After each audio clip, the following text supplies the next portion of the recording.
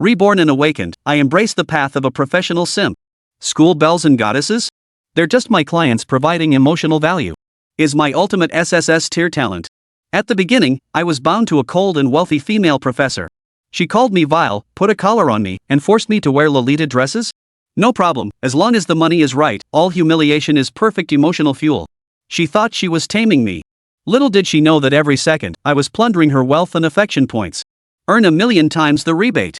When all my customers were hopelessly trapped in the emotional web I wove, I was planning to take the money and disappear.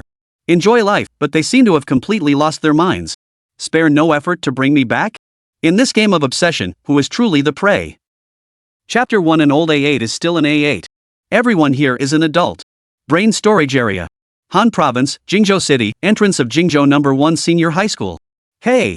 No parking here. The security guard strode angrily toward a Maybach that was parked horizontally at the school gate.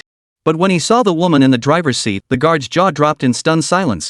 Undoubtedly, beauty is a universal passport, and when it reaches its pinnacle, it captivates both men and women alike. Chang Rui was precisely that kind of person.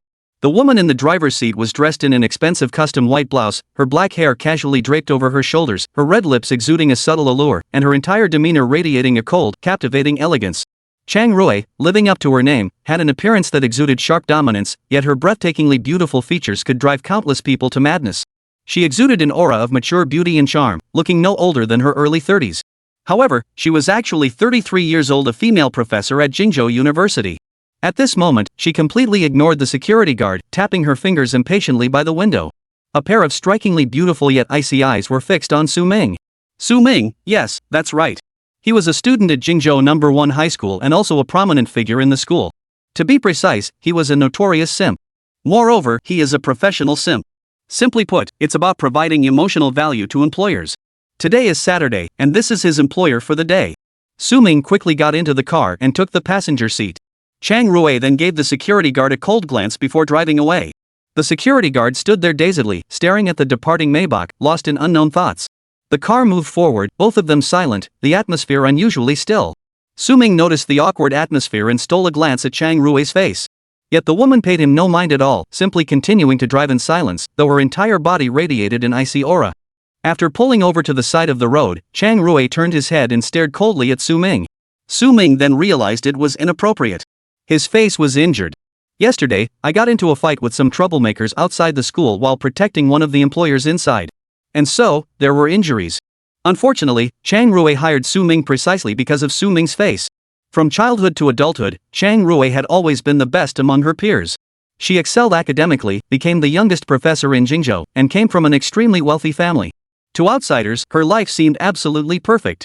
But this wasn't the case. Years ago, a man had flirted with Chang Rui, but on the very night she agreed to go out to dinner with him, he mysteriously disappeared.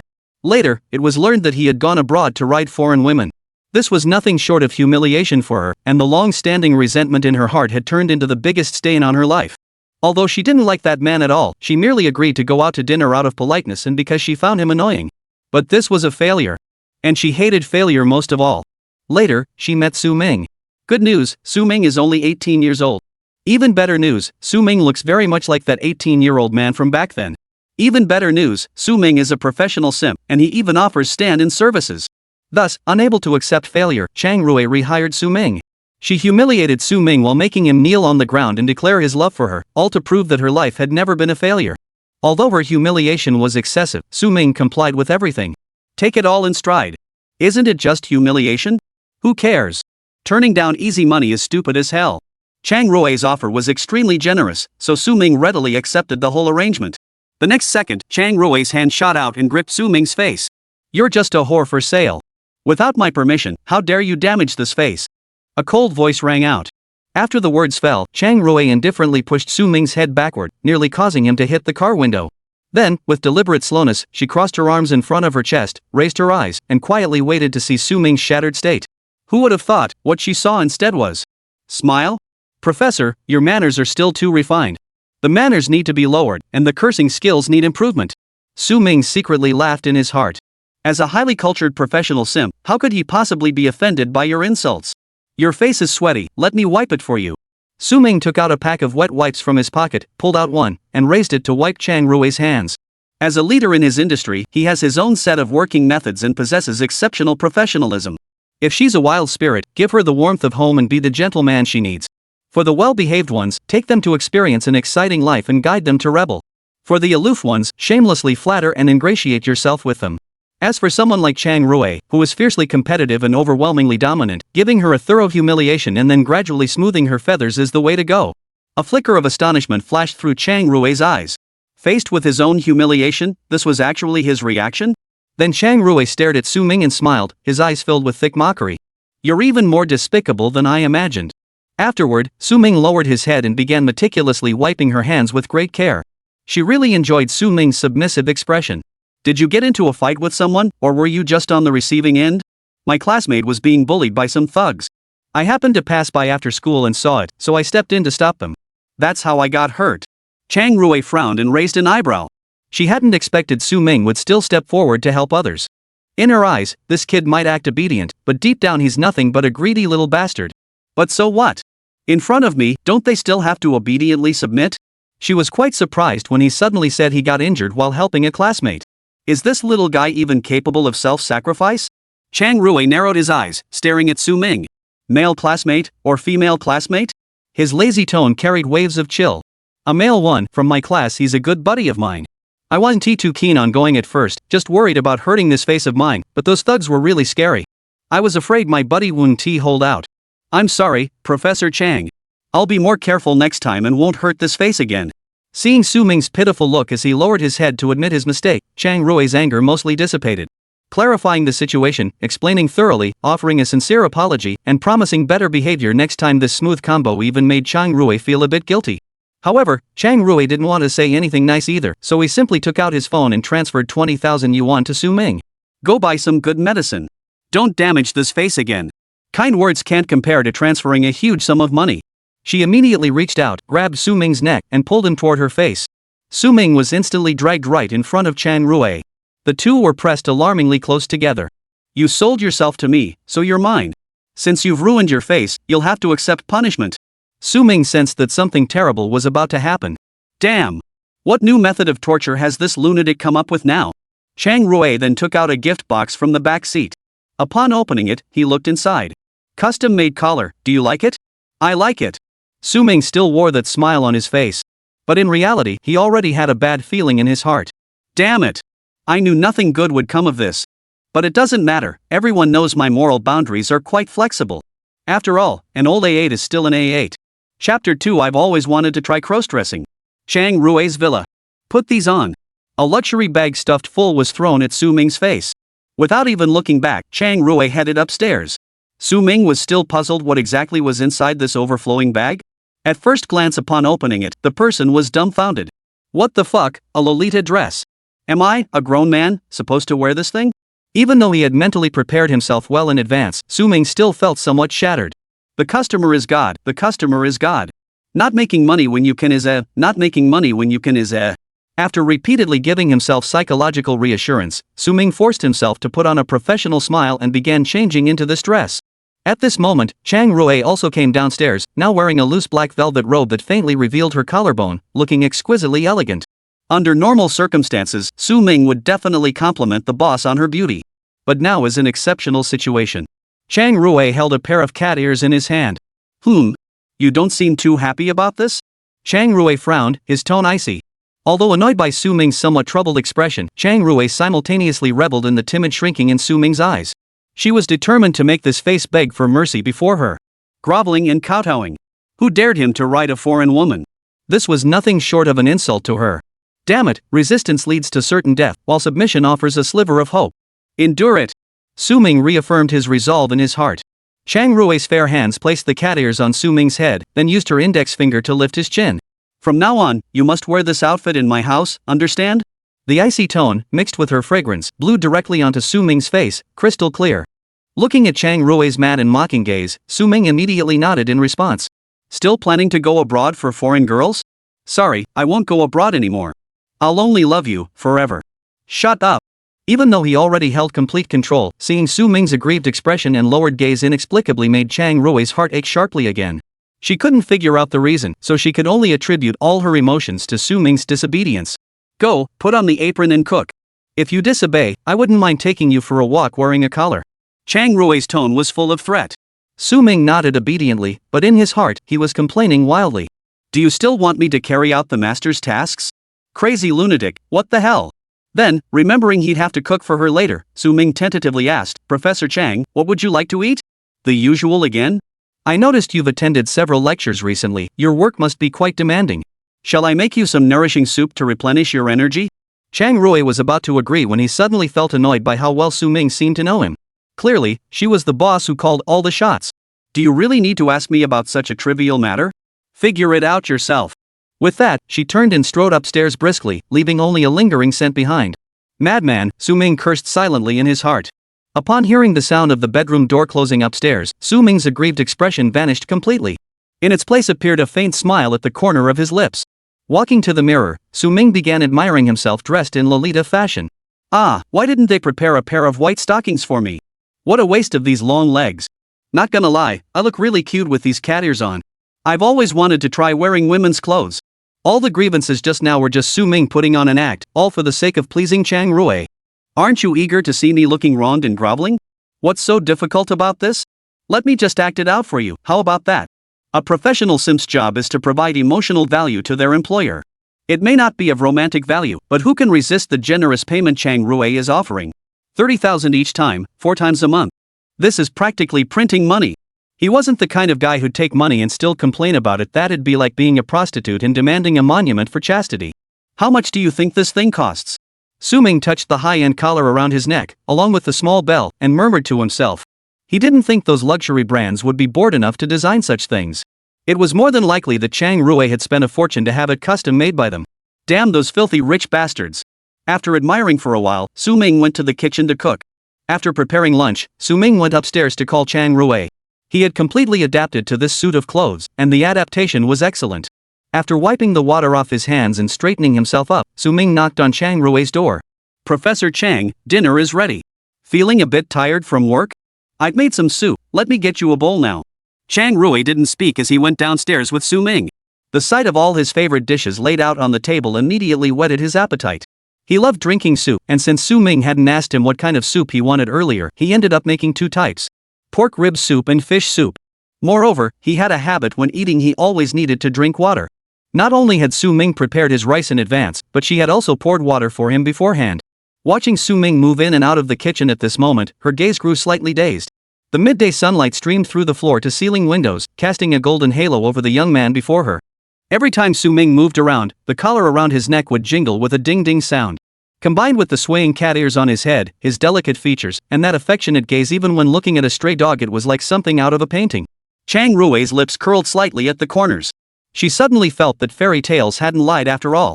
Though she wasn't Snow White, she had her own dwarves. Or perhaps a knight? She couldn't quite tell. But she was thoroughly enjoying it. For some reason, she suddenly had a whim. Come here. Su Ming paused for a moment but still walked toward Chang Rui. Chang Rui grabbed Su Ming by the collar and pulled him close. And then, started ruffling Su Ming's hair. Like petting a cat. After the pleasurable rubbing, she pushed Su Ming away. Alright, let's eat. Chang Rui straightened his robe as if nothing had just happened. Su Ming was also somewhat speechless, but he was already used to such things. This woman, the kind who responds to softness but not to force. But don't women usually prefer it hard? I don't get it. After finishing the meal, Chang Rui propped his chin on his hand, watching Su Ming eat his leftovers. This kid, seems like there are only 3 months left until the college entrance exam. Where will he go after the exam? Will he leave Jingzhou City? Or perhaps, would he go to Jingda? This nationally renowned university where I am employed. But, can he get in? What if I fail the exam? A series of questions arose in his mind. Then, Chang Rui seemed to make up his mind about something. Finish your meal, pack up your things, and go upstairs. I'll tutor you. Chapter 3, So what if I get beaten? Su Ming was a bit baffled, wondering if Chang Rui had lost his mind. You, the youngest professor at Jingda University, want to tutor me, a high school student? Though surprised, Su Ming decided to go along with her. Chang Rui was relatively normal during the day, but at night, she truly became a madwoman. After gathering his things, Su Ming climbed the stairs and knocked on the door to Chang Rui's studio. Come in. The cold voice carried not a shred of emotion. Then began the long afternoon of review. These problems are the simplest. I'll give you a few secondary formulas, you can derive them yourself. They make solving these problems a breeze. Her vivid red lips articulated professional problem-solving approaches in terminology, one sentence after another. Her jet-black, lustrous hair was neatly pinned at the nape of her neck, with a few strands occasionally falling beside her ears, revealing glimpses of her fair skin. Su Ming hadn't expected this girl to be all about the real deal. She was actually giving him a serious tutoring session. The focused Chang Rui seemed to radiate a different kind of aura, highlighting her charm even more. No wonder she was a professor. Problems that had stumped him moments ago suddenly clicked, and previously unclear concepts became crystal clear. Throughout the afternoon, Su Ming remained focused, especially when nodding in agreement. The cat ears atop his head bounced rhythmically, adding a touch of peculiar charm. Even though Chang Rui felt tired, seeing her little male servant so focused instantly lifted her spirits. That's all for today. Come back to study with me every Wednesday evening from now on. Chang Rui closed the book and rubbed his eyes. Just as Su Ming opened his mouth to speak, Chang Rui lifted his gaze and said, "The price remains the same." "Yes, Professor Chang. I look forward to it." Su Ming immediately agreed. He had intended to refuse, but what could he do? This woman was paying him. This was the first time he'd heard of tutoring someone and actually getting paid for it. And 30,000 yuan per session. Where did this woman get all this money? How could she possibly have so much to burn? But the customer is always right. As a professional bootlicker, he certainly didn't have the option to refuse a client. And certainly not turn down money.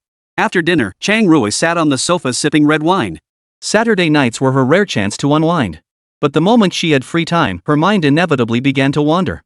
Ding! The crisp notification sound rang out from her phone. Chang Rui picked up her phone to find an invitation to an international scientific symposium. Her brows instantly furrowed. Foreign countries. It instantly stirred up her unpleasant memories. As if constantly reminding her that her life bore a stain. "Get me the red wine from the cabinet." Su Ming's nerves instantly tightened at the command. "Here it comes, here it comes." Every weekend night, Chang Rui would inevitably recall those painful memories and drink alone at home. And after drinking, she would turn into a true madwoman. That was precisely why she hired him to come every Saturday night. Her tolerance was poor. As the deep red wine poured into her glass, Chang Rui stood alone before the floor-to-ceiling window, drinking. In that moment, she felt as if the night was about to swallow her whole. Shaped by her family environment since childhood, everyone told her she must succeed. Failure was never an option. Combined with her extraordinary talent since childhood, she had never known defeat. But that man had left a deep stain on her life. Su Ming never understood why she harbored such hatred for him when she clearly didn't love him. He thought Chang Rui belonged in a mental hospital. But he didn't care either way. After all, why should a worker ever feel sympathy for a capitalist? He might be a professional sycophant, but he had his limits. For other clients, he typically provided emotional support, but Chang Rui was different. She paid well. So Su Ming's flexible boundaries naturally shifted downward. Half an hour later, Chang Rui collapsed onto the sofa, alcohol-induced breaths coming in gasps from her mouth. Bastard! Chang Rui stared at Su Ming's face, instantly recalling how that man had inexplicably deleted all her contact information before leaving the country to ride foreign horses. Anger instantly consumed her mind. Professor Chang, are you okay? Get over here! Chang Rui roared, and Su Ming felt his head swell. Here it comes! Chang Rui finished the red wine in his glass and shoved Su Ming to the ground. Then he stood up and found a suitable tool. Ready? To this day, Su Ming still believed this guy was seriously disturbed.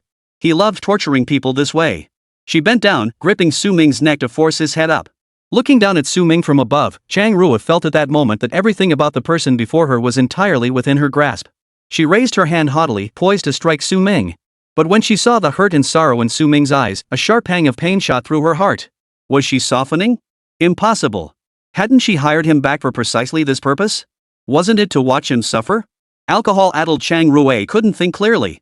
His raised hand came crashing down. Su Ming silently rejoiced inside. Good thing I'm smart, I wore extra layers of undergarments. Chang Rui's whipping? Ha! It didn't hurt at all. As a qualified professional sycophant, Su Ming wouldn't waste a single moment.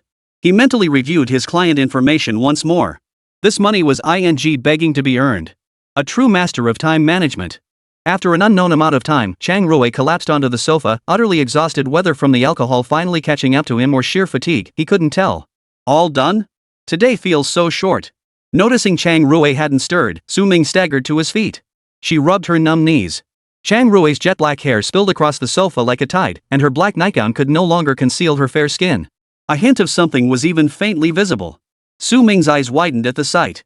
Holy, you're testing officials with this? Ha! Why are you wearing safety pants? Where's the trust between people? Su Ming pursed his lips, grumbling inwardly.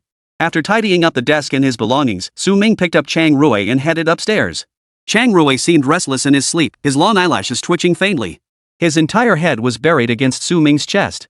Upon reaching the upstairs landing, Su Ming opened the door to Chang Rui's room. Taking care of his client's affairs afterward was part of the professional lick dog's code of conduct. Chapter 4, He Loves Me After All. Bastard. After getting drunk, Chang Rui became more honest, but his mouth didn't follow suit. This incident had clearly hit her too hard. After carrying her into the bathroom, Su Ming began running a bath for Chang Rui. Before filling it, he thoughtfully helped her brush her teeth. Yes, brushing someone's teeth was also an essential skill for a professional sycophant. Through long practice, Su Ming had mastered a whole series of tasks: brushing teeth, bathing, changing clothes, washing faces, putting on shoes and socks, and so on. However, once back in the room, Chang Rui had calmed down considerably. Apart from the occasional wild remark slipping out, she was mostly calm. Even when Su Ming brushed her teeth, she obediently kept her mouth open, occasionally nodding her head. It was a stark contrast to her behavior before getting drunk. But when Su Ming carried Chang Rui into the bathtub, she started squirming again, wriggling like a little kitten. But with Su Ming's determined effort, he managed it. Before him appeared a flawless, perfect body. But Su Ming didn't feel much emotion after all, he'd been seeing this for over a year. Besides, this was part of a professional sycophant's professional ethics. When dealing with clients, one must stay true to one's core. Chang Rui stood just over 5 feet 7 inches, not exactly short, yet in Su Ming's hands, he was being handled like a little chick. More shower gel. Chang Rui's voice was barely audible, his face flushed bright red whether from the slightly warm water or the alcohol. Or something else entirely. Whenever Su Ming washed more private areas, Chang Rui reflexively raised his hand to slap Su Ming. But each time, Su Ming blocked it with a blank expression. The agreement had stipulated no hitting the face. This was Su Ming's absolute bottom line, deeper than the Mariana Trench. This happened every time Chang Rui drank too much. At first, Su Ming would pull back without hesitation when struck. The inebriated Chang Rui didn't recall that from that moment onward, Su Ming had developed a habitual blocking reflex. After washing Chang Rui, Su Ming wrapped her in a large bath towel and tossed her onto the bed. Like a delicate rag doll, flawless yet forbidding to approach. Now clean and comfortable, Chang Rui's furrowed brow smoothed out. She whimpered softly on the bed, clutching Su Ming's cat ears and refusing to let go. Su Ming pulled a small notebook from his pocket and flipped to Chang Rui's page. Read a 20-minute bedtime story to lull her to sleep. Seeing this, Su Ming checked the box and then began reading today's bedtime story from his phone with a blank expression. The nighttime forest felt especially peaceful, with occasional breezes blowing through. The little fox held the little rabbit close in her arms. Time for sleep, little rabbit. Dear little rabbit, good night. I love you, and I'll always be with you through every season. Su Ming was nearly falling asleep himself as he narrated. Finally, after 20 minutes had passed, Su Ming stood up, gathered his things, tucked the blanket around Chang Rui, and tiptoed out. Little did he know, the moment the door closed, Chang Rui's brow furrowed again. She clutched the cat ear headband in her hand, refusing to let go. As if plunged into a nightmare, she could clearly hear Su Ming telling her the story in her dream, but why did he stop telling it? She felt trapped in a swamp, struggling to break free but unable to escape. This past year had been the happiest time of her life, all because this guy had appeared. In a daze, she could still seem to smell Su Ming's scent. Did he just say I love you? Was he confessing his feelings to me? Yes. It must be. He's still by my side. He won't leave me. He'll never leave me. After this thought popped into his head, Chang Rui gradually calmed down and fell into a deep sleep. Meanwhile, Su Ming was flipping through tomorrow's client files. Aunt Duan Jixin, a major figure in Jing City's business circles, 30 years old, divorced with a child. Gentle and virtuous, but capable of using her body to tackle opponents. Tomorrow I'll be going to Aunt Duan's place to be her husband. Time to get some rest tonight. The next morning. Professor Chang, are you awake? Professor Chang, breakfast is ready for you. It's on the dining table and I've prepared whatever you'd like to drink. I'll be heading out now. Have a great day, okay? See you next week. Su Ming knocked on Chang Rui's door after checking the time. There was no response from inside Chang Rui's room. To make sure Chang Rui hadn't overslept, Su Ming wrote the same message on a note and placed it on the dining table. Time for me to clock out. After finishing these tasks, Su Ming left Chang Rui's home. Little did he know, Chang Rui had already woken up, curled up in bed, too afraid to speak to Su Ming. She had had a dream last night. In the dream, Su Ming had been telling her stories. She still remembered exactly what Su Ming had told her in that dream. Moreover, Su Ming had confessed his feelings to her. She had heard it clearly in her dream. He had promised that after her college entrance exams, he would be by her side every day. But one day soon after, she could no longer reach Su Ming. That heart-wrenching feeling jolted her awake in an instant. Upon waking, she realized it had been a dream and breathed a long sigh of relief. Dreams are the opposite of reality. Dreams are the opposite of reality. Chang Rui patted her chest to comfort herself. But hadn't she heard Su Ming confess his feelings to her last night? She thought she heard him say, "I love you?" No. More than once. He'd said it so many times last night while tucking her in. Could it be he only dared confess because she was drunk? Chang Rui could face top academic conferences without flinching and remain utterly calm when confronted with scientific problems. But right now, Chang Rui was fidgeting nervously under his covers, searching on his phone. Signs someone likes you. That's why she hadn't dared to speak when Su Ming knocked on her door earlier. She didn't know how to face Su Ming. Chang Rui never imagined she'd one day turn to Baidu for help. The more she thought about it, the more tangled and irritated she felt. Chang Rui decided to call her best friend. Fong muting, "Hey? Rui, what's up?" Chang Rui, nothing really. Just wanted to talk. As his childhood best friend, Fong muting instantly sensed something was off. Chang Rui had never been one to waste time, let alone indulge in idle chatter. What's gotten into him today? Suddenly changed his ways? A woman's keen intuition quickly provided the answer. Fong muting, spit it out. Is this hesitation about a guy? How did she know? But he had called precisely to discuss this matter. Now that he'd been called out, Chang Rui decided to cut to the chase. Chang Rui, Mumu, last night, then, many words omitted here. Fong muting, that little duckling you're keeping? Chang Rui, he's not. He's just going through a rough patch. Fong muting, oh my, I haven't even said anything yet, and you're already defending him? Chang Rui, I just saw how hard his life is, so. Fong muting raised an eyebrow and pressed on, Then why, out of all the people struggling, did it have to be him? The guys chasing you could form a line all the way to France. Why on earth are you spending so much money to keep a gigolo? I just can't wrap my head around it. Faced with her best friend's confusion, Chang Rui shook his head. He's not a gigolo. Nothing happened between us. How could she possibly explain this? Was she supposed to say she hired him because Su Ming resembled the man who was the stain on her life, as a form of revenge? She didn't have the nerve. Fong muting tactfully changed the subject. So, what happened after you got drunk last night? Gossip, no rush. After I got drunk last night, Su Ming sat by my bed telling me stories to lull me to sleep. Then he confessed his feelings to me. Holy crap, that's so like you. Even guys like him can't resist you. I told you he's not a gigolo. Chang Rui pouted in protest. Fine, not a gigolo. Not a gigolo. Do you remember what he actually said? At this mention, a flicker of joy danced in Chang Rui's eyes. His lips slowly curled upward, unable to contain a blissful smile. He said he loves me, loves everything about me. He also said he didn't deserve me, so he only dared to love me secretly. And more. He said loving me was his business, had nothing to do with me, and he didn't expect anything in return. Chang Rui blurted out everything from last night's dream. She'd been drunk by then, unable to distinguish truth from illusion. In reality, Su Ming had left her room after finishing the story. The rest was all her own dream, but she couldn't tell the difference. And so this scene unfolded. Fong muting on the other end of Chang Rui's phone believed every word. If he was trying to deceive you or win you over, he wouldn't have said it when you were drunk and unconscious. Rui, I think it's very likely true. So what should I do now? Chang Rui asked tentatively. I think you could try observing his daily actions to see if it's genuine. Love for someone shows itself in actions, Fong muting said. Chang Rui nodded. She hadn't really paid attention to Su Ming's daily habits before. This was a good approach. Alright, thanks, Mumu. We're close friends, right? Keep me updated on any progress. Fong muting's tone was thick with gossipy excitement. Chang Rui understood, but didn't mind. She agreed and hung up. She then began recalling every little thing Su Ming did in his daily life. She did notice many subtle details. For instance, why did his eyes fill with such deep sadness and hurt whenever I scolded him? It must be because he's hurt by someone he cares about, right? A kid his age couldn't possibly fake that kind of emotion. He loved me so much. Why does he disappear when I'm working, yet always show up just in time to bring me water when I'm exhausted? Because he doesn't want to disturb my work, yet secretly watches me, right? He loves me so much. Why, every time I drink too much, does he help me shower or carry me to bed without ever crossing the line? Because love is restraint, right? He loves me so much. Lost in thought, Chang Rui couldn't help but laugh out loud, then lifted his head proudly. You've got good taste. Compared to that jerk, he's a million times better. Lost in thought, Chang Rui walked downstairs. Seeing the meticulously prepared breakfast spread across the table and the note left behind, he felt even more certain. He truly loves me. Chapter 5, Professor Chang's Self-Conquest.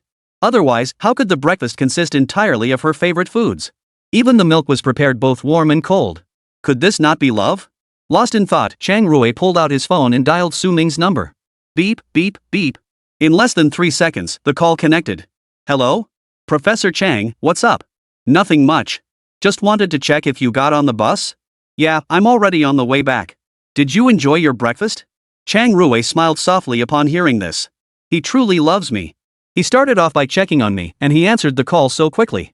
Did he set up a special call alert just for me? Silly, it's fine if you answer later. On the other end of the line, Ming stared at his phone in confusion, wondering what kind of crazy stunt Chang Rui was pulling this time. Calling out of the blue and then going silent? She didn't speak, and neither did Ming. They were stuck in this awkward stalemate. The atmosphere grew slightly awkward. Damn it! Divine metal. Wait. A sudden thought struck Ming. Could it be that his throat hurt from drinking too much last night? The thought struck him, and suddenly everything clicked into place. He spoke up, Professor Chang, take a look at the table in the living room. At those words, Chang Rui's brows instantly furrowed. What did he mean? Does he think he can act so presumptuous just because I favor him? Now he dares to give me orders? The next second, I left a cup of warm water on the living room table. You drank last night, so your throat might be a bit sore. Go have a sip, it'll help ease the discomfort. Hearing Ming's last words, Chang Rui's furrowed brows instantly relaxed. He truly loves me. She glanced at the glass of water on the living room table, her eyes brimming with warmth. Her throat didn't actually hurt. But if she didn't drink it, wouldn't Ming on the other end of the phone feel hurt? With that thought, Chang Rui picked up the glass and said with a smile, I'll drink it. Bingo! Ming celebrated inwardly. I guessed right. I'm just too smart, this money is mine for the taking. Did you enjoy this morning's breakfast? After drinking too much last night, something light would be easier on the stomach. Ming asked again from the other end of the phone. He loves me so much. He went out of his way to prepare this breakfast and still worries whether I'll like it. Chang Rui's eyes sparkled with amusement. Yes, I'll eat it. Ming breathed a sigh of relief. Damn it, this crazy bastard is getting harder and harder to please. He had to call and interrogate me about all this breakfast. Having breakfast is such a hassle. Thankfully, he'd saved up enough money. Once he saved up enough, he'd get the hell out of here. The farther away from these lunatics, the better. After hanging up, Chang Rui pulled back the curtains of the floor-to-ceiling window. Watching the rising sun outside, her eyes brimmed with joy. What a beautiful day it is. In this atmosphere, Chang Rui completed her mental preparation. She used to hate Ming's face. But now it was different. She suddenly understood. Ming was nothing like that jerk. He had far more taste than that bastard. For a sharp woman like Chang Rui, the deduction happened in an instant. Ming liked her, proving his taste was perfectly normal. Ming had persisted in his affection for her for so long, proving his loyalty and devotion in matters of the heart. That he hesitates to confess in person due to his status shows he feels inferior about who he is, believing himself unworthy of her.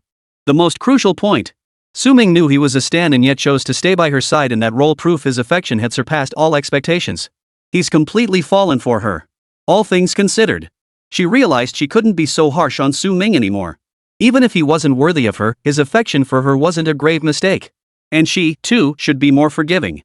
After breakfast, Chang Rui went upstairs to prepare a review of key college entrance exam topics for Ming. During yesterday's tutoring session, she'd noticed Ming had a solid foundation and a sharp mind. He was far better than those dim-witted college students she usually tutored.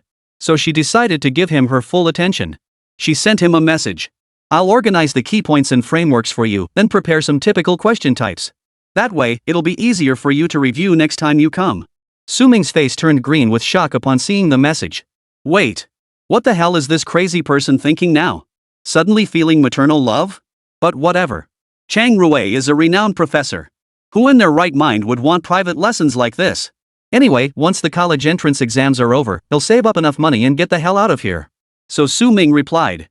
Thank you, Professor Chang. You're so kind to me. Chang Rui stared at Ming's reply on his phone, almost able to picture the young man's excited expression.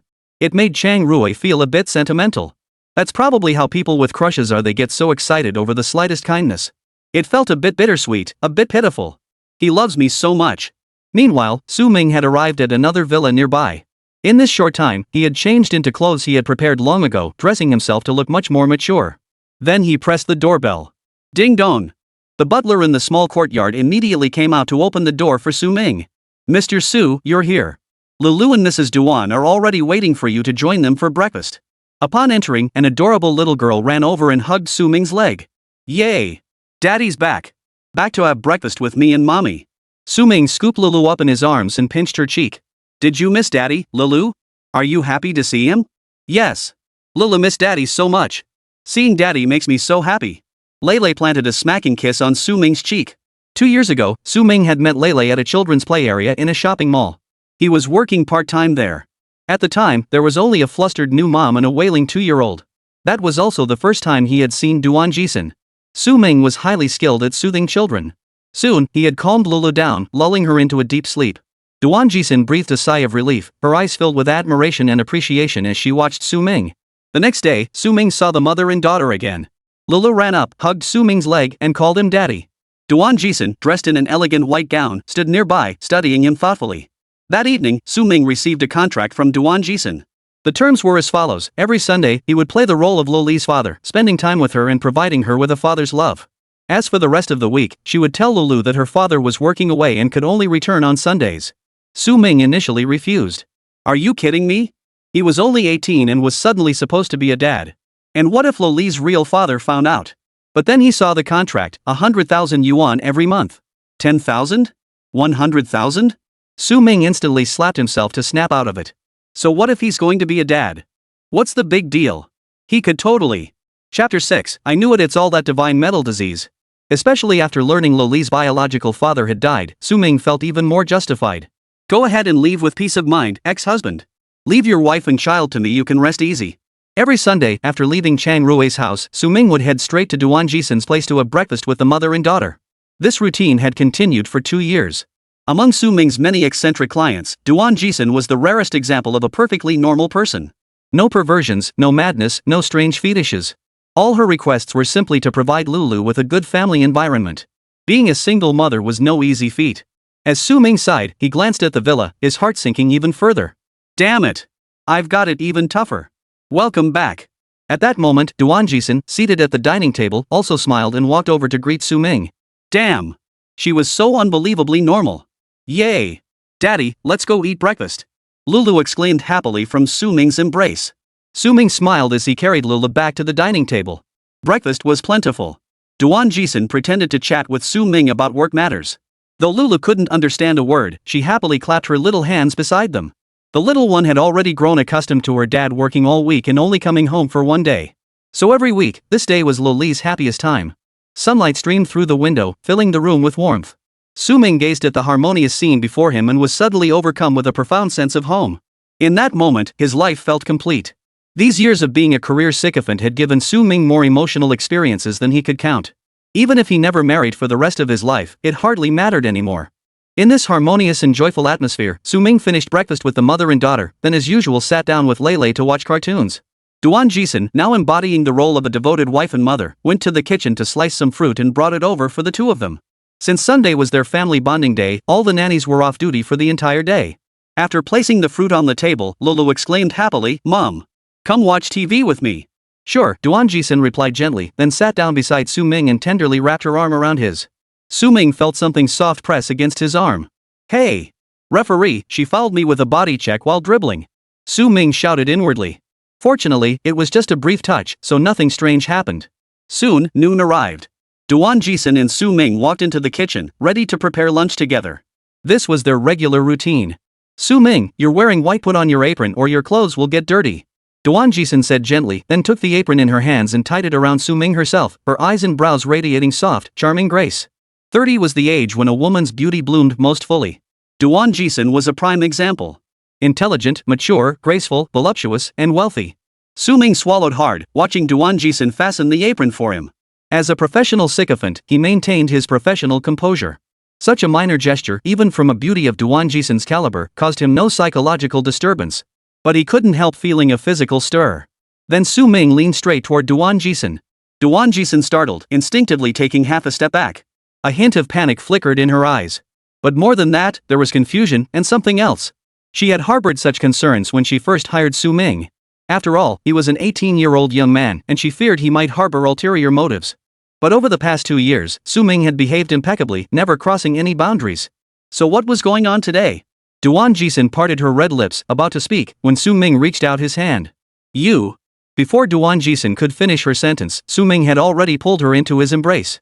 Su Ming frowned as he pinched a small ball of lint on the back of Duan Jixin's clothes. Why are there pills on your clothes? I'll have them dry cleaned again for you.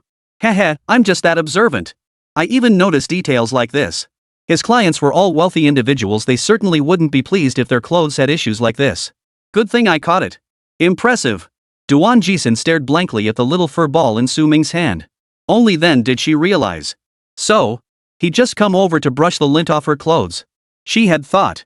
Dang, Jixin suddenly chuckled to herself in self-mockery. Well, it was just a contract after all.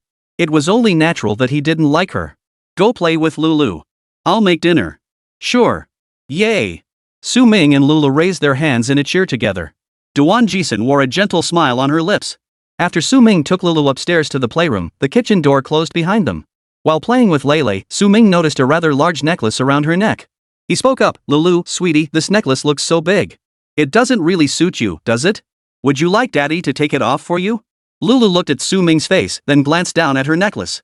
After a moment's hesitation, she said with a pout, no, you can't. Why not? Su Ming was puzzled. Why not?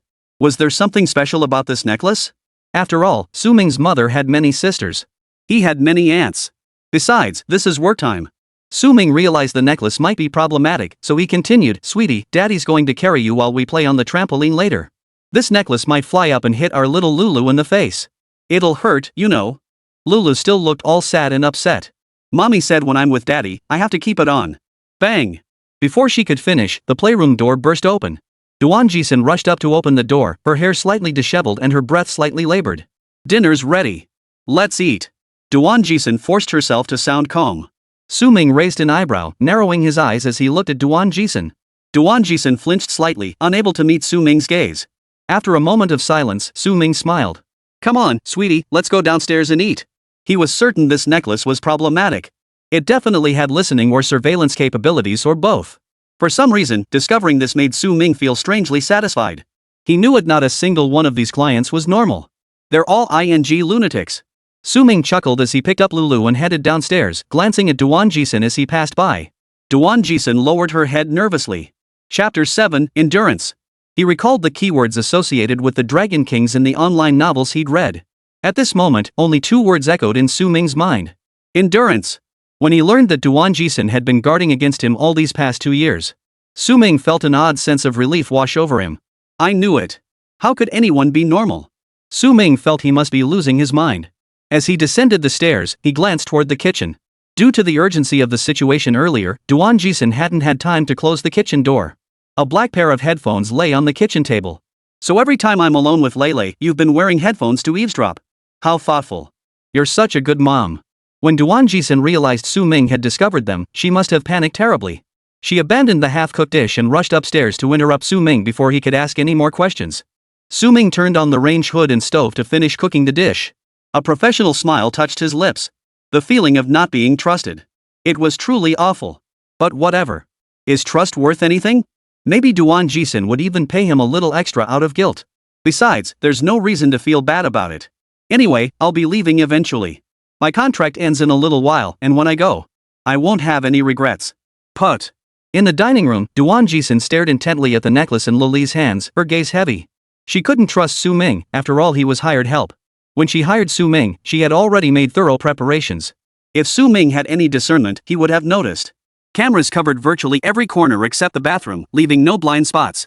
Even several toys in Lily's playroom were equipped with surveillance capabilities. What Duan Jixin never could have imagined, however. Over the past 2 years, Su Ming hadn't shown the slightest hint of impropriety. So proper, in fact, that she began to wonder if the guy was actually. Gradually, her guard against Su Ming had lowered considerably. But unexpectedly, today, under these circumstances, Su Ming had actually caught her doing something wrong. She was already starting to panic. Mommy, did Lulu do something wrong? Lulu sensed the tense atmosphere and burrowed into Duan Jixin's embrace, her voice filled with unease.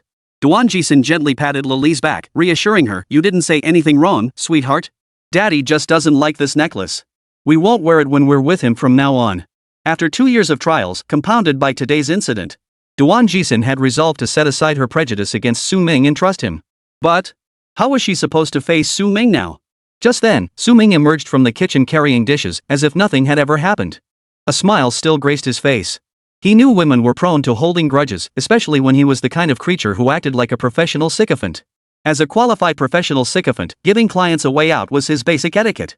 The one paying is the boss, after all. He couldn't play the hypocrite. Seeing Su Ming's warm smile, a flicker of hope suddenly stirred in Duan Jixin's heart. Was there even a 1 in a million chance that Su Ming hadn't noticed anything wrong with the necklace? Watching Su Ming patiently coaxing Lulu to eat, Duan Jixin let out a long sigh of relief. He really must not have noticed. Otherwise, he would have vented his frustration through some means. Otherwise, wouldn't he be a turtle with absolutely no temper? The meal was thoroughly enjoyable. Lulu was chatty and adorable, and Su Ming was great at keeping her entertained, occasionally cracking jokes for Duan Jixin too. All she had to do was serve the food and smile. Watching this scene unfold before her, a wave of warmth washed over her heart. This must be the best kind of family scene, right? Yet guilt gnawed at her conscience. She kept praising Su Ming with awkward excuses and even helped serve him food. Su Ming felt a mix of helplessness and amusement as he looked at the overflowing portion in his bowl. Moreover, General Manager Duan rarely praised him like this, and for a moment, he felt a bit uneasy. Could this be some peculiar way of apologizing? I really can't eat anymore. Duan Jixin's ears flushed slightly as she looked at Su Ming across the table. I thought you might be hungry. Observing the slightly bashful Duan Jixin, her soft voice seemed almost enchanting, radiating the allure of a mature woman. Lulu watched her parents so affectionate and couldn't help but feel overjoyed. Yay! Daddy and Mommy are so in love. Duan Jixin shot Lulu an amused glance. Of course they are. Nighttime, after dinner. After Su Ming spent some time reading comic books with Lulu, the little girl fell into a deep sleep. As Su Ming tidied up, he suddenly realized his clothes were missing. Glancing outside, he saw a gentle silhouette. Duan Jixin, dressed in a white velvet nightgown, was hand-washing Su Ming's clothes. Her movements were deliberate, as if she feared she might not wash them thoroughly enough. At first, Su Ming didn't pay much attention, assuming she was washing her own things. But upon closer inspection, Su Ming realized they were his clothes. Why did you wash my clothes? Su Ming asked curiously. It wasn't the clothes Su Ming was currently wearing that Duan Zong had washed, but rather the clothes he had left behind in this house. I noticed they hadn't been washed in a while, so I just went ahead and did them for you. Duan Jixin smiled gently. Haha, Ms. Duan washing my clothes, I'm truly flattered. Nonsense, it's not like I've never washed them for you before. Duan Jixin snorted and glared at Su Ming. Su Ming smiled but said nothing. She was absolutely right. Though her family was wealthy, Duan Jixin maintained excellent habits. She hand-washed her clothes, socks, and undergarments, nothing like the extravagant wastefulness of some wealthy people. After washing Su Ming's clothes, Duan Jixin went upstairs. At that moment, Su Ming was telling a bedtime story to Lulu, who had already fallen asleep. Normally, Lulu would fall asleep while listening to the story, but today she must have been too tired from playing. She drifted off before Su Ming even began. However, the agreement stipulated that he must tell Lulu a story. So even though Lulu was asleep, Su Ming didn't forget this part. He continued telling the story by the bedside. After Duan Jixin climbed into bed, it became Su Ming's turn to tell her a bedtime story and tuck her in. For some reason, in that moment, she suddenly felt an overwhelming sense of peace and soon drifted into a deep sleep. Only after both mother and daughter were asleep did Su Ming close the storybook, tiptoeing out of the room and quietly closing the door behind him. He didn't sleep with the mother and daughter. In the middle of the night, Duan Jixin woke up from a nightmare, her eyes fluttering open in alarm. Her mind was unsettled. It was as if she had suddenly remembered something. Where were the earphones? Had she left the earphones she used to eavesdrop on Su Ming in the kitchen earlier that day? At this thought, Duan Jixin scrambled out of bed and rushed downstairs. She felt like something was left undone, and a sense of foreboding settled in her heart. Upon reaching the kitchen, she discovered the countertop had already been cleaned. This was supposed to be left for the housekeeper to clean up, yet it had already been done? The earphones were neatly tucked away in their case. Her heart clenched painfully. Seeing that Su Ming showed no signs of displeasure or anger, she clung to a sliver of hope that perhaps he hadn't noticed. But what if he had noticed, but simply didn't say anything? Or rather, didn't want to say anything? Su Ming must have noticed. Chapter 8, This world has gone mad just the way I like it. Monday morning. Su Ming left unusually early today. Ever since the thunderbolt struck in the middle of the night, Duan Jixin had been restless and unable to sleep. She desperately wanted to rush to Su Ming's room to explain everything and apologize. But in the dead of night, she feared disturbing Su Ming's rest. So she decided to wait until morning when Su Ming was getting ready to leave. But all that answered her was the sound of Su Ming closing the door, unusually early, his footsteps as he left light and quiet. Hearing that faint door close, Duan Jixin's heart skipped a beat. It felt as though her own breath had stalled. Would Su Ming forgive her? Would he just leave from now on? A barrage of questions flooded her mind, and for a moment, she couldn't bear the thought of such an outcome. But what could she do? Su Ming had already left. Her heart was now filled with unease and self-reproach, unable to find peace for a long time. Meanwhile, Su Ming boarded the bus heading to school. It was Monday. Sigh, the only downside to this line of work is the extreme contrast. Just last night, he'd been sleeping in a bed worth hundreds of thousands of yuan, and now he was crammed onto a bus to get to school. Jingzhou City First High School, Senior 3, Class 1. Su Ming walked into the classroom with his backpack and sat down at his desk. Logically, it should be Monday and the class atmosphere should be filled with resentment. But that wasn't the case. Everyone around him was staring at him with strange looks. Su Ming looked utterly puzzled. Fei Bo, is there something on my face? Su Ming turned to ask his desk mate. Nothing dirty, but... Godfather, did you get a sex change today? Huh?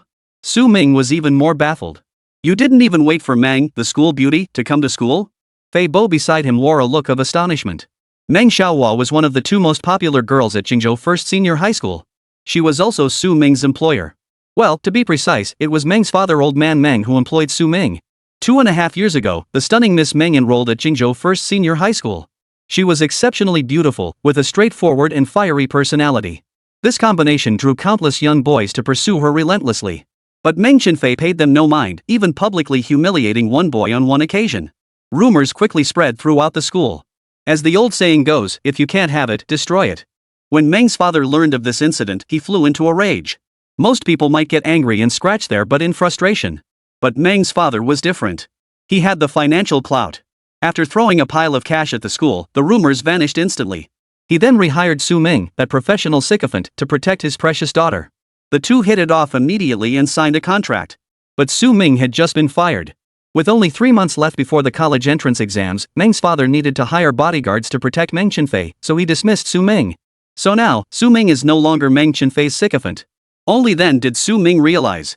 Back when he was still her bootlicker, he'd buy breakfast every day and wait for her at the school gate before work. Though she often ignored him or even tossed his breakfast into the trash.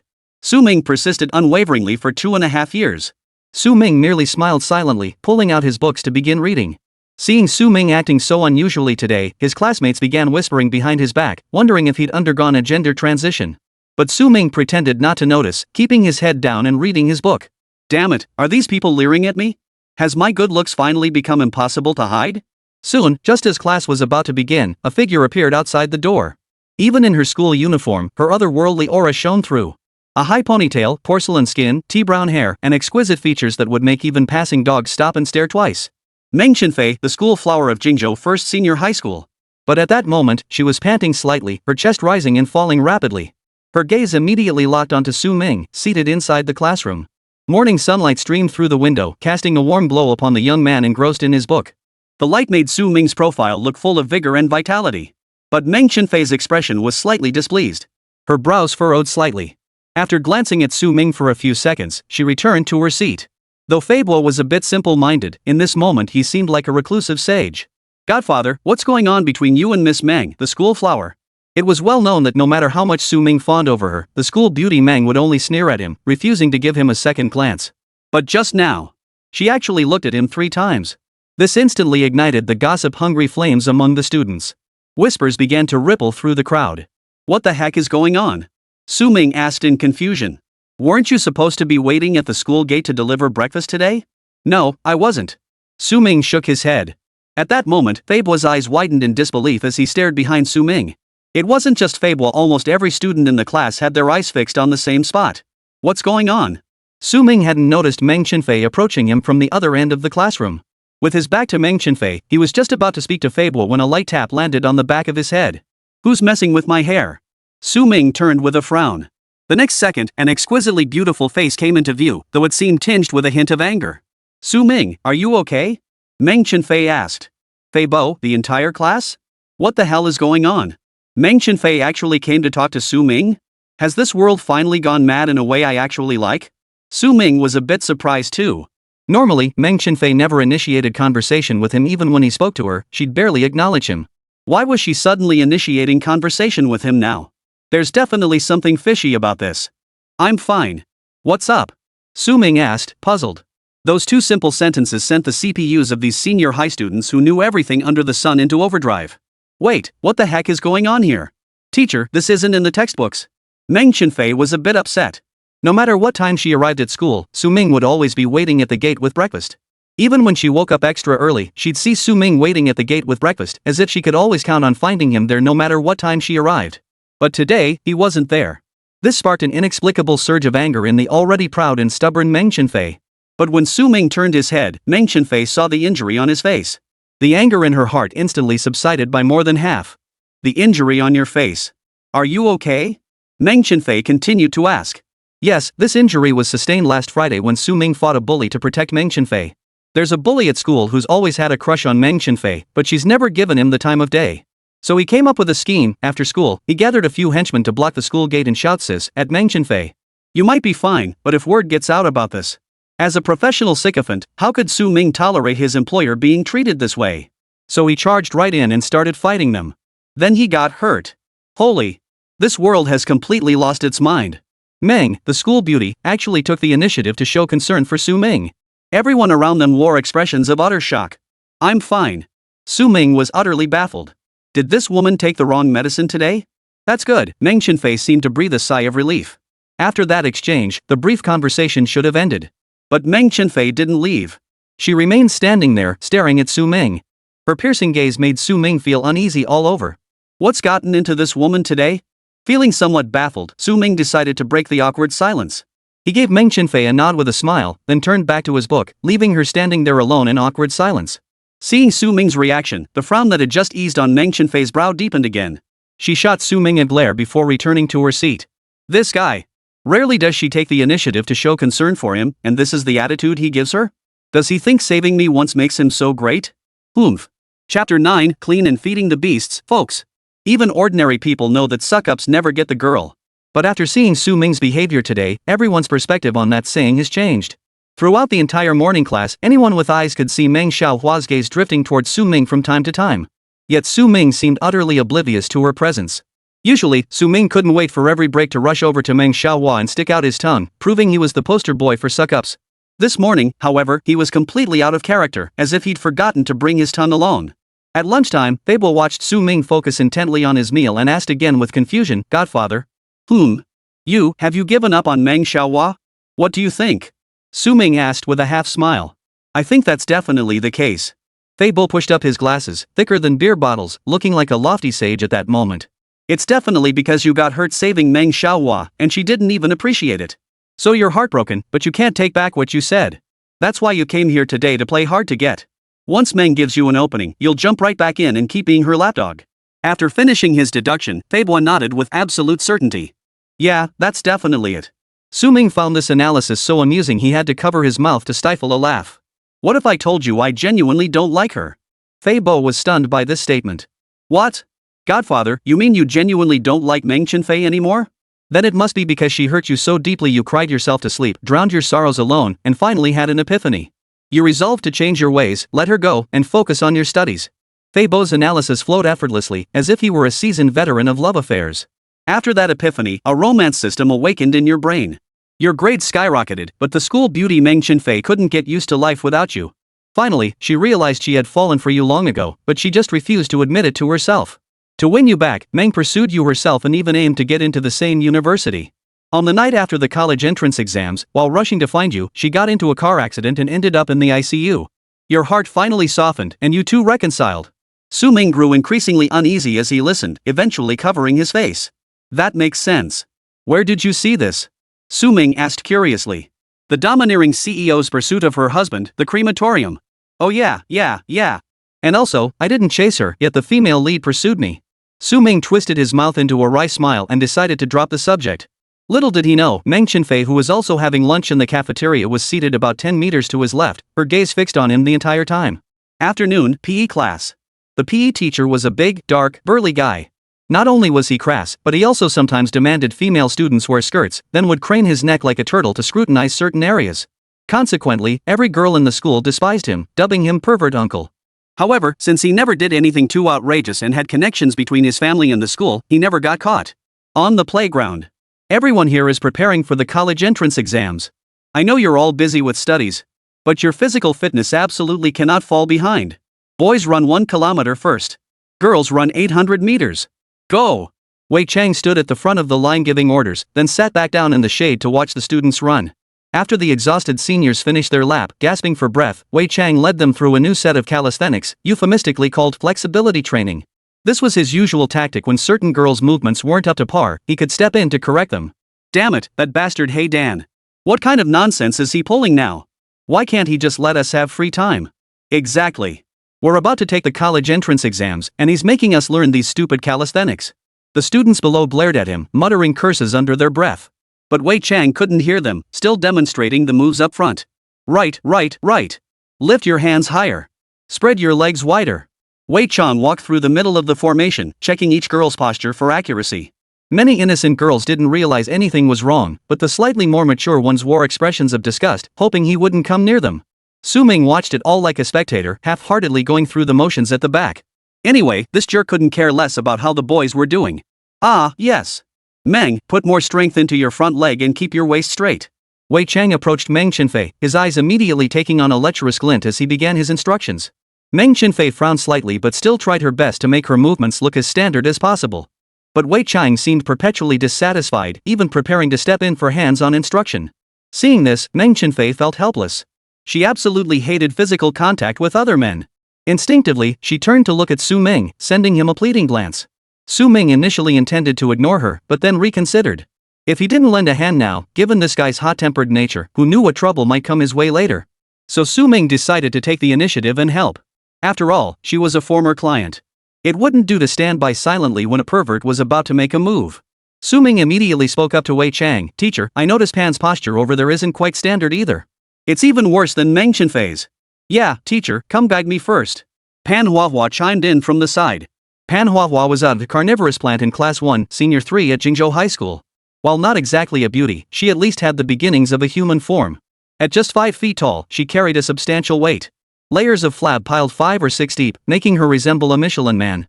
Paired with features and a personality that even a dog would scorn, she truly stood out, in the worst possible way. All right. A flicker of disgust crossed Wei Chang's eyes, his gaze toward Su Ming tinged with venom. Enjoy yourself, old monk. If you find it too disgusting tonight, just go castrate yourself. A lecture like you only drives up the price of rice by staying alive. Su Ming sneered inwardly. Beside him, Meng Chenfei breathed a sigh of relief, her heart brimming with joy. Oomph, let him keep up the act. Pretend to be all aloof and indifferent. But he still couldn't refuse me.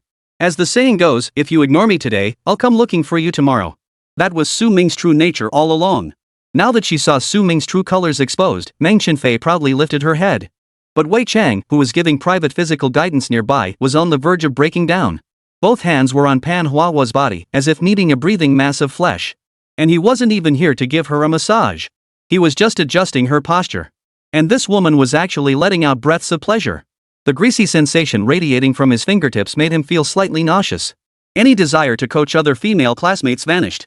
Only one thought echoed in his mind, clean and ready to feed the beasts, brothers. Chapter 10, I love watching two women fight. After gym class ended, the cattle-like students collapsed onto their desks, drenched in sweat. With the classroom air conditioner on full blast, the stench of sweat filled the entire room. Meng Chenfei, who had a cleanliness obsession, hated this odor intensely. So she leaned against the window outside the classroom to get some fresh air. Through the window, she caught sight of Su Ming's profile as he read inside. For a moment, she found herself lost in thought. She realized she'd never really looked at him this closely before. A summer breeze swept by, ruffling Meng Chenfei's hair. The unique floral scent of a summer afternoon drifted on the wind, filling the entire campus. Just then, Lu Zian, the class monitor sitting behind him, tapped Su Ming on the back with her pen. Su Ming turned around to see that she wanted to ask him about a math problem. He glanced at the problem and leaned over to discuss it with her. Lu Zian wore glasses and never wore makeup, yet her features were exquisitely delicate, so much so that she rivaled Meng Chenfei in beauty. Yes, she was the second most beautiful girl at Jingzhou First Senior High School. However, she carried herself with an aloofness and a touch of absent-mindedness. Devoted to her studies, she paled in comparison to the flamboyant Meng in terms of radiance. Watching the two of them intently studying the problem together, it was like a painting. But Meng Chenfei couldn't appreciate it. All she could taste in the air was a sourness. That sour stench is wafting out of the classroom. Meng Chenfei wrinkled her brow and pinched her nose. Right now, she felt nothing but a lump in her throat. After all, the old Su Ming used to follow her around like a shadow all day long, clinging to her like glue. She couldn't shake him off, and he'd never get this close to other girls. And she used to feel his gaze on her from time to time. But not today. Not even once. On any other day, she would have breathed a sigh of relief. But now, an empty feeling settled in her heart. Watching Su Ming and Lu Zian huddled close together, discussing math problems, she felt inexplicably irritated. She turned her head away, determined not to look at them anymore. But within a minute, she couldn't resist glancing back again. He saved me last week and got hurt. I should treat him to a meal. Yeah, that's it. That way, I won't feel guilty. Meng Chenfei nodded to herself. Yes, that must be it. Su Ming was completely absorbed in the math problem. And discussing it with such a beautiful class monitor put him in a great mood. Su Ming excelled in math, ranking among the top students in the class. His problem-solving approach was exceptionally clear and unique. Lu Ziyan listened intently to Su Ming's explanation, nodding occasionally with an expression of deep understanding. Just then, Meng Chenfei approached Su Ming. The lifeless students slumped over their desks unconsciously sat up straight as Meng Chenfei drew near. It must be said that a beautiful woman's influence was immense. Su Ming, come outside for a moment. Meng Chenfei stood before Su Ming and spoke down to him. The surrounding classmates were all stunned, and Fei Bo's jaw nearly hit the floor. Twice already. This is the second time. The second time today that the school beauty came looking for Su Ming. Good heavens! What's going on? Has Su Ming suddenly become the center of attention? Su Ming frowned. He hated having his train of thought interrupted. What is it? Come outside. I need to talk to you. Meng Chenfei flashed a smile that sent the boys in her row into a flutter. But then they remembered it had nothing to do with them, and their faces immediately fell. No big deal. Life is full of partings and reunions, and the occasional horse or cow adds a bit of color. They decided to quietly watch the show unfold. No way. What can't you say right here? Seeing Su Ming frown and refuse, Meng Chenfei felt her temper rising.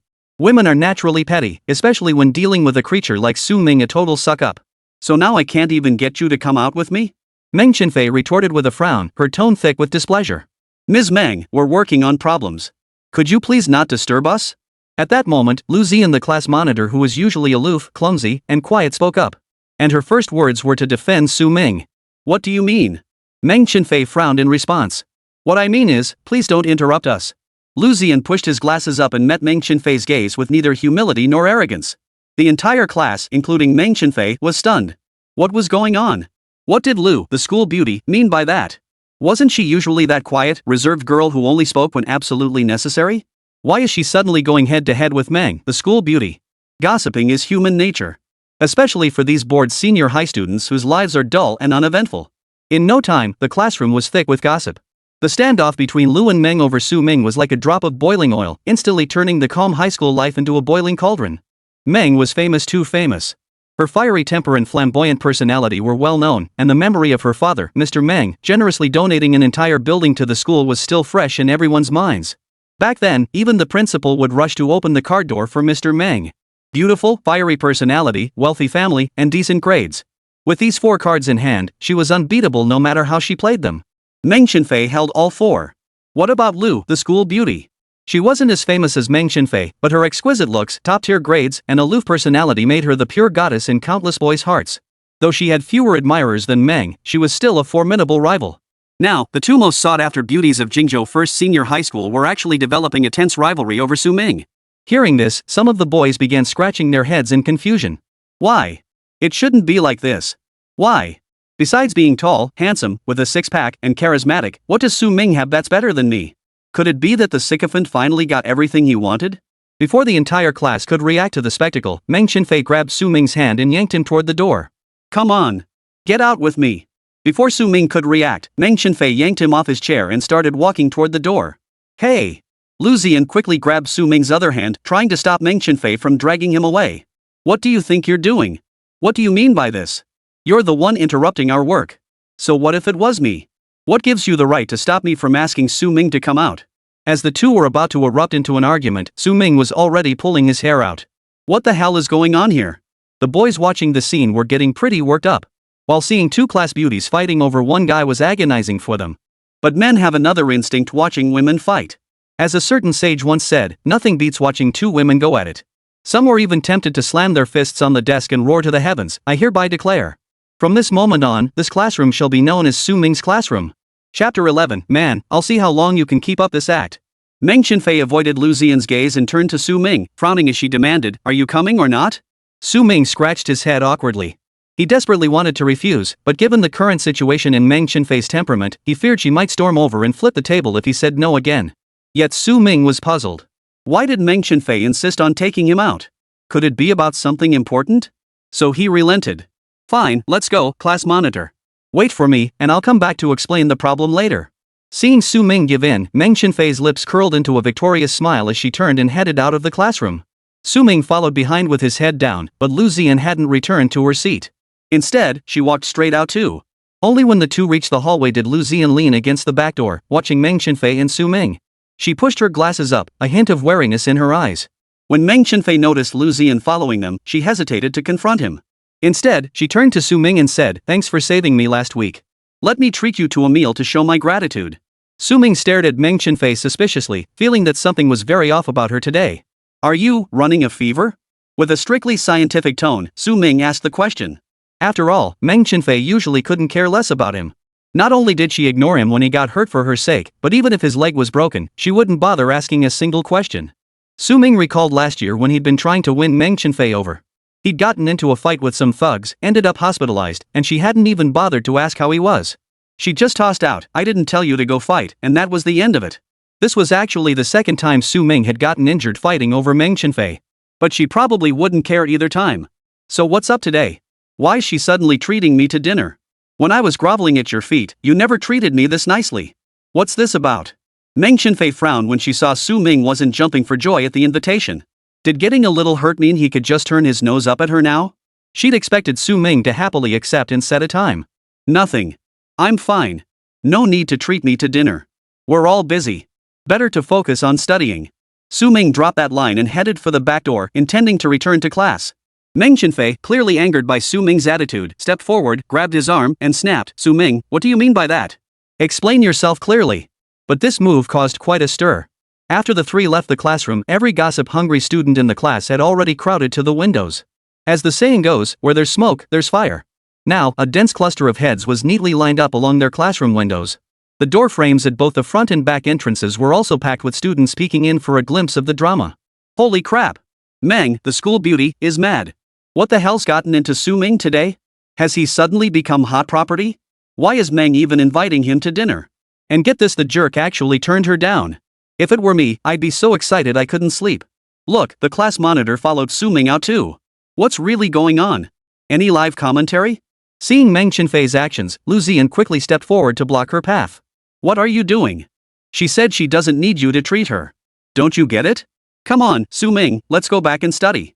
Lu Ziyan, usually aloof and reserved, had suddenly spoken so much for Su Ming's sake, truly breaking her own record and leaving everyone utterly stunned. Meng Chenfei was furious and was about to retort when they heard their homeroom teacher, Shi Jilong, bellowing from the hallway, "What are you all doing out here instead of studying in class? Oh no, the dung beetle's here. Back to class. Back to class." The onlookers scattered like birds and beasts, rushing back into their classrooms one by one. Lu Ziyan seized the moment to pull Su Ming back inside. Meng Chenfei turned to face the homeroom teacher. Shi Jilong could clearly see how furious she was. He dared not reprimand her and softened his tone instead. "Meng, it's study hall now. Please return to class. We can discuss this after class." Only after hearing this did Meng Chenfei reluctantly return to her classroom, sitting down at her desk and sulking. "That jerk Su Ming. I gave him a way out, but he refused to take it. And this was the second time today. She absolutely would not forgive Su Ming so easily. Unless he apologized to her every single day for 10 straight days." Meng Chenfei's fury seemed to lower the classroom's atmosphere. Throughout the entire afternoon self-study period, hardly anyone dared to speak. Meanwhile, Su Ming spent the entire afternoon studying math problems with Lu Ziyan, their heads still pressed close together. Even as Meng Chenfei shot him murderous glances, Su Ming pretended not to notice. After class, Su Ming walked out of the classroom and headed toward the convenience store downstairs. Meng Chenfei, as if compelled by some unseen force, stepped out into the hallway for some fresh air and spotted Su Ming's retreating figure heading downstairs. 2 minutes later, Su Ming emerged holding 2 cups of milk tea and 2 ice cream bars. "Oomph. Do you think buying me milk tea will make me forgive you?" Meng Chenfei was furious. She had never been rejected before, and this jerk had turned her down twice in one day.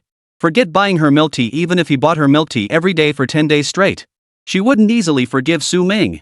When Su Ming approached with the milk tea and ice cream, Meng Chenfei had already turned her head away, refusing to look in his direction as he climbed the stairs. "Oomph. Damn jerk, I won't say a single word to you. Later, when you come over all sweet and nice with my milk tea and ice cream, I'll just turn around and head back to class. Leave you standing there looking awkward." That was exactly what Meng Chenfei was thinking at that moment. But after waiting for ages, no one came to call her. She glanced toward the classroom and saw Su Ming had actually placed the milk tea on Lu Ziyan's desk. And both of them were eating ice cream while staring at math problems. This made Meng Chenfei feel like a volcano ready to erupt. She was about to explode right there. But just then, Su Ming happened to glance up at her before quickly lowering his head to resume studying. Meng Chenfei instantly understood. In that moment, she felt like the wisest person in the world, analyzing the entire situation with perfect clarity. "Oomph, so you did all this just for my benefit? Trying to get my attention this way? Or are you playing hard to get? Don't think that just because you saved me, you can use that as leverage to make me like you. Me asking you out to dinner is already the biggest concession I'll make. Man, playing these petty games only makes me despise you more. Meng Chenfei thought to herself, feeling she'd finally found the answer. For some reason, her mood lifted instantly as she returned to her seat. Keep pretending, man. Let's see how long you can keep it up. Chapter 12, Steamed Cuttlefish, Steamed Shrimp Heads. After school, Su Ming packed his backpack and left the classroom. Meanwhile, Meng Chenfei, who had been pretending not to notice, somehow found herself inexplicably picking up her own backpack and following him out. She didn't even bring along her usual little entourage who walked to and from school together. She simply followed Su Ming out of the classroom. Of course, Lu Ziyan followed as well. But Lu Ziyan jogged a few steps to match Su Ming's pace. Su Ming, let's leave school together. Su Ming turned around, looked at Lu Ziyan who had caught up, smiled slightly, and nodded. He didn't know why the class monitor was being so nice to him today, but he was generally easygoing anyway. Meanwhile, Meng Chenfei, trailing behind the pair, felt as if Su Ming had ignored her entirely. A surge of inexplicable anger flared up within her once more. Watching the pair walk out of the school and head toward the night market across the street, Meng Chenfei couldn't wait any longer. She tossed her backpack to the driver waiting at the gate and hurried after them. The driver was left scratching his head, utterly bewildered. What's gotten into the young lady today? Truthfully, Su Ming was simply hungry and wanted to grab some snacks. When Lu Ziyan mentioned she was hungry too, she naturally followed along. The two wandered through the night market. With school letting out in the evening, the place was packed, so Su Ming didn't notice Meng Chenfei trailing behind her at all. The night market was brightly lit, bustling with people, pushing the two of them close together. The neon lights shone especially bright at night, and the lively, bustling atmosphere of this place filled with the warmth of everyday life lifted Su Ming's spirits. He loved this kind of bustling atmosphere. Hey, boss. 2 servings of octopus balls, please. Su Ming approached a stall and called out. Lu Ziyan, trailing behind like a little sidekick, poked her head out from behind Su Ming and told the vendor making the balls, hey, boss. Extra ketchup on mine. Sure thing. Mine needs extra ketchup too. Su Ming chimed in. The two exchanged glances and burst into laughter simultaneously. Meng Chenfei, witnessing this scene, frowned deeply and clenched her teeth, but she didn't erupt. While they waited for their meatballs, the uncle from the neighboring stall smiled and called out, hey, young man. Want to buy some cotton candy? Your girlfriend would love it. The word girlfriend caught Su Ming off guard, and Lu Ziyan beside him instantly flushed crimson. Before Su Ming could explain, Lu Ziyan quickly piped up, sure, boss. I'll take strawberry flavor. Su Ming was utterly baffled, turning to Lu Ziyan with a puzzled look. The only response he got was her mischievous smile. So the class monitor had this side to her too. He'd always thought she was just a studious, aloof bookworm. Seeing Su Ming open his mouth to speak but then close it again, Lu Ziyan stuck out her tongue. Then, the two exchanged a glance. Put. Neither could tell who cracked first, but they both burst into laughter. Lu Ziyan's laughter was more restrained, though her entire face sparkled with light-hearted joy. The entire scene looked as harmonious and blissful as a young couple on a date. Except someone didn't see it that way. Meng Chenfei, watching from behind, felt as though a giant hand had clamped down on her heart, leaving her breathless. It felt as though her cherished toy had been desecrated by another, and rage surged within her. Su Ming. School's out, why aren't you going home? Meng Chenfei couldn't hold back any longer and hurried over. Ha! Su Ming and Lu Ziyan turned their heads in confusion. Miss Meng, is something wrong? Classmate Meng? Meng Chenfei stared at Su Ming in disbelief. This was the first time in over 2 years that Su Ming had addressed her so coldly. Meng Chenfei froze in place. After a moment of silence, she stared intently into Su Ming's eyes, searching for even a trace of the tenderness that had once been there. But there was none. Before Meng Chenfei could speak, Lu Ziyan offered a faint smile. What's up, Meng? Need something from us? She deliberately emphasized the word classmate, a hint of provocation flickering in her eyes. Meng Chenfei clenched her jaw. She understood the implication perfectly well. Though Lu Ziyan rarely interacted with her, always buried in her studies. But that didn't mean she didn't compare herself internally. Both were outstanding students, and the two most beautiful girls in Jingzhou First Senior High School. Women, deep down, always measure themselves against each other. Thus, though no conflict existed between them, each now harbored hostility toward the other. Su Ming, come on, I'll walk you home. Meng Chenfei seemed too lazy to exchange more words with Lu Ziyan. She stepped forward, grabbed Su Ming's hand, and pulled him toward the exit. In the past, she wouldn't have felt anything about it. But for some reason, seeing Su Ming deliberately keep his distance from her today while getting so close to Lu Ziyan made her feel deeply uncomfortable. Ms. Meng, we still need to eat, and besides, I don't need you to walk me home. Su Ming gently shook off her hand. When he looked back, Meng Chenfei was practically ready to explode on the spot. Fine, go ahead. Stay here and enjoy your date with her. With that, Meng Chenfei turned and stormed off, her cheeks flushed with anger. The two were left standing there, utterly bewildered. Back in the car, Meng Chenfei slammed the door shut. The driver immediately stepped on the gas and sped away. Why is the young lady in such a terrible mood today? The entire ride back, Meng Chenfei couldn't understand why she was so furious. She couldn't fathom it. Su Ming was clearly her devoted admirer, so why had he suddenly changed like this? For a moment, she drew on all her emotional experience, forcing herself to analyze rationally. After a moment of analysis, Meng Chenfei felt she had found the answer. Surely Su Ming was still trying to pursue her with these petty tricks? After all, unable to win her affection, he resorted to this desperate measure? The thought brought her a sense of relief, and a faint smile touched her lips. Oomph, man, your little tricks? They're nowhere near enough. Steamed conger eel, steamed shrimp heads. But as the thought crossed her mind, Meng Chenfei felt a pang of regret. I clearly saw through it, so why did I still get angry and go find him? That just played right into his hands. What a blunder. Oh, if only I hadn't been so impulsive. I should have just given him the cold shoulder and ignored him for a few days. Wouldn't he have come crawling back then? Yes, he definitely would. But was my behavior today a bit too impulsive? Meng Chenfei slapped her forehead in regret at the thought. Meanwhile, Su Ming and Lu Zian had finished shopping. Lu Zian held a giant cotton candy in her hands, beaming with joy. Amidst the earthly lights mingling with the city's neon glow, the 18-year-old girl's face shone with extraordinary beauty. The smoke curled upward, drifting into the sky as if building a castle in the heavens. After bidding farewell to Lu Zian, Su Ming boarded a bus alone. Watching Su Ming's retreating figure, Lu Zian found herself lost in thought, reluctant to leave. Only after watching the bus he boarded disappear into the distance did she finally turn and walk away. Su Ming, you don't really like Meng Chenfei, do you? All the way home, Lu Zian murmured to herself, her words sounding like questions yet also like a story unfolding. Chapter 13, New Client, Aunt Zhao. Before he knew it, Su Ming arrived outside an upscale residential complex. Yes, he didn't go home. He still had work tonight. Monday through Friday, I'm Meng Chenfei's dog. Saturday night, I accompany Professor Chang. Sunday, I go be Aunt Duan's husband. At Professor Chang's request the other day, I'll be working overtime at her place on Wednesday night. She wants to tutor me. Monday and Tuesday nights, I'm the little master at Aunt Zhao's place. But now my weekday daytime hours are free. I can look for new clients. Su Ming murmured to himself. He then pulled out a small notebook from his backpack containing client profiles. Zhao Songya, 39, divorced woman, no children, with some particular preferences and needs. Su Ming took a deep breath and knocked on the door. After a moment, the door opened.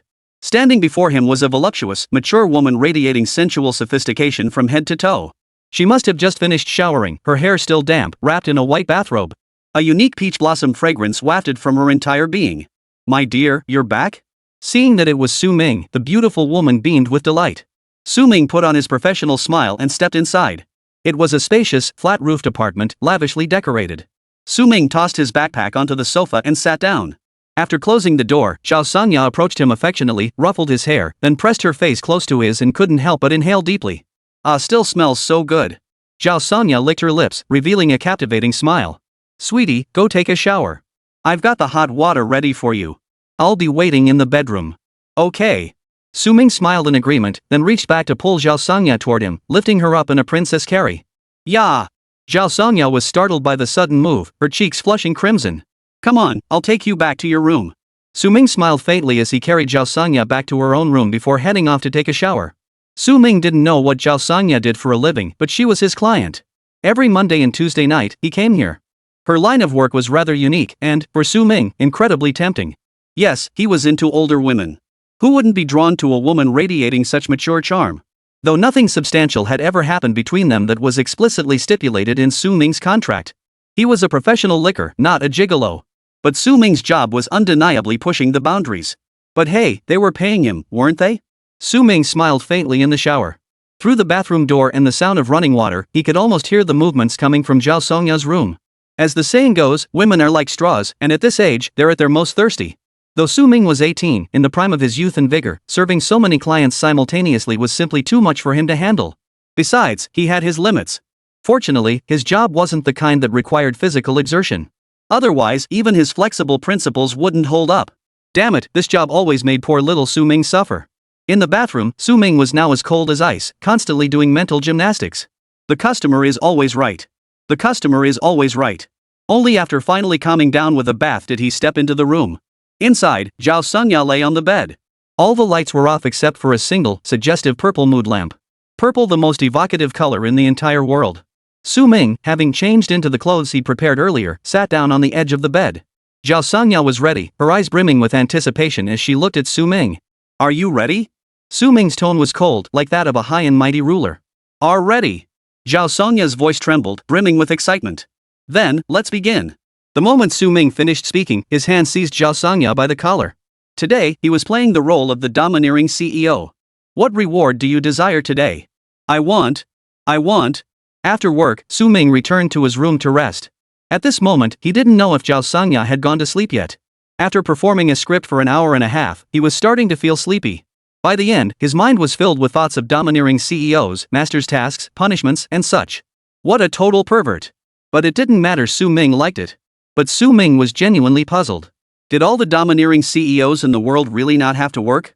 Where does all the money come from for them to be messing around like this all day? Damn it! They're all secretly making money behind his back. But Su Ming didn't really care. Twice a week, 5,000 yuan each time. To Su Ming, it was practically like finding money on the street. Zhao Songya nearly lost control several times, but each time Su Ming's stern reprimand silenced her. She'd promptly shut up and obey. She dared not disobey her master's command. The most extreme act she'd ever dared was pinning Su Ming beneath her, greedily inhaling the scent of his body through her nose. What kind of strange fetish was this? Su Ming had no idea. He focused solely on completing his task flawlessly. As for what she did after the little drama ended, well, that was her own business. After finishing his work, Su Ming lay down in the other bedroom and soon drifted off to sleep. Meanwhile, in the master bedroom, Zhao Songya lay on the bed, breathing softly. You did so well today. Zhao Songya murmured to herself, her voice brimming with satisfaction. Su Ming, my little darling, I won't let you go. Absolutely not. At some point, Zhao Songya had become utterly dependent on Su Ming. It started with hiring him to handle household chores, then evolved into him catering to her peculiar little kinks. Zhao Songya grew increasingly dependent on this young man. She was wealthy, didn't need to work, and had a daily need to satisfy this particular little quirk of hers. So, what started as hiring Su Ming once a week had now grown to twice a week. And now it was back-to-back sessions. But lately, she'd realized she was losing control. It seemed that even 2 sessions with Su Ming weren't enough to satisfy her. She pondered inwardly whether she should hire him 2 or 3 more times. Lost in thought, Zhao Songya drifted into a deep sleep. No matter, no rush, he'd be back tomorrow anyway. And tomorrow, he would be her little darling. The next morning, before the sun had risen, the perfect time for sunbathing and egg drying, Su Ming had already packed his backpack and headed to school. There was no helping it, the school was quite a distance away, requiring an earlier departure. And every single time, he has to get up another half hour early just to get some work done before he can leave the house with peace of mind. Man, this money, I damn well deserve every penny of it. Chapter 14, Once suspicion takes root, guilt is already established. Early morning, Su Ming strode into the classroom with a light step. Now that he no longer had to wait on Meng Chenfei, his mornings were much more spacious. He took his seat as soon as he entered the classroom, pulling out his textbooks to study. Lu Zian, who had arrived even earlier than Su Ming, spotted him and flashed a sweet smile. Morning. Today, Meng Chenfei didn't seem to be waiting for Su Ming at the school gate either. She entered the classroom less than 2 minutes later.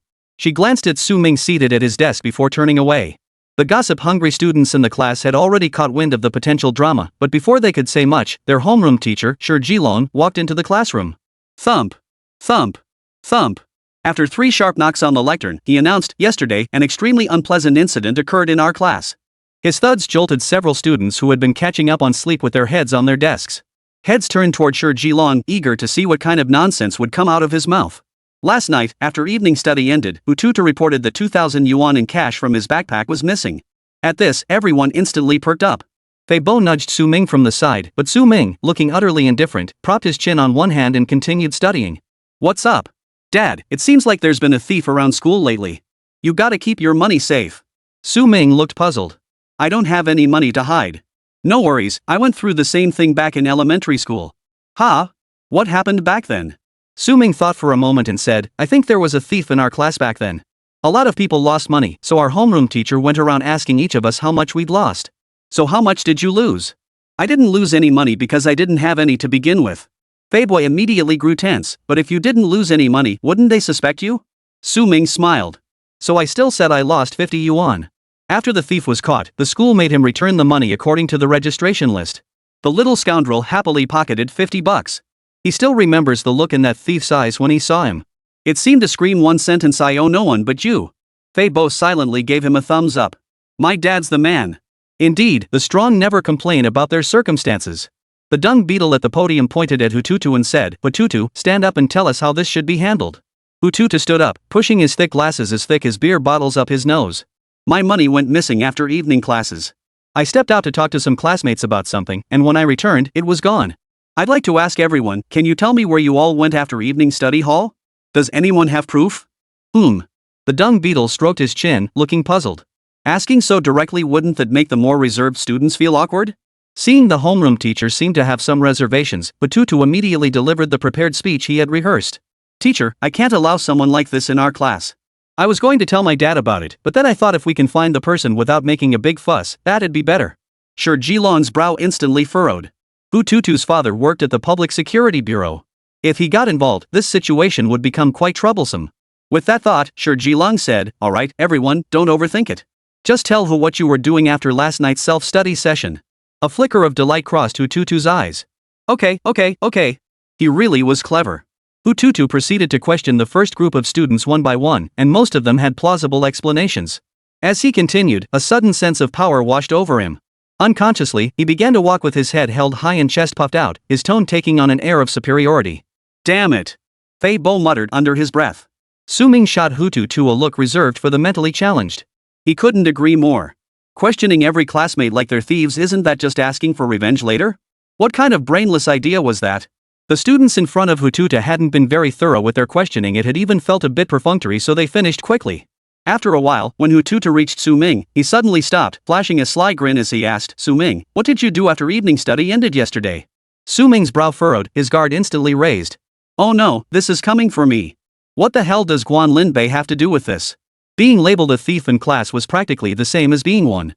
Hututu was one of Meng Chenfei's sycophants. Remembering how Hututu had witnessed Meng Chenfei's attitude toward him yesterday, Su Ming suddenly understood what this guy was up to. Kid's got some serious grudge-holding skills. "After school last night, I went to the night market across the street to buy some food, then came home," Su Ming stated flatly. Hututu knew he'd gone out, but hadn't expected it to be the night market across the street. So he sneered sarcastically, "Mr. Su Ming, the guy who's usually so frugal, actually goes to the night market for snacks? And does anyone even have proof of that?" Su Ming frowned. "Seriously, man? Now I'm getting grief for grabbing a bite at the night market?" Hearing this, Sure Jilon also frowned. He knew Su Ming was usually extremely frugal, never spending money recklessly. Why would he skip the cheap snacks available on campus and insist on buying from the night market across the street? After all, the area across the street was a commercial district. While prices weren't exorbitant, they were still significantly higher than the snacks sold in the school cafeteria. While not a huge sum, it seemed suspicious given Su Ming's usual frugality. Fei Bo instantly flared up at this accusatory tone, retorting loudly, "So what if he went to the night market for snacks? I saw him leave with my own eyes, okay?" Hututu grabbed Fei Bo as he tried to stand and pushed him back down. "You're his desk mate and close friend. Your testimony isn't credible. Besides, did you even go with him? I don't recall that, did you?" Fei Bo gritted his teeth. Su Ming had anticipated this situation, though he hadn't expected Hututu to interrogate him with such a tone. The retaliation was too obvious. At that moment, everyone's gaze was fixed on Su Ming. Yet he remained completely unfazed, calmly stating, "I earned some money from my part-time job to improve my meals. What's wrong with that? Unlike Mr. Hu, who's so impressive with a police officer dad. He just hands out 2,000 yuan at a time, enough for me to live on for ages." "Ha, is that how much police officers make? I guess I want to become a police officer in the future too." Whoa! Sure Jilong sucked in a sharp breath, feeling his temples throb. Damn, that's some serious firepower. Hututu was startled and stammered, "What nonsense are you spouting? Don't talk like that." Even if he were a complete idiot, he knew this topic was sensitive, so he quickly changed the subject. His mind raced to devise a countermeasure, and he swiftly zeroed in on the next crucial element. Witnesses. Yes. Witnesses. Someone like Su Ming, who always went solo. Who else but Fei Bo could vouch for him? Besides, he had clearly seen Fei Bo still in the classroom after Su Ming left last night. His claim of going to the night market had no evidence to back it up. After a round of deductions, Hututu felt he'd pinpointed the crux of the matter, his confidence soaring instantly. "Who went with you? Can anyone vouch for that?" Su Ming frowned and fell silent. The next second. Me. Two voices echoed simultaneously from opposite ends of the classroom. Su Ming lowered his head, the corners of his mouth curling upward. Got it. That's a wrap. Chapter 15, startled awake in my deathbed, only to discover the clown was me all alone. Before this frame-up began, Hututu had made thorough preparations. He even had his scheming advisor behind him, plotting every possible response to whatever Su Ming might say. But there was one thing neither of them had anticipated: Lu Ziyan and Meng Chenfei would step forward to testify on his behalf. The current situation was dire. All Hututu wanted now was to dive under the table and scream, "Quick, go fetch the Buddha." Watching Meng Chenfei rise to clarify the truth, Hututu felt his moral compass shatter completely. What? None of their contingency plans had anticipated Meng Chenfei rising to testify for Su Ming. Disgust etched across her face, Meng Chenfei stared at Hututu, whose expression had completely unraveled, and said slowly, word by word, "Ever since Su Ming left the school gates, I've been with him the entire time. Is there a problem with that? Is that clear enough?" The entire classroom fell into an instant deathly silence, everyone holding their breath. Even Shi Jilong was stunned. He never imagined Meng Chenfei would step forward to defend Su Ming. He clearly remembered her fuming at Su Ming in the hallway just yesterday afternoon. What was going on today? Turning to Hututu, the pride on his face had been completely shattered by Meng Chenfei's words. He couldn't fathom that the unattainable beauty, whom everyone held in such high regard, would actually be spending time outside after evening study with her devoted admirer, Su Ming. Hututu stood frozen in place, seemingly oblivious to Lu Ziyan rising to her feet beside him. His mind was now endlessly replaying a 3D soundscape of Su Ming rescuing the damsel in distress, followed by Meng Chenfei pledging herself to him. What did they say outside? What did they do? Did Su Ming confess? Did they hold hands? Did they exchange saliva outside? Did they sneak off into the woods? Was Su Ming taking advantage of his favor to force Fei Fei into being his girlfriend? Did Fei Fei agree? The mere thought of Su Ming that BYD creep with his lecherous grin pressing his lips against Meng Chenfei's tender, moist mouth made Hututu's heart feel like it had stopped beating, crushed into a pile of mud by a pair of giant hands. The dung beetle on the podium gazed at Su Ming, who looked as calm as a summer breeze, then at Meng Chenfei, whose face radiated proud arrogance, and finally at Lu Ziyan, who had risen behind them but hadn't spoken yet. He couldn't help but fall into deep thought. Was this a love triangle? At that very moment, Hututu instantly transformed into the soul sage of heaven and earth. No! A crucial keyword suddenly struck him. Favor. Yes. It's gratitude. As if clutching at a lifeline, Hututu seized upon the crux of the matter and said hesitantly, Fei Fei, but Su Ming saved you just last week. What you're saying? He didn't finish the sentence, but the implication was clear. The implication was clear: you, Meng Chenfei, might be making up lies to cover for Su Ming just because he saved you last week. That's right, who is absolutely correct. But, wouldn't Miss Meng, the school beauty, be too principled to lie and cover for someone? Who knows? What if she really is covering for him? You saw it yourself yesterday how she dragged Su Ming out of class. The class buzzed with discussion. If Su Ming was the thief, but he saved Meng Chenfei, it wouldn't be impossible for Meng Chenfei to speak up for him. Su Ming couldn't help but feel like laughing. This guy's got a sharp mind, but why not use it for something worthwhile? He only uses it for petty jealousy games like this. Just as Hututu was about to put on his arrogant face again, Meng Chenfei shot back at him. Are you deaf? I said I'm going out with him. Meng Chenfei's haughty expression had already turned to anger. Before she could say more, Lu Ziyan, standing behind Su Ming, spoke up.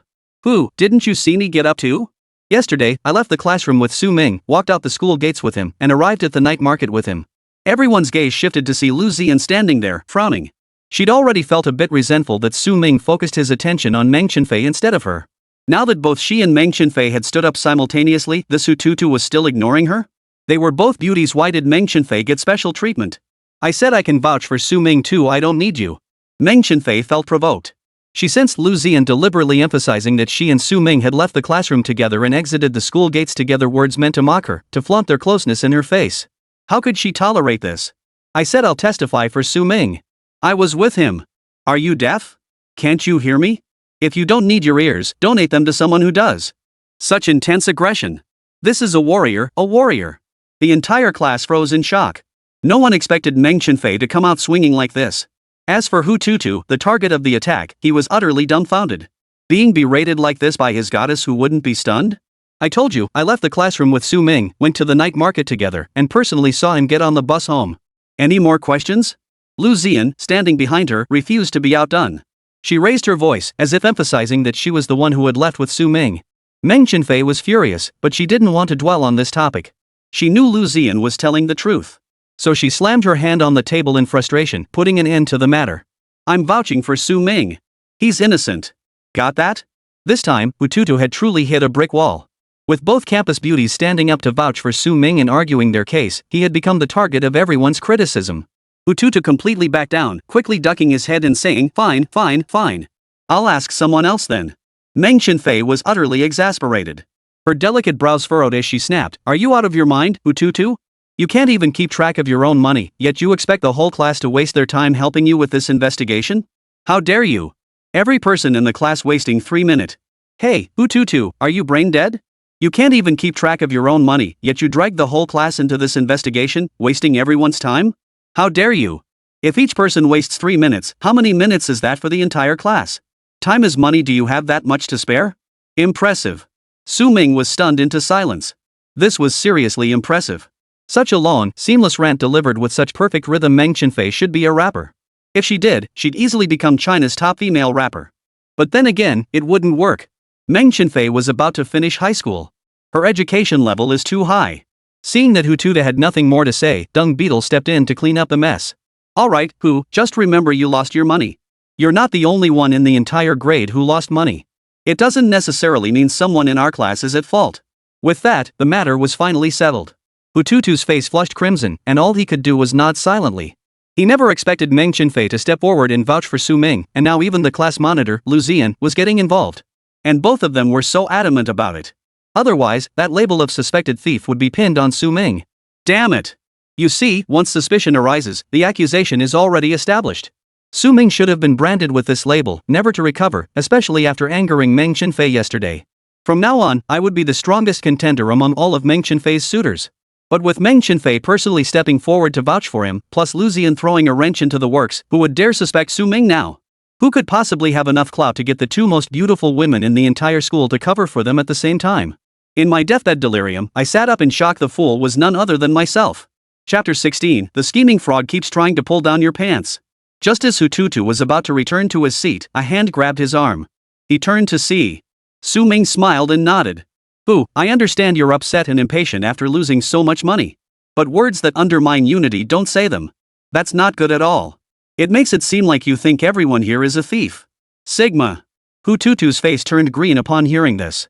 In a few words, the entire class began looking at Hututu with strange eyes. It was also around this time that Su Ming's behavior at school started to get weird. Weird. Did I get dragged into some bizarre romantic pursuit drama by that dump truck? Yeah. I heard Su Ming actually snuck out with Lu, the school beauty, after class last night. Meng, the school beauty, caught them, and then... What? How could he do that? Does that mean Meng had already agreed to be his girlfriend? I doubt it. Maybe, but honestly, the class monitor has had a crush on Su Ming for ages. She's probably just trying to steal him now, and Miss Meng isn't happy about it. As Su Ming walked down the hallway, he overheard the classroom buzzing with whispered gossip about him. He learned about his own scandal through his chubby deskmate, Fabua. Everyone says you're a two-timer. After Meng agreed to be with you, you turned around and ran straight into Lu's arms. You did it to get back at Meng for ignoring you for 2.5 years. They also say that last night, Meng and Lu actually made a deal to fight it out one-on-one. Whoever won would get you. Su Ming was stunned. Su Ming was speechless. Su Ming wasn't laughing. They also say you stood by watching them fight, recording it on your phone and posting it to your social feed. Finally, when they started fighting too fiercely, you left and shut the door behind you. Su Ming had already pulled out his phone, ready to call the police. Damn it, where are the cops? Who the hell is spreading these rumors about me? I'll thank your ancestors for generations to come. Your immense kindness deserves my gratitude in the next life. Rumors spread like wildfire, especially when they involved the school's two most beautiful girls fighting over him. Su Ming had become the ultimate example of a sycophant who got everything he ever wanted. The sycophant had turned the tables and was now singing his own tune, crowned by the entire school's sycophants as their one true god, receiving their devout worship. Countless sycophants lined up to apprentice under him, so many they could form a queue. Fabua's curiosity piqued. His eyes gleaming, he asked, Godfather, I'll skip your mini burgers for a week, but could you teach me your girl-chasing secrets? Before Fabua could finish, Su Ming heard Meng Chenfei's voice. Hey! Su Ming! Come outside with me. I need to talk to you. Su Ming glanced up. Meng Chenfei stood on the left by the classroom door, Lu Zian on the right. Beyond them, a crowd of eager apprentices pressed against the windowsill, each one itching to let out a howl of frustration. Elbow, come outside with me. No. I'm definitely not up for it. Don't make me get physical, you jerk. Come on. Get out here with me. Meng Chenfei watched Su Ming remain unmoved in his seat despite her calls, so she decided to step forward and pull him out. Before reaching out, she shot Lu Zian a defiant glance, lifting her chin haughtily like a noble swan. Lu Zian, however, responded with utter indifference, get in line. Meng Chenfei? Poof. Make me wait in line? Like hell I will. History has taught us that shameless people thrive. Without warning, Meng Chenfei strode straight into the classroom, yanked Su Ming out by the arm. She even shot Lu Zian a smug glare. With his shoulders gripped, Su Ming was helpless. He had no idea where Meng Chenfei got that kind of strength. Meng Chenfei gave a light snort, dragging Su Ming out into the hallway. She shot a glare at the group of sycophants trailing behind, eager to learn from the spectacle. What are you looking at? The suck-ups immediately averted their eyes, whistling loudly in place as if they hadn't seen a thing. That was Meng Chenfei's aura. Sunlight danced through Meng Chenfei's hair. Her tea-brown locks glistened in the rays, each strand seeming to sparkle. Su Ming was momentarily stunned. Seeing this, Meng Chenfei lifted her chin in triumph. Do you like it? Beautiful. Hearing Su Ming's reply, Meng Chenfei felt even more proud. She knew it all along. It was because she hadn't given Su Ming a warm reception before that he'd grown so close to Lu Ziyan. Truthfully, all she needed to do was show a little interest, and he'd never go running to get cozy with that woman Lu Ziyan.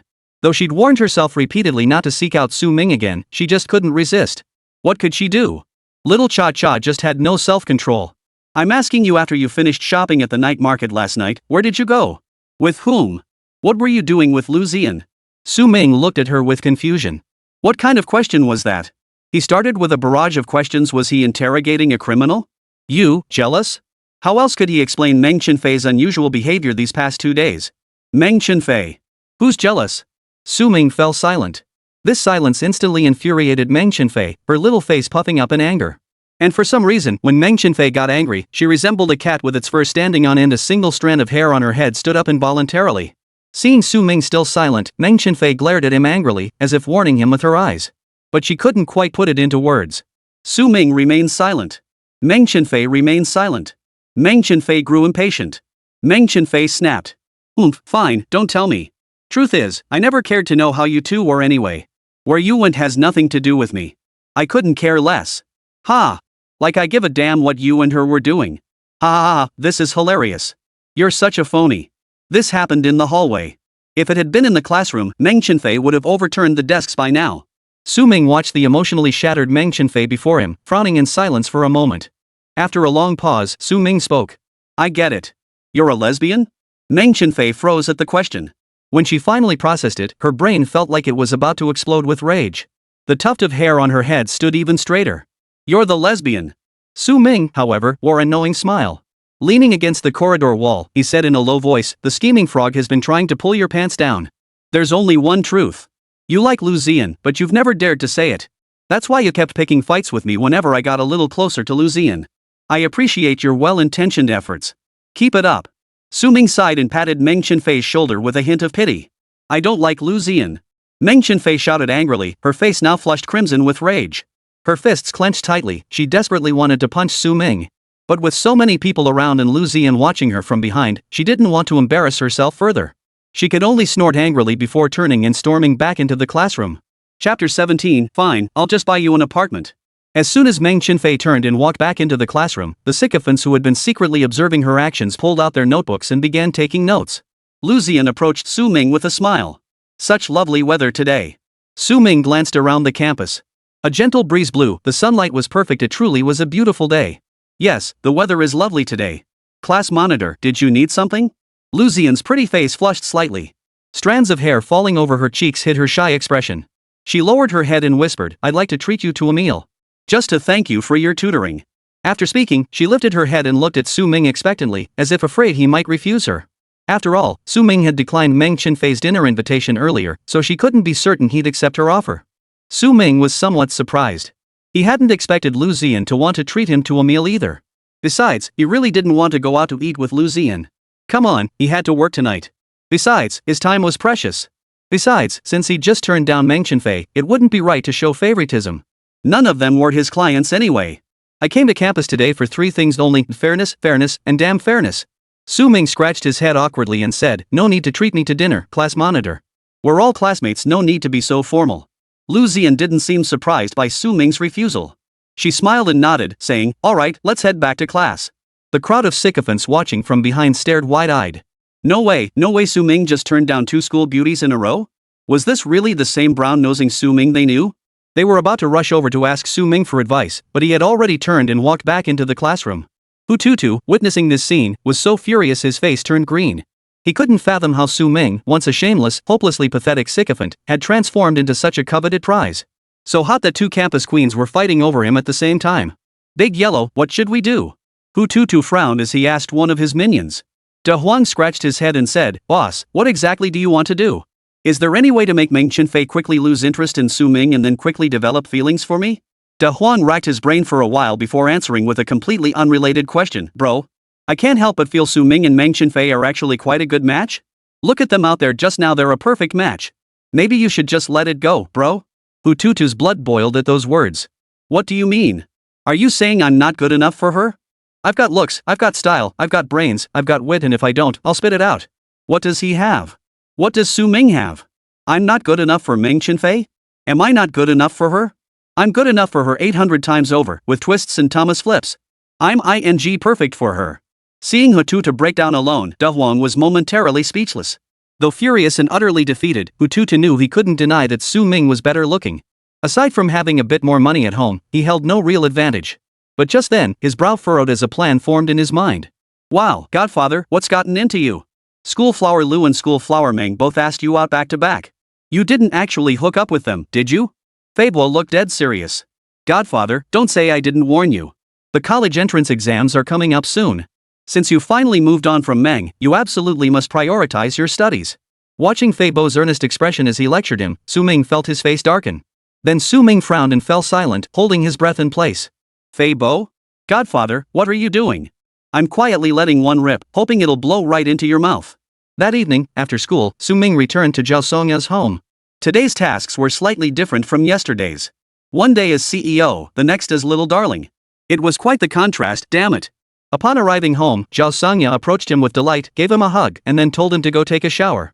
She went back to her room to prepare. "Sweetheart, tonight is going to be so much fun for you." Zhao Songya's lips curved into a faint smile. Just as Su Ming finished showering and was about to proceed with the next task, all the lights in the room suddenly went out. Power outage? Su Ming instinctively frowned. The next moment, a warm glow of candlelight illuminated the room as Zhao Songya emerged carrying an exquisitely decorated cake. "Sweetheart, do you remember what day it is today?" Su Ming froze for a moment. Then, his mind raced as he tried to recall what today was. "Right. Today marks our 700th day anniversary since we met." "Correct." Zhao Songya smiled. This mature woman now displayed a shy, girlish grin. "Happy 700 days, my little darling. Happy 700 days. Zhao Songya was a rather unique employer. She had no vices, rarely worked, and maintained little social life. Essentially, she had little need to leave home, where she waited for Su Ming. Because Su Ming's companionship had brought remarkable recovery to her severe depression and anxiety. Zhao Songya had focused so intensely on her career in her younger years that she had little experience in relationships. Her only romantic relationship was with an ex-boyfriend she dated for 2 years. She was 33 at the time. But just as they were discussing marriage, she caught him cheating. What was even more outrageous was that the man shamelessly admitted to cheating. Over the course of 2 years, he had been unfaithful with at least 10 different women. If it had only been that, it wouldn't have plunged the then 35-year-old Zhao Songya into depression. It wasn't until he shamelessly admitted to secretly taking nude photos of her and posting them on certain unscrupulous websites that Zhao Songya began suffering from depression and anxiety. She never imagined the man she genuinely loved, the man she intended to marry, would treat her this way. So during that period, she spent her days at home drinking heavily, wallowing in despair, and giving up on herself. Depression swept over her like a raging storm, a dark beast gnawing at her day and night. Her naturally solitary nature and limited circle of friends meant she endured it all in silence. But then she met Su Ming. Desperate for someone to talk to, she found an online chat companion. Yes, Su Ming. The emotional value Su Ming provided was immense, filling every void in Zhao Songya's heart. During Zhao Songya's darkest days, when she needed companionship most, Su Ming was there, chatting with her every single day. It was also then that she learned Su Ming was also from Jingzhou City. Thus, they met for the first time. The moment she saw Su Ming, Zhao Songya felt her long-dormant heart begin to beat again. 3 years have passed since that incident. Su Ming had accompanied her for a full 700 days, helping her climb step by step out of the deep mire she had been trapped in. She felt reborn. It had been Zhao Songya herself who had insisted on hiring Su Ming back. She feared Su Ming's departure. She was also afraid that the huge age gap between her and Su Ming would be too much for him to handle. Therefore, this was the only way she could reasonably keep Su Ming by her side. And now, he had already stayed by her side for 700 days. Zhao Songya decided to surprise Su Ming on this special day. "Sweetheart, close your eyes." Su Ming obediently closed his eyes. Then, he felt something placed in his hands. Opening his eyes, he saw it was a property deed. "Sweetie, I didn't know what you'd like, so I just went ahead and bought you an apartment." Su Ming stared wide-eyed at the bright red property deed before him. "Just bought you an apartment? What an obscure phrase. In all my years in this business, I've never received such an extravagant gift. To just hand over an entire apartment like that, utterly outrageous. But Su Ming's professional integrity quickly brought him back to his senses. He placed the property deed back into Zhao Songya's hands and smiled, saying, "It means a lot that you care about me, and I'm truly happy to be by your side. This gift is far too valuable for me to accept, but thank you nonetheless." Seriously, sure, he does have a thing for older women, but accepting an entire apartment? That's just not happening. After all, he was saving up his money. All his contracts with clients only lasted until the day after the college entrance exams. Chapter 18, Random Replies to Read Messages. Su Ming's refusal was exactly what Zhao Songya had anticipated. She smiled faintly and said, "It's okay. I knew you wouldn't accept it. But I've already bought it. Whenever you want it, just ask, it'll be yours anytime." Seeing the gentle, water-like Zhao Songya before him, Su Ming's heart softened slightly. Frankly, his years of experience as a devoted admirer had deepened his affection for older women, whether sisters or aunts. To put it plainly, after all he'd been through, Su Ming's psychological maturity far surpassed that of his peers. So he couldn't really see himself with the girls his age at school. Regardless of their family backgrounds, he found them all too immature. And nearly all his current clients were older women. Or rather, good sisters. Meng Chenfei was the only client close to his age, but after terminating that contract, he no longer had any young clients. Sisters were so much better, mature, steady, considerate, and well off. Happy 700 days. Let's eat cake. Su Ming's thoughts were interrupted by Zhao Songya's voice. He smiled softly, blew out the candles, and then shared the cake with her. Watching Su Ming cut the cake for her, Zhao Songya felt an overwhelming sweetness in her heart. She only remembered how, during her most painful days, she'd often feel utterly terrified. Endless darkness and restlessness seemed to envelop her, suffocating her. Until she first met Su Ming. As they parted, Su Ming handed her a note. It read, "Don't panic, don't panic. When the sun sets, the moonlight shines." Only then did she feel a glimmer of warmth. Tonight, Zhao Songya didn't make Su Ming work. Instead, they celebrated their anniversary properly, and she fell asleep holding him. She knew full well that the contract would expire in 3 months. And she was already thinking about how to get Su Ming to renew his contract with her. The next day, at school, Su Ming noticed the whispers about him had grown louder on campus today. In this era where rumors spread with a single breath while debunking them required endless effort, Su Ming couldn't be bothered to expend the time and energy to refute them. The moment he stepped into the hallway, something felt off.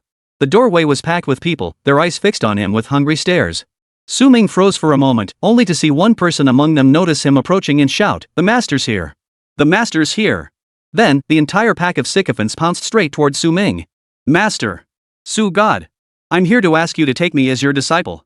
Su Ming was utterly bewildered. Become his disciple? What kind of master? But Su Ming still asked the sycophant who had charged forward first, "What's your question?" Seeing Su Ming speak, the crowd of sycophants behind him immediately pulled out pens and notebooks, their faces beaming with eager anticipation. "Master Su, I want to ask, how can I make the girl I like me back?" Yes, it was that kind of brainless, stupid question. Yet at this moment, even such a brainless, stupid question felt like the definitive answer whenever Su Ming spoke. They had become Su Ming's devoted little fans. Even if he claimed he could pee while standing on his head, they wouldn't doubt him for a second. Su Ming was a bit speechless, but he still pretended to think for a moment before delivering a carefully crafted response. "I'm no expert on this, but I'll share my thoughts. After carefully listening to your question and pondering it for so long, I honestly don't know how to answer. Like I said at the start, I'm no expert on this." "Then, Master, can you tell me why our class beauty doesn't like me?" "Simple. If she likes you, she likes you. If she doesn't like you, she doesn't like you. And one more thing, Su God, I want to ask you, how can I make myself attractive to girls?" Su Ming stroked his chin and said, "I know this one. Girls love guys who shine brightly like the god of wealth and the Buddha. Su Ming, the great one. I'm planning to confess to my goddess. What's the best way to make it work?" You could put it that way. Dating? I sleep a lot during the day, so you'll have plenty of time to cheat. Su God. One last question, I can't forget my ex. How do I get over her?" Su Ming raised an eyebrow, then suddenly wore a heartbroken expression. "Get over it? I don't know either. Tell me how to get over it." My heart shattered into a QR code, and when I scan it, it still says, "I love you so much." Wah. After saying this, Su Ming instantly switched back to his normal expression. Without another glance at the crowd, he walked straight into the classroom. Wait, did he just say something? Or did he say nothing at all? What the heck was that? Is this what they call a read receipt with a random reply? Su Ming's entire performance was witnessed by his classmates. One by one, they covered their mouths to stifle their laughter. Among them, Meng Chenfei, seated by the window, had heard Su Ming's final remark clearly. She instinctively thought Su Ming was speaking to her, hinting at something. So she smiled brightly, tilting her head back. "I knew you couldn't let go of me. Meanwhile, at the company, Duan Jixin felt increasingly uneasy and irritable.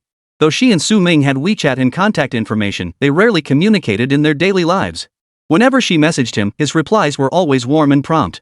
But since that incident at home last weekend, Su Ming hadn't initiated contact with her once. Whether it was guilt or some other emotion, Duan Jixin had been deeply troubled these past 2 days, her sleep quality suffering terribly. Last night, she finally couldn't hold back and sent him a message, "Su Ming, what are you up to?" But Su Ming didn't reply. At that very moment, Su Ming was spending time with Aunt Zhao. The two were sitting very close together. Zhao Songya was practically nestled in Su Ming's embrace. At times like this, Su Ming instinctively avoided checking his phone. What if Zhao Songya leaned over out of curiosity and caught sight of it? He couldn't risk upsetting a client during service hours, not even the slightest chance. So Su Ming didn't reply. He was running a bit late on his way to school today and simply forgot to respond for a moment. But to Duan Jixin, all this meant Su Ming was angry with her. That familiar wave of panic surged up again, overwhelming her like a relentless tide. "Secretary Zhang, notify old Chen to prepare the car. After work, go to First High School and bring Mr. Su back. I need to discuss something with him." In her 30s, she couldn't recall the last time she'd felt such panic. Nor had she felt such an urgent need to see someone. She couldn't spare a thought for anything else now. Neither text nor phone call had elicited a response from Su Ming. Then it occurred to her perhaps he was in class and unavailable. That's why Duan Jixin immediately decided to send someone to fetch him. Chapter 19, Let's Go Home. Coincidentally, Chang Rui was thinking the exact same thing at that very moment. It had been 4 days since Saturday, and she hadn't seen Su Ming at all. She was usually quite aloof, so she'd never initiate contact with Su Ming. Every weekend, it was Su Ming who reached out to her first. They didn't have the habit of keeping in touch during the week. But ever since she heard Su Ming confess his feelings to her last time, her mind had been in utter turmoil. If anyone called her crazy, she was living proof now. These past few days, Su Ming kept popping into her mind. She'd catch herself smiling foolishly at times, then suddenly look worried and anxious the next. Thankfully, she'd arranged for Su Ming to come tutor her tonight last week. She was incredibly relieved she'd made that arrangement with Su Ming back then. Otherwise, their next meeting would have been delayed until Saturday. And she had come to terms with it. Even if Su Ming wasn't good enough for her, liking her wasn't a crime. Moreover, she felt she had been too harsh with him, even whipping him, and that must have hurt him deeply. So today, she decided to pick Su Ming up from school to cheer him up. With this in mind, she canceled all her afternoon appointments and headed straight to Jingzhou First High School. After school that afternoon, Su Ming was packing his backpack, preparing to leave campus. He was going to Chang Rui's house to study late tonight. Chang Rui had already made arrangements to tutor him tonight. And at 30,000 a night, skipping it would be a complete waste. Plus, Jingzhou First High was a top-tier school. The better the school, the less likely they were to force students to attend evening study sessions, so skipping them wasn't a big deal. So Su Ming was ready to leave as soon as school ended. Lu Zian had intended to discuss some problems with Su Ming after class, but seeing how hurriedly he was leaving, she didn't approach him. As Su Ming was about to leave the classroom, Hu Tutu frowned and quickly pulled out his phone. "Boss, he looks like he's leaving." Da Huang whispered urgently into Hu Tutu's ear as he spotted Su Ming packing his bag at the classroom door. "It's fine. He won't get away," Hu Tutu replied, his voice thick with venom. As soon as Su Ming stepped out of the school gates, heading toward the nearby bus stop, several thugs emerged from behind and surrounded him. "If you don't want to die, come with us quietly." Su Ming frowned, a sense of impending trouble settling in his gut. But there was nothing he could do. Outnumbered and outmatched, he could only nod and follow them. He knew some martial arts and wasn't particularly afraid of these men, but he wanted to know who had sent them. Several men surrounded Su Ming, leading him to a secluded corner. "Speak. What do you want with me?" Su Ming asked calmly, without a trace of panic. "Kid, don't you know who you've pissed off?" The leader, a thuggish-looking guy in his 20s, arrogantly grabbed Su Ming by the throat. Su Ming raised an eyebrow and blocked the attack with a swift hand. "Kid, you're pretty cocky. Who do you work for?" The two thugs behind him flashed disdainful glances as they lit cigarettes and asked. "I'm just a lowly lackey." Su Ming replied flatly. "Ha ha ha ha, you pathetic bootlicker. No wonder you look like you're asking for a beating." The leader's eyes brimmed with scorn as he spat contemptuously, then swung a punch straight at Su Ming. Su Ming instinctively tried to defend himself, but in that split second, his peripheral vision caught sight of Chang Rui standing behind the thugs. In that split second, control over his head vanished. Su Ming wisely chose not to resist, taking the thug's punch head-on. The thugs swarmed him, kicking and punching him relentlessly. Su Ming simply crouched on the ground, hands clasped over his head, enduring the beating while gritting his teeth. Being beaten by several people at once was excruciatingly painful. Yet at that moment, a peculiar smile flickered across Su Ming's lips, barely perceptible. "Stop it right now." Before they could land many blows, a furious shout erupted from behind the thugs. The thugs paused, rising to look behind them. Behind them stood a woman of indescribable beauty, glaring at them with fury. Her eyes burned with unmasked fury, tinged with a hint of murderous intent. Chang Rui was furious. She had actually arrived much earlier, waiting for Su Ming at the school gate. The moment she saw Su Ming emerge, she intended to call him over to get in the car. But then she saw a group of thugs surrounding Su Ming. From a distance, she couldn't make out what they were saying. Then, several men seized Su Ming and dragged him away from the school gate. A sense of foreboding gripped her, and she immediately followed. Earlier, she could have intervened immediately, but when she heard Su Ming say, "I'm but a lowly sycophant," she suddenly froze. Su Ming so openly calling himself a bootlicker. Was it because of her? An invisible wave of guilt and heartache instantly washed over her, causing her to hesitate for a split second. The thugs had already pounced, pinning Su Ming to the ground and beating him. Only then did Chang Rui snap out of her daze. Her rage surged rapidly. How many years had it been? She couldn't recall the last time she'd felt this furious. At the same time, seeing Su Ming being beaten, her heart ached deeply. It felt as though someone had thrown her most cherished treasure to the ground. So she immediately stepped forward, shouting angrily to stop them. The thugs stared dumbfounded at the breathtaking beauty behind them, speechless. But the next second, Chang Rui roared with fury, "You bastards! How dare you lay a finger on him?" His rage seemed tangible, radiating an aura of authority as he trembled with fury. It was afternoon dismissal time now, and beyond this narrow alley, the streets were actually bustling with people. If they made a scene now, they wouldn't come out of it well. The leader of the thugs turned back and kicked Su Ming again, warning, "Kid, learn your lesson. Better not let Meng Chenfei fall for you, or next time, you'll be sorry." Then, he and his crew quickly disappeared down the other end of the alley. Su Ming crouched on the ground. Though the punches didn't really hurt him, his face now twisted with pain and humiliation. He rose shakily and stumbled toward Chang Rui. Professor Chang, why are you here?" Chang Rui kept her head down, her anger leaving her speechless. She grabbed Su Ming and pulled him back toward the alley entrance where her car was parked. Uncharacteristically, she opened the car door for him herself, then said in a trembling voice, "Get in." Su Ming nodded obediently and climbed in. After Chang Rui climbed in from the other side, she slammed the door shut with a heavy thud. At this moment, she had lost her usual composure. Her shoulder-length hair obscured her expression, leaving Su Ming unable to discern her feelings. Chang Rui kept his hands on the steering wheel, taking deep breaths with his head bowed. "Professor Chang, tell me who hit you. Tell me." Chang Rui growled. Su Ming shook his head. "I don't know. I don't know why either. I'm sorry, Professor Chang. I've hurt this face again." Chang Rui lifted his head, staring at Su Ming's face, old wounds still healing, now marred by fresh bruises from several punches. The pain in his heart made it hard to breathe. He then pulled out his phone and dialed a number. The call connected quickly, and a respectful voice answered. "Professor Chang, hello. Director Wang, a friend of mine was beaten in an alley near Jingzhou No.1 High School today. Find out who those people are. You have one day." Chang Rui's tone carried intense anger and absolute authority. Before the other party could respond, he hung up the phone immediately after issuing his command. "Let's go home." After the crimson Maybach sped away, one of Su Ming's sycophantic fans witnessed the scene. Stunned, he stood rooted to the spot before sprinting toward the school. Chapter 20, perhaps far more fragile than she imagined. "Sorry, Mr. Duan, we didn't pick up Mr. Su. Driver old Wang reported over the phone." They had been waiting at the school gate for 30 minutes, but Su Ming hadn't shown up. As Duan Jixin's driver, he had seen Su Ming many times before and would never have missed him. Duan Jixin frowned and said he might be staying for evening self-study at school. After all, the college entrance exams are approaching. "I'll call the school administration. You go find his homeroom teacher and tell him I need to bring Mr. Su back for something urgent." "Yes, ma'am." After hanging up, Duan Jixin dialed the principal of Jingzhou No.1 High School. Seeing Duan Jixin's number, the call was answered promptly. "Ms. Duan, it's been a while." "It has been a while, Principal. My nephew, Su Ming, is enrolled at your school. He should be in class 1 of senior 3. Could you check if he's staying for evening study sessions? I'd like to pick him up tonight." "Certainly, Mr. Duan. Please hold." The principal respectfully hung up and immediately went to check. As a high school principal, he understood the importance of these major business figures. Mr. Duan's nephew attending their school?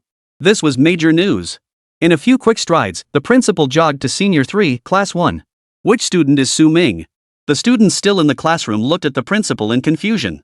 "Principal, Su Ming left right after school ended. He's not here." Fei Bo, Su Ming's deskmate, spoke up. The principal frowned. "Su Ming wasn't here. Where could he have gone?" He nodded and then called Duan Jixin back. "Hello, Ms. Duan. Your nephew isn't in class. His classmates say he left immediately after school ended." Duan Jixin's tone on the other end of the line was clearly displeased.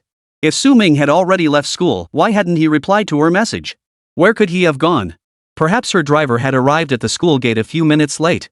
It was possible that Su Ming had left immediately after school and missed his driver. But why hadn't he replied to her message? Just then, a student rushed over to the entrance and urgently announced to the class, "Bad news. I saw Su Ming getting beaten up outside the school." Before the principal and the other students could react, Duan Jixin's voice on the phone immediately rose in alarm. "What did you say?" The principal's heart sank. He knew this was serious. "Ms. Duan, we'll investigate immediately. Upon my arrival, I expect a reasonable explanation." With that, Duan Jixin hung up. The principal felt an enormous headache coming on. He grabbed the student and demanded, "What's going on? Tell me everything you know." Since it was just after dismissal, most students who remained on campus had gone to eat, leaving only a handful scattered across the classrooms. But nearly all of them had noticed the commotion. The principal came looking for Su Ming personally? Su Ming had been beaten up outside school? Gossiping is human nature, and these high school students were no exception. One by one, they stared curiously in this direction. At that moment, Duan Jixin had already rushed down from the company, driving straight to the school with her secretary. She instructed her driver, Old Shen, to enter the school grounds to gather information while she rushed over herself. Her face was dark and stormy, like a volcano on the verge of eruption, ready to blow at any moment. The moment the two got into the car, Duan Jixin's vehicle roared away. The rose-gold Ferrari raced through the city's motorways, its exorbitant price tag causing all surrounding vehicles to give way. Secretary Shen glanced at the driver's dashboard, reassuring herself he wasn't speeding excessively before relaxing. These days, self-preservation came first. She certainly didn't want to get into an accident now. She carefully unscrewed a bottle of water and handed it to Duan Jixin. "Mr. Duan, if you require anything, we can immediately contact the medical team and security personnel." He hasn't responded. Duan Jixin stared at the phone in her hand, frozen on the chat window with Su Ming. Secretary Shen, who had served him for years, had never seen the CEO look so distraught. In the eyes of everyone around her, Ms. Duan was an idol-like figure. She was cool-headed, steady, and ruthlessly decisive in the business world. When the Duan family suffered a catastrophic tragedy, a fire engulfed their home during a family gathering, leaving not a single survivor. Everyone had been waiting to see the Duan family's downfall, eager to divide the spoils once they collapsed. But then, Duan Jixin, the artist who had been practicing calligraphy, chess, painting, and music at home and the sole survivor, stepped forward. To repel external threats, one must first stabilize the internal front. Every employee, partner, and shareholder stared at her intently. The slightest misstep would spell disaster. Even Secretary Shen felt this woman was fragile and easily crushed. What possible skills could someone who spent all day practicing the arts have to manage a company? Secretly, they calculated, at most 5 days. At most 5 days before this artsy-fartsy heiress would be shown the door. But in the days that followed, he witnessed this new general manager calmly and quietly handle her family's funeral arrangements, then smoothly transition her responsibilities. Rational, composed, not a single thread out of place even, she seemed somewhat cold-blooded. Secretary Shen realized she had misjudged her. This new general manager Duan was far stronger than she had imagined. After muddling through the most difficult period, General Manager Duan granted herself a day off. Secretary Shen had assumed he would retreat to the seaside to unwind or return to his refined artistic pursuits. But she didn't. Secretary Shen met General Manager Duan at the entrance of the cemetery. That day, Duan Jixin wore all black, her expression desolate, a white chrysanthemum tucked into her pocket. To this day, Shen could only recall standing at the cemetery entrance for a long time. Silent, her eyes held a trace of bewilderment. Glancing back at the cemetery, she murmured, "I am left alone now. From now on, I will always be alone." That was the only moment of vulnerability she had ever witnessed in Mr. Duan. From that day onward, President Duan abandoned the castles in the sky he had built and transformed into the very type of mercenary businessman artists despise most. She soberly assessed each employee's worth, rationally analyzed every project's viability, and coldly eliminated every malicious competitor. In the business world, she was ruthless and decisive. Initially, some shareholders within the company voiced objections to her and even publicly defied her. She dealt with that individual immediately using the harshest measures. From that day forward, no one in the company dared to defy her. It was she who steered Duan Corporation through its most challenging period. Today, Duan Corporation remains the same as it was then, perhaps even stronger. Over the years, Secretary Shen observed that President Duan had grown far more resilient than before, resilient enough to shield the entire Duan group from storms and ensure its enduring, stable development. But now, as Secretary Shen watched the water bottle trembling slightly in Duan Jixin's hand and the uneasy expression on her face, she realized she might have been wrong again. President Duan might be far more fragile than she had imagined. Chapter 21, Could she have hired someone to attack me? Inside the school. I don't know. I just walked out the school gate and saw Su Ming surrounded by a bunch of thugs. They dragged him into an alley and beat him up. It was the student's first time witnessing such an incident, so he recounted what he knew. Also, there was a really pretty lady who stepped in and told them to stop. They backed off, and then she took Su Ming away. The principal could tell this was all the student knew. He patted the student on the shoulder and said, "Thank you, young man. Thank you for the information. Otherwise, we wouldn't have known our student was being bullied by thugs outside the school." After the student left, Principal Chen looked at the driver, old Chen, sitting before him, and suddenly felt a wave of pressure wash over him. Mr. Duan's nephew attended his school. Now the boy had been beaten and was missing. When Mr. Duan demanded answers, old Chen felt his head spinning too. He knew Mr. Su was a very special person. Every weekend, he would go to Mr. Duan's house to keep the mother and daughter company. And judging by Mr. Duan's tone on the phone just now, he could tell the man was furious. And he was furious. "Let's wait for Mr. Duan at the school gate." "All right." The principal and old Chen descended the stairs, preparing to face the storm. Right after the principal and old Chen left the building, Tutu, who was still in the classroom, hurriedly slipped out of the classroom. 15 minutes later, Duan Jixin arrived at the gate of First High School. Driver old Chen and the principal hurried over to open the back door. She stepped out coldly, her expression blank as she scanned the area. "Where is he?" Yes, Ms. Duan. According to eyewitness accounts from students, your nephew was surrounded by several thugs from outside the school immediately after leaving the gates. They dragged him into a nearby alley and proceeded to beat him. After the beating, your nephew was picked up by a woman. Upon hearing this, Duan Jixin's brows furrowed. Taken away by a woman? What woman? What's her relationship to him? Mr. Duan, we don't know either. Duan Jixin's eyes flashed with anger and a hint of panic. "Take me to that alley," she said in a low voice. Her tone brooked no argument. On the way there, she kept dialing Su Ming's number. But Su Ming's phone was on silent mode. After all, this was Chang Rui's service time. He kept his phone on silent during every client's service period and minimized checking it. It was a matter of professional integrity. But at that moment, Duan Jixin was so anxious her hands were trembling. She recalled Su Ming's famous saying, "If you annoy me, I'll get all fuzzy. If you anger me, I'll get fiery hot. If you push me to the brink, I'll become a raging inferno." Right now, Duan Jixin was extremely anxious. Countless questions swirled through her mind. Why wasn't Su Ming replying to her messages? Why was he beaten? By whom? Who had picked him up? And it was a woman. For some reason, Duan Jixin felt unusually sensitive about any woman appearing in Su Ming's life at this moment. It should be said that ever since that incident blew up last time, Duan Jixin had been plagued by a strong sense of guilt. Then, when Su Ming stopped replying to her messages, she was overcome with intense unease. She couldn't stop wondering, would Su Ming be angry about this? Would he terminate their contract because of it? In other words, would Su Ming leave her over this? By now, her intense panic had transformed into a sense of impending crisis. Hearing today that Su Ming had been picked up by another woman only intensified this sense of impending doom. It felt as though something profoundly important was being snatched away from her. She couldn't accept this reality. The next moment, she pulled out her phone and made a call. "Mr. Duan, hello. Hello, Director Wang. My nephew was beaten today in an alley near Jingzhou First High School. I need you to retrieve all surveillance footage from the cameras covering the streets around Jingzhou First High School." Director Wang on the other end of the line froze for a moment.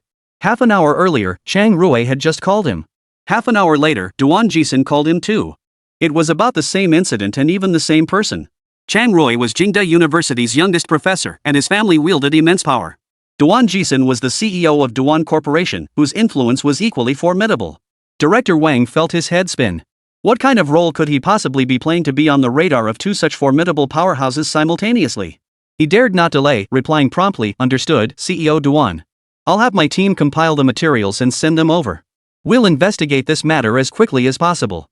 "All right, thank you for your trouble." Duan Jixin hung up the phone, paused briefly, then said, "Let's go home first." "Yes. Ms. Duan, we will do our utmost to investigate this matter. Your nephew attends our school, so we bear responsibility. Please give us some time." The principal tried to explain further, but Duan Jixin simply nodded. "Thank you for your efforts, principal." Though Duan Jixin felt anxious and impatient at that moment, she was no stranger to storms. She quickly regained her composure. At least she now knew Su Ming was safe. As for him not replying to her messages, it could be that his phone was off, or he simply didn't want to respond. Neither mattered. She could earn his forgiveness through her actions. As for that woman, her current situation remained unknown, and the nature of her relationship with Su Ming was unclear. She could be set aside for now. But those thugs who attacked Su Ming. At that thought, a cold gleam flashed in Duan Jixin's eyes. She was a gentle person, but that didn't mean her methods weren't ruthless. Once she tracked down that group. Chang Rui's villa. Chang Rui led Su Ming into the villa. After entering the villa, Chang Rui said, "Wait for me on the sofa." Then he headed straight upstairs. Su Ming obediently sat down on the sofa. Before long, Chang Rui descended carrying a medical kit. She silently opened the case, preparing to apply medicine to Su Ming. Professor Chang, you shouldn't have to do this. I can manage myself. Before Su Ming could finish, Chang Rui's piercing blare silenced him. So Su Ming obediently shut up. Chang Rui's technique was a bit rusty, occasionally causing Su Ming pain. He merely frowned and gritted his teeth to endure it. Damn it, Professor Chang personally applied the medicine for me, what more could I possibly want? But when Chang Rui realized he'd hurt Su Ming, he immediately blew on the wound, his eyes betraying unmistakable concern. Who hit you? Does it hurt? I don't know. Su Ming answered truthfully. He had his suspicions, but without proof, he chose to say he didn't know. Chang Rui shot Su Ming a sympathetic look and said, "It's okay. I'll make sure you get justice." Su Ming raised an eyebrow. Damn it, something's off about this woman, she's got issues. What kind of explanation is this lunatic going to give me? Could it be she hired someone to beat me up? Chapter 22, Strict Punishment. After applying medicine to Su Ming's wounds, Chang Rui, acting out of character, ruffled his hair and said, "Why don't you skip school for a few days? Stay here with me. I'll tutor you." Did this woman change genders today? Su Ming's mind was filled with question marks. The usual crazy, why was she suddenly so gentle with him today? Something's fishy. Su Ming had a hunch, but wasn't sure. He replied diplomatically, "It's fine, Professor Chang. I should probably head back to campus." Worried about the hassle of taking time off? Don't worry, I'll cover it for you. Seeing Su Ming's silence, Chang Rui added, "Once I track down those who attacked you, I'll escort you back. It'll be safer that way." The Chang Rui of everyday life would never be this kind to Su Ming. But for some reason, ever since hearing Su Ming's confession, an unusual feeling had gradually taken root in her heart. She had resolved to treat Su Ming better. Naturally, she couldn't bear to see him bullied or wronged. If anyone was going to bully him, it had to be her. That's why seeing Su Ming beaten today had filled Chang Rui with unbearable distress. Yet seeing the look of distress on Su Ming's face, Chang Rui's resolve softened. She continued, "If you don't want to stay here, that's fine. I'll arrange for someone to escort you to and from school every day." "No, I'll drive you myself." Before Su Ming could respond, Chang Rui pulled out his phone to cancel the classes scheduled for the next 2 days. He probably doesn't want to stay with me because he thinks it's a hassle, right? Silly boy, how could I ever think you're a bother? Chang Rui thought sweetly to himself. Beneath Su Ming's professional smile, his heart was pounding like crazy. Damn it, this woman's gone mad. Is she trying to find some new way to torment me? Just then, Chang Rui's phone rang. Director Wang. "Hello, Professor Chang. We've completed the investigation you requested. All those individuals have been apprehended and brought back to the station." Chang Rui raised an eyebrow. That was surprisingly quick.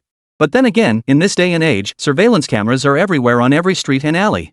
Once you track down those guys, you can catch them anywhere through the footage. For the police, apprehending them was a piece of cake. Hold on. Chang Rui set his phone down and looked at Su Ming. "The people who attacked you today have been caught. How do you want to handle them?" Su Ming was genuinely surprised. This woman was no ordinary person. One phone call, and the police had apprehended them so swiftly. "I don't want to deal with them, Professor Chang. If possible, ask them why they attacked me." Chang Rui nodded, picking up her phone again. "Chief Wang, take them to the interrogation room. Find out why they attacked him without provocation." "Understood, Professor Chang. We'll expedite the investigation." Within minutes of hanging up, Chief Wang called back.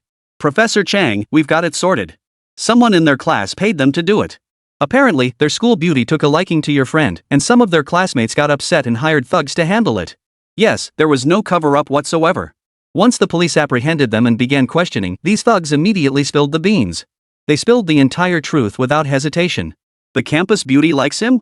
Chang Rui, who had been utterly composed, instantly raised his voice. Hearing Chief Wang's words, a powerful sense of danger washed over her. "What school beauty? What's her name? What's your relationship with her? How much does she like you?" Before hanging up, Chang Rui shot Su Ming a glance, her eyes brimming with icy coldness. Su Ming got goosebumps all over and said, "I don't know anyone who likes me." Chang Rui seemed skeptical, but she relayed a few words to Director Wang on the other end, roughly meaning not to let them off easily before hanging up. "Su Ming." Chang Rui's tone was icy, his eyes flashing with warning. "Professor Chang, what's wrong?" Su Ming looked at Chang Rui in confusion, showing not a trace of guilt. "You've sold me out. Watch your step around campus." Chang Rui warned, his voice sharp. "Understood, Professor Chang." Su Ming lowered his head and agreed obediently. There was no other way. This madman had countless ways to torment people, and he clearly enjoyed seeing him compliant. At times like this, it was best to play along. Besides, this was Chang Rui's service time. Seeing Su Ming agree, Chang Rui secretly breathed a sigh of relief. Then she realized she might have sounded a bit harsh. Her tone softened as she said, "Don't go to school tomorrow. Stay here with me. I've already cancelled my work commitments. I'll tutor you at home tomorrow. Go upstairs, take a shower, and change your clothes. I'll take you out to dinner." Given Chang Rui's personality, Su Ming couldn't refuse her arrangements. So he obediently nodded and went upstairs to shower. "Professor Chang, I don't have any clean clothes. What should I? Just go ahead and shower." "Your clothes are on their way," Chang Rui said, leaning back on the sofa with one leg crossed over the other, a smile playing on her lips. As if everything was under her control.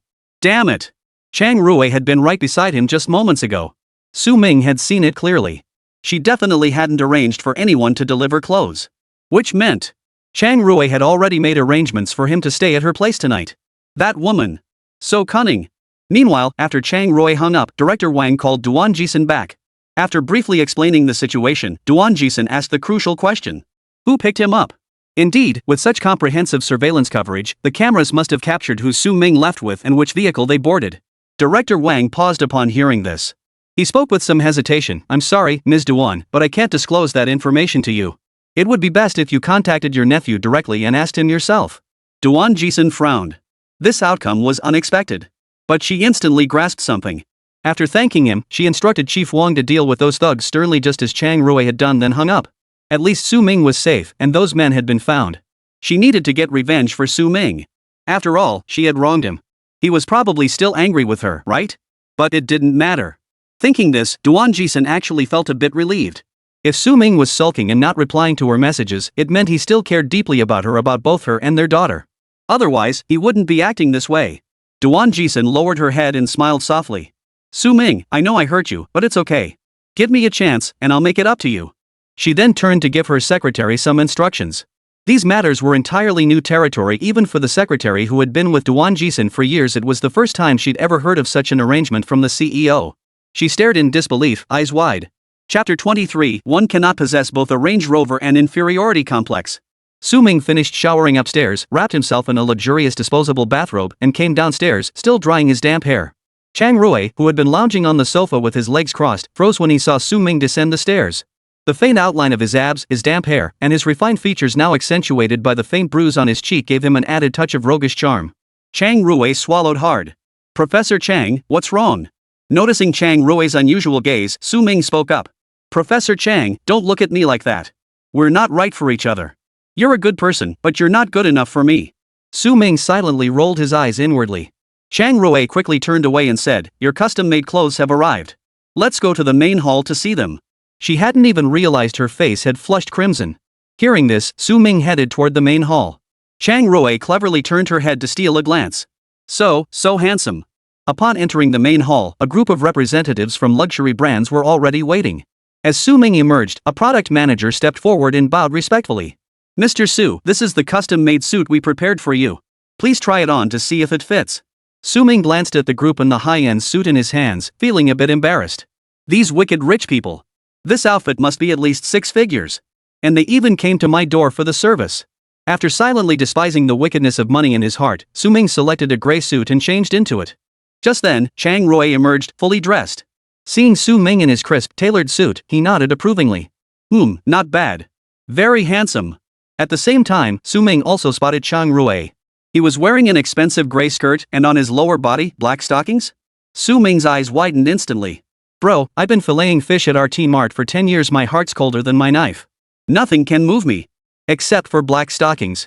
Whether by coincidence or Chang Rui's deliberate choice, both had selected gray outfits. They actually looked, somewhat, well matched. Chang Rui smiled faintly and said, "Let's go out for dinner."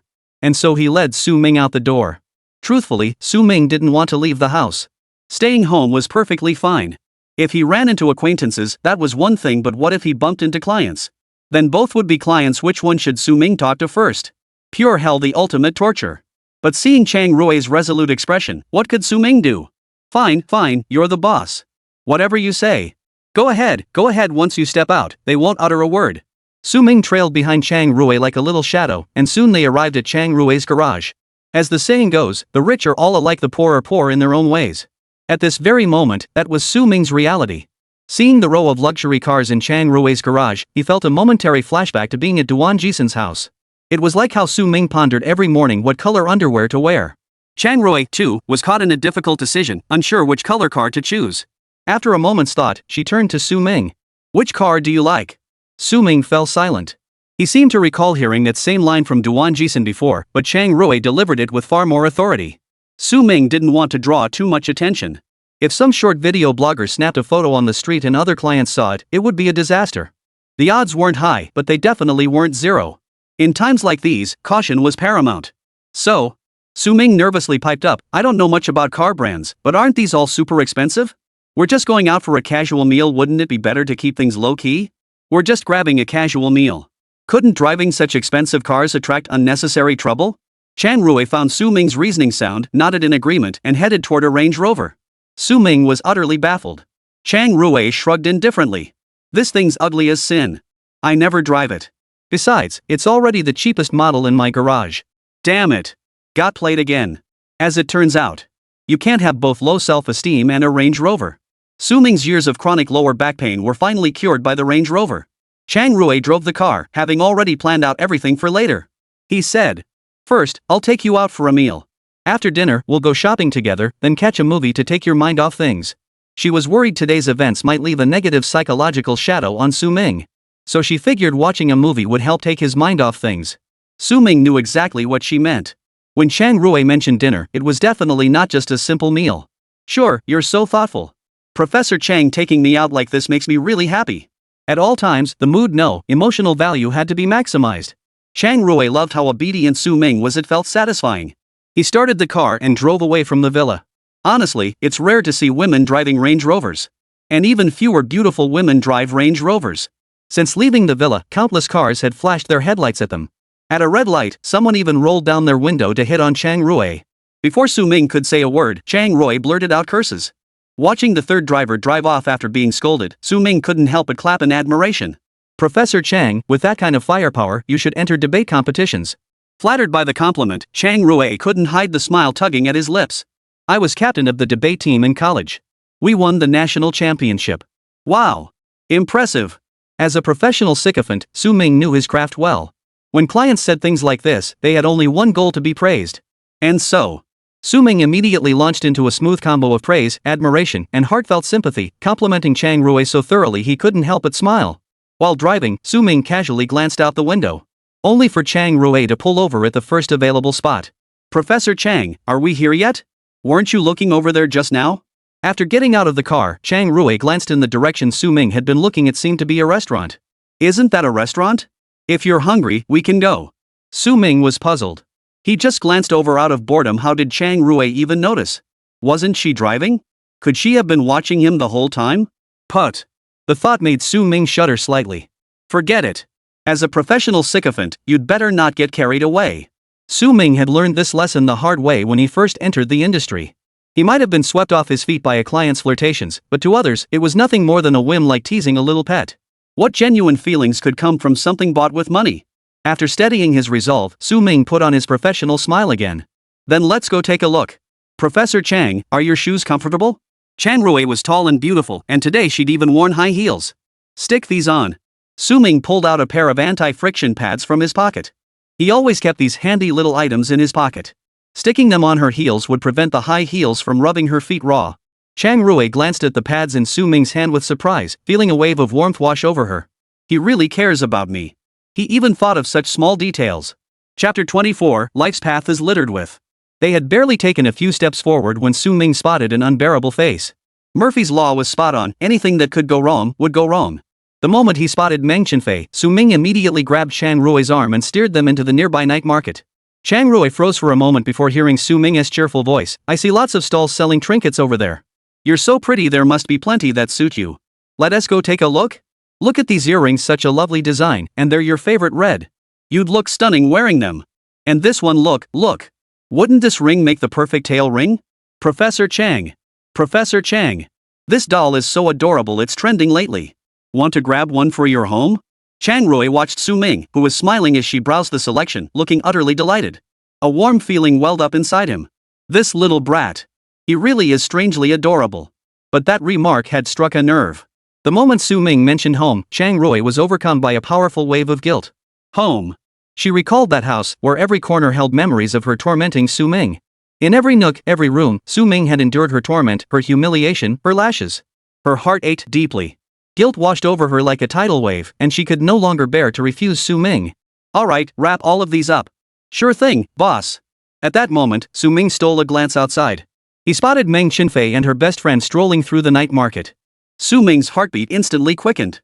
Damn it, no. What if they bumped into each other?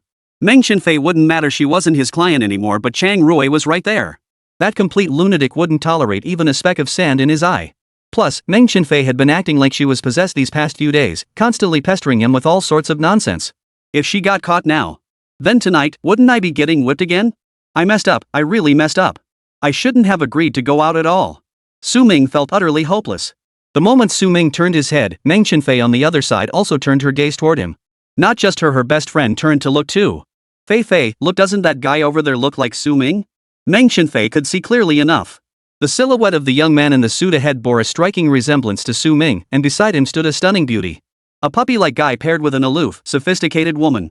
They actually looked quite well matched. She'd been bored today and decided to wander around the night market near her school after class. She never expected to run into someone who looked like Su Ming. But seeing that sophisticated woman slip her arm through Su Ming's, all her doubts vanished instantly. Meng Chenfei shook her head, watching their retreating figures. No way. Su Ming only likes me. He wouldn't go shopping with another woman, especially not so intimately. After walking for a while, Su Ming asked, Professor Chang, are you hungry? I'm fine. If you're hungry, I'll take you to eat. What would you like? Su Ming didn't really have anything specific in mind. He only thought there might be a restaurant he liked here because of Chang Rui's misunderstanding. So he said, I'm fine with anything. Whatever you want to eat, Professor Chang, let's go eat that. He passed the difficult decision onto Chang Rui. That way, if the food turned out to be bad, it wouldn't be his fault. Damn, I'm smart. Chang Rui just smiled faintly. He really loves me. He always lets me decide what to eat. Probably because he's afraid I won't like other things, but he's too shy to ask me directly, right? Alright, I'll take you out to eat. Chang Rui smiled faintly, pulled out his phone, and booked a table at a high-end restaurant. After the two left, Su Ming stole a glance back. Meng Chenfei was nowhere to be seen. It felt like surviving a disaster. As the saying goes, life's path is littered with, and you have to choose one pile to step in. Once you pick one, there's always another waiting. Just as the two arrived at the restaurant, Chang Rui excused himself to the restroom to touch up his makeup. Su Ming stared at the beautifully presented meal before him. After taking 2 bites, he was instantly struck dumb. This crappy restaurant. Could they at least give him some money back? This is disgusting. Taking such high-quality ingredients and turning them into this? That chef deserves to be shot. Throwing away uneaten food is fake food waste. The real food waste is turning good ingredients into a pile of dog. After 2 bites, Su Ming lost his appetite completely and set down his knife and fork. Just then, a mocking voice drifted over from somewhere. Ah, you're clearly a poor kid. It's only natural you can't handle high-end restaurant food. Su Ming closed his eyes in utter despair. Life really is one pile of after another. His entire existence felt like one giant cesspool. Getting beaten up outside campus today was bad enough. Almost getting caught in a messy situation was one thing. The cafeteria food being disgustingly awful, fine, whatever. Damn it all. Can someone please tell him he's not some protagonist in a novel? Why does even eating a meal trigger this kind of mocking, plot twist? Divine metal disease. Su Ming took a deep breath and lifted his gaze. It was a slick-haired man in a crisp suit, wearing gold-rimmed glasses. Yet at that moment, the slick-haired man's gaze towards Su Ming was filled with utter scorn. He clearly didn't recognize this man. After a moment of silence, Su Ming asked, "What's up? Didn't get Professor Chang after all? Lies don't hurt people, the truth is the sharpest blade." The slick-haired man, who had been wearing a mocking smile, suddenly grew flustered. His face flushed bright red, neck and all, in an instant. He looked like a red-skinned duck. The man snapped angrily, "Ha! That's hilarious. Me chasing Chang Rui? I'm not even that into her. Why would I chase her? That's ridiculous. Women who like me are a dime a dozen. Why would I go after her? And you? You're such a poser." Su Ming remained expressionless. 6. That single number shattered the greasy man's defenses completely. The greasy-haired man sitting beside him instantly leapt to his feet, storming over with fists clenched and sleeves rolled up, gritting his teeth. "You poor bastard, I've had my eye on you for ages. Today, I'll make you understand." Tap tap tap. The sound of high heels echoed. Chang Rui walked over, appearing in everyone's line of sight. With a cold, haughty glance at the greasy-haired man, Chang Rui's voice carried an air of overwhelming authority. "Know what? The greasy-haired man trembled 3 times at the sight. He hastily grabbed the handkerchief in front of Su Ming and dabbed it several times on Su Ming's mouth. Let him know there are still more good people in this world. And hey, handsome, you're really good looking. Put. How quick-witted. The onlookers in the restaurant couldn't help but cover their mouths and laugh. Chapter 25, Her Majesty the Queen Goes Undercover. Seeing that Chang Rui still seemed unsatisfied, the greasy-haired man took a deep breath. He immediately spewed out a torrent of flattery, endlessly praising Su Ming's good looks and refined demeanor.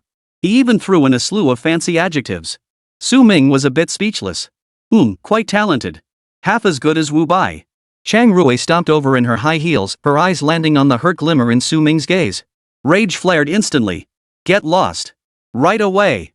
The greasy-haired man instantly felt as if he'd been granted a pardon. He grabbed his bag and clothes in one fluid motion and slipped out smoothly.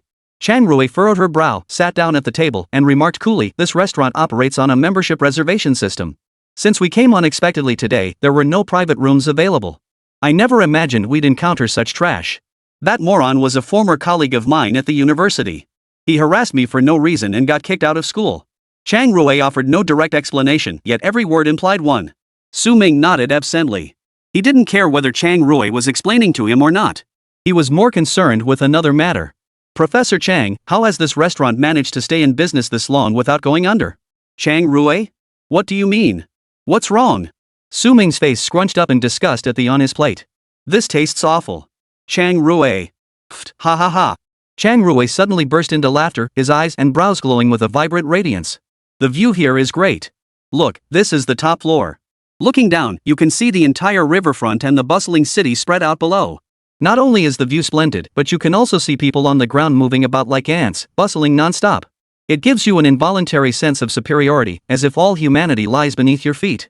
Chang Rui had always regretted never bringing Su Ming here, so he wanted to show him the beautiful night view. But he hadn't expected this kid to care nothing for scenery or ambience, only for food. Truthfully, people who dine at places like this aren't really there for the food. More often than not, it's for business deals, social obligations, or simply to show off. Some even went so far as to order just a few fancy dishes, then gather around them for photos and social media posts just to project an image of affluence, to give off that pretentious vibe. "If it's not good, we'll just go somewhere else." Chang Rui was unusually agreeable today, making Su Ming wonder if her alter ego had taken over. "Forget it." Su Ming gritted her teeth and forced down the food on her plate, muttering under her breath as she ate. "Can't, waste food like this." Chang Rui's eyes, beautiful beyond measure, sparkled with amusement. "This little brat is actually quite thrifty, huh?" After finishing the meal. While Su Ming was in the restroom, Chang Rui summoned the manager, her eyes betraying impatience. The manager stood by, sweating profusely, unsure what this lady might demand or what might have displeased her. Chang Rui wiped her hands and declared, "Is your chef here to cook or to discuss people? With such a prime location, serving food this awful? If you don't improve, you'll go out of business." The manager bowed repeatedly, drenched in sweat. "I'm so sorry, Miss Chang, Chang Rui immediately cut off the manager's explanation when she saw Su Ming emerge from the restroom. "Shut up. Get lost." Ever since learning Su Ming liked her, Chang Rui found herself unconsciously avoiding showing her cold, unfeeling side in front of him. "Let's go." "Yes, Professor Chang." Chang Rui stood up and led Su Ming, radiating youthful energy, out of the restaurant. Just before stepping out the door, Chang Rui glanced back at the restaurant manager. The manager, still standing in place, flinched visibly at the warning-filled glare. After handling these matters, Chang Rui turned and walked away. Her mood had lifted considerably. Her warning carried weight, and she was confident the restaurant's food quality would improve soon enough. Next time, she'd bring Su Ming back for another meal to see if it suited the little guy's taste. If it still didn't suit him. At this thought, a cold gleam flashed in Chang Rui's eyes. After the two stepped out of the elevator, the restaurant manager muttered gloomily, "Sigh, why does Miss Chang spoil that pretty boy so much? She treats us like she wants to skin us alive. What are we, and what is he? Yeah, wait, no." The manager snapped his head up and saw the restaurant owner standing before him. "Sir, what brings you here?" "Don't ask." The restaurant owner waved his hand in despair and resignation. "Ask and I'll tell you I ran here." The moment he learned Chang Rui was dining here and had actually been provoked, he rushed over without delay. "Blacklist that guy. He's never setting foot in here again. And another thing. What good is hiring chefs who can only market themselves and make dishes look pretty? If Miss Chang comes back next time and isn't satisfied with our food, we're finished. Damn it, who hired these cooks in the first place? Their food tastes awful." After giving his orders, the boss stormed off, muttering curses under his breath. The restaurant manager stood silently in place, murmuring, "That chef is your uncle, isn't he?" Chang Rui led Su Ming out of the restaurant. They headed straight for a nearby movie theater. Actually, there was a screening room at home, a large one, indistinguishable from a movie theater. But after a moment's thought, she still didn't want to go back home. Every corner held memories of her tormenting Su Ming, making her reluctant to return. She even wondered if such a place could still be called home. After bringing Su Ming to the cinema, he truly experienced what it meant to live like royalty. Upon entering the theater, Su Ming found the silence eerie. The entire auditorium was empty, brightly lit, and filled with the scent of some unknown brand of perfume. Su Ming frowned. Surely, it couldn't be that there wasn't a single person in the entire cinema? Could it be? Well, I reserved the entire theater. Hearing those words, Su Ming's heart finally sank. This wasn't just going out to have fun. What's the difference between this and going undercover, Your Majesty? Chang Rui selected the prime viewing spot and settled in, then patted the seat beside him. Come over. Yes, Your Majesty. Su Ming scurried over eagerly. Who cares? It's not his money anyway. Having the place to themselves was pure bliss. No rude audience members kicking seats, no idiots wandering around in the front rows, and no screaming, brain-dead brats. Chang Rui froze. What did you just call me? Your Majesty the Empress. Your Majesty venturing out incognito and bringing along this humble servant. This servant is profoundly grateful. Long live the Empress. Long live the Empress.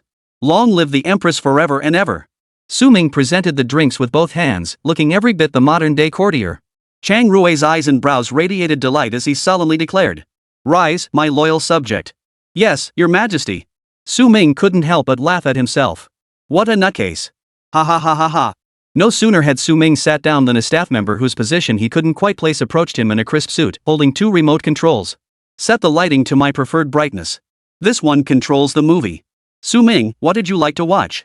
Chang Rui said, waving the remote in his hand. Su Ming froze in place. Is that even possible? I hate you rich people. Chapter 26, The Bullet That Hit the Brow 1 year ago. After the movie ended, the entire theater staff respectfully escorted the two back to their car. Su Ming truly grasped the power of wealth. The other patrons in the theater shot them astonished glances. It instantly gave one an unparalleled sense of superiority. Chang Rui caught every flicker in Su Ming's eyes. She couldn't help but smile faintly. After getting into the car, they returned home. You can stay here for a few days. I'll arrange for your leave. Chang Rui made the arrangements before heading upstairs to shower. Su Ming had no choice. With 30,000 yuan a day on the table, it would be foolish not to take it, so she agreed. After Chang Rui went upstairs, Su Ming pulled out his phone and replied to all the unanswered messages before heading upstairs to shower and rest. Meanwhile, at Duan Jixin's residence, her phone buzzed once. Duan Jixin hurriedly grabbed it and unlocked the screen. Seeing it was a message from Su Ming, she instantly brightened. I'm fine, don't worry. Just 7 simple words, yet they made Duan Jixin beam with joy. Are you hurt? Is it serious? I've already caught those people for you. Let the police handle it. Why don't you come to my place for a while? Don't go to school. Your classmates said a woman picked you up. Who was it? I'll take you and Lele out on Sunday to cheer you up. Where would you like to go? After sending several messages in a row, Su Ming replied, No need, Mr. Duan. I'm fine. Don't worry. A classic case of read but not replied. After all, it wasn't Aunt Duan's service hours, so he saw no need to give his client a detailed report on his personal life. Seeing Su Ming's reply, Duan Jixin wasn't surprised. She smiled slightly and replied, Alright, I'm glad you're okay. See you Sunday. See you Sunday. After turning off her phone, Duan Jixin felt. Finally, she could get a good night's sleep tonight. The next morning, Su Ming rose early. Having grown accustomed to rising early, he headed to the kitchen to prepare breakfast as usual before knocking on Chang Rui's door. Professor Chang, time to get up and eat breakfast. After tutoring at Chang Rui's place for a few days, Saturday arrived quickly. These past 2 days, Chang Rui had been acting like a perfectly normal person. This made Su Ming feel quite uncomfortable. But Su Ming knew full well that this madman would only truly lose his mind on Saturday night. So, as he washed the dishes, Su Ming let out a soft sigh. Oh well. He'd been perfectly normal for so many days, couldn't he be allowed to go a little crazy? He'd made a fortune these past few days, and the guy hadn't given him any trouble. What more could he complain about? With that thought, Su Ming cheered up again. After all, once tonight was over, he'd be heading to Aunt Duan's place tomorrow. Being cooped up with this lunatic day in and day out made him feel uncomfortable everywhere. He felt much more at ease when he was with Aunt Duan. So as he washed the dishes, Su Ming began swaying his head happily. Chang Rui, who was reading in the living room, stole a glance at Su Ming. He loves me so much. He's even happy washing dishes for me. Even though we have a maid, he insists on washing the dishes himself and he's so happy doing it. Chang Rui let out a soft sigh. Crushes really make you feel so small without even realizing it. Thank goodness he has a crush on someone as nice as me. Su Ming hummed cheerfully as he scrubbed the dishes. Chang Rui set down his book, walked to the kitchen, leaned against the doorway, and gazed tenderly at Su Ming. Are you having a good night? Su Ming paused, her mind racing as she quickly replied.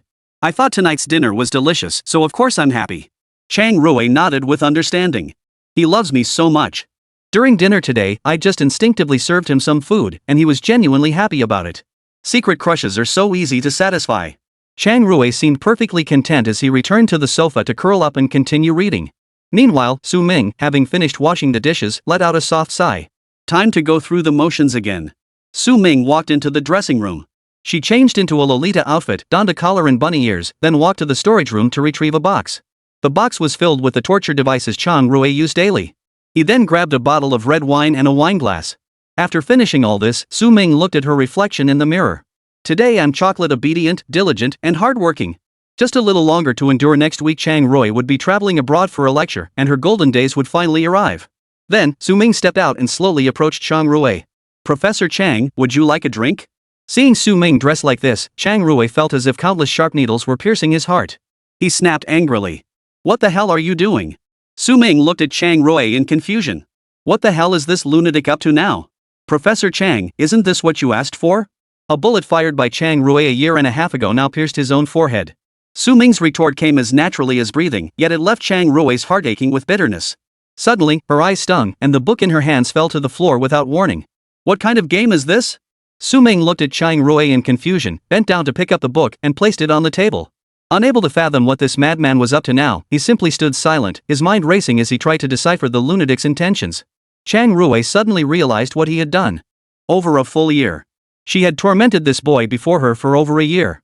Yet he hadn't done a single thing. Not a single act of resistance. Even after enduring all this, he still silently harbored feelings for her. He had silently loved her for half a year. Chang Rui clenched his teeth, his eyes instantly reddening. Back then, she hadn't caught that man, so she settled for Su Ming as a substitute. Su Ming's only mistake was that he bore a passing resemblance to that dead man. No. Chang Rui stared intently at Su Ming's face. He was far more handsome than that bastard. That bastard wasn't even in the same league as Su Ming. Looking at Su Ming's face, Chang Rui felt a stinging ache in his eyes, almost as if he wanted to cry. Seeing the obedient teenager standing before him, his entire face radiating helplessness, Chang Rui felt an overwhelming pang of pity. His body trembled uncontrollably, as if his heart had been seized by a pair of giant hands. Su Ming was wonderful. Su Ming always gave him smiles, always gave him sunshine, cared for him, and looked after him with meticulous attention. Such a wonderful person, yet because of that trash, I kept hurting him. Faced with all the pain she inflicted, Su Ming never uttered a single complaint. He bore it silently, even confessing his feelings to her when she was drunk. Suddenly, she remembered the words he'd used to confess his feelings. I love you, but it has nothing to do with you. Those words made Chang Rui's heart ache bitterly. Outwardly, she appeared glamorous and radiant, yet behind the scenes, she was a dark and despicable person. It was Su Ming who, with his love, had gilded her with a layer of glittering armor. Overwhelmed by this emotion, Chang Rui bowed her head, sinking into a long period of self-reproach. Damn it! Su Ming cursed silently in his heart. He couldn't stand people like this. Out of nowhere. You're sitting there doing nothing, feeling all comfortable, but I'm still standing here. This guy won't speak up, so I can't speak up either. Doesn't anyone care about my damn life? But what can I do? I'm the backbone of Zhubeiji, after all. Useless piece of work. Su Ming suddenly thought. Who the hell invented the term blunt sensitivity? That's brilliant. It sounds way better than lacking common sense. This money was well deserved. Besides me, who else could provide such impeccable service?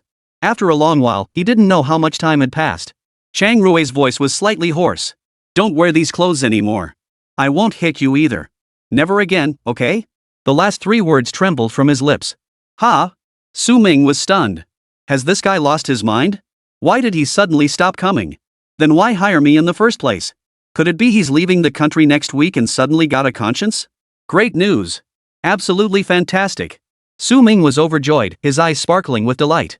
Who actually enjoys getting beaten up? He wasn't some masochist, after all. Seeing Su Ming's delighted eyes made Chang Rui feel even more bitter inside. Could he really be this easily pleased? Taking him out for a meal made him happy. Watching a movie made him happy. Washing dishes for me made him happy. Even the fact that I'd stopped beating him made him happy. He had such a pure and adorable heart, yet she had been humiliating and tormenting such a good person all along. And all along, he'd silently cherished her. Could an 18 or 19-year-old boy fake all this? No. All of this was his genuine feeling. Every single one of them was genuine. Yet I kept trampling on them. Su Ming didn't know what Chang Rui was thinking, but he was genuinely overjoyed to be spared more beatings. Professor Chang, are you ready to take a break?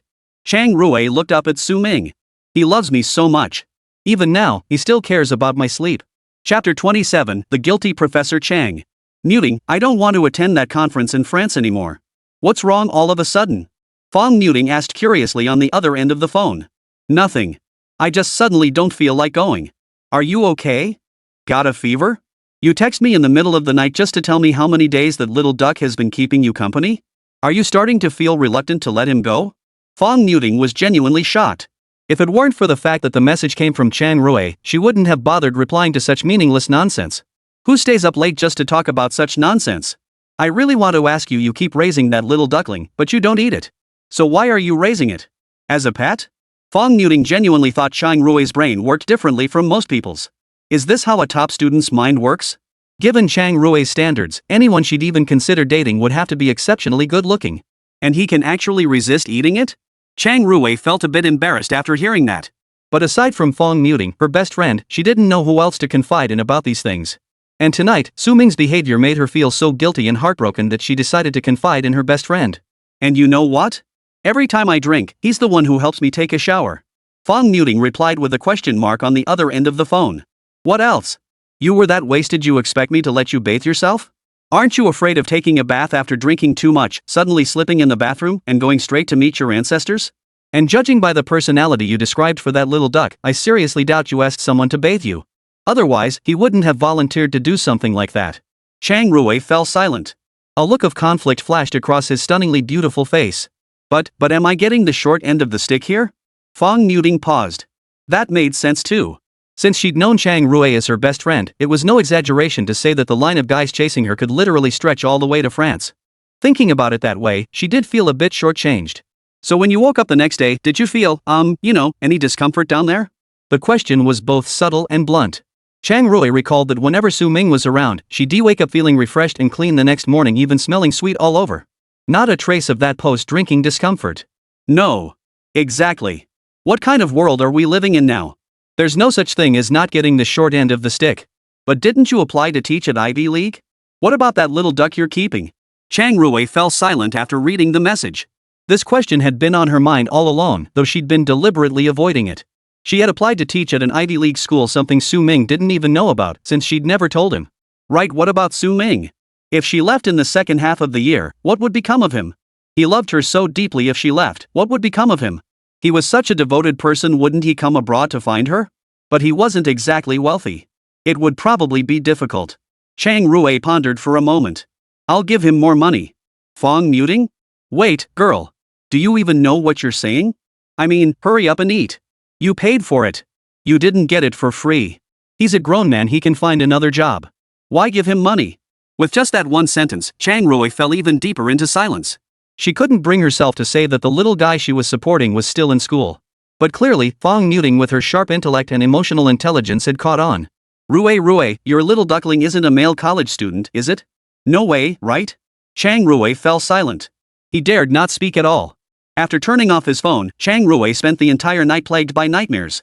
She relived scenes of herself mercilessly tormenting and humiliating Su Ming in the past. Watching it all unfold from a third-person perspective, Chang Rui couldn't help but curse herself. Damn it! Su Ming had been carrying injuries around with him all that time. Every single one was inflicted by her own lashes. She had transformed every hurtful word into blades, carving them into his flesh one cut at a time. During that period, Su Ming endured not only physical pain but also the torment he inflicted upon his own heart. Yet even so, Su Ming could still love her without regret. The more he thought about it, the more guilt and sorrow overwhelmed him. Chang Rui's heart ached so deeply she wept in her sleep. Early the next morning, Su Ming knocked on Chang Rui's door. Knock, knock, knock. Chang Rui felt so guilty she didn't know how to face Su Ming. But Su Ming had come to see her. After all, he had paid for it. Su Ming stood at the doorway holding breakfast. He was in a pretty good mood today after all, his service was over, and he wouldn't have to see this madman for a few days. Going to Aunt Duan's place would be a breeze. No need to guess what might upset this madman, no need to worry about getting beaten up. What a relief. Professor Chang, I made some breakfast. Would you like some? Chang Rui trembled under the covers, too scared to speak, like a little girl who'd done something wrong. Why, you made it. I'll eat it. Then, just leave it at the door. Got it. Su Ming placed the breakfast outside the door and then went downstairs. Chang Rui wanted to slap herself right then and there. She had intended to have Su Ming bring it inside, but instinctively worried that she might not look her best after waking up, especially since she hadn't washed up yet. Her reflex was to avoid him seeing her, so her request had somehow turned into leaving it at the door. But truth be told, she really wanted him to bring it in. And if he could help brush her teeth too. Chapter 28. You hit someone again. All you need to do is revolve around me. Why do you have so many things to do on your own? This was the message Chang Rui sent to Su Ming after he left, as if compelled by some unseen force. After politely declining Su Ming's breakfast offer, Su Ming packed his things and left. Chang Rui didn't want to let him go, but Su Ming said he had plans for Sunday and needed to go to school tomorrow, so he left. Leaving Chang Rui alone in the room, seething with frustration. Su Ming, I hate you. Chang Rui rolled around under his covers, shouting as he tossed and turned. After rolling around a few times, he poked his head out from under the covers. His hair was all over the place. Alright, that's enough. Time to stop freaking out. Chang Rui surveyed the room, already contemplating whether to move out. After all, staying here would only bring back painful memories for both him and Su Ming. Meanwhile, Duan Jixin's villa. Duan Jixin paced near the door, glancing at her watch from time to time. Mom, when is Dad coming back? Lulu asked, holding a small fork at the dining table. Don't worry, Lulu. Dad should be home soon. Let's wait for him to eat together, okay? Okay. Before long, Su Ming returned home. The moment he opened the door, Duan Jixin dashed out and threw her arms around him. Mr. Duan. Shoo, don't speak. Duan Jixin didn't know what had come over her, but all she wanted to do right now was hold on to this young man in front of her and never let go. Not seeing Su Ming these past few days had filled her heart with worry. Learning he'd been beaten by thugs outside school filled her with rage. Learning he'd been taken away by a woman stirred a pang of jealousy within her. But now, with this boy standing before her, all she wanted was to hold Su Ming. Yay! Mommy loves Daddy so much. Lele ran out happily. Lulu, sweetie, did you miss Daddy? Su Ming smiled, lifting Lulu into his arms while Duan Jixin linked her arm through his other. I miss Daddy, I miss Daddy. Lulu miss Daddy, and Mommy miss Daddy too. Alright then, shall Daddy come in and have breakfast with Lulu and Mommy? Yes. Okay. Su Ming was actually a bit puzzled as to why Duan Jixin had rushed up to hug him so excitedly. But since it was service time, he naturally had to put on a good show. This is delicious, eat more. And this too. How come you've lost weight in just a week? Eat this to replenish your strength. Is your face feeling better? I'll go get you some medicine later. Throughout breakfast, Duan Jixin busied herself serving Su Ming dish after dish. Watching the overflowing bowl, Su Ming scratched his head awkwardly. I really can't eat anymore. After breakfast, it was time for Su Ming to accompany Lulu. But instead, he was pulled into Duan Jixin's room. Then, Duan Jixin closed the door. What the hell is this woman up to today? She's acting so weird. Though Su Ming maintained his professional smile on the surface, he couldn't help but curse under his breath. Come, Su Ming, sit down. I have something to tell you. Sit? Sit for what? Su Ming immediately misinterpreted the invitation. No way, Aunt Duan isn't going to eat me raw first thing in the morning, is she? I sell my skills, not my body, you hear me? But he couldn't let himself look flustered, that would only make him seem easier to bully. So Su Ming sat down on the bed, outwardly calm as ever. Duan Jixin promptly sat beside him, wrapping her arms around his. Su Ming felt something soft press against his arm again. You're charging me again. Hey, where's the referee to call this foul? Su Ming, I know you're still angry with me. I'm sorry. Will you forgive me? Duan Jixin didn't care what Su Ming thought. After wrapping her arms around his, she rested her head on his shoulder. This was the first time she had ever initiated such intimate physical contact with Su Ming. Her main goal was to get Su Ming to forgive her. To achieve this, she even adopted a slightly coquettish tone. Su Ming raised an eyebrow in surprise. Wait. What am I angry about? What do you need to forgive me for? What did you do that was so wrong and hurtful? Could it be you revealed my secret that I'm the world's most handsome guy? That would be unforgivable. But since you passed the ball to me, I suppose I could forgive you. Seeing Su Ming's lack of response, Duan Jixin flushed slightly. Then, as if making up her mind, she lifted her leg and placed it on Su Ming's thigh before pouting. Holy crap, buddy, you can't just go around doing that. But seeing Duan Jixin like this, the experienced Su Ming reacted instantly. He smoothly placed his hand on Duan Jixin's leg, flashing a hint of displeasure. Why should I forgive you? He didn't understand why Duan Jixin expected him to forgive her. Nor what exactly she wanted forgiveness for. But if not now, when? As for Duan Jixin's seduction, all he could say was, I'm the most shameless bastard in the village even a dog riding dog would turn to watch. Why the hell would I be scared of her? Bottom line, I hold all the cards. Duan Jixin's pretty face flushed red.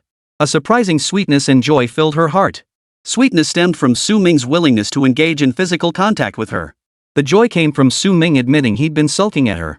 Moreover, judging by his words, all she needed to do was coax him properly to make things right. He must care about her and Lele, otherwise, why would he sulk? Why would he show such strong emotional reactions? So Duan Jixin decided to take the initiative. Let's not stay home today. Shall we go out for a walk? Take Lulu out to play and cheer her up, okay? We can even pick out a little gift for you. Consider it my way of making it up to you, okay? Su Ming's mind processed the offer. Now we're talking. Warm words are no match for a big payout. The gift Mr. Duan gave me, if I flip it at a second-hand luxury store, I'll make a killing. Just kidding, Mr. Duan. How could I possibly be angry with you? Su Ming flashed a professional smile and patted Duan Jixin's thigh. Alright, let's go keep Lulu company. Sure. Then, Duan Jixin linked her arm through Su Ming's, walking out of the room with a blissful expression. Mommy and Daddy are back. Daddy! Mommy said a couple days ago that you'd take me and her to the amusement park today. Su Ming smiled faintly and glanced at Duan Jixin. Duan Jixin wrinkled her nose, looking adorably cute despite her usual mature demeanor. That's right, Daddy will take you and Mommy to the amusement park later. Are you excited, Lulu? Yes. Su Ming smiled on the surface, but inside he was cursing like mad. Damn it, why do we have to go out again? Isn't staying home just fine? What if you run into trouble again when you go out? Chapter 29, my heart finally stopped racing. Play hard when you want to play, study hard when you want to study. On a sunny Sunday, Duan Jixin took Su Ming and Lele out. The playground is where all children unleash their true nature. Yay! Mom and Dad took me out to play. The moment they stepped out of the car, Lele happily grabbed Su Ming and Duan Jixin's hands and started running. The bodyguards and assistants behind them quickly followed, maintaining a distance of several dozen meters from the trio. They couldn't get too close. This was family time for the Duan family. But they couldn't stray too far either. They needed to protect the trio's safety at all times. The amusement park on Sunday was quite lively. Lulu had always been a well-behaved child. Due to her busy work schedule, Duan Jixin hadn't taken her out to play very often. Yet Lulu had never once complained. Instead, she would always thank her mother happily after every outing. Lulu, would you like Daddy to take you on the carousel? Su Ming bent down and asked with a smile. Yes. Thank you, Daddy. Smack. Lulu happily planted a kiss on Su Ming's cheek. Lulu, there are pretty balloons over there. Would you like them? Yes. Lulu wants that SpongeBob one. Then wait for Daddy, Lulu. Daddy will go buy it for you. Su Ming ruffled Lulu's hair before walking over. He was usually pretty stingy, but in front of such an adorable little angel, he was more than happy to spend money on something for her. After buying a balloon, Lulu danced around with joy. Mommy and Daddy, let's go on the carousel. Lulu tugged at Su Ming's left hand and Duan Jixin's right hand, skipping and jumping toward the carousel. On the carousel, Lele sat in the front seat, Duan Jixin held her from behind, and Su Ming sat at the back. The family of three enjoyed a blissful moment together. Afterward, Duan Jixin and Su Ming accompanied Lulu to several more children's attractions. Lulu danced with joy. She was a remarkably sensible child. Having lost her father at a young age, she was more obedient than most children her age. Duan Jixin had to manage the entire Duan family enterprise, leaving her little time to spend with her daughter. Sometimes, Duan Jixin worked late into the night and couldn't even join Lulu for dinner. Before Su Ming came into the picture, she had always worried that Lulu might not have a strong emotional anchor. But after Su Ming entered her life, she finally felt at ease. Lele was adorable, well-behaved, and even remarkably independent. This little person ate by herself, bathed by herself, finished her homework by herself, and sometimes even thoughtfully helped the nanny with cleaning. Duan Jixin was already considering hiring Su Ming for a few more days, hoping he could spend more time with Lulu. After all, the three of them together, that was what a family truly felt like. After lunch, Lulu grew tired and took a nap at the hotel inside the amusement park. Just as Su Ming breathed a sigh of relief, thinking he could finally rest, Duan Jixin dragged Su Ming back outside, insisting they try another attraction. Su Ming was utterly speechless inside, but since the customer is always right, he had no choice. Duan Jixin was actually a bit tired too, but this was a rare chance for her and Su Ming to spend time alone. With Lulu resting, they could now try some adult-oriented attractions. Like roller coasters. Duan Jixin never rode these things normally. In fact, she had never ridden one before. The supremely confident CEO Duan, the moment she sat on the roller coaster, her heart sank completely. Before the ride even started, she grabbed Su Ming's hand and clung to it tightly. Su Ming glanced at Duan Jixin out of the corner of his eye. Well.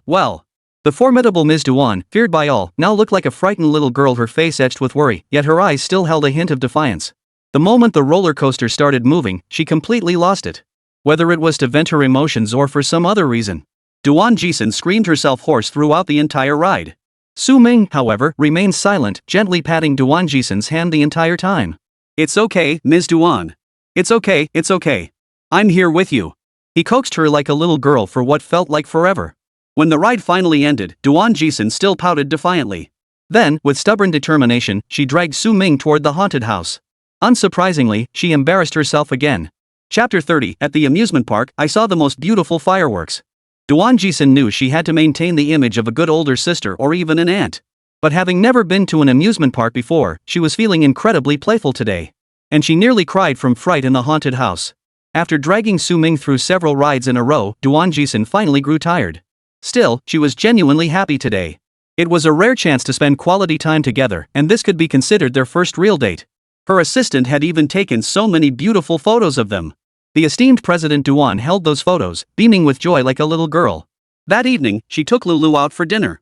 The heartwarming scene of the family of three delighted little Lulu. Throughout the meal, she kept serving food to her dad and mom.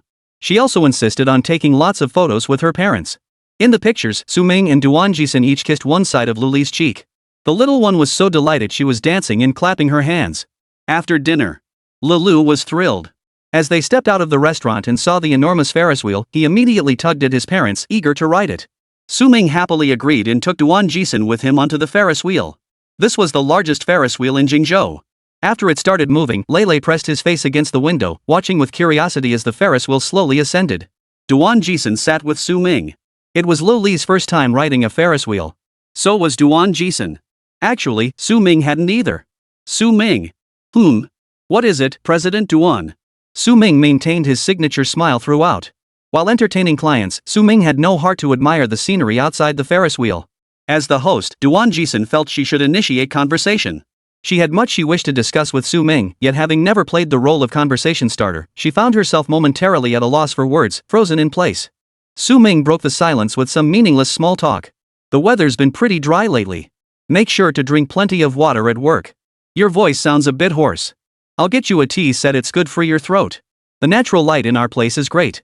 We should get some potted plants to brighten up the space." The evening breeze caressed her face, complimenting Jingzhou City's most beautiful night view. With Su Ming's chattering care in her ears, Lula gazed out the Ferris wheel window.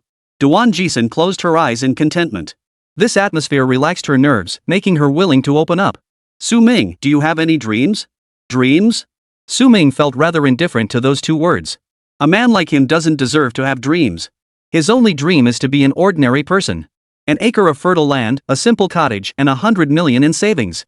At this thought, Su Ming gave a self-deprecating chuckle. "I want to study hard, strive for progress every day, and become a worthy successor to socialism." Duan Jixin couldn't help but laugh at his deadpan expression, covering her mouth with eyes sparkling with amusement. "What about your dreams?"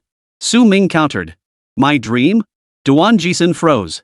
Suddenly, a thunderous boom split the night sky as a brilliant firework exploded overhead. Even at the Ferris wheel's highest point, they still had to look up to see the fireworks. Visitors playing in the amusement park below looked up in surprise, then quickly surged toward them. "There's actually a fireworks show tonight. Come on, come on. The view is great over here. Don't push me. I'm making a wish on the fireworks."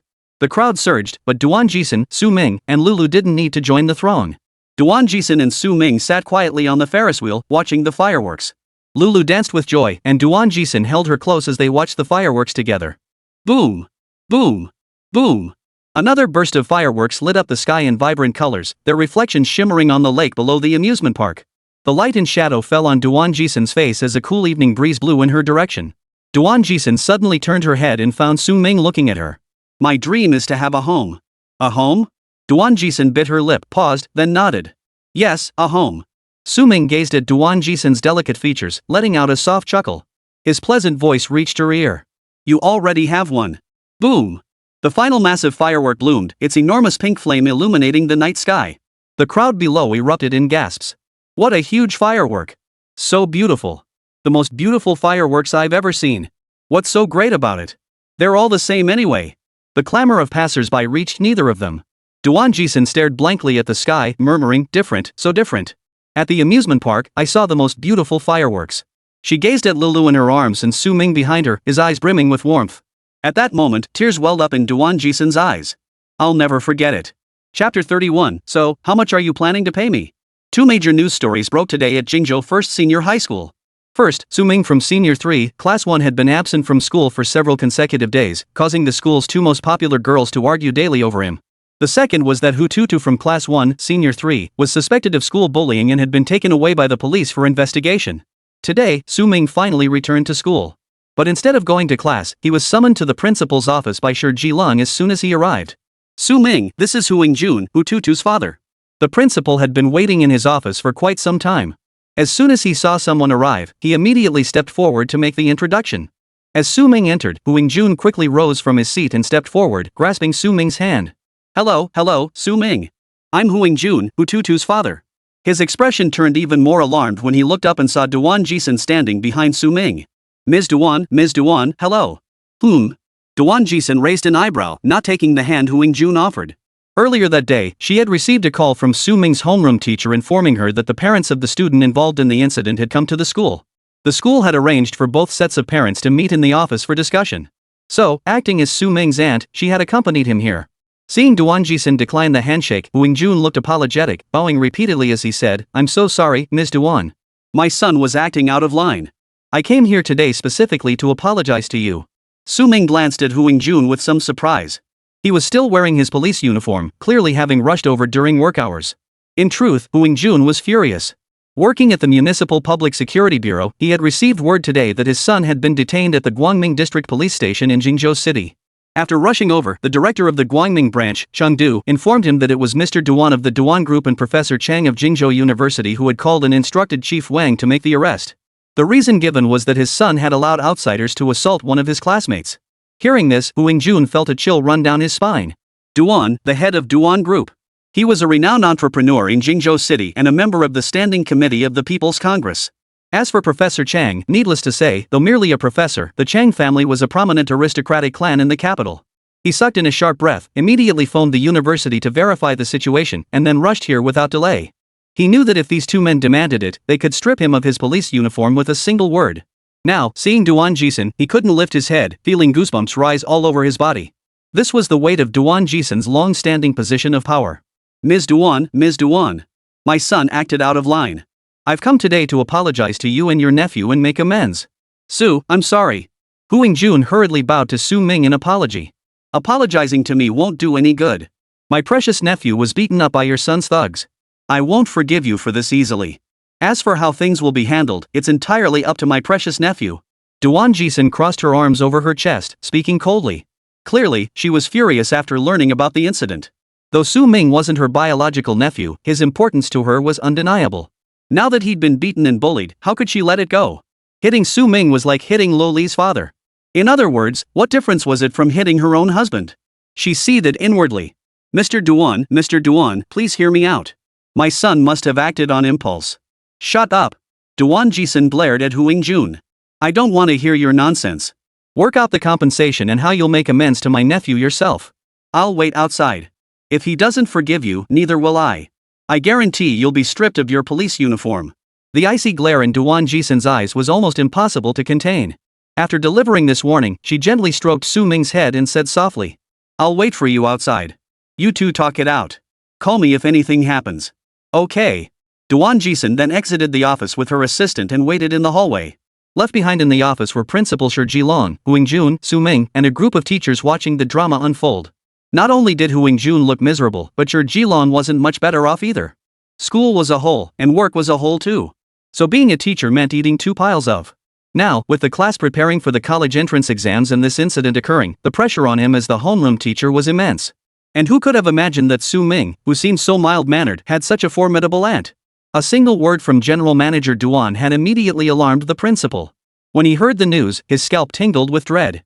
The principal was under immense pressure. If this matter isn't handled properly, it could have significant repercussions. So he quickly tried to smooth things over, saying, Ming, I understand you're upset and feel wronged. But with the college entrance exams approaching, if Tutu were detained for a period, it would severely jeopardize his future prospects. Now that Tutu's father has come to apologize to you voluntarily, and you've discussed compensation, why not just let this matter drop? What do you think? Jun chimed in from the side, that's right, Su. You see, you're both the same age. Show some mutual understanding. You know how crucial the college entrance exams are, don't you? I'm deeply distressed by what Hututu did. But as a parent, I beg you please forgive him this once. We can discuss compensation. Yes, Sue, I know you probably grew up in a privileged family and haven't experienced this kind of injustice before. But please, for the principal's sake, let's show magnanimity. Ask Mr. Duan not to detain Hututu, otherwise his college entrance exam is ruined. The principal also tried to persuade him gently. Truthfully, he wasn't overly concerned about whether Hututu's college entrance exams would be affected. But as principal of first highest city-level key high school, if a student were detained over something like this, higher-ups would take issue with him. Therefore, he had no choice but to personally come down and reason with Su Ming. Su Ming nodded solemnly. He wasn't particularly angry. His mental age had long outgrown this stage of life. He simply thought Hututu's actions were foolish. Besides, getting punched a few times had earned him an extra few days of work from Chang Rui, a free 90,000 yuan. He was thrilled beyond measure. Most importantly, he hadn't been whipped by Chang Rui this week. It was pure bliss. Forgiving him not only showed his magnanimity but also allowed him to compensate him financially. At the same time, it would save face for the principal and homeroom teacher. What a win-win! But he couldn't let the beating go unpunished. So Su Ming asked the most crucial question. So, how much do you plan to compensate me? Chapter 32, Huing Jun. No amount of compensation will suffice. Just as Huing Jun was about to speak, a sharp, feminine voice rang out from the office doorway. Meng Chenfei stormed in, her face flushed with anger, followed by Lu Zian, who also looked extremely displeased. You're Hututu's father, right? Meng Chenfei cut straight to the point, pointing at Huing Jun. Ms. Meng, Ms. Lu, this doesn't concern you. Let Su Ming and Hututu's father resolve this matter. Stay out of it. Shi Jilong frowned and said. What do you mean it's none of my business? Meng Chenfei was furious, her spoiled child temper flaring up instantly. Look at what they did to Su Ming. He hasn't been to school for 3 days. Do you have any idea how serious this is? And you say it's none of my business? Meng Chenfei was truly furious at that moment. She was naturally a hot-tempered and proud little thing. Regarding Su Ming, she had been telling herself over and over that it didn't matter, it really didn't matter. But when she discovered Su Ming hadn't come to school and learned he'd been beaten up, she instantly exploded. Learning that Su Ming had returned to school today and that Hututu's father was also there, she rushed over demanding answers. Lu Zian wasn't as hot-headed, but for some reason, she tagged along too. Yes, teacher. We're all Su Ming's classmates and are very close to him. Hearing this news, it's only natural to be angry. We don't think this should just be swept under the rug. Lu Zian pushed his glasses up and spoke calmly. The two school beauties had actually united on the same side at this moment? This was something the staff in the office hadn't anticipated. Su Ming had no idea what had gotten into Meng Chenfei today. He stood there silently watching. You're Hututu's father, right? Fine. I'll make a note of your badge number. Meng Chenfei immediately memorized the badge number pinned to Huing Jun's chest, intending to have her father report it to the Municipal Public Security Bureau later. Hey, classmate, what are you doing? Huing Jun was dumbfounded. He had no idea what kind of trouble his son had gotten himself into. Why had two young beauties suddenly appeared to stand up for him? And judging by Meng Chenfei's demeanor, her family must be no ordinary force either. Others might not recognize her worth, but he certainly did. That necklace around Meng Chenfei's neck alone was worth half his annual salary. Ms. Meng, Mr. Lu, the school will address this matter with Su Ming. I understand your desire to stand up for him, but please trust the school to handle this. Focus on your studies and avoid getting involved. The principal stepped forward to speak. There was nothing he could do. He couldn't be harsh with Meng Chenfei. After all, her father was the kind of person who could donate an entire building to the school with a mere wave of his hand. Even he felt compelled to run over and open the car door for him. He had no doubt that, given how doting Meng's father was on his daughter, a single word from Meng Chenfei could prompt him to call the municipal police department directly. That would only make things worse. He had to defuse the situation immediately. After saying this, he shot a pleading glance at Su Ming. Su Ming understood immediately and smiled, saying, I'm fine, I'm not hurt. You guys should go back to the classroom and study. I'll handle this myself. Are you really okay? The two girls looked at Su Ming in unison, their eyes filled with deep doubt. Su Ming, if those old jerks threaten you, just blink your eyes. This lady will handle it for you. Meng Chenfei declared with unmatched assertiveness. Seeing the bruise on Su Ming's face, her anger flared. After all, Su Ming had been her devoted admirer for 2.5 years. No one else dared to bully him except her. His sudden coldness lately felt utterly unfamiliar to Meng Chenfei. Learning that Su Ming had been beaten felt like watching a cherished doll being trampled underfoot. As Meng Chenfei's commanding words rang out, the principal, Shi Jilong, and Huing Jun all shifted uncomfortably. What do you mean, old bastard? Can you show some dignity, for crying out loud? Don't we have any pride? But strangely enough, in front of this young lady, they couldn't bring themselves to say anything. Ha, what are you thinking? I'm really fine. You guys can go now. I'll let you know once I've handled it. Su Ming laughed heartily, as if nothing had ever happened. And the entire scene inside the office was witnessed by Duan Jixin, standing just outside the corridor. That must be Meng Yishan's daughter, right? Yes, Ms. Duan. It seems to be Mr. Meng's daughter. Duan Jixin nodded slightly. The other one, I don't recognize her. But if her family is also in business, the only entrepreneur in Jingzhou with the surname Lu would be him. Interesting. Very interesting. Duan Jixin smiled faintly. Two beautiful girls around his age were circling around Su Ming. To say she felt no stirrings in her heart would be a lie. But judging by Su Ming's demeanor, he probably didn't have much to do with those two girls. That's why she relaxed. You better not mess this up. And you, who tutus dad, if you don't give Su Ming a perfect explanation, you'd better watch out. Meng Chenfei stormed out of the office after delivering that threat. Behind her, Lu Ziyan stared intently at the principal and Shi Lang. Ms. Meng is absolutely right. I trust the principal and the school will provide Su Ming with a proper explanation. She then followed suit and exited as well. After the two girls' sudden outburst, the atmosphere grew tense. Su Ming, how much do you think would be appropriate for compensation? Hu Yingjun genuinely wished he could vanish right then. He had no clue what kind of background this kid in front of him actually had. At the same time, he hated his stupid son to death. Your old man works at the police station and you go and do something this stupid that disrupts public order? Do you want your old man to hang up his uniform? He'd already resolved to beat the hell out of that arrogant little brat when he got home tonight.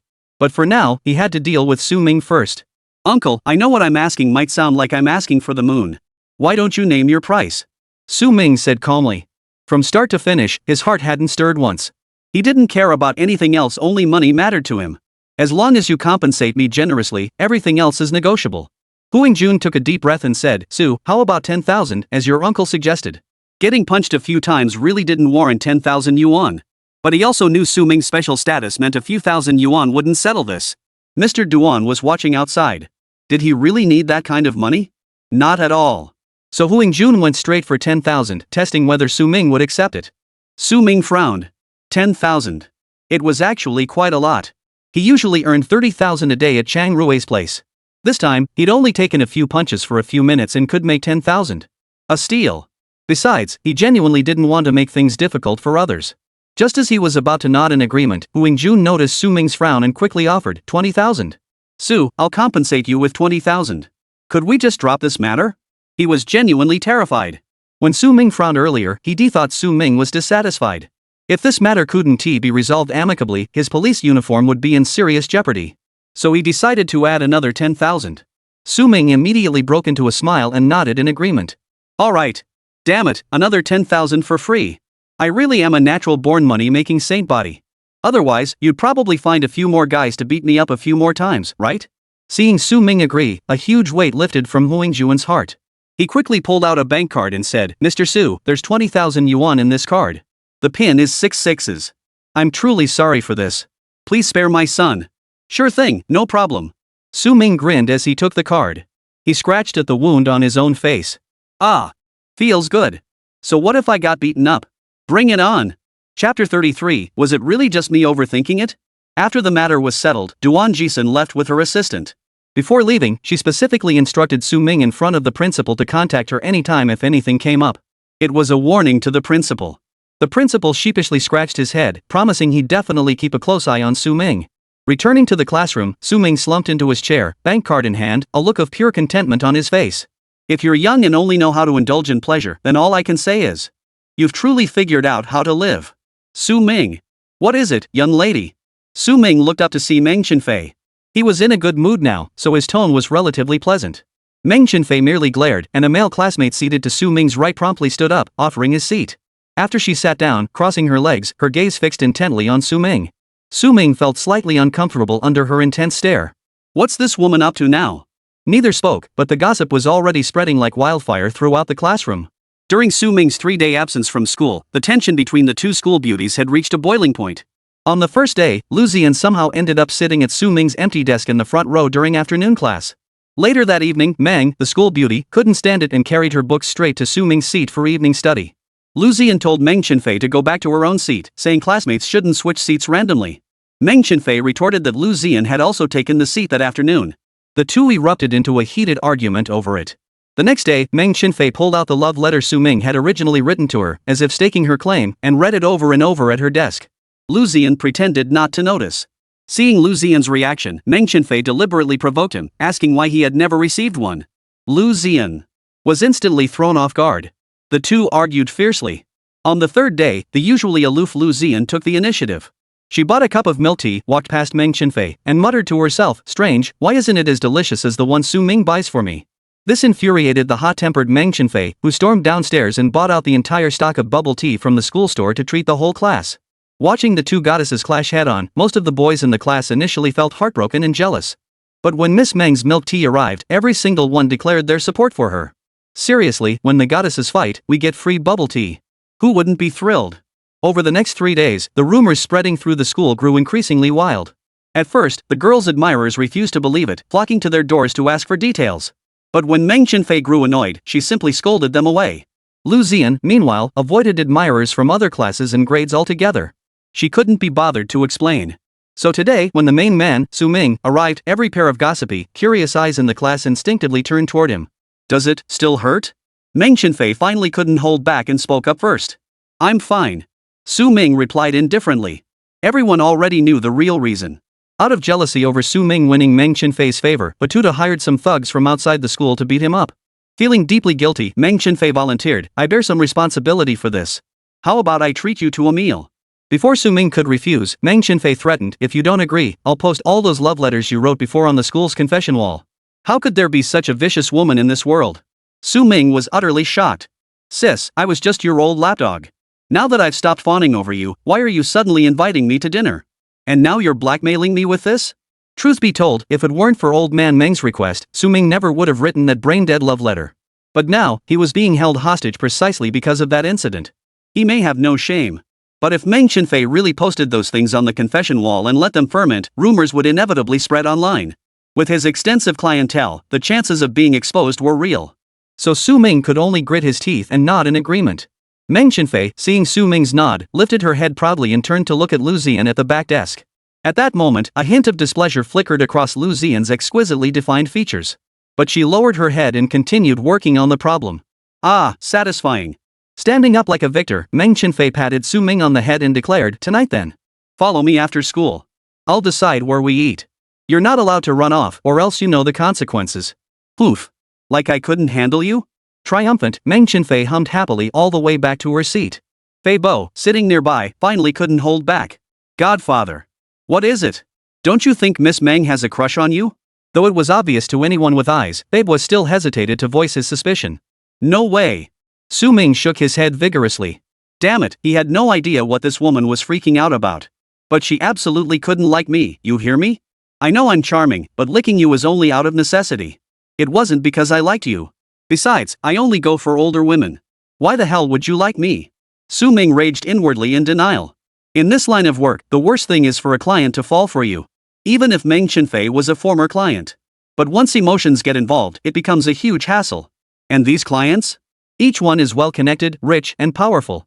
Getting entangled in emotional affairs would only lead to his downfall. So even if Su Ming didn't want to admit it, he had to face this issue head-on in his mind. Though it might seem like he was reading too much into things, he still needed to have a clear conversation with Meng Chenfei over dinner tonight. Chapter 34, Today I finally know who I am. After school that afternoon, Meng Chenfei led Su Ming to a private room in a relatively upscale restaurant near the school. Su Ming hadn't spoken a word the entire way. Meng Chenfei had assumed that by lowering herself to invite Su Ming to dinner, he would be grateful and delighted. But that wasn't the case. This left Meng Chenfei somewhat baffled. Yet she had her pride, and remained silent throughout the journey. So the two sat in the private room, facing each other in an awkward silence. Seeing Su Ming looking distracted, Meng Chenfei felt her temper rising. "Hey! Are you mute? Huh?" Su Ming snapped out of his daze. Meng Chenfei turned her head away and gave a light snort. "You little jerk. Now that I'm the one treating you to dinner, you think you can act all high and mighty?" But the silence felt awkward. She looked at Su Ming across the table and realized she didn't really know him at all. It was Su Ming, on the other hand, who had been fawning over her for so long. He knew her preferences, her personality. For quite a while, he'd even cooked porridge every morning and brought it over for her breakfast. Thinking of this, Meng Chenfei felt a pang of guilt. So she decided to take the initiative and find something to talk about. "Hey, Su Ming, how's your injury holding up?" "It's fine. What are your usual hobbies?" "I like listening to music and watching adult films." "Heh, just kidding. I knew it. How could I possibly like listening to music?" With Su Ming's nonchalant reply, the conversation had successfully died. Once the food arrived, Su Ming and Meng Chenfei both began eating. This was their first real meal together. Though the atmosphere felt slightly awkward, for some reason, watching Su Ming eat before her, Meng Chenfei suddenly felt quite happy. So she spoke up again. Su Ming, tell me about your childhood. When I was little? Su Ming looked up. He had grown up in an orphanage, without parents but surrounded by a large group of younger brothers and sisters. Over the years, he had given much of his earnings to the orphanage, partly to repay their kindness for raising him, and partly because the orphanage's finances were tight, with many younger siblings still needing care. That was why he'd started working as a professional bootlicker at such a young age. Though it wasn't much different from prostitution. But it made money. A man like him couldn't afford to talk about ideals or ambitions. Seeing Su Ming fall silent, Meng Chenfei also quieted, quietly observing the man before her. When I was a kid, it feels like ages ago now. When Su Ming finally spoke, Meng Chenfei paused her eating and listened intently. Su Ming continued, back then, I was just a little kid. Little me was very smart. After junior high, I got into first high school. And that was it. Seeing Su Ming's dismissive attitude, Meng Chenfei instinctively felt anger rising, but she thought better of it. She hadn't come here today to get angry with Su Ming. Su Ming felt the same way. He didn't want to tell Meng Chenfei about his background. He didn't want to tell anyone. He had only two goals. First, earn enough money to retire from this life. Second, get into a decent university, then get as far away from these lunatics as possible. Start a new life. So for now, he needed to set the record straight with Meng Chenfei. With that thought, Su Ming spoke calmly. Meng Chenfei. This was the first time Su Ming had initiated conversation with her tonight. Meng Chenfei's bright, watery eyes widened, filled with anticipation. See? I knew he couldn't resist. He must be about to confess his feelings to me. How should I turn him down later? She thought to herself, feeling rather pleased. Little did she expect that Su Ming would say, you treat me to dinner, and I'll forget about saving you. I'm just an ordinary guy who hasn't seen much of the world.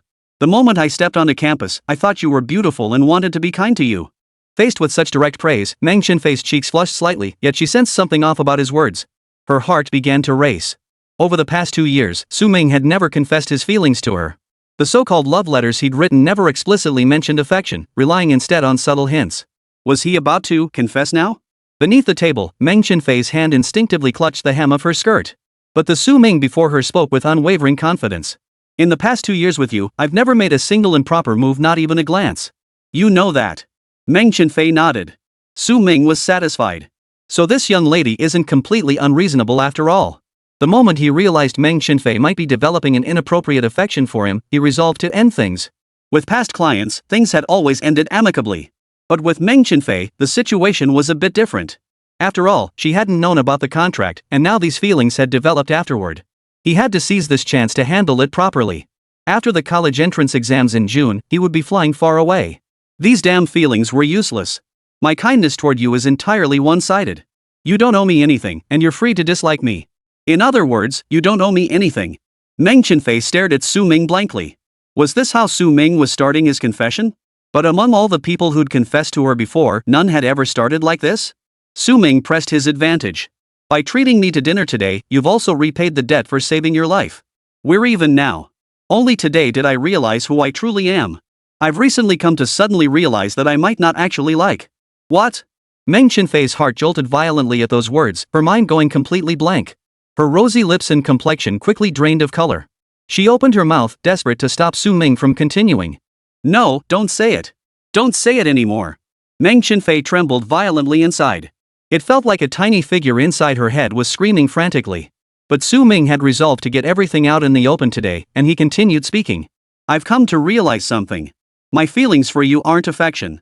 Since it's not affection, then we can't afford to waste any more time on this fleeting, worthless emotion. I've decided to let go of these feelings and dedicate myself entirely to preparing for the college entrance exams. If my actions over the past 2 years have caused you any disturbance, I sincerely apologize here and now. I hope you can forgive me. I'm sorry. Su Ming stood up and bowed to Meng Chenfei. It looked like a formal apology. From now on, let's just be classmates who care for each other, okay? Having delivered his prepared lines in one breath, Su Ming finally let out a sigh of relief. Phew! At the same time, he secretly rejoiced inside. The little diva had been pampered since childhood, with an ironclad ego. His smooth little combo reason, apology, repentance all delivered with such sincerity. She'd definitely let this slide. Dating, in love, classmates? Meng Chenfei wasn't angry at that moment. For the first time, an odd expression appeared on her face. So, it wasn't a confession after all. Chapter 35, I'll give you money. Meng Chenfei suddenly felt a pang of sadness in her chest. It wasn't a confession after all, perhaps it was better this way. Otherwise, she'd have had to reject Su Ming. She didn't like Su Ming, why would she expect him to confess? But then, out of nowhere, Su Ming told her right to her face that all the kindness he'd shown her over the past 2 years was now null and void. Those words kept replaying in Meng Chenfei's mind. She recalled how Su Ming waited for her at the school gate every day, bringing her breakfast and constantly pestering her to make funny faces. She remembered how, when she'd accidentally injured herself during gym class, he'd frantically carried her on his back to the school clinic. She remembered how he knew she had a temper, so whenever she was upset, he'd secretly buy little things to surprise her and cheer her up. She remembered last week when he saw a group of troublemakers bullying her, chasing her while calling her sister-in-law and trying to shove her into one of their arms. Without a moment's hesitation, Su Ming charged forward and started fighting them. Too many things flooded her mind. So much so that when Su Ming formally declared they were even, all she felt was a heavy ache in her chest, a bittersweet sting. Staring at Meng Chenfei's face, Su Ming couldn't help but sigh inwardly. Today had truly been a gain for him. To actually witness such a vivid expression on Meng Chenfei's face. It seems the novels were right after all. It was entirely possible for a tycoon's face to display 3 parts coldness, 3 parts disappointment, 3 parts disdain, and a hint of affection. Ms. Meng? Ha? Su Ming's call snapped Meng Chenfei out of her reverie. Did you hear what I said? Meng, you don't like me either, do you? Su Ming suddenly asked. Meng Chenfei lifted her gaze and stared intently at Su Ming's dazzling smile, feeling dizzy and lightheaded for a moment. Her body went limp, an indescribable ache spreading through her. Gritting her teeth, she replied, I don't like you. That's great. Su Ming clapped his hands in delight. I don't like you, and you don't like me. We're just good classmates, nothing more. If we run into any problems in the future, we can help each other out. After all, we've gotten to know each other over these 3 years of high school. Su Ming was overjoyed. More friends, more paths. And what's more, being friends with Miss Meng would definitely be beneficial for his future. Meng Chenfei stared at Su Ming's face, gritted her teeth, and forced a stiff smile. Fine. A sudden sense of caution flashed through Su Ming's mind. Why did he detect a hint of gritted teeth in that simple okay? But seeing the faint smile at the corner of Meng Chenfei's lips. It must have been his imagination. With that matter resolved, Su Ming felt his trip had been well worth it. 1. He scored a free meal. 2. Became good classmates with Meng Chenfei, who actually talked to me. What a steal! What a steal! Meng Chenfei didn't even notice that a single strand of hair had already stood straight up on her head. So, Su Ming, let me ask you. Who do you like? Meng Chenfei's mind was flooded with a whirlwind of emotions. Anger, resentment, confusion, sadness. She couldn't untangle the source of these feelings, nor did she have the energy to try. She could only voice the question on her mind. Su Ming froze for a moment. Me?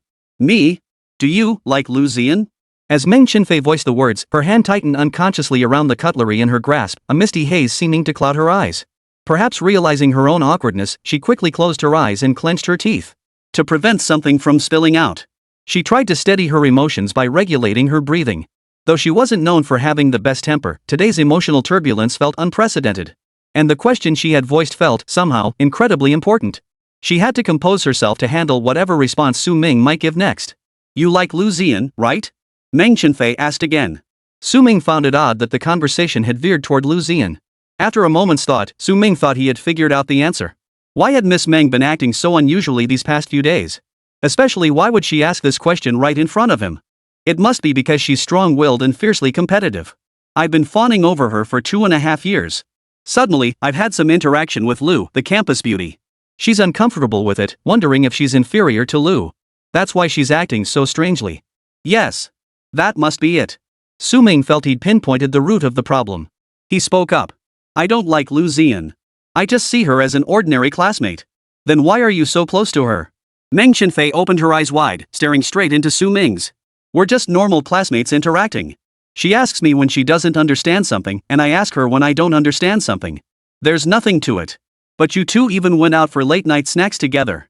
At this mention, Meng Chenfei finally stopped hiding the gritted teeth tone in her voice. Oh. That? We just happened to be hungry, walked out of campus together, and ended up going. Nothing unusual. You two really weren't on a date? No. Hearing Su Ming's answer, Meng Chenfei remained skeptical, her frustration only growing. But what if she likes you? I don't know if she likes me, and even if she does, it's none of my business. He really was too experienced. His answer was practically perfect. It really doesn't concern you? Her liking me is her business. I don't like her, so why should it concern me? Why are you asking me this? Su Ming took up the thread, his voice deepening. I can't stand seeing you get so close to her. The moment the words left his mouth, the atmosphere froze. Meng Chenfei's mind went blank. It's over. She'd blurted it out. She'd spoken her true thoughts aloud. After drawing out the words, Su Ming smiled, his expression laden with meaning. Meng Chenfei, standing before him, felt utterly embarrassed. She quickly changed the subject, maintaining her feigned anger. So who do you think is prettier, me or her? Both of you are beautiful. No way. You have to pick one. Either I'm prettier or she is. I don't know. Don't you think I'm prettier than her? Meng Chenfei's nose flared with anger. What's beauty worth anyway? I'll pay you. Meng Chenfei hadn't even caught a glimpse of how Su Ming had teleported over. The slacker's lazy expression instantly turned attentive. He sprang up from his seat, crouched beside her, and rubbed his hands together nervously. You're the most beautiful angel in the world. Your hair is as silky smooth as silk, every strand radiating an enchanting glow. Your skin is as white as snow, delicate and smooth, making one want to touch it. Your lips are as plump and tempting as cherries, and that slight upward curve is utterly captivating. Your eyebrows are like a painting, perfectly arched to add grace to your face. Your nose is high and straight, its elegant lines making your features even more striking. Your face is exquisitely petite, like a porcelain doll, utterly irresistible. You possess a unique aura, elegant and graceful, drawing people in. Your noble, refined presence is like that of a princess, inspiring admiration. Your eyes shine like stars, dazzlingly bright. You are the most beautiful girl I've ever seen, no contest. You are a gift from heaven, a beauty beyond words. Chapter 36, A Gambling Father, an Ailing Mother, and a Broken Me. Meng Chenfei stood frozen in place, her mouth agape. She couldn't fathom how Su Ming had managed to deliver such a lengthy string of compliments without repetition and with such speed. Not a single stutter, as if he'd rehearsed it 1,000 times. You. Su Ming assumed Meng Chenfei was pleased with his performance and smiled, asking, Are you satisfied? How many women have you said this to? Slamming her hand on the table, Meng Chenfei stood up, thrusting her flushed, angry face right in front of Su Ming. She glared at him, clearly displeased. Ha! Su Ming hadn't expected Meng Chenfei to think along these lines. No, I've only said it to you. You're truly beautiful. Every word I just said came straight from my heart. Is that so? Meng Chenfei sat back down, still half doubting his sincerity. To be honest, Su Ming's compliments did feel pretty good. At that moment, Meng Chenfei felt genuinely pleased. Moreover, she felt like she'd finally figured out how to handle Su Ming. Give me money. Then hand over your phone. Su Ming complied. Meng Chenfei raised her hand and transferred 5,000 yuan, then continued, Accompany this lady for a walk. 5,000. Got it. Su Ming grinned like a sly, shifty-eyed merchant. Seeing Su Ming's expression, Meng Chenfei couldn't help but chuckle. So all she had to do was give him money? That was simple enough. She wasn't short on cash. Looks like from now on. Heh, Lu Zian, you'd better brace yourself. Meng Chenfei thought smugly to herself. After accompanying the young lady for over an hour, Su Ming happily pocketed another 5,000 yuan. At this moment, Meng Chenfei was delighted, and Su Ming was delighted too. Damn it, what kind of innate money-making physique do I have? The school's top beauty treated me to a meal and even gave me 10,000 yuan on top of that. This is straight out of a feel-good novel. Seeing that it was getting late, Meng Chenfei tugged at Su Ming's collar just as they were about to part ways, pulling him close to her. Face to face, so close that Su Ming could feel her breath. Su Ming, I'll give you 5,000 yuan every day. You have to be my little shadow at school again, just like before. Meng Chenfei said, her nose slightly upturned. Su Ming frowned and pondered for a moment. He had his own professional ethics. In principle, he didn't take repeat clients. Once a contract ended, it ended, no second chances. But right now, screw it. Meng Chenfei didn't know about the contract anyway, and besides, they never even signed a contract in the first place. No contract means it's a part-time gig. He could quit anytime without contractual obligations, free from any fear of penalty fees. Why pass up such easy money? So Su Ming grinned and agreed. I'll give you tomorrow's payment all at once. Meng Chenfei raised her hand and transferred another 10,000 yuan to Su Ming before skipping happily back home. When the little diva heard Su Ming say he didn't like her today, she was honestly furious and heartbroken. But then she realized that as long as she gave him money, Su Ming would spend time with her. She didn't feel so upset anymore. It's just money. She had plenty of it. Tie him to her side for a while with her charm, couldn't she win him over? I'll get him for sure. Then I'll just ignore him for a few days to make him suffer. Oomph. Su Ming paid it no mind, merely glancing at his bank balance. Sigh, when it comes to making money, I'm the undisputed genius. The next day, Su Ming brought breakfast for Meng Chenfei as usual. She received it the moment she stepped out of the driver's car. Exactly. This is how it always was. The little diva was overjoyed, strutting into the classroom with Su Ming's breakfast in hand as if it were her trophy. Though Su Ming didn't enter with Meng Chenfei, the entire class witnessed the scene. Looks like that whole the underdog turns the tables thing is just wishful thinking. Not necessarily. Didn't you see yesterday? Meng Chenfei asked Su Ming out for dinner. Maybe they're officially together now? Huh? You mean Su Ming already got with the school beauty Ming? What? You mean Su Ming and the school flower are already hooking up? Holy. Major news. Su Ming already hooked up with the school beauty yesterday. Rumors swirled wildly throughout the entire class. Su Ming was initially unaware until he returned to his seat, where Fei Bo patted his shoulder solemnly. Godfather, you gotta eat. It makes me happy. Su Ming looked utterly confused. Eat? What exactly do I have to eat? Meng, the school beauty? Aren't you two together now? We're together? Su Ming stared at Fei Bo in utter disbelief. Damn it, where did this rumor come from? He'd merely delivered breakfast again, how did that become together? Everyone in class is saying it, either you two are together, or you're back to being her lapdog. Seeing Fei Bo's earnest expression, Su Ming hurriedly motioned for him to shut up. You can't say things like that anymore. There's nothing between us. She just gave me money to look out for her at school, that's all. Su Ming explained. But Su Ming overlooked one crucial detail. Lu Ziyan was sitting right behind them. Is that all? Lu Ziyan's icy voice carried a chill. It seemed to carry a hint of warning, or perhaps some other meaning. Ha! Su Ming turned around, only to find Lu Ziyan's large, sorrowful eyes fixed on him, filled with hurt. After entering the classroom, she'd overheard the gossip circulating among her classmates, leaving her deeply upset. It felt like being dumped by a jerk. She had intended to ask Su Ming about it, but overheard him discussing it with his desk partner. Yeah, she gave me some money to look out for her at school. Su Ming shrugged. Since they hadn't signed a contract, there was no need for him to restrain his actions. Meng Chenfei hadn't said she couldn't talk about it either. So she might as well tell the truth. It saved him from being called a suck-up. Why not? Lu Ziyan asked skeptically, really? Are you that strapped for cash? Su Ming lowered his eyes and gave a self-deprecating chuckle. Ah, a gambling dad, a sick mom, a sick younger brother, and a broken me. Lu Ziyan was startled upon hearing this. So Su Ming's family situation was that dire? But wasn't General Manager Duan his aunt? How could he be short on money? Could it be that Su Ming's family situation was more complicated than it seemed? Perhaps General Manager Duan had harmed his parents and became his aunt out of guilt.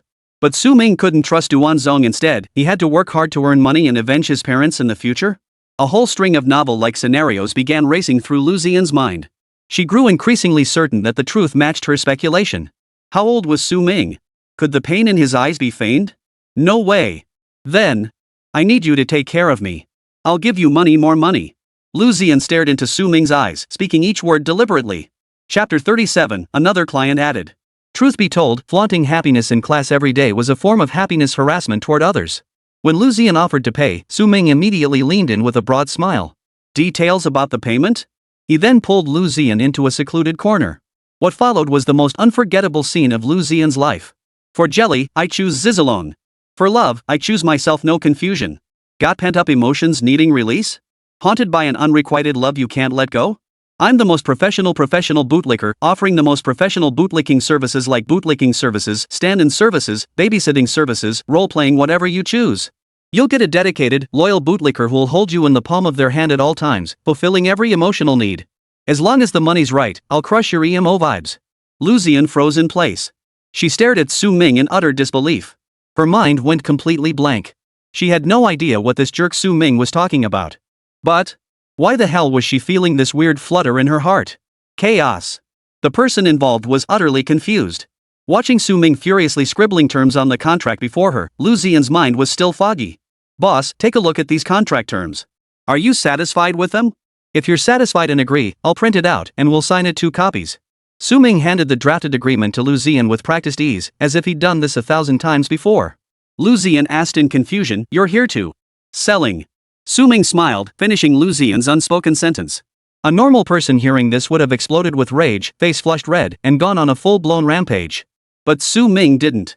Not only did he not, but he gazed at the pretty little golden girl in front of him with a remarkably tender look. It's actually similar to being a nanny or a servant, just providing emotional support and some care services to clients. Lu Ziyan met Su Ming's gaze, then lowered her head slightly, feeling a bit uneasy. A faint blush spread across her cheeks. Su Ming's gaze was too intense, completely different from his earlier casual and perfunctory demeanor. Could it be that the contract had already taken effect? For some reason, Lu Ziyan found herself asking. Is Meng Chenfei also one of your clients? Su Ming shook his head. No, she isn't. Her dad signed the contract. And today's arrangement to look after her wasn't based on a contract either. Technically speaking, she couldn't be considered a client. Lu Ziyan let out a soft hum, feeling a bit dissatisfied. So when she fawned over her, it was genuine. Just charging a little fee was enough. But with me, it had to be a contract? Somehow, that competitive streak in young girls was surprisingly strong even in a cool beauty like Lu Ziyan. Then our contract will officially take effect tomorrow.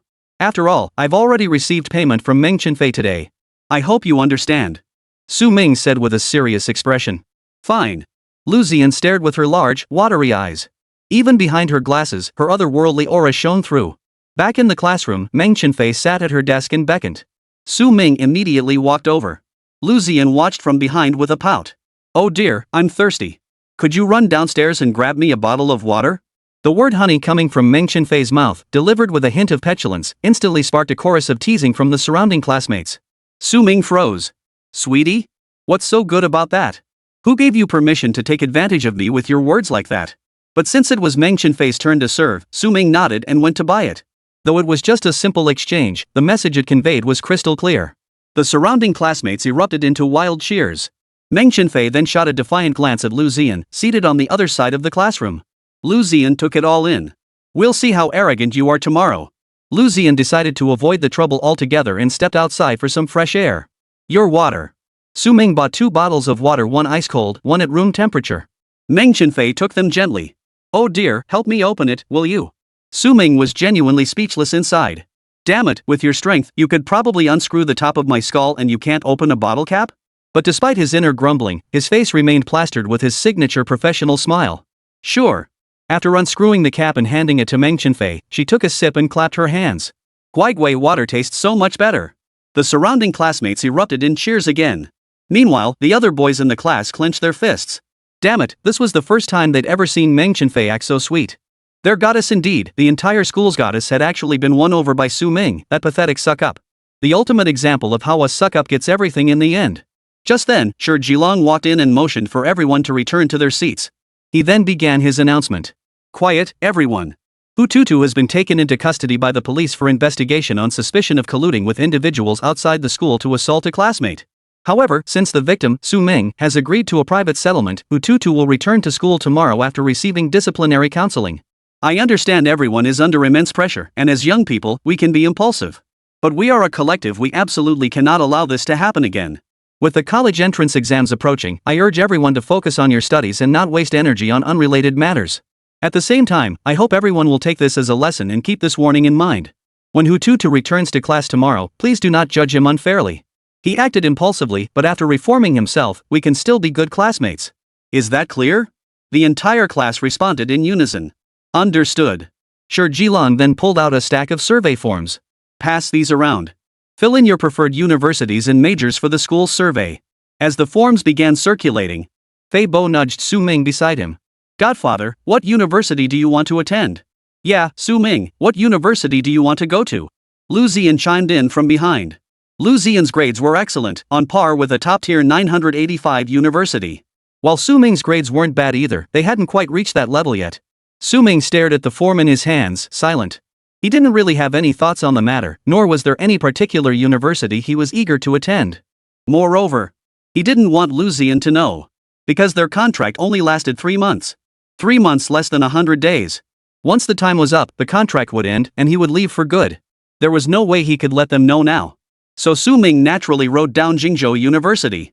Yes, Chang Rui's university. Right here in this city. Anyway, he wouldn't be going there, so he listed it for now. Chapter 38, This is my view of good and evil, fanmen. Su Ming filled in Jingzhou University.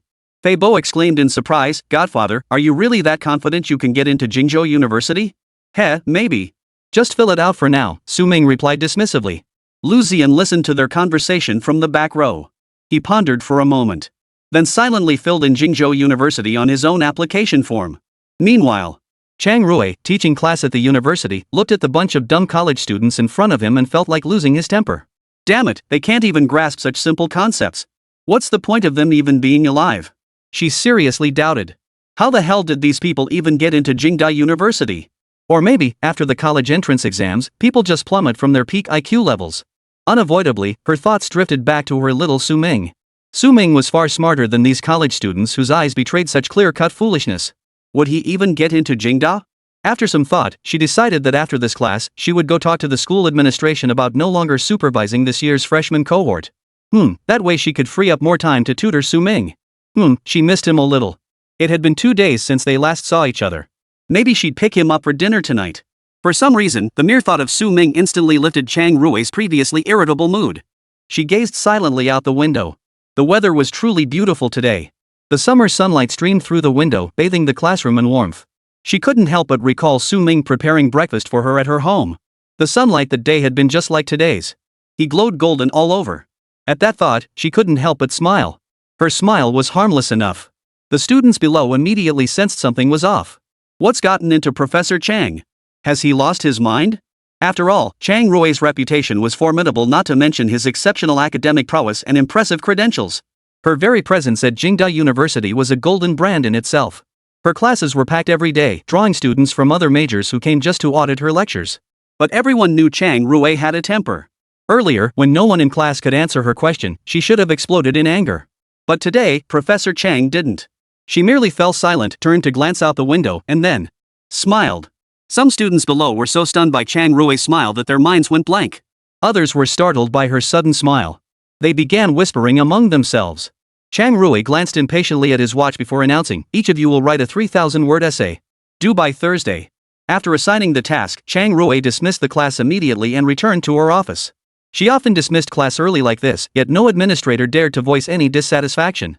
Now seated in her office, Chang Rui gazed at the doll resting on her desk. A wave of sweetness washed over her heart. Yes, it was the doll Su Ming had admired at the night market when she'd taken him out that day. She hadn't bought it that day, but later remembered it and drove back alone to purchase it for their home. She also bought an identical one to place in her office. Chang Rui wasn't the type to indulge in girlish whims. Her desk remained tidy and orderly.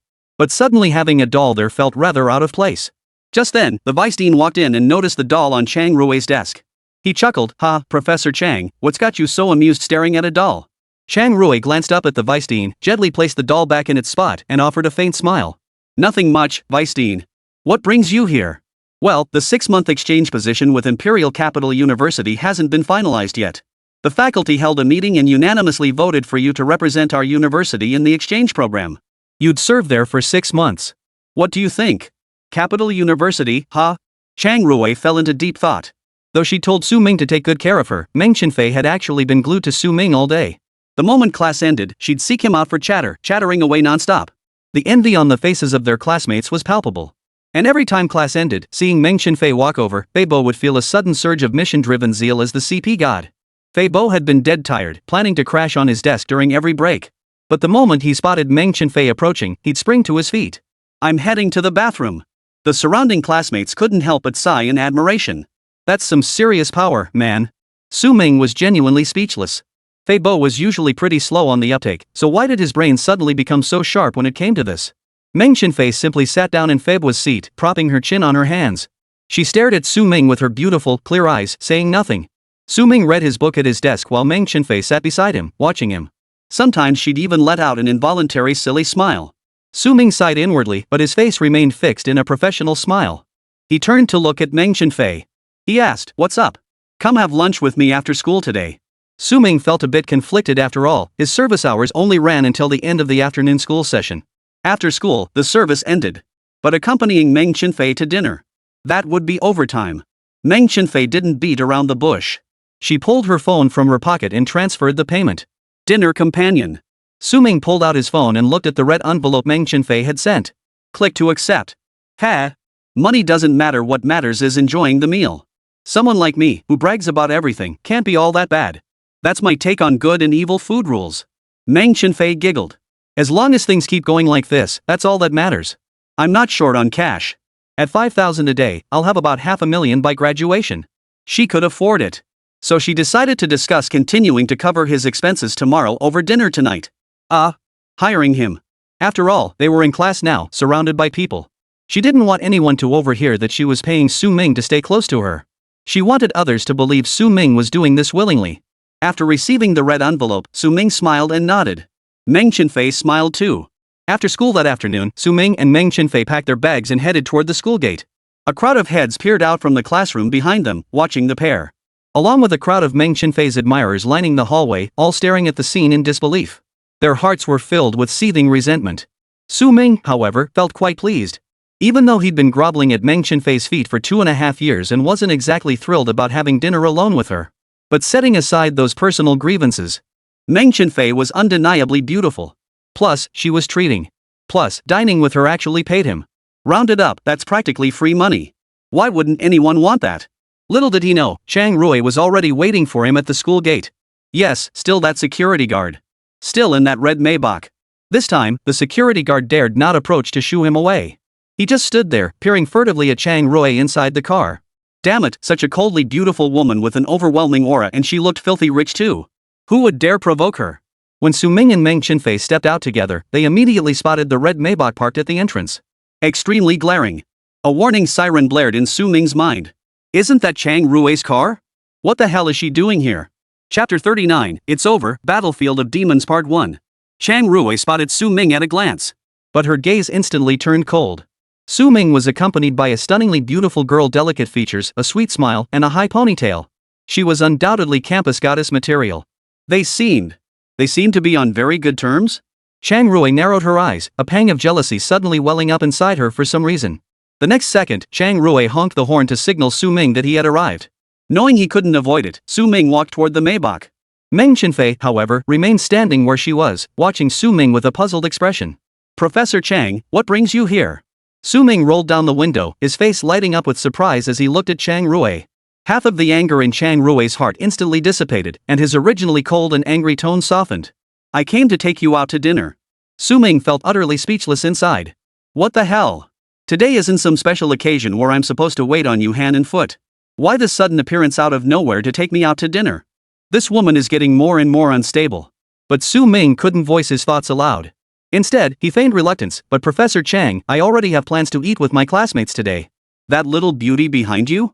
Your girlfriend at school? Chang Rui narrowed his eyes, his gaze sharp enough to kill, his tone turning as cold as frost. No, Professor Chang, you've misunderstood, Su Ming started to explain, but Meng Chenfei stepped forward. Su Ming, who is this? I'm taking him out to dinner. Before Su Ming could speak, Chang Rui cut in. No, I made plans to have dinner with him, Meng Chenfei flatly refused. You say no, and it's no? Chang Rui's tone carried a hint of anger. But Meng Chenfei wasn't one to back down either. She gave a slight smile and said, yes, I made plans with him first. So, I say no means no. Su Ming now knew things were going south. There was only one option left. Don't make me leave because you two are arguing. I'm going home to study. Bye. With that, Su Ming turned to leave. Su Ming! Su Ming! Both women called out simultaneously. Meng Chenfei acted swiftly, grabbing Su Ming's hand. I don't want you two fighting over me, so I won't be staying for dinner. Su Ming didn't feel like explaining anything. He knew it was practically impossible to find a suitable excuse that wouldn't upset either of them right now. So he could only take the initiative, find a way to end their standoff now, and explain later when the time was right. But clearly, Chang Rui and Meng Chenfei weren't about to let Su Ming off the hook. Su Ming turned to Chang Rui in the car and introduced him to Meng Chenfei. This is my good friend, Professor Chang. Professor Chang, this is my classmate, Meng Chenfei. Chang Rui nodded from his seat. If you two don't mind, I'll treat. Would you do me the honor of joining us for a meal? Su Ming finally voiced his true thoughts. Chang Rui hesitated for a moment before nodding. Having dinner together wouldn't hurt. It would also give him a chance to probe the nature of this young girl's relationship with Su Ming. If she was pursuing Su Ming, he wouldn't mind having Su Ming stay at his place for the next 3 months. This crappy school? Not worth coming to. Coincidentally, Meng Chenfei was thinking exactly the same thing. Such a stunningly beautiful woman with an aloof aura, driving a Maybach, going out of her way to pick up Su Ming for dinner. She had to find out exactly what the relationship was between this woman and Su Ming. So Meng Chenfei nodded generously, pulled open the door, and slid straight into the passenger seat. Young lady, are you being this impolite? Chang Rui raised an eyebrow. Heh, if I sat in the back, I wouldn't let Su Ming sit in your passenger seat either. So to avoid arguing over where Su Ming sits, let me take the passenger seat. Damn! What an aggressive attitude! Chang Rui hadn't expected this little girl to be so unapologetically assertive and well-reasoned. But then he realized it wasn't really a problem, so he shut up and silently agreed. After getting into the car, Su Ming asked, "What would you two like to eat?" Chang Rui turned to Su Ming with a faint smile. "Remember that restaurant you said was terrible last time? I had them change the menu. Today, I'll take you to see if it's improved." With that, the car began to move. Even though they were parked here, the security guard at the entrance wouldn't come over to say anything. But it was dismissal time now, and the entrance was crowded, which was still a bit troublesome. In just a few moments, classmates who recognized Su Ming or Meng Chenfei had spotted them, whispering among themselves. So Chang Rui made a quick decision and drove off. Though he'd only casually mentioned where they were going to eat, Chang Rui had achieved his goal. His goal was to let Meng Chenfei know that this wasn't the first time he'd taken Su Ming out to eat. Turning back to Meng Chenfei, he asked nonchalantly, Su Ming, did you enjoy the restaurant we went to last night? Before Su Ming could respond, he caught Chang Rui's murderous glare reflected in the rearview mirror. The three arrived at the restaurant, with Su Ming walking in the middle, flanked by Chang Rui and Meng Chenfei on either side. They entered together. The restaurant manager spotted Chang Rui and hurried out to greet them. Professor Chang, you're here. We've reserved private room number 1 for you. Please. Chang Rui nodded and led the two others inside. Watching their retreating figures, the manager scratched his head in confusion. What's going on with Professor Chang? He's spoiling that young boy so much. And what about that young lady? They don't seem exactly harmonious. Never mind. There were clearly more pressing matters at hand. After confirming Chang Rui had entered the private room with his group, the manager hurried to the kitchen to instruct the staff to prepare the dishes.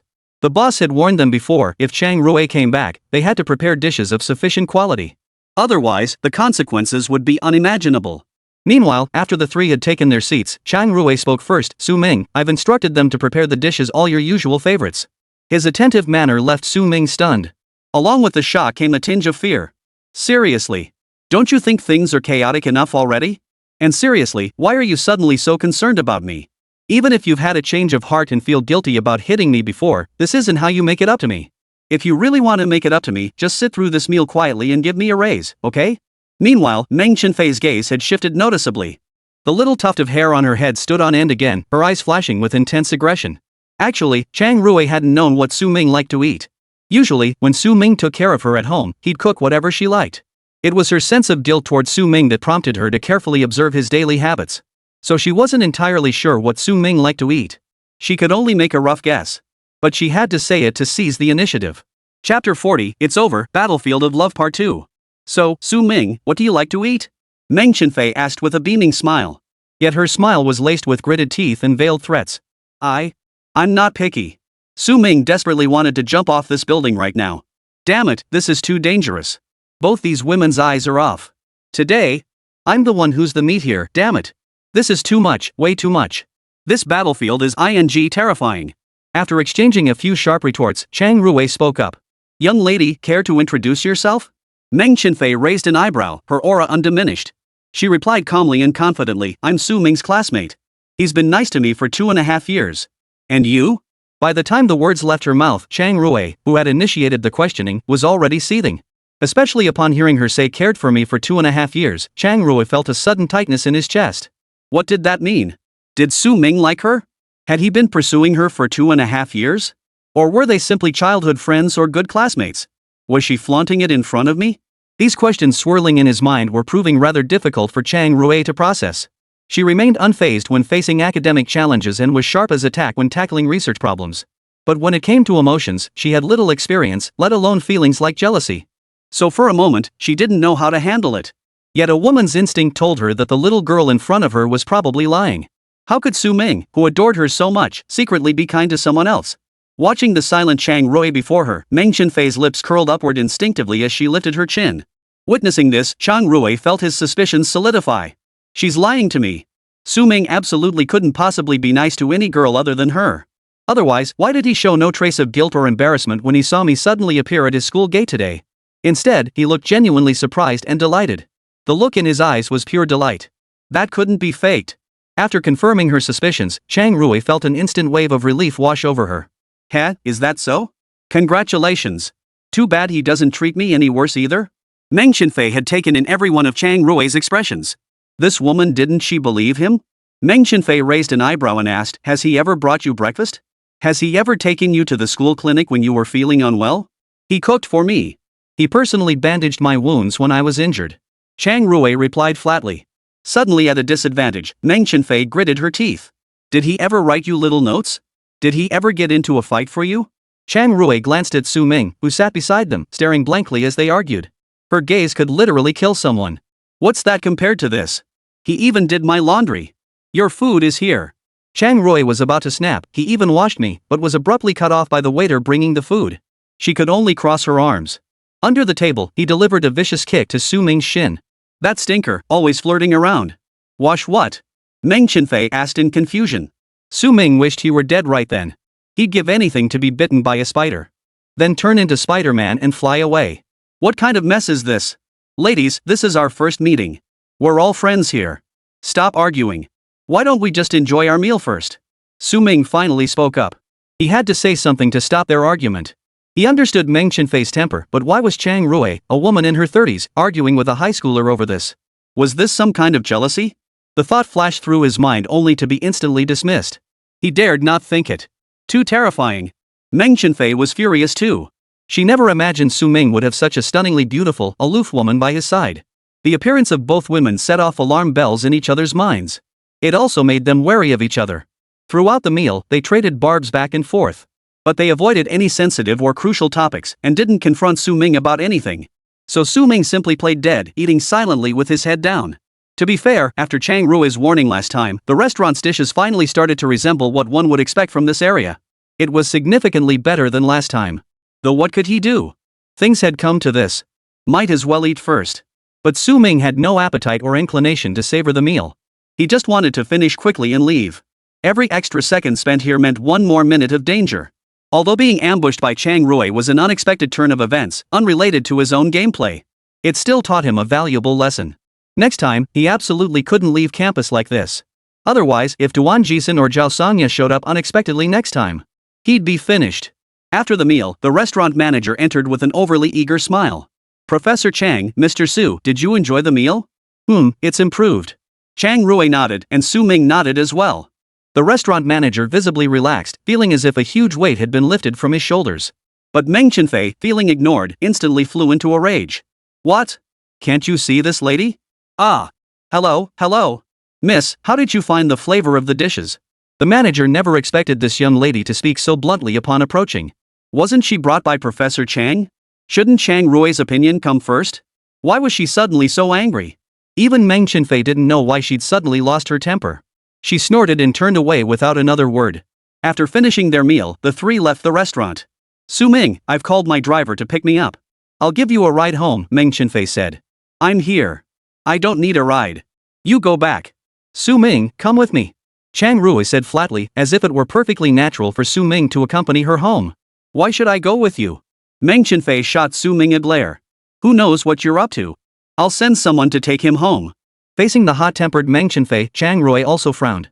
Where he goes is none of your business. Kid, you're just a classmate of his. Why are you meddling so much? What did you say? Meng Chenfei's hair stood on end. Seeing the two about to start arguing again, Su Ming frowned and snapped. Stop arguing. I'll go back on my own. With that, he turned and walked away. Damn it, he couldn't take it anymore. These two women absolutely must never be allowed to meet again. Su Ming. Just as Meng Chenfei moved to chase after him, Chang Rui spoke up. Don't chase him. Your driver's here. You go back. I'm leaving too. This is the fairest way. He then turned and got into the car.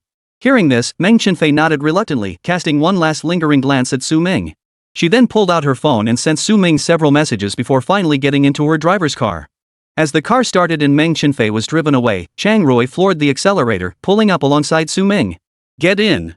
Chapter 41, Death is a State of Mind. Death is a state of mind. You can contemplate it, but you must never actually die. Just as people often say they want to die, yet no one actually does. Every year at the end of the year, you realize, this year's death rate is 0. After Su Ming obediently got into the car, Chang Rui drove toward the villa. Not a word was spoken along the way, utter silence.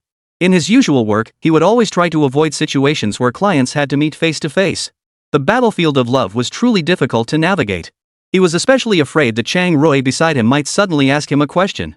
So, is this just for me, or do the other girls get one too? How was he supposed to respond to that? I'm asking you, if someone actually said that, how would you respond? But now that it's happened, there's no way around it. Judging by Chang Rui's demeanor, he still intends to take him home, so there's still room for negotiation.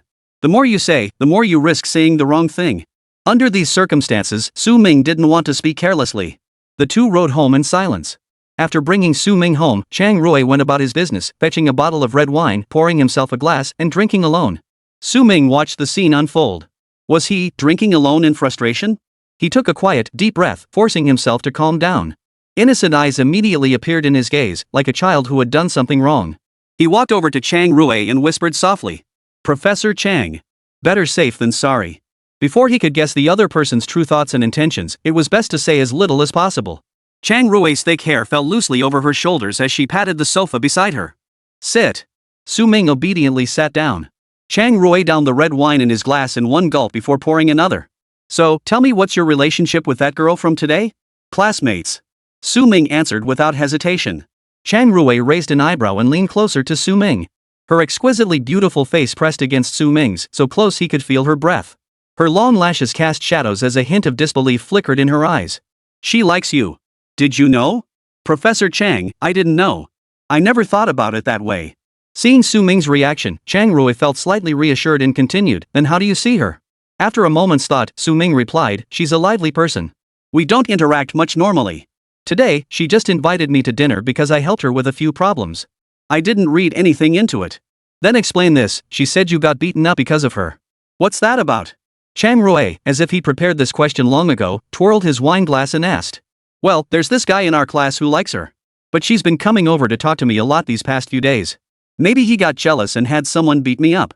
Su Ming lowered his gaze, a hint of hurt in his voice. "Then what about her claim that you've been nice to her for 2.5 years? "Well, she really liked the breakfast I brought, so she offered to pay me to bring her one too.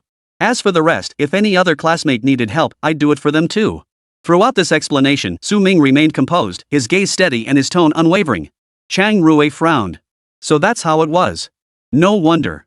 She smiled and shook her head. At the same time, a sense of relief washed over her. Over the past year, she knew all too well how good Su Ming had been to her. Many things that weren't even part of the contract, Su Ming had taken care of down to the smallest detail. It was no surprise that such a pure and adorable young man would be popular at school. But it didn't matter, his heart belonged to her. "Have a drink with me." Chang Rui felt much better after coming to terms with it and for the first time ever, poured Su Ming a glass of red wine. Though Su Ming didn't particularly want to drink, the situation left him no choice but to accept the glass. "Thank you, Professor Chang." He then downed it in one gulp. Watching Su Ming, who looked a bit nervous and flustered, Chang Rui found him endearing. He thought Su Ming was drinking baijiu, downing it in one gulp like that. Covering his mouth with a soft chuckle, Chang Rui turned his gaze to the night view outside the window. "Su Ming, have you decided which university you want to apply to?" Su Ming shook his head. "It's okay. It's fine if you don't get into the university you want." "Su Ming? Hey, sis. Don't curse me like that, okay?" Chang Rui reached out and ruffled Su Ming's hair, his voice tinged with affection. "If you don't get into your dream university, I'll send you abroad to study." "How about England?" At this point, Chang Rui paused and shook his head. No, the weather in England's terrible." "How about America?" No. America's too rough, you'll get bullied." "Then Germany, not great either. Graduating from German universities is tough." Chang Rui was already screening countries for Su Ming to study abroad in, but Su Ming, sitting beside him, felt his whole body shudder and his hair stand on end. Wait a minute. Wasn't Chang Rui supposed to be attending a lecture abroad this weekend? Why was he suddenly thinking about sending him overseas to study? Could it be she wanted to go with him? Is that right? No way. Su Ming tugged at the corner of his mouth, lowering his head with a hint of embarrassment. I don't want to go abroad. I like it here. Besides, I can't keep troubling you. And I believe I can do well on the exams. I've carefully reviewed all the materials Professor Chang sent me. I'll study hard and won't let your efforts go to waste. Ha! Chang Rui was still in the middle of planning when his thoughts were abruptly interrupted. But instead of getting angry, she looked at Su Ming with admiration. Suddenly, Chang Rui thought of to the oak tree. If I love you, I will never be like the climbing trumpet vine, using your tall branches to show off myself. This thought made Chang Rui even happier. Su Ming was truly wonderful. I could have paved a smooth path for him, yet he wasn't the least bit tempted. Instead, he wanted to make his own way, afraid of troubling me. Since that's how you feel, I'll certainly support you wholeheartedly. Chang Rui looked at Su Ming, his eyes and brows brimming with warmth. Good. You're a good person. Come to my place again on Wednesday and weekends to review. Bring your textbooks and workbooks. We'll cover Chinese, math, and English on Wednesdays, and politics, history, and geography on Saturdays. After a brief pause, Chang Rui added, I'll study with you. No way. Is this right? Are you scheduling my classes here? What the hell is the difference between this and the Chinese, English, math written on the blackboard back in school? Just glancing at it made Su Ming feel like his vision went black. The worst part was, Chang Rui hadn't just offered to help him review on a whim. This was actually a long-term project? And the absolute worst part? You're supposed to be going abroad for a lecture this week, for God's sake. Why aren't you going anymore? You can't go back on your word like this, Professor Chang. Paying to attend classes is one thing, but what the hell are you paying to give lectures for? Of course, Ming didn't let his thoughts show through his expression. His face remained cheerful. Chang Rui, in a very good mood, finished another glass of red wine. She naturally hoped Ming would do well on his exams, and it didn't matter which university he ended up attending. After all, if she wanted to, she could attend any university alongside him. Chapter 42, a 10% discount on water bottles, sis? Let those who are capable take on more work. I'm the deceased should be honored. Ming really wanted to call the cops right now. He really wanted to quit right then and there. Less than half an hour after Chang Rui downed his third glass of red wine, he collapsed onto Ming's lap. All the while, he kept muttering things like, "You'll definitely get into a good university." Ming took a deep breath and pulled out his phone to check the transfer records from Chang Rui. When you pay peanuts, you get monkeys. But since you're sending me 30 grand at a time now, I'll make sure to put on a good show. So Ming picked up Chang Rui and carried him into the bathroom, ready to begin the next task. After tending to Chang Rui, he lay on the bed. As always, Ming thoughtfully tucked the blanket around him. But no sooner had he done so than Chang Rui kicked the covers off with one swift motion. Ming covered him again, only for Chang Rui to kick it off once more. "Oh, I'm not giving up today." Covered. Kicked it off. Covered. Kick it open. Cover it. Kick it open. After repeating this several times, Ming finally couldn't keep it up. Watching Chang Rui, who started acting childish after drinking too much, left him feeling speechless. So Ming came up with a compromise. He got up, found a brand new handkerchief, and placed it over Chang Rui's belly button. Perfect. No blanket needed, but the belly button must be covered. I'm such a genius. After confirming Chang Rui was asleep, Ming turned and left his room. Chang Rui was indeed asleep at that moment, but soon he was plagued by nightmares again. She didn't know why, but she felt an overwhelming sense of unease, a powerful sense of foreboding. It felt as though Ming was slowly drifting away. The kind you couldn't grasp. Whether it was a woman's intuition or guilt gnawing at her heart. She spent the entire night plagued by nightmares. Though Ming's scent lingered around her, everything felt utterly unreal. Today's events had also served as a wake-up call for Chang Rui. Even though Ming's heart belonged to him, there were still others in her life. She refused to admit it, but Meng Chenfei was undeniably beautiful. And while she spent every day with Ming at school, Chang Rui could only see him once a week. It was simply too unsettling. So, Chang Rui quickly made up her mind. The next morning, Ming prepared breakfast and even cooked congee for Lu Ziyan. Yes, starting today, he would begin serving Lu Ziyan at school.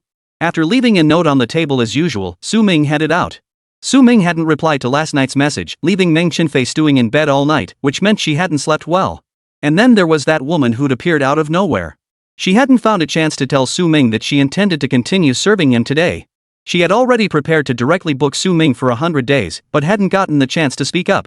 Having slept poorly the night before, Meng Chenfei nearly arrived late today.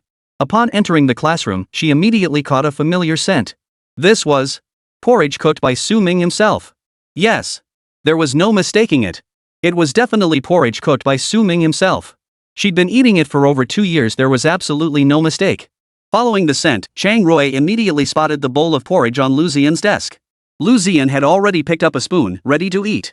Meng Chenfei felt as though her heart had skipped a beat. Stop. No, wait, stop. Lu Ziyan turned to see Meng Chenfei storming in through the back classroom door, the defiant glint in her eyes impossible to hide. What's wrong? This porridge was made for me by Ming. How dare you drink it? Meng Chenfei slammed her hand on the table, seething with anger. Oh? How do you know this porridge was made for you by Ming? Lu Ziyan gave Meng Chenfei a half smile. I've been eating it for over 2 years. Everyone in the class knows he made it just for me. Why are you grabbing it? Where's Ming? After speaking, Meng Chenfei glanced around. Not seeing Ming in the classroom, she glared at Fei Bo and demanded. Well, Miss Meng, Ming went out to fetch water. He's not in the classroom. Fei Bo ducked his head. Facing such a beautiful, powerful young lady questioning him angrily, he was genuinely scared. Then tell me, did Ming bring this to me? This? Fei Bo didn't know how to respond. If he told the truth, he feared Meng Chenfei might slap him right then and there. Fortunately, Ming returned just then. The moment Fei Bo saw Ming walk into the classroom, he clung to him like a lifeline. Ming's right over there. Go ask him. Meng Chenfei shot Fei Bo a glare before turning her attention away from him and towards Ming. Ming, come here. Ming had anticipated this situation, but hadn't expected it to happen so soon. What's up? Answer me. Did you make this bowl of porridge for me? This. Lu Ziyan, standing nearby, gave Meng Chenfei a half smile, half sneer. Su Ming shook his head. No, this bowl of porridge is for the class monitor. What did you say? Meng Chenfei stared at Su Ming in utter disbelief. At that moment, she felt as though a giant hand had clenched her heart. Why? Lu Ziyan chimed in with a smile. No reason. I said I wanted it, so he cooked it for me. Meng Chenfei was genuinely furious at this statement, and a wave of hurt surged through her. What about me? Meng Chenfei demanded, glaring at Su Ming. What about you? Where's my porridge? Su Ming scratched his head in confusion. You never said you wanted any. The words instantly silenced Meng Chenfei. Fine, fine. Lu Ziyan, you win. 1,000 yuan. Hand over that bowl of porridge. Lu Ziyan looked at Meng Chenfei as if she were a little cutie. Not for sale. 2,000. Not selling. 3,000. I won't sell it for any price, and besides. Before he could finish, Lu Ziyan blew on the spoonful of porridge and took a bite. I've already eaten. You. Fine, fine, fine. You win.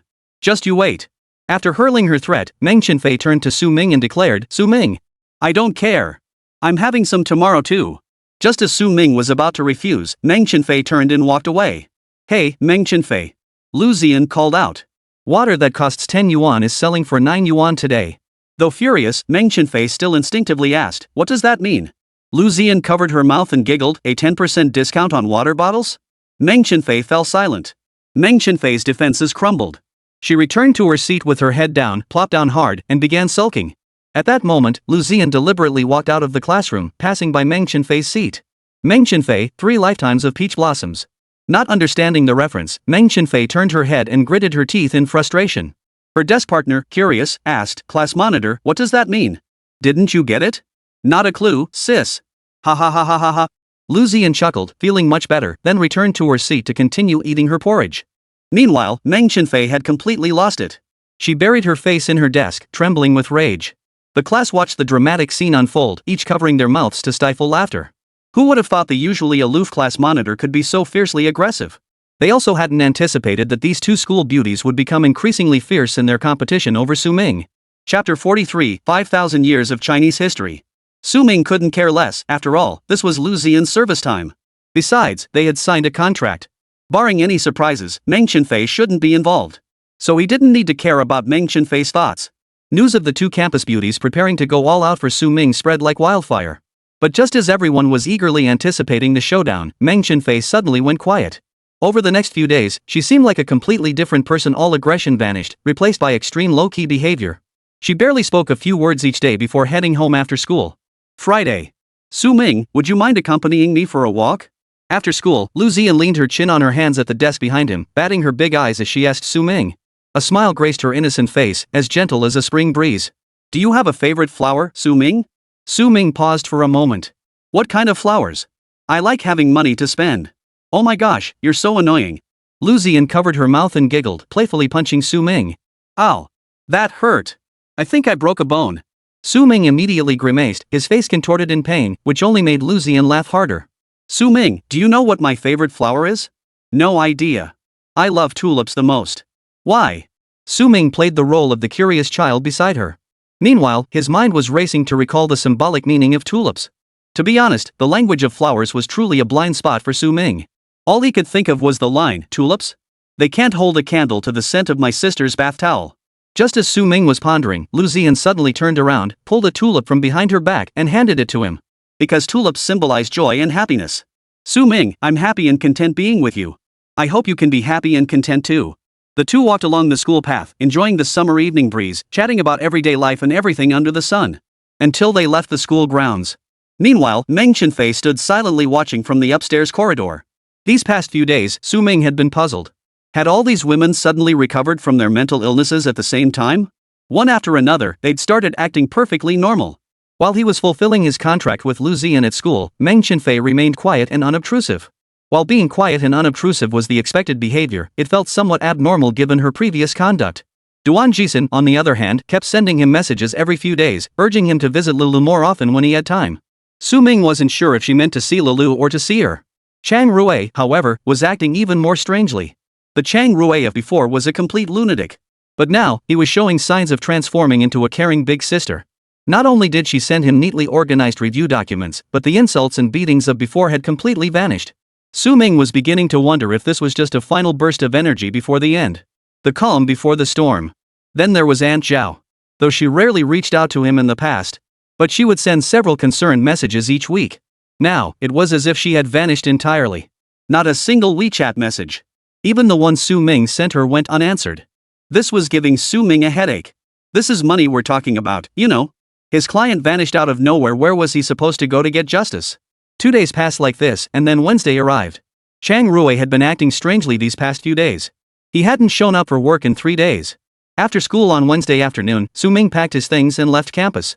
As luck would have it, dark clouds hung overhead. The moment Su Ming stepped out of the school gate and hopped on his shared bike, a light drizzle began to fall. It was rush hour, and the streets were packed with people. The sudden rain caused the crowd to stir with restlessness. Su Ming, however, remained calm as he pedaled on through the rain, his expression utterly unruffled. He even felt a hint of secret delight. Professor Chang always enjoys seeing me in a mess, right? If I show up soaking wet, she'll probably be thrilled. Whatever emotion the client needed, he provided.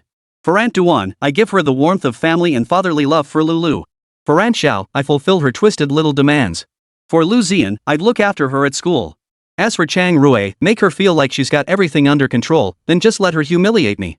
Su Ming proudly puffed out his chest. My professional skills? I've got more than a few tricks up my sleeve. At least 20 tricks up my sleeve.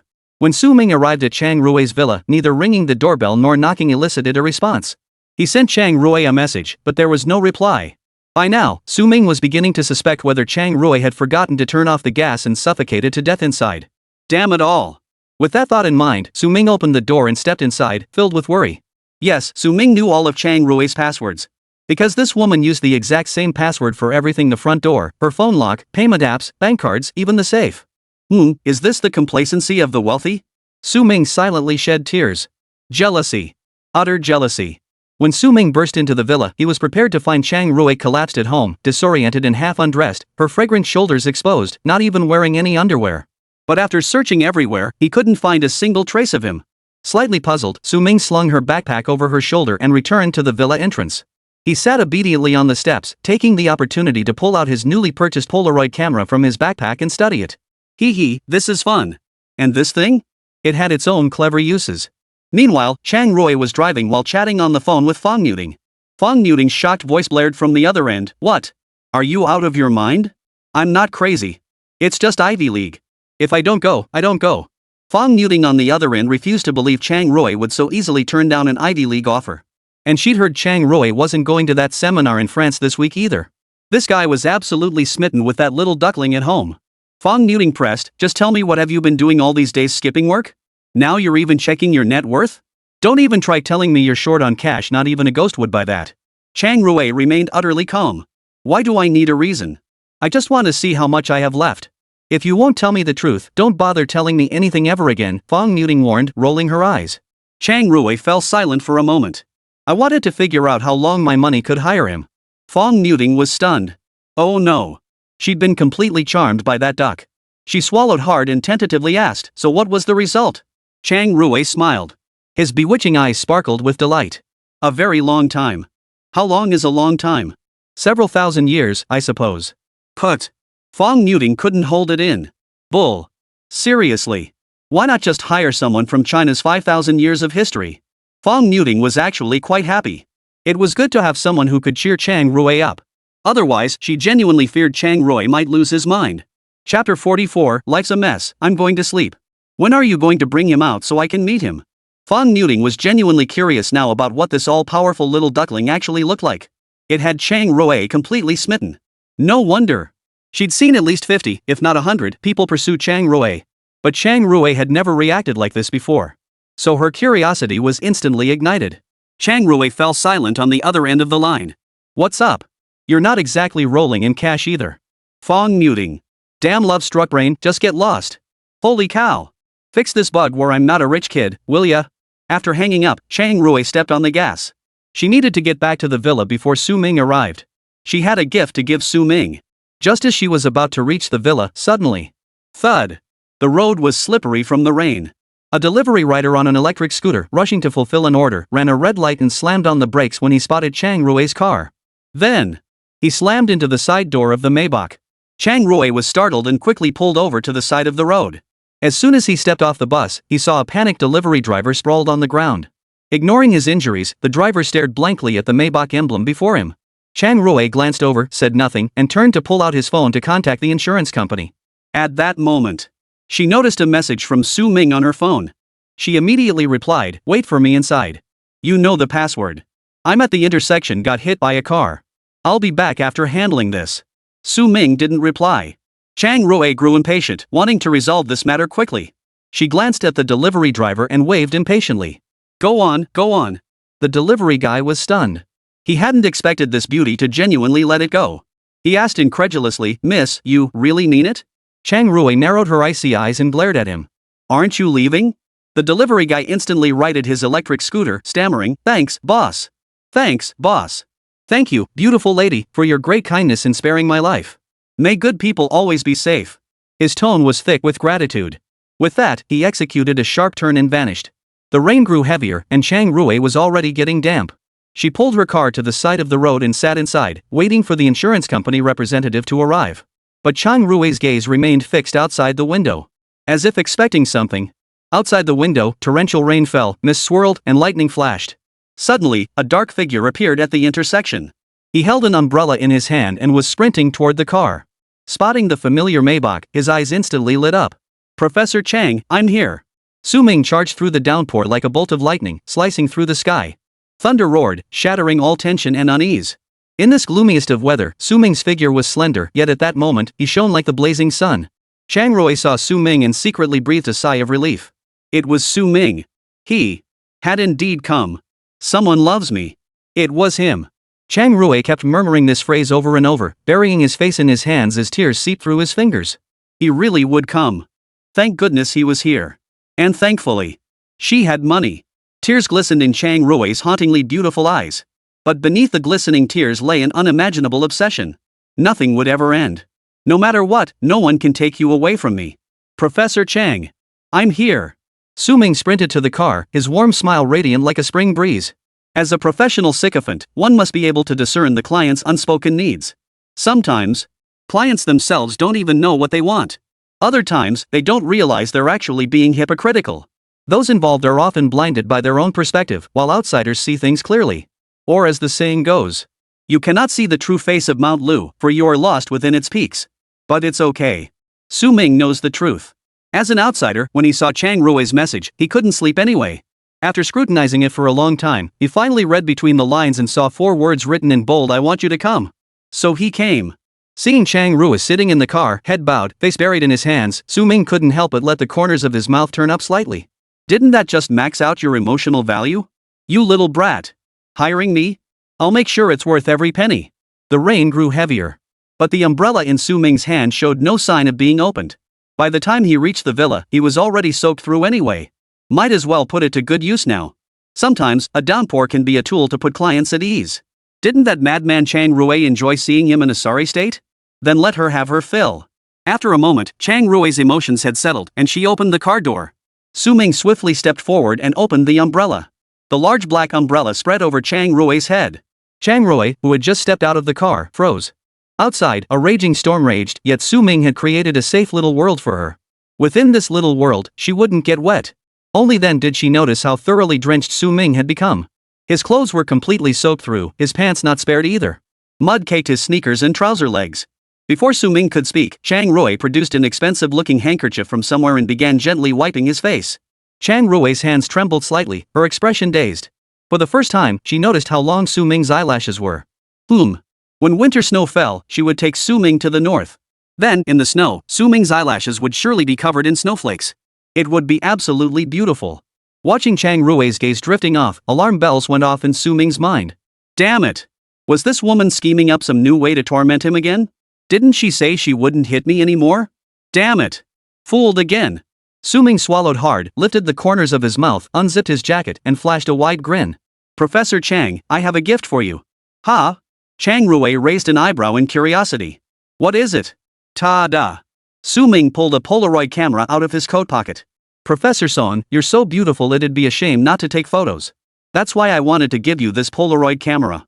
This thing prints photos instantly after you take them. With a face like yours, you'd outshine any viral celebrity without needing photo editing or beauty filters. And Su Ming paused. Even though the car got wrecked, we should live by the spirit of sleeping through life's chaos and sleeping through a house fire. Professor Chang, how about a shot? Chang Rui's car got wrecked. She must be in a terrible mood. I absolutely have to cheer her up. Otherwise, in the end, I'd be the one getting hurt. Chang Rui stared blankly at Su Ming's beaming face. She usually disliked having her picture taken, always feeling unnatural in front of the camera. But at that moment, Chang Rui felt as if she'd been bewitched, nodding without a second thought. All right. Following Su Ming's instructions, Chang Rui stood beside the car, holding the umbrella. She rarely took photos, and now she felt a bit awkward. It was supposed to be a casual snapshot, yet her posture now resembled that of someone attending a major academic conference.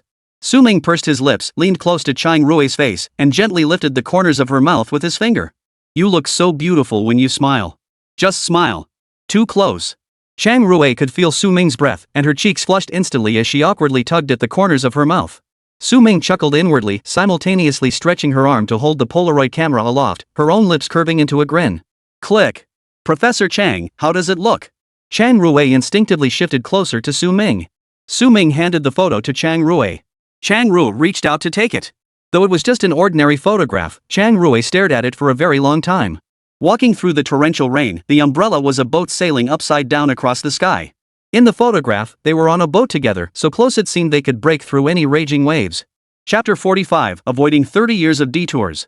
Chang Rui opened the car door and placed the photo inside, handling it with the utmost care as if it were a precious gift. Then he glanced at Su Ming standing outside the window and asked in confusion, "Why aren't you getting in?" Su Ming deliberately hid his left hand behind his back.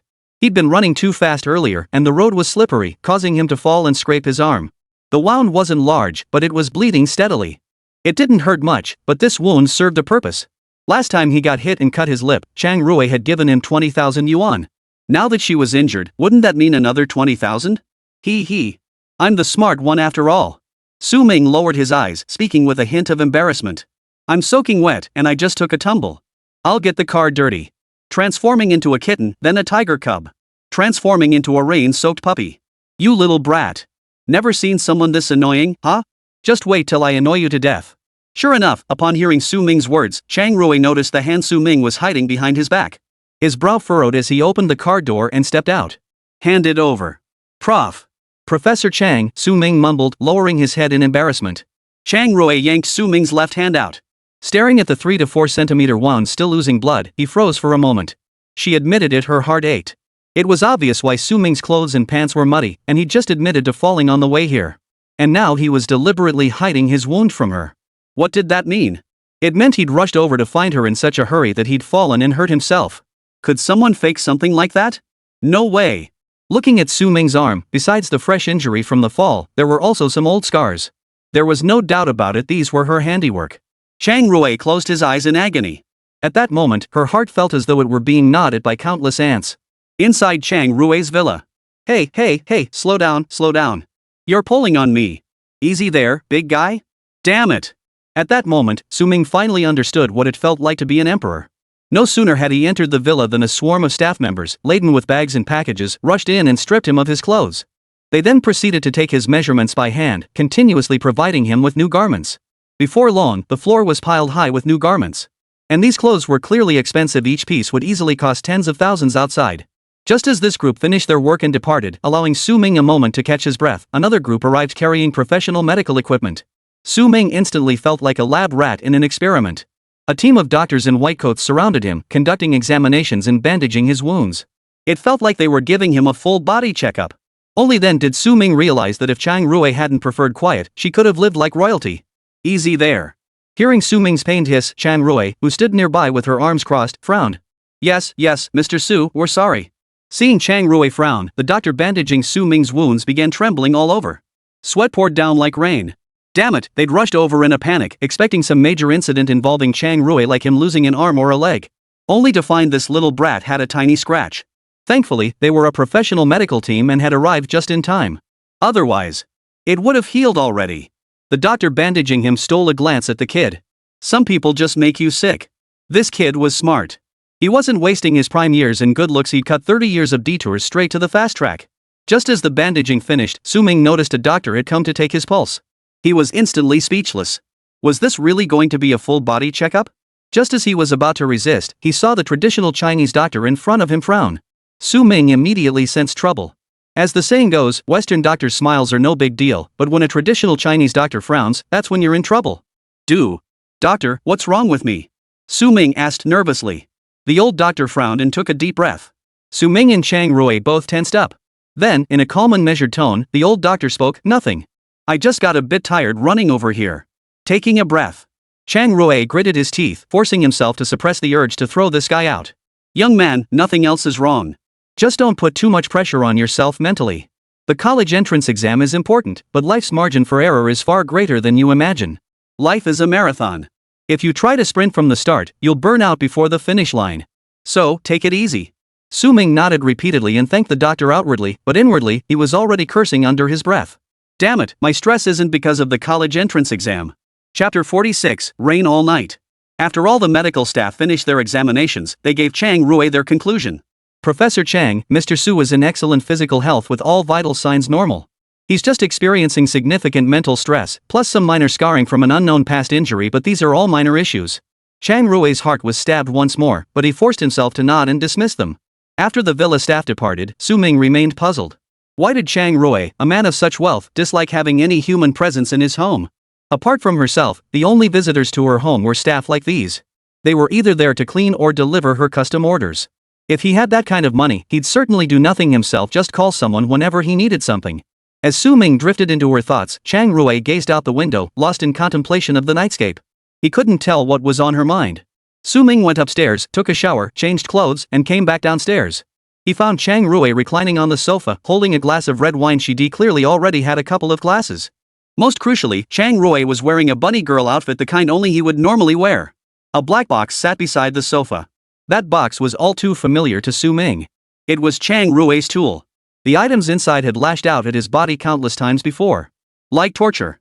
Fortunately, Chang Rui wasn't strong enough to beat Su Ming to a pulp. But at this very moment, the alarm bells were ringing in Su Ming's mind. What the hell is going on? What the hell is this lunatic up to now? Just as panic gripped Su Ming, he caught Chang Rui glancing at him. Pick one. His tone carried an unmistakable air of finality. Not knowing what was happening, Su Ming thought he was about to get beaten again. So he walked forward with practiced ease, taking a tool from the black box. After speaking, Chang Rui set down the wine glass in his hand. He rose stiffly, forcing himself to appear calm. He shot Su Ming a glance before walking to the floor-to-ceiling window and drawing the curtains. She understood clearly, she had hurt Su Ming far too much.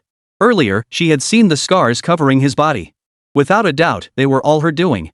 Yet Su Ming didn't resent her. Instead, he was like a warm shelter in a raging storm, offering her warmth, safety, and care. Ever since feeling guilty toward Su Ming, she had been plagued by nightmares these past days. Sometimes she dreamed of being beaten as a child, other times, she dreamed of striking Su Ming herself. Just as she had suspected all along. She appeared radiant on the surface, yet harbored a dark soul within. It was Su Ming's love that had cast an illusory halo upon her, one that never truly belonged to her. Su Ming never hated her, treating her with unwavering kindness, yet she found herself inexplicably anxious.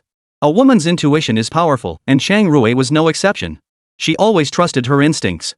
Su Ming felt like he was slipping away, as if he were slowly drifting from her, so gradually it was hard to notice. But she sensed it. So, in a panic, she checked how much of an asset she was to him.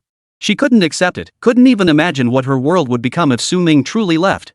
But when she saw Su Ming running toward her through the pouring rain today, Chang Rui thought to herself, it doesn't matter. It doesn't matter. Nothing mattered anymore. Whether it was teaching him, giving him money, or anything else, none of it mattered anymore. She had to eliminate this unease. She had to eliminate every possibility that Su Ming might leave. When she was beaten by her parents as a child, she always vowed that when she grew up, she would strike back. So with Su Ming, it was the same. I hate you, so hit me back. Outside the window, wind and rain raged fiercely, thunder and lightning clashed. Chang Rui stared at her reflection in the glass, her face flushed crimson. After a moment, she drew a deep breath, as if resolving something. Her seductive red lips parted slightly, and two words slowly escaped her lips. Come hit me. Su Ming's CPU was about to overheat. What the hell is this nonsense? Usually it was him kneeling on the floor taking the beating. What the hell was wrong with this lunatic today? He's been acting so erratically lately. Could it be that some hidden new kink of his had been unlocked? Su Ming stumbled back 2 steps at Chang Rui's words. For an instant, the whip in his hand felt like a red-hot iron tongs, making it impossible to grip firmly. Hitting a client during the contract period or service hours, what's the difference between that and hitting your boss during work hours or your teacher during school hours? After spending so much time together, Su Ming would never have thought Chang Rui was a masochist. What the hell was going on? Su Ming didn't mind being hit, he was getting paid for it. But Chang Rui paying for lectures was one thing, now he was paying to be beaten? Do all wealthy people have these peculiar fetishes? He was truly a madman, through and through. Su Ming stood frozen in place, staring at Chang Rui for a long moment. Chang Rui had been waiting by the floor-to-ceiling window for too long. He turned to glance at Su Ming and repeated earnestly, "Come hit me." Su Ming stared into Chang Rui's eyes, his expression solemn. He shook his head slowly and deliberately. "This won't do. Or if you really insist." Su Ming paused briefly. "Give me a few days to learn." He could study others' techniques how to strike without causing pain, making it feel pleasant instead. But right now, absolutely not. He knew nothing about it. What if he injured someone? As a professional bootlicker hitting a client? That'd be downright audacious. Professional sycophants not only provide emotional support but also safeguard clients' physical safety. Chang Rui hadn't considered all that. Staring at the illuminated floor-to-ceiling window, he caught Su Ming's hesitant expression behind him. Even during service hours, when he'd asked Su Ming to hit him, Su Ming wouldn't budge. If he tried to make up for it by having Su Ming hit him after the contract ended, Su Ming would definitely refuse. Chang Rui lowered his head and said gravely, "I told you to hit me. If I tell you to hit me, you hit me." Though she couldn't recall how many lashes she'd struck Su Ming, she could let him strike freely until they were even. Let Su Ming return all this pain and these scars, and then they would owe each other nothing. Perhaps then, that intense unease within her would finally vanish? Once they were even, perhaps her guilt would fade. Then she would be free of all ties. Chang Rui lowered her head and smiled, her eyes gleaming with a stubborn madness. She was very wealthy. A great deal of money. Enough to bury entire families alive. Enough to sign a contract with Su Ming for a very, very long time. 5 years, 10 years, 20 years, 50 years, even a lifetime. She struck Su Ming. If Su Ming struck her back, they'd be even. Even. Then she could take Su Ming to see the ocean, take him to see snow, travel the world, explore every corner of the globe, and do everything meaningful. They still had a very, very long time together. This moment will never end in this lifetime. At this thought, Chang Rui turned her head and smiled as she gazed at Su Ming's silent, earnest expression. With his exquisitely refined features and the attire he wore, Chang Rui now radiated a dazzling beauty that made him resemble a demonic being draining the life essence from others. His crimson lips slowly formed 5 words. "I want you to hit me." Perhaps it began on some ordinary morning when Su Ming prepared breakfast for her. Perhaps it began on some ordinary evening when Su Ming, covered in wounds from her lashings, still tended to her drunken state. Perhaps it was during one of those nights when Su Ming sat by her bedside, gently telling her bedtime stories to lull her to sleep. That was when she first wanted to hold on to Su Ming. Fortunately, she had money. Now she felt at peace, filled with anticipation. As long as Su Ming laid a hand on her, they could settle the score. But right now, Su Ming's brain was about to explode. This was the first time in his career he couldn't meet a client's demands. Chang Rui was beautiful, too beautiful.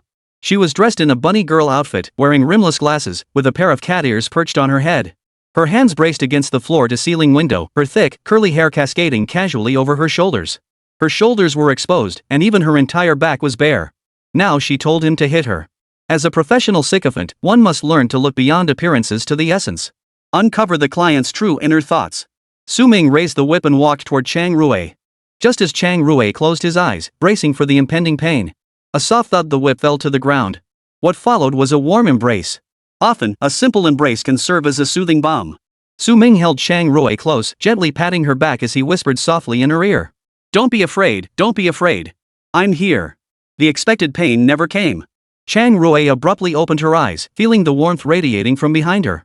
Those words, spoken so close, sent a jolt through her entire body like an electric current. At that moment, her mind went completely blank. Seeing Chang Rui's expression, Su Ming's heart swelled with joy. He was right. She absolutely wasn't seeking punishment. Something must be weighing heavily on her heart, something she couldn't resolve, forcing her to resort to this extreme method. As a professional sycophant, carrying candy, tissues, and sanitary pads in his pockets was merely a bonus built upon the core essence of his profession. Soothing clients' emotions and providing emotional support, that's the core of the job. Since Chang Rui had unusually allowed Su Ming to hit her today, Su Ming must peel back the layers to uncover the true reason behind her abnormal behavior. If she merely played the yes man, then this profession becomes a joke. Though Su Ming didn't know what troubled Chang Rui, comforting her was all that mattered. For someone like her, sometimes a simple embrace speaks louder than 1,000 words. Su Ming slowly tightened his arms, pulling Chang Rui close into his embrace. Feeling the warmth within Su Ming's embrace, something within Chang Rui seemed to unlock. Instinctively, she wrapped her arms around him. Even as Su Ming held her tightly, her body began to tremble uncontrollably. Ever since she could remember, everyone around her had called her a prodigy. From childhood to adulthood, her world revolved around two words. First. First. First. Her entire life revolved around emphasizing these two words. More than grades, certificates, or trophies, what she truly craved was a heartfelt hug or a gentle word of comfort. She couldn't understand why being smart meant she had to be treated like an adult. Her younger siblings could all be hugged. Why couldn't she be embraced like her younger siblings? Why did she have to wait until her 30s to finally get what she'd wanted since she was 6? Why did it take her this long to realize who truly deserved her care? Why? Why did it take causing irreparable damage before she could see this truth? Why must my spring never come? Chang Rui's sobs echoed through the room. She was crying. Su Ming was helpless. He could only hold her tightly, offering a sliver of comfort. Su Ming gazed out the window at the raging storm. A white lightning bolt sliced through the sky, and he suddenly felt a pang of emotion. Money isn't that easy to come by. 30,000 yuan could easily buy a subordinate, and it wouldn't even cost that much. But being merely obedient won't cut it in this line of work. Clients often don't even know what they truly need. So, as professional sycophants, it's their job to help clients uncover what they truly desire. Find it. And satisfy it. Chang Rui didn't need a whip. What she wanted was peace of mind. If that's the case, then give her peace of mind. Su Ming held Chang Rui in his arms, gently patting her back. Rain falls all night, my love overflows like the rain. Fallen leaves in the courtyard, piled thick is my longing. A few words of gossip cannot cool my passion. You are the only one I wish to understand. A deep voice echoed, singing the most beautiful song in the Chinese music scene. A warm embrace enveloped her tightly. Tears streamed down her face, falling onto Su Ming's body, soaking into his clothes. Looking back over these 30-odd years, this was the moment she felt most at peace. Chang Rui opened her tear-filled eyes, her gaze brimming with deep, unyielding regret. Why must my arrival come when spring has passed? It's okay. I insist he be my spring. Just like those lyrics say. Write I'll love you forever at the end of the poem. You are the only one I wish to know. Chapter 47, The Peculiar Meng Chenfei. Chang Rui kept sobbing. Her recent anxiety had reached its peak, driving her to seek release through such extreme means. Countless times in the dead of night, she relived the pain she had inflicted upon Su Ming. Countless times in the dead of night, she recalled Su Ming's kindness so profound it made her feel utterly ashamed. Countless times in her dreams, she saw Su Ming snatched away by that school beauty from their high school. They got into the same university, walking hand in hand down the campus paths lined with flowers, while she could only watch from afar. She couldn't bear it. Each time, she'd wake with a start, then scramble out of bed to search frantically for any trace Su Ming had left behind in this house. She had endured this for 2 weeks, convinced she was utterly rational. But when the possibility of Su Ming leaving emerged, she realized that in the face of his fiery, sincere affection, rationality was nothing but a joke. So today, she steeled herself mentally, determined to make amends for Su Ming through this act. But Su Ming didn't give her that chance. All her mental preparation and psychological fortitude dissolved instantly in Su Ming's embrace. When she looked up, her lover's eyes shone like a dazzling galaxy, brimming with warmth and laughter, filled entirely with her. Love is a process of being seen. Su Ming saw her. He saw her strengths, her weaknesses, every facet of her life. Everything about her had long been laid bare before Su Ming. In his presence, she didn't have to be the stern, meticulous Professor Chang, relentlessly devoted to academic research. She didn't have to be the wealthy socialite. She didn't have to be the cold, flawless machine. She was simply herself, Chang Rui. She was Chang Rui, a woman with desires, flaws, emotions, and flesh and blood. After holding Chang Rui for a long while, she finally stopped crying and slowly lifted her head. Do I look ugly when I cry? Faced with Chang Rui's question, Su Ming didn't know how to respond at first. Generally speaking, people don't look their best when they cry. Except for a few rare cases where crying actually enhances one's appearance, most people look a bit more disheveled than usual. But Chang Rui was different. Her features were exquisitely refined, like a perfect masterpiece crafted by the goddess Nuwa herself. Paired with his aloof demeanor, this face gave off the aura of a perpetually icy, cool older sister. Yet Chang Rui's tears now melted that ice, like spring thawing the frozen world, awakening all things to blossom anew. It was a different kind of beauty. Su Ming smiled as he gently rubbed Chang Rui's nose, coaxing, "No, not ugly at all. You're still so beautiful." Liar. Chang Rui playfully shoved Su Ming, only to bury her face back into his embrace moments later. Behind that aloof facade, she was just a child who needed comforting. For someone like Chang Rui, her usual demeanor might just be her personality. But buried deep within, perhaps she didn't want to be bullied, didn't want to be looked down upon, or simply feared trouble. But people are people after all. Even someone like Chang Rui, who had reached the pinnacle of life, was still human. There are moments of vulnerability and helplessness when even she needs comfort and reassurance. Chang Rui was like this. Duan Jixin was like this. Zhao Songya was like this. Lu Ziyan was like this. Meng Chenfei was like this too. Women are made of water. Even if you're a queen, it's no different. Aqua Regia is water too. This was Chang Rui, right now a little tipsy, emotionally shattered, except Su Ming was there. So Su Ming patted Chang Rui's head gently, like soothing a child. Don't say such things. No matter what, you're still the most beautiful. Chang Rui buried his face in Su Ming's embrace, silent, yet the corners of his mouth lifted slightly without him realizing it. Moments later, the two rose from the carpet. Chang Rui's emotions had now returned to normal. Looking up at Su Ming's face, Chang Rui felt a bit dazed. So adorable, I just want to kiss him. Chang Rui screamed inwardly, but outwardly remained composed. You've worked hard. Go rest now. Yes, Professor Chang. Go to my room. The next morning, Chang Rui drove Su Ming to the school gate in his sleek Maybach. Professor Chang, thank you. Goodbye. Su Ming waved with a smile. Chang Rui returned the smile before driving away. Watching the Maybach disappear, Su Ming secretly breathed a sigh of relief. Last night, Chang Rui had insisted he sleep in the master bedroom, leaving him tossing and turning all night. Even though Chang Rui had merely held him close like a pillow, Su Ming still couldn't drift off. He was a normal man. Having such a stunning beauty lying in his arms, it was only natural to have some physical reaction. The worst part was, just as he'd finally managed to drift off, Chang Rui turned her head and gave him a light peck on the lips. Damn it, what the hell was that? His first kiss, which refreshed every day at midnight, was gone just like that. After mustering the courage for that kiss, Chang Rui's face flushed instantly. She quickly turned away and pretended to be asleep. What could Su Ming do? He couldn't do anything but sigh softly to himself. Money doesn't come easy. Another first kiss gone today. Upon entering the classroom, Su Ming immediately placed his porridge at Lu Ziyan's seat. The next second, Meng Chenfei walked over. Lu Ziyan called in sick today. Oh? Su Ming raised an eyebrow. So? Wasting food is shameful. Give me the porridge. Meng Chenfei said, pulling out a few red bills from her pocket and placing them on Su Ming's desk. The surrounding classmates instantly turned green with envy. Who was this Su Ming? Not just the top suck-up at first high? He was clearly the top seductress, okay? A male succubus. Not only were the two most coveted school beauties constantly vying for his attention, but the tension between them was palpable. Had it come to this where Mingda's campus beauty was willing to pay hundreds for a bowl of porridge made by his own hands? Good heavens, what kind of bugged creature is this? All those lifelong singles who studied hard since childhood, never experiencing romance, now at the age when their hearts are just beginning to stir. And now they're stuck competing against this cheat code guy. How are we supposed to compete with that? A few $100 for the average high schooler, that's no small sum. Seeing Su Ming hesitate, Meng Chenfei pulled out another few hundred. I only brought over 1,000 in cash today. It's all yours. If that's not enough, just tell me how much you need and I'll transfer it to you. Not only were the surrounding classmates stunned, but Su Ming himself was completely dumbfounded. Wait, girl. You're the school's top beauty, you don't do this kind of thing. Didn't you say you didn't care? Everything seemed perfectly normal just a few days ago. And given Meng Chenfei's temperament, it was already surprising she didn't just grab it outright. Yet here she was, calmly telling him she wanted it and even paying for it. Most crucially, her tone had softened, placing herself in an absolutely vulnerable position. Su Ming hesitated for a few seconds before turning to ask Fei Bo. Did Lu Ziyan really take the day off? Yes, Godfather. I heard she had family matters and took leave. She might not be back until next week. All right. Su Ming turned his head, glanced at Meng Chenfei, then took a bill from the stack of cash on the table. This bowl of porridge isn't worth that much.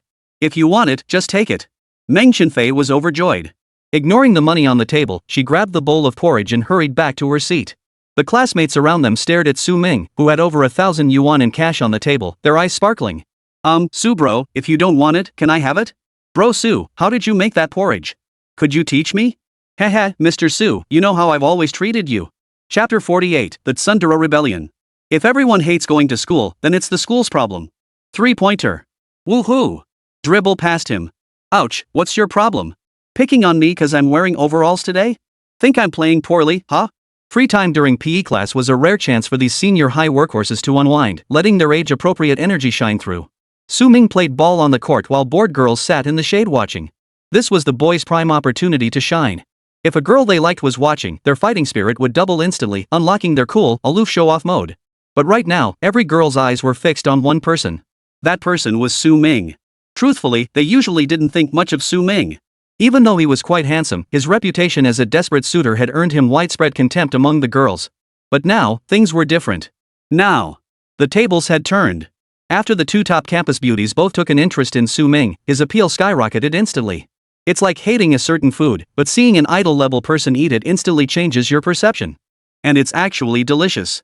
That's exactly how these girls feel now. Before, no matter how you looked at Su Ming's face, he just seemed so unremarkable. Now, no matter how you look at him, Su Ming is just so damn handsome. He's got great grades, looks good, excels at sports, and his singing voice is amazing. Girls kept secretly regretting why they hadn't noticed Su Ming's shining qualities sooner. If only they pursued him back when he was chasing Meng Chenfei, he could very well be theirs now. Just imagining Meng Chenfei and Lu Ziyan both losing to me, that would be incredibly satisfying. And it's not too late now. Meng Chenfei and Lu Ziyan hadn't gotten him yet, had they? There was still a chance. With this mindset, many girls sat in the shade watching Su Ming play basketball, their eyes burning with desire. Meng Chenfei shot a glance at these girls, anger rising within her. Fortunately, she had prepared in advance. Just then, one of Meng Chenfei's little minions ran over, carefully handing her a box. After finishing the game, the boys prepared to return to the classroom. But there was Meng Chenfei, ice water in her left hand, her right hand behind her back, walking toward the group. Su Ming, you're amazing at basketball. Here, have some water. Meng Chenfei flashed Su Ming a sweet smile. The boys around them, mesmerized by her flawless face, nearly started bleeding from their noses. Su Ming was startled. Because Meng Chenfei had appeared from behind him. He turned his head just in time to see her face. Today, Meng Chenfei had applied light makeup, a rare sight, making her even more radiant than usual. With her looks, even without makeup, only Lu Ziyan could rival her. With makeup on, she was utterly captivating.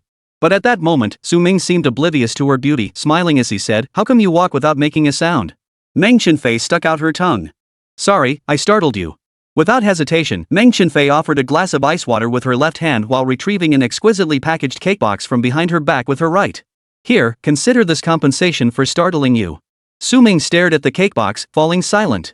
All the boys present fell silent. But the sound of shattering hearts was deafening. None of them had ever imagined Meng Chenfei would become like this. She no longer cursed or got angry. Now she had transformed into a lively and adorable figure. Could you handle that? Meng Chenfei's personality had always been her only weakness, or rather, not even a weakness, but the sole reason boys hesitated to approach her. But now, over the past couple of days, Meng Chenfei seemed like a completely different person. How to describe this new personality? It just makes her more endearing. Staring at the cake in Meng Chenfei's hands, Su Ming asked, "Why did you buy this for me?" Meng Chenfei hadn't anticipated Su Ming's reaction. After a moment's thought, she replied earnestly, "I saw what you ate in the cafeteria at lunch. I thought you didn't have enough to eat." "Meng Chenfei, didn't I make it clear? I don't like you." Su Ming paused briefly before reiterating. Given Meng Chenfei's usual temperament, she would have exploded in anger, shouting something like, "How dare you take advantage of my kindness," before smearing cake on Su Ming's face and storming off. But the Meng Chenfei standing before him now merely flashed a hint of embarrassment across her face before composing herself. "I know. Hurry up and eat it. It's an ice cream cake, it'll melt if you don't eat it." The male students around them nearly dropped their jaws. They never imagined they'd see the fiery school beauty Meng acting so submissive. Meng Chenfei tilted her head slightly, smiling at Su Ming. "You said we were close friends who cared for each other. Was that a lie?" Su Ming. "Got it. No way to wriggle out of this one." Some of the boys started cheering, while others left heartbroken. "Hey, Mengda's campus beauty, aren't we classmates? Why should he be the only one getting this cake? Damn it, Su Ming, you win. Getting the school beauty to go this far for you." Su Ming walked toward the classroom eating cake, Meng Chenfei keeping pace beside him. She stared at their shadows on the ground and quietly shifted closer. Though they weren't physically close, judging by their shadows on the ground, she had already leaned against Su Ming's shoulder. Meng Chenfei was actually quite surprised at herself for going this far. After clashing with Professor Chang that day, she tossed and turned all night at home. That's just how people are. They don't cherish things that come too easily or too readily at first. Only when someone else tries to take it away, or when you feel it slipping through your fingers, does a sense of crisis truly emerge. Chang Rui's appearance had amplified Meng Chenfei's sense of urgency. For the first time, she truly confronted her own feelings. Originally, she believed her actions stemmed purely from not wanting to lose to Lu Ziyan. She didn't want Su Ming, who had been fawning over her for 2.5 years, to get so close to Lu Ziyan. But now, she had come to understand. It seemed that wasn't it. Perhaps, she had fallen for Su Ming. Meng Chenfei was smart and generous. Once she considered this possibility, she accepted it instantly. Though she was stubbornly proud, reality had proven that pride was a double-edged sword. She knew her temperament wasn't exactly popular, so at her best friend's suggestion, she switched tactics. Even though what she did today made her feel utterly humiliated, almost to the point of exploding. But seeing Su Ming's reaction, she held back. "This is fine. This is good enough. Chapter 49, You're right. Do you like it? Su Ming nodded. Yeah, it's pretty good. Pretty sweet. Seeing Su Ming satisfied, Meng Chenfei felt content too, a smile curling her lips. That's good. The milk tea I ordered for you earlier was only 3/4 sweet, probably not quite to your taste. Later, I thought about it, the soy milk you usually bring me always comes with 2 packets of white sugar. I figured you probably like to add quite a bit when you drink it yourself. So I figured you must have a sweet tooth. This time, I specifically asked the bakery to make it sweeter. Su Ming raised an eyebrow, looking at Meng Chenfei in surprise. He knew Meng Chenfei was sharp, but he hadn't expected her to be this sharp. Or perhaps, when she focused her attention on him, she seemed exceptionally sharp? To deduce his dietary preferences from such minor details. Not bad. Give her a thumbs up. Seems like after spending so much time together, Meng Chenfei had picked up a few of his tricks. She'd definitely make a qualified professional sycophant someday. Meng Chenfei stared at the shadow on the ground, unconsciously moving closer to Su Ming. Her voice carried a lightness as she said cheerfully. Actually, I should be the one apologizing to you. The other day, I was only thinking about my own feelings and didn't consider how you and Lucian felt. It caused some unpleasantness in class. I just felt a bit jealous seeing how close you two were. But now that I know about your contract, I don't blame you. I understand. I won't cause trouble for her at school anymore. I hope you can forgive me. What? You know? Su Ming's mind went completely blank. Meng Chenfei continued, yes, I know. It's no big deal. I imagine you must have faced some difficulties that left you with no other choice. If you wish to fulfill the contract, then go ahead. If not, I'll compensate you for the breach. I'll pay you. Meng Chenfei finished her sentence with a sweet smile. Dressed in her school uniform, her hair pulled back in a high ponytail, and with her exquisitely delicate features, Meng Chenfei could easily be someone's white moonlight. Or rather, she already was the white moonlight for many. Su Ming felt a bit dazed. How did you find out? I saw your contract in Lucian's backpack. At that thought, Meng Chenfei couldn't help but chuckle to herself. Yes, she had indeed seen the contract secretly. That night, she stormed home furious, nearly throwing things. But after her best friend analyzed it with her, it suddenly clicked. Right. Why did Su Ming sign a contract with Lucian? Because Su Ming didn't like Lucian, but Lucian liked him. So she used this contract to bind Su Ming. In other words, Lucian was in love but couldn't have him. Coincidentally, Su Ming had run into some trouble and needed money, forcing him to sign this contract. So why didn't he sign such a contract with her? Simple. Because he likes me. He refuses to let a contract dictate our relationship. So, his relationship with Lucian was just a fling, his love for me was the real thing. The moment Meng Chenfei realized all this, her anger vanished instantly. She silently resolved to rein in her temper and find an opportunity to thoroughly test Su Ming. Sure enough, today Lucian called in sick and stayed home. The chance had arrived. After orchestrating a few moves, Meng Chenfei felt even more certain about her suspicions. Didn't you see? The moment Lucian wasn't at school, he readily accepted the gift I sent. And we even had a pleasant conversation. Yes, that's exactly it. Lucian, just keep spending your money. Even if Su Ming seems nice to you on the surface, deep down, the only person in his heart will always be me. She'd even planned it out. If Su Ming ever wanted to quit, she'd pay his penalty fee herself, and then he'd finally see who truly cared about him. Su Ming felt a buzzing in his head right now. This was the first time he'd encountered such a situation since entering the industry. Before he could speak, Meng Chenfei changed the subject. Actually, I understand you. I shouldn't have been so harsh. I reflected on it after returning home. I already have things many people don't. I should be content, not miserable. Maybe my temper's just too bad usually, making it exhausting for you or anyone around me to deal with me. But I can't help it, this temper is just how I am. Sometimes it's hard to control, even when I try. Plus, seeing you get so close to Lucian makes me feel awful without even trying, so I snap easily. But after today, I'll work hard to change. I want to sincerely apologize to you. Damn it! What kind of plot twist is this? Meng Chenfei is actually reflecting on herself? What the hell are you thinking, you dog of an author? Su Ming never would have imagined this day would come. On a summer afternoon, a gentle breeze blew as he walked down the campus path. In his left hand, he held the water Meng Chenfei had given him, in his right, the little cake she'd brought. He listened as she dissected her own shortcomings, heard her self-reflection. What the hell?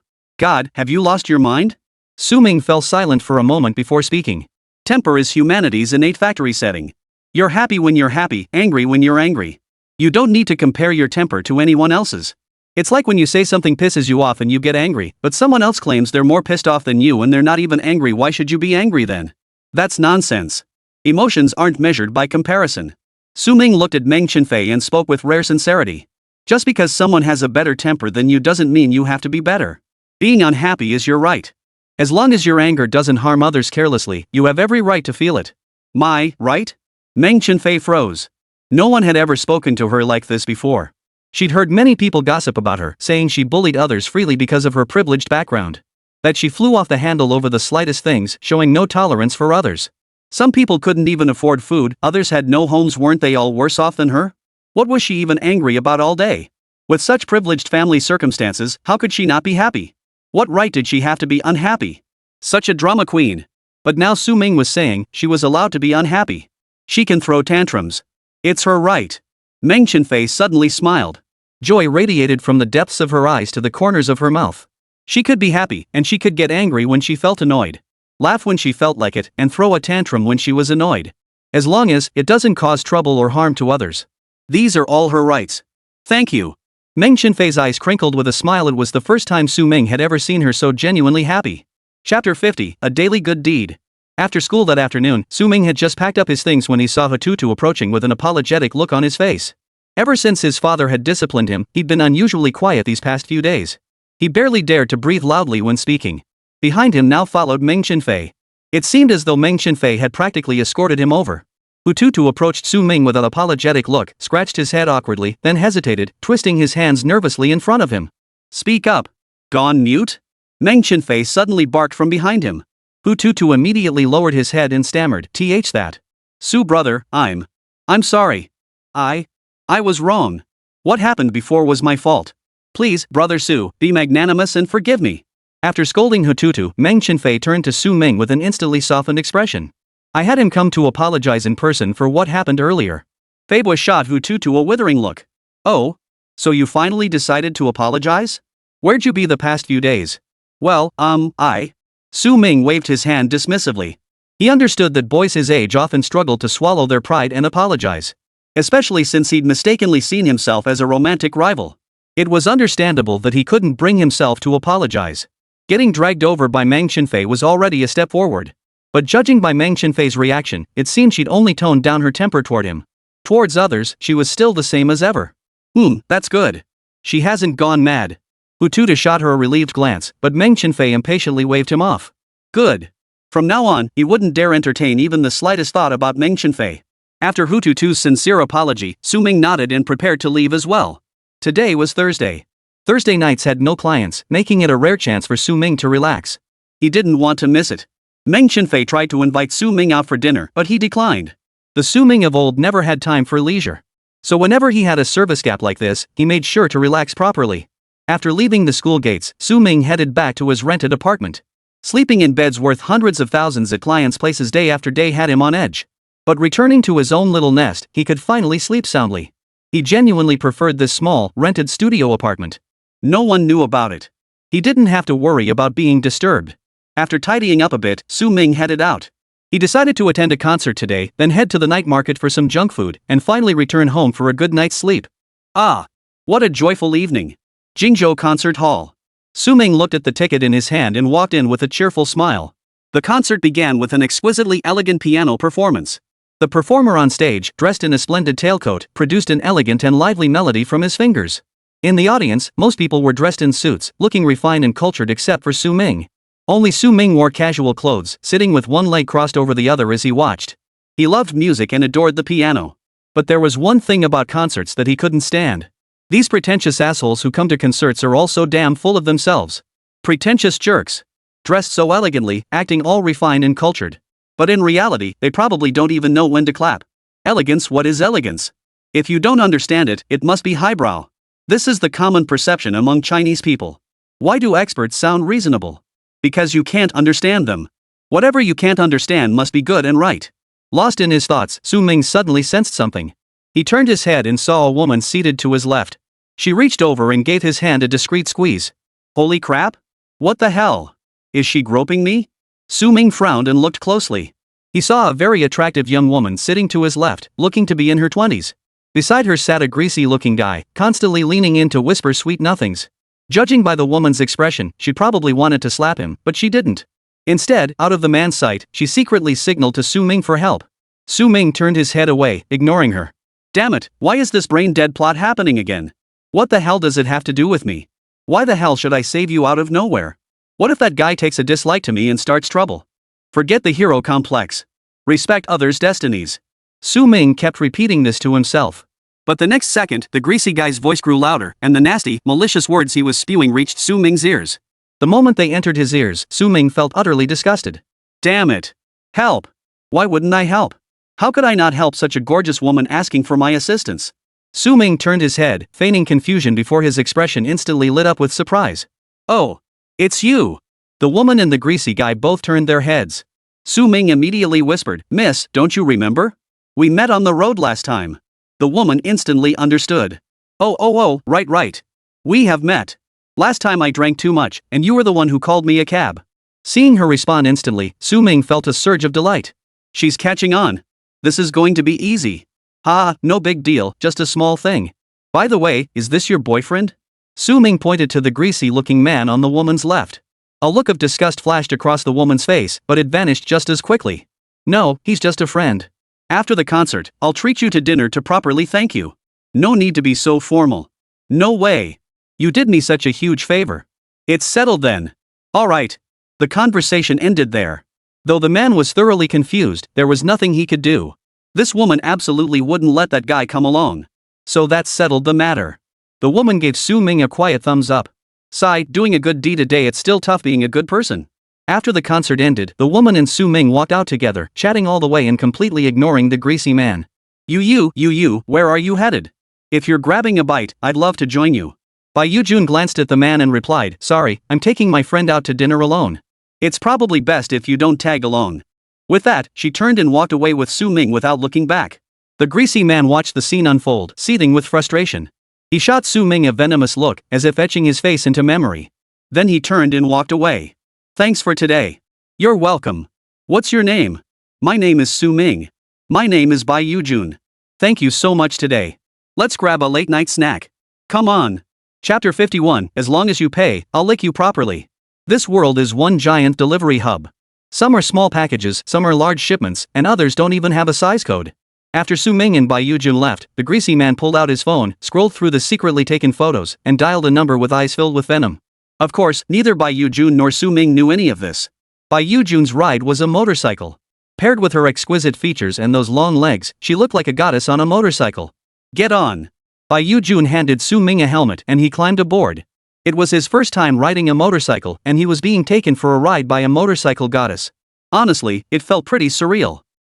Where should we go for dinner? Truth be told, with someone she'd just met, Su Ming only wanted to get it over with. A quick bite nearby would suffice. He had precious free time today and needed to get home for his craft work. But Bai Yujun didn't play along. Don't ask. Hold on tight. Then the motorcycle roared to life and sped off. Honestly, if Bai Yujun hadn't warned him in time, that sudden acceleration alone would have been enough to throw Su Ming off. He dared not imagine how anyone could drive that fast in the city. In that instant, faced with the choice between being a coward or a useless piece of trash, Su Ming chose to be a cowardly piece of trash. He clung desperately to Bai Yujun's clothes, afraid to let go. He dreaded facing his mother. Su Ming valued his life dearly. He hadn't made enough money yet, death was out of the question. But Bai Yujun clearly wasn't. He drove fast and pulled off countless dangerous maneuvers. He was practically drifting through the city streets. Seated in the back seat, Su Ming felt his soul trailing behind him. So it seems this Miss Bai is quite the rebellious biker chick. Girls like this usually crave coolness and thrills. From this, we can deduce that the methods to win them over are as follows. To distract himself and avoid whimpering and frustration, Su Ming mentally rehearsed his master plan for winning her over. His professional instincts kicked in. Seeing an attractive girl made him want to analyze her. After analyzing, he wanted to stick out his tongue. About 10 minutes later, Bai Yujun led Su Ming to a late-night snack stall. Get out. Hey, boss, the usual. The stall owner, clearly well acquainted with Bai Yujun, responded warmly. Miss Bai, is this your boyfriend? He's quite a handsome young man. Just as Su Ming was about to wave his hands to explain, Bai Yujun glanced at her phone and nodded without hesitation. Yes, that's him. Grill him some extra kidneys. Got it. Wait, girl. What the hell do you mean by that? Taking advantage of someone is one thing, but why are you insulting them too? How can you just eat and take at the same time?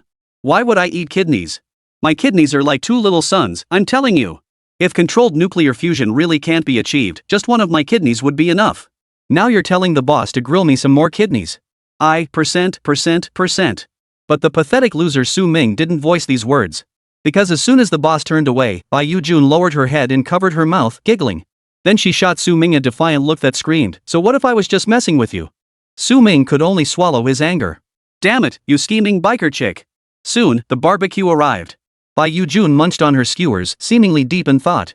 Su Ming didn't bother initiating any conversation. He couldn't be bothered. This wasn't his client. He just casually helped out and tagged along for a free late-night snack. Once he finished eating, he'd be off to the ends of the earth. But just then, Bai Yujun spoke up, chewing on a skewer. "Be my boyfriend."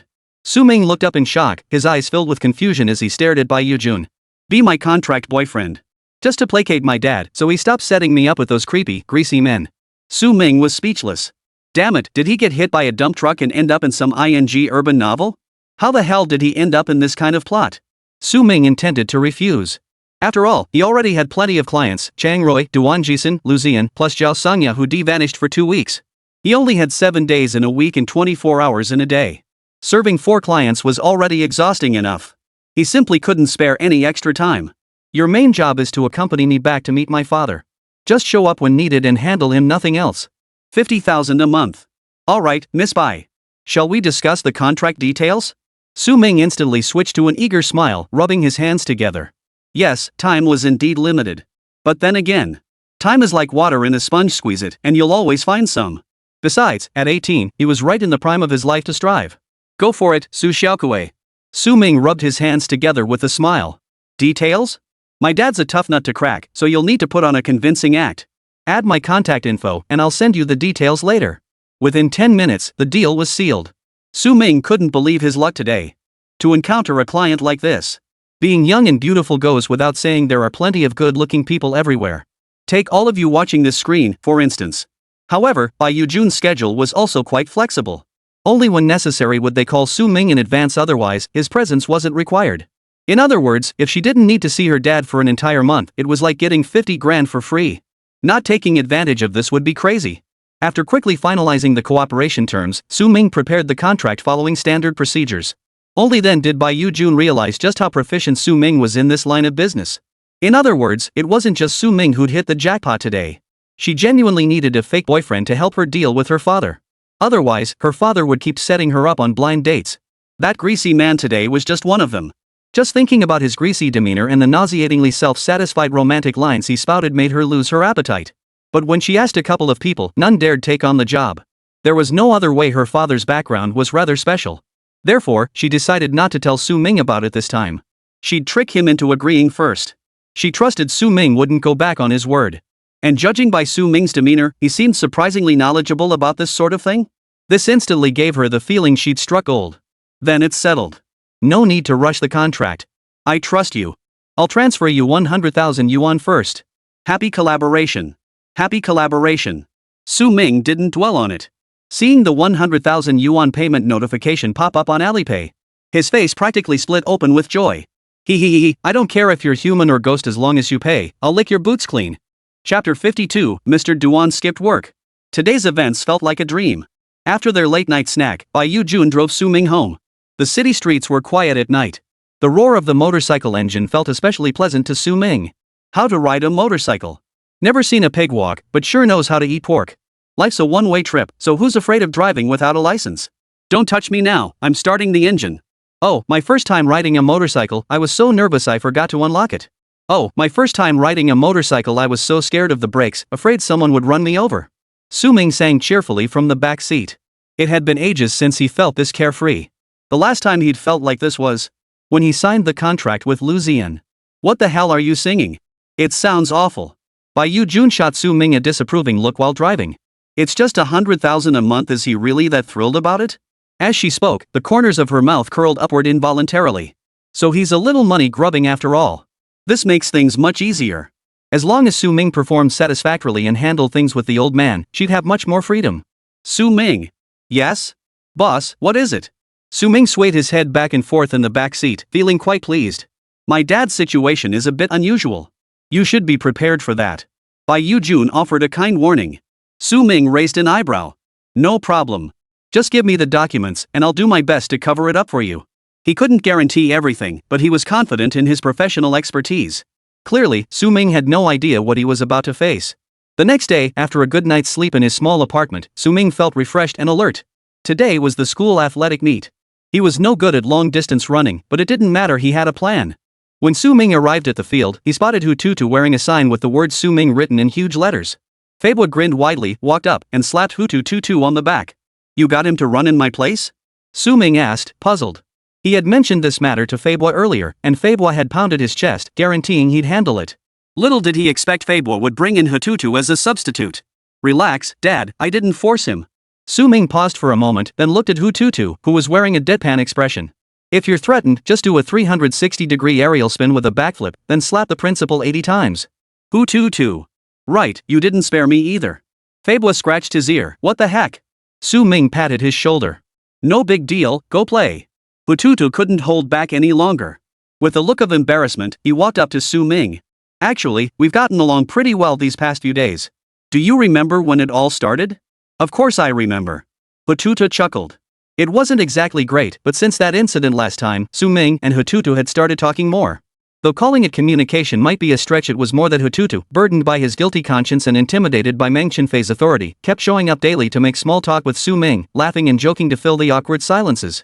You acted like a moron, accusing me of stealing your money. Then you got jealous when Meng Chenfei and I got close, hired someone to beat me up, leaving me with a bloody face. Finally, your dad stepped in to settle things and paid me compensation, otherwise, you'd have ended up behind bars. Hututu stopped giggling. Sigh. That's just how people are. Sometimes when I think back to the foolish things I did in my reckless youth, it makes me cringe so hard my scalp tingles. How could I have done such brainless, stupid things? Hututu's face flushed red as he said sheepishly. I always felt like you forgave me too easily. I've always felt guilty towards you, I was just so stupid. Since Feibo mentioned your ankle injury, I figured I'd run for you. Even if I don't win first place, there's still a consolation prize of 200 yuan. Ming shot Feibo a puzzled look. What the heck? My ankle's injured? You guys all know about it? How come I don't know about it myself? A consolation prize of 200 bucks? How come I didn't know about it? But Ming didn't call them out on it. Instead, he looked at Hututu suspiciously. Don't push yourself. Hututu suddenly felt touched by Ming's concern. He patted his chest and declared, don't worry. I can't promise much else, but when it comes to running, I'm absolutely. Ming sighed. I'm mostly worried you'll cheat me. Hututu. Lies don't hurt, truth is the sharpest blade. It hurts so much. Even though Hututu was cursing Ming in his heart as a damn sharp-tongued schemer. His body obediently stood at the starting line. Ming leaned against the grandstand railing, unfurling a sun umbrella. Feibo looked puzzled. Godfather, what's a real man doing holding an umbrella? Ming rolled his eyes. I've got my own rhythm. What a rhythm master I am. Feibo couldn't care less about all that. As a chubby kid, he knew he'd be stuck with the shot put event. So he gave Ming a quick heads up and dashed off. Ming still held the sunshade. You know what? It was actually quite cool. Mainly because Lu Ziyan seemed to dislike getting too tanned. Meeting the client's aesthetic preferences is part of my professional expertise. Bang! The starting pistol fired, and the athletes at the starting line burst forward in an instant. Behind them, the spectator stands erupted into a frenzy. Gongs clanged, firecrackers crackled, applause thundered, red flags fluttered, and the crowd surged like a sea of people. Hututu looked like a bespectacled nerd, but he actually started running. Lap 0.1, he charged forward like a force of nature. At the 0.5 lap mark, he began to falter slightly. At the 0.9 lap mark. Holy crap! Impressive. Ming helped Hututu up, utterly speechless. Lying on the ground, stars dancing before his eyes, Hututu muttered to himself. I think I saw my grandma. Ming. Oh no. Running with the kid turned him into a moron. Ming quickly hoisted him onto his back and carried him to the infirmary. The staff immediately called the homeroom teacher, Shi Jilong. Hello? Teacher Shi. Ming from your class fell during the run. He's unconscious now, saying he saw his great-grandmother. He's been carried to the infirmary by classmates. Upon hearing this, Shi Jilong instantly panicked. He clearly remembered that Ming's aunt was none other than General Manager Duan. Without delay, Shi Jilong dialed the number Duan Jixin had previously provided to the school and spoke with evident urgency. Ms. Duan, this is Ming's homeroom teacher. Duan Jixin was in a company meeting at the time. Upon hearing the call, she paused, glanced at the project director still giving his report, and lowered her voice. What's wrong, teacher? Shi Jilong quickly explained, the school is holding its sports day today. The medical office supervisor said Ming fell and injured himself. He's now unconscious. I'll head over immediately to see him. I just wanted to call you first to give you advance notice and brief you on the situation. Duan Jixin froze. What? Unconscious? She immediately stood up, hastily closing the file. Yes, teacher. I'll be right over. Duan Jixin hung up the phone, her heart suddenly pounding. The next meeting will be chaired by Vice President Zhang. After tossing out that sentence, she grabbed her clothes and bolted. Everyone? Well, I never. President Duan skipped work. Chapter 53, The past is the past, now he's a freak.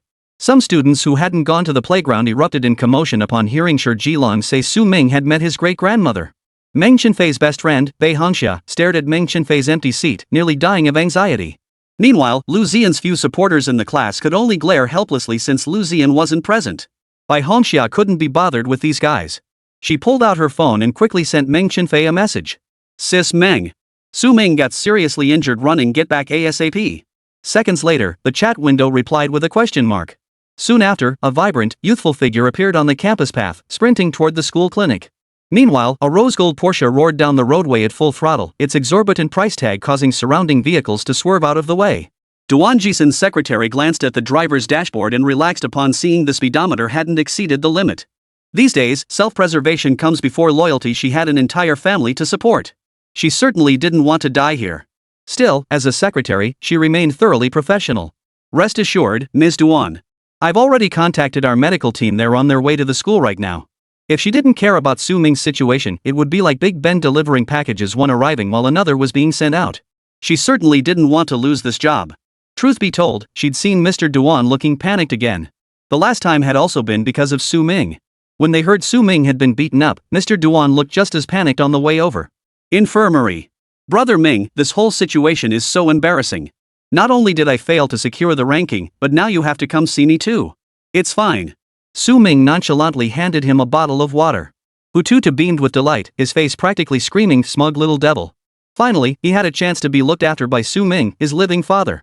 At that moment, he felt himself growing haughty and arrogant. That's how the grudges of youth go, they come and go in a flash. Right now, Hututu felt nothing but vindication. The man most sought after by the school beauties, Lu and Meng, wasn't he the one standing by his sickbed, handing him water? But then something felt off. Ming, this water isn't poisoned, is it? Am I that kind of person? Heh, no, it's just that we didn't get along before. But now we've buried the hatchet, right? Yeah, the past is the past. Now you're just a freak. Su Ming replied half-heartedly. Who the hell is the pervert here? Don't talk about us anime fans like that, okay? Hutu watched Su Ming sitting on the bedside, peeling an apple. Sunlight bathed Su Ming in a golden glow, accentuating his features. Just as Hututu was about to gloat, his defenses crumbled instantly. Damn, he's so damn handsome, you bastard. No wonder those two school beauties were going crazy over him. How come I never noticed this guy was so handsome before? Su Ming, still peeling the apple, lifted his eyes and gave him a glance. There are 4 perspectives in this world: outlook on life, values, worldview, and this big shot's not to be trifled with, only admired from afar. Garen's light words pierced through silence, shattering defenses. Hututu instantly broke down again. Damn it, every scroll of the 12 military treatises has my name on it, huh? Seeing Hututu fall silent again, Su Ming chuckled softly. The otaku is at it again. The school doctor said earlier that this guy is perfectly fine. He just skipped breakfast this morning, combined with a lack of exercise, and then suddenly engaged in intense physical activity, causing low blood sugar. Good thing I wasn't nearby when he fell. Otherwise, he'd have helped me run and then made me do a head but bow. That would have been pretty embarrassing. Ming, don't you worry about losing friends talking like that? Or you could call me dad and I'll teach you some pickup lines guaranteed to get you laid. Su Ming couldn't be bothered to respond, just muttering a half-hearted reply. But Hututu perked up the moment he heard it, his hunger swept away as he returned to his usual self. Over the past few days, he'd shared all his anime girlfriends with Su Ming, yet Su Ming hadn't hinted once about what type he actually liked. Where's the morality? Where's the justice? Where's the fairness? Where was Su Ming's legendary pickup guide? Bro Ming, spill it already. Hututu was now perched on the edge of the bed, staring at Su Ming with eyes that were practically begging for knowledge, as if he were looking at the ultimate game walkthrough guide. Su Ming finished peeling the apple in his hand and, under Hututu's eager gaze, took a bite without hesitation. Delicious. Hutu? So it wasn't peeled for me?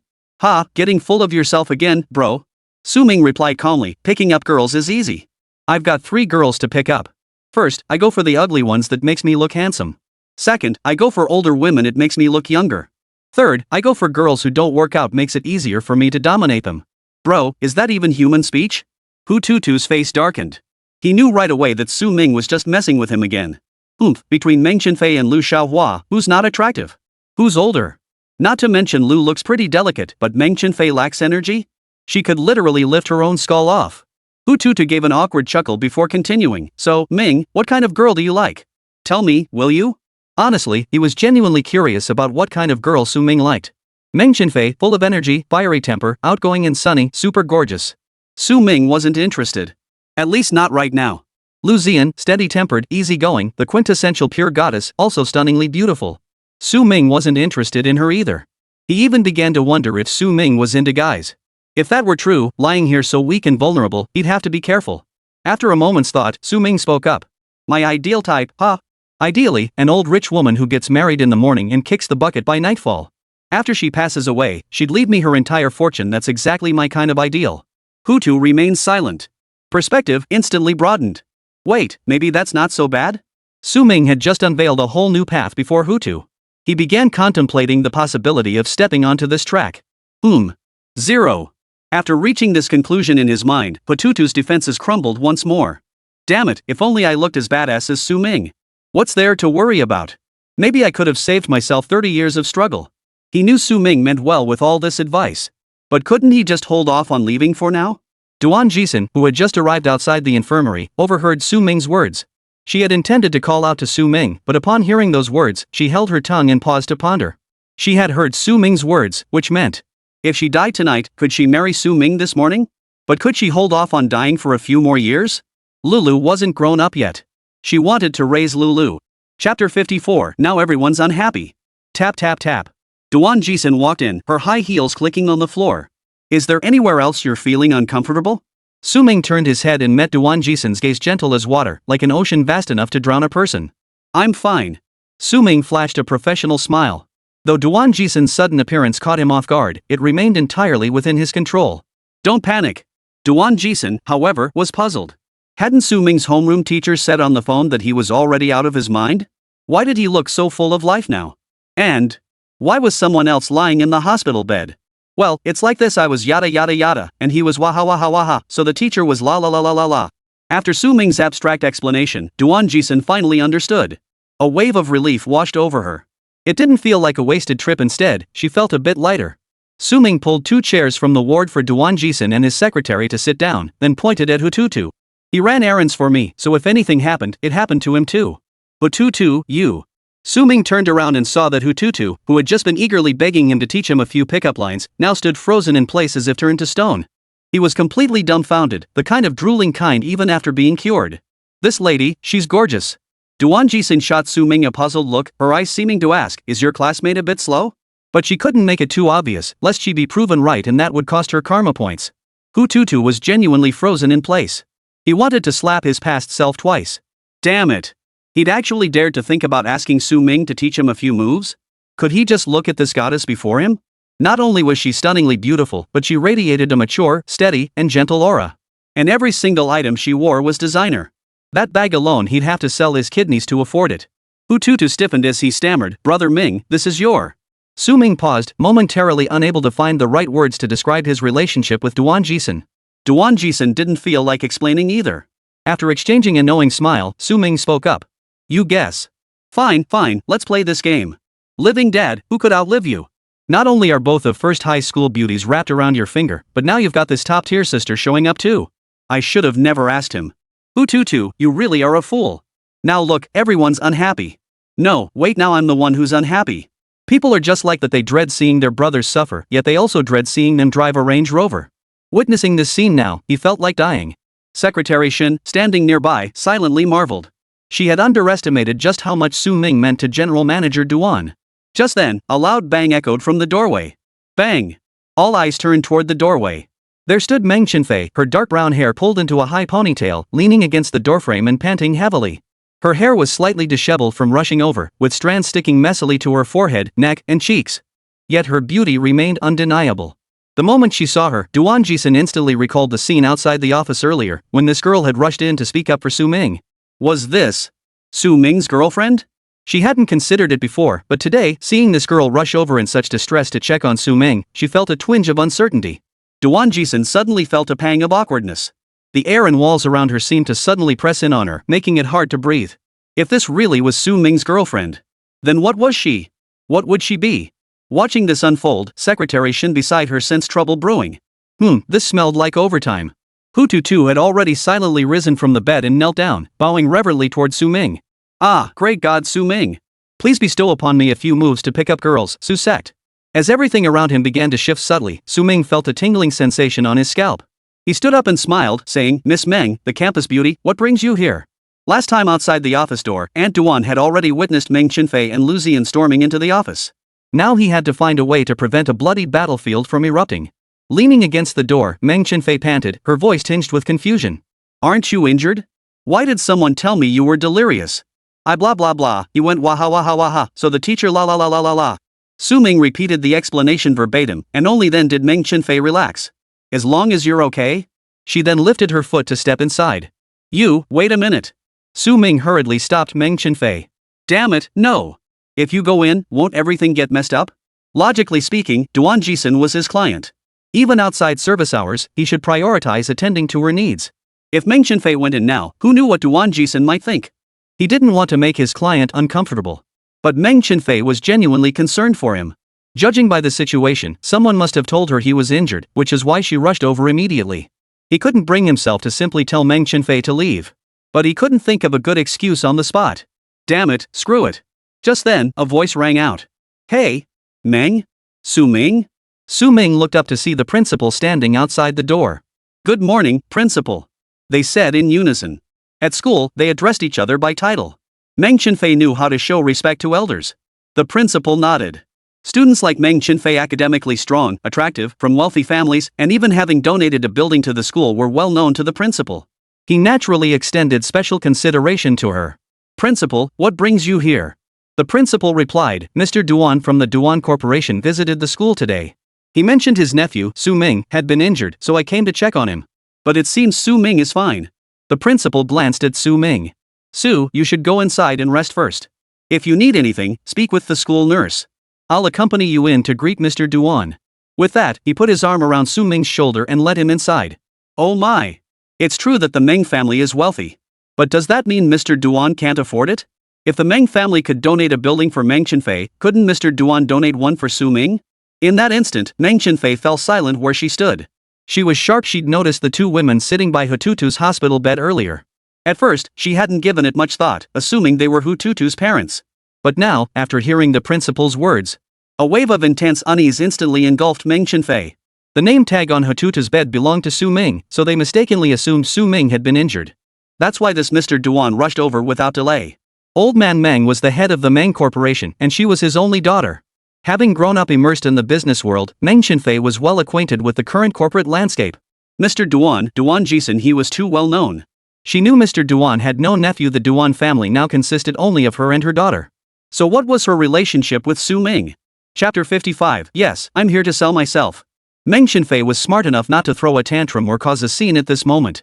Though her mood was somewhat sour, she resolved to investigate the situation thoroughly before acting. Perhaps Mr. Duan was just a close friend of Su Ming? She harbored her doubts, but she found it hard to believe that Su Ming could have access to, or worse, be connected to a powerful figure like Mr. Duan. Yet if that weren't the case, why would a man as busy as Mr. Duan rush over the moment he heard Su Ming was injured? These conflicting thoughts left her feeling torn. Su Ming, could you come out for a moment? With no other option, Meng Chenfei had to find a way to get Su Ming out to ask him directly. That was just her nature. She confronted questions head-on. Duan Jixin and the principal were engaged in conversation. Hearing this, Duan Jixin shot him a questioning glance. Su Ming didn't flinch, merely wearing a faint smile. I'll go see. Perhaps Ms. Meng has some academic questions for me. He then walked out. This explanation should dispel Duan Jixin's doubts. It effectively distanced himself from any connection with Meng Chenfei. As soon as they stepped out of the infirmary, Meng Chenfei grabbed Su Ming's wrist. Ignoring his resistance, she pulled him over to a nearby bench and sat him down. Su Ming, how do you even know Mr. Duan? He's the boss of Duan Corporation. Meng Chenfei stared at Su Ming with intense eyes. Fearing he wouldn't tell the truth, she added. Don't lie to me. I know Mr. Duan doesn't have a nephew. Su Ming knew this too, and he had no intention of hiding anything. He couldn't care less what Meng Chenfei thought. So Su Ming simply spread his hands and declared, she's my client. Client? You're doing business? Meng Chenfei looked at him in confusion. If he really was running a business, then Su Ming was incredibly talented. It's business, but probably not the kind you're thinking of. Ha? The deal I made with her is this: she gives me money, and I play the role of her husband. Su Ming's calm voice rang in Meng Chenfei's ear, yet it felt deafening. What did you say? That's essentially prostitution. Su Ming calmly finished her sentence. Seeing Su Ming so utterly unflappable before her, Meng Chenfei was utterly stunned. Instantly, an inexplicable rage and a vague, indescribable sense of injustice surged within her. In that instant, Meng Chenfei felt the world around her grow eerily quiet, yet that silence was slowly crumbling. A suffocating pressure swept over her heart, making it hard to breathe. Within seconds, tears glistened in her eyes as she clenched her jaw and demanded, "Why? Why? To make money. Why sell yourself to make money? It's fast money." With each answer, Su Ming remained calm and composed, as if discussing something utterly trivial. But it was precisely this attitude that made Meng Chenfei feel even more suffocated. Ha ha! Meng Chenfei let out a cold laugh, tears welling in her eyes. How desperate are you for money? For money, you're willing to sell yourself? For money, is there anything you won't do? What do you need all that money for? To bury yourself? Rage and hurt flooded Meng Chenfei's mind. She felt utterly humiliated, like a pathetic little fool. Su Ming was trampling on her feelings. All his previous kindness had been fake. Su Ming was playing the field, hooking up with other women on the side. He was the kind of person who'd sell himself for money. The moment this thought surfaced, it felt like a poison chain, coiling tighter and tighter around her heart. Suffocation and agony took turns overwhelming her, leaving her nearly unable to breathe. The fleeting doubts she'd once harbored about her feelings for Su Ming, along with all the kindness she'd shown him lately, now transformed into daggers of wounded pride, stabbing her over and over. Su Ming listened intently to Meng Chenfei's words, studying her expression. When he sensed her anger hadn't yet reached the dangerous threshold where she might lash out, he breathed a silent sigh of relief. "Ms. Meng, this is my job. People work for money, of course. What else? Right, all about the money. Not about dreams at all." Meng Chenfei stared coldly into Su Ming's eyes. Only by doing so could she hold back the tears welling up. Work is just work. What kind of work for someone so young? And such a degrading job at that. Duan Jixin was his client, and he had to play the role of someone else's husband for her. What about the others? Does he have other clients? What roles would other clients want him to play? What else would he have to do? The thought of what might follow was too much for Meng Chenfei to bear. At that thought, Meng Chenfei suddenly felt her emotions collapse, and she wanted to cry. She immediately looked away. "Su Ming, no wonder you've been so cold to me lately. No wonder you haven't been as kind as before.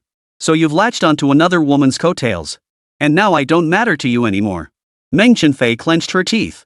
"What about Lu Zian? You've been so nice to her these past few days. Is it because—" All that met her gaze was Su Ming's flat, affirmative nod. Poof. Meng Chenfei lifted her head, a single tear glistening in her eye as it rolled down her cheek. Her heart was filled with complex emotions at that moment. On one hand, she was relieved that Su Ming's kindness toward her over the past 2 years had been entirely voluntary. She had never given him money. But on the other hand, Su Ming no longer treated her as kindly as before, and now he was willing to sell himself for money. The thought filled her with a bitter ache. No, she had to do something. She couldn't let Su Ming continue this line of work. She wanted Su Ming to return to her side, just as he had been before. Wiping away her tears, she spoke. "Su Ming, quit this job. I'll give you money." "Sorry, I can't. I've signed a contract.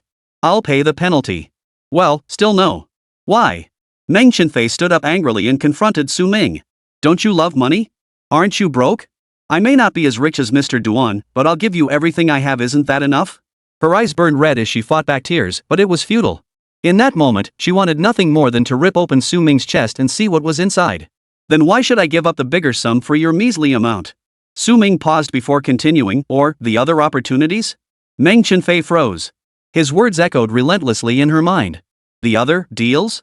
Chapter 56, Happiness is greatest when one is approaching it. "How many more good sisters do you have?" Meng Chenfei's sense of injustice and fury reached its peak. She couldn't fathom it. Usually, she spent her days studying at school, then practiced piano at home before going to sleep, and that was her entire day gone. How on earth did Su Ming manage to care for several clients in a single day? And still attend school? Was his time valued differently? "Your day is nothing like mine." Su Ming met Meng Chenfei's gaze and continued calmly, without a trace of inferiority. "If I include you now, you're the only sister." "Impossible. I don't believe it. All the other clients are sisters, including Lu Zian." "Su Ming."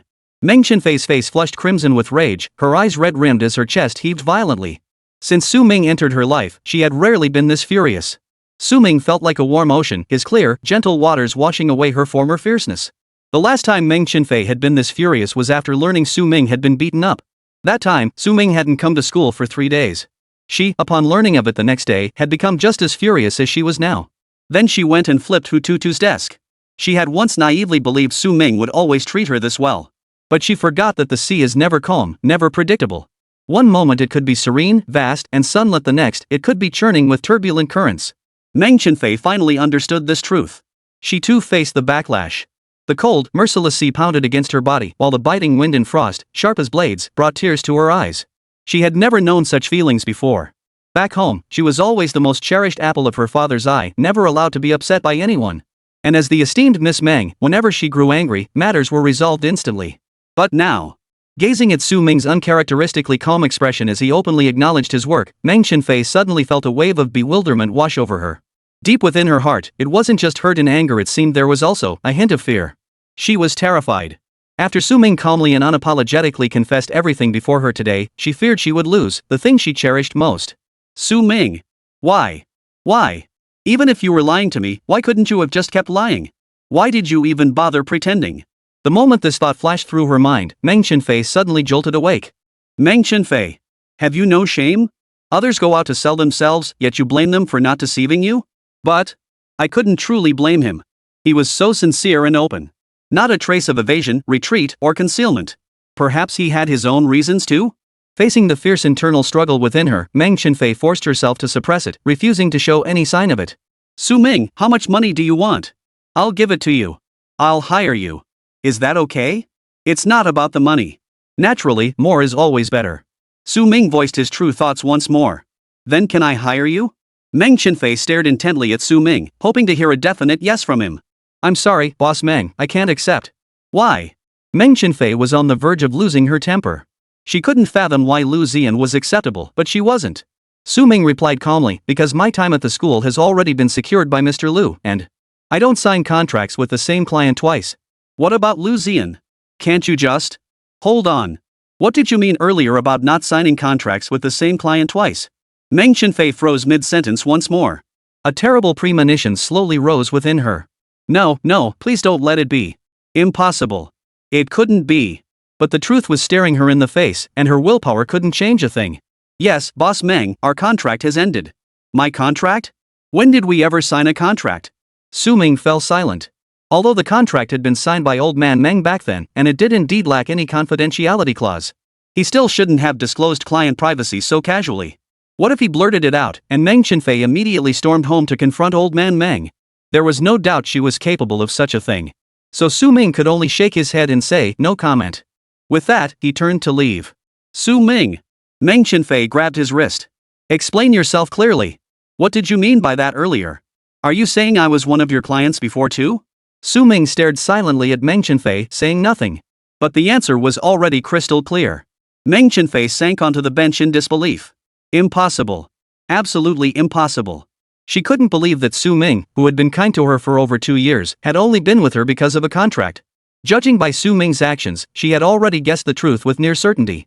It had to be her father. He must have signed a contract with Su Ming, instructing him to look after her. But why? Why do this? Why place someone so meticulously attentive by her side? Why, after arranging this devoted person, did they let him go? It was clear that Meng Chenfei had figured it out. Su Ming's sudden coldness toward her recently, it was because the contract had ended. Everything before was fake. Everything, absolutely everything, was fake. Why? Why couldn't he have kept deceiving her? The proud and stubborn Meng Chenfei felt her heart shatter into pieces. Only now did she realize that all her pride in front of Su Ming had stemmed solely from his unrestrained adoration. Whenever she was upset, he would rush over to comfort her and make her laugh. When she was sad, Su Ming would come to comfort her and buy her gifts. When she was hungry, Su Ming would immediately bring her food. He even remembered the exact dates of her menstrual cycle. Sometimes, the moment she realized her period had started, Su Ming would already have prepared ginger tea, poured it into a thermos, and handed it to her. It was all too perfect, easy to get lost in, making one feel unconsciously superior. And especially for Meng Chenfei, who had been cherished and pampered since childhood.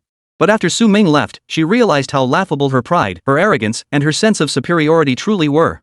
All the tactics she'd once wielded effortlessly proved utterly useless before him. She had once believed she was already walking the path to happiness. Though she'd fought and competed with Lu Zian, Su Ming's years of unwavering devotion to her had been entirely genuine. Even if it had dissolved into bubbles, it had once been real. Yet, people are happiest when happiness is within reach, and happiness is like walking on thin ice. It could shatter at any moment. That was exactly her situation now. Just as she felt her daily life with Su Ming growing sweeter, the ice shattered. She plummeted into a frigid abyss.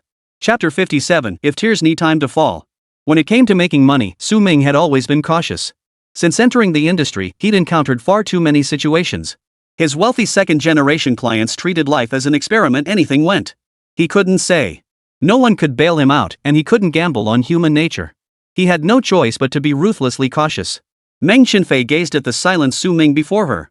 She just wanted Su Ming to be like he used to be, to comfort her, to offer some explanation.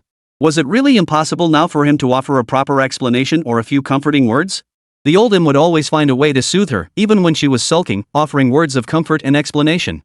But now, Su Ming had lost all trace of his former gentleness. Instead, his expression was utterly flat, as if her shattered heart meant nothing to him. A heavy wave of despair surged up like a tidal flood, engulfing Meng Chenfei. Su Ming, aren't you the one who sees through people? Aren't you the one who can read hearts? Don't you truly understand my feelings for you? Su Ming, this love-hate turmoil within me, could you truly be unaware? The intense gloom emanating from the young, proud figure before her was palpable. Su Ming closed his eyes and took a deep breath. Keep your heart steady. Only money matters most. Su Ming drew a quiet breath, instantly regaining his composure. He continued. I cannot tell you why you were once my client, but this matter is indeed true. But Mr. Meng was once my client, and this was my failure to fulfill my duties. I make no denial of that. Therefore, I apologize to you. I will return every penny you previously paid me. Furthermore, since my actions have caused you such distress, I will compensate you with an additional 20% for emotional distress. I will transfer this amount to your account. In the workplace, making mistakes only brings frustration, not sympathy, but others' annoyance. Swiftly taking corrective action is the right thing to do. Su Ming felt no regret. Meng Chenfei listened silently as Su Ming laid out his calculations with meticulous precision. Money. It was all about money, as if nothing else existed between her and Su Ming. What she wanted to hear wasn't Su Ming talking about money. She wanted him to stand before her, face to face, and tell her what was truly in his heart. Su Ming. Meng Chenfei lifted her eyes, reddened, a clear tear tracing down her cheek. What about you? If tears needed time to fall, then they were a flowing river. At that moment, Su Ming stood rooted to the spot, watching the two clear tears stream down Meng Chenfei's cheeks. To be honest, his heart ached too. But there was nothing he could do. Years of professional training had forged Su Ming's icy composure. And what about you? Setting aside all contracts, clients, money, even the sense of duty to this profession. What I'm asking is, what about you? Su Ming froze. The pitch-black night sky outside the restaurant window and the deafening chorus of cicadas outside his ears intertwined in his mind. Different scenes, yet it felt like Meng Chenfei had once spoken the same words. Memories surged toward Su Ming like a tidal wave. What about me? Su Ming questioned himself inwardly. His face remained expressionless, but his hands clenched tightly behind his back. I don't care, but I must honor the contract with the client. Honor the contract? Tears welled up in Meng Chenfei's usually proud eyes as she stared stubbornly at Su Ming. After the first tear fell, the rest could no longer be contained, cascading down in a steady stream. She snatched Su Ming's backpack from his shoulder, yanked it open, pulled out the contract he carried, and tore it in half with a vengeance, flinging the pieces aside.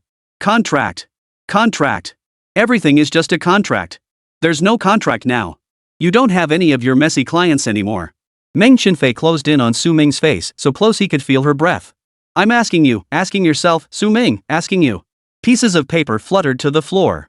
The paper at her feet was even dampened by Meng Chenfei's tears. Su Ming took a step back, trying to ease the tension. Ms. Meng, please don't litter. Trash. Do you even know those things are trash? Are you finally admitting they're trash?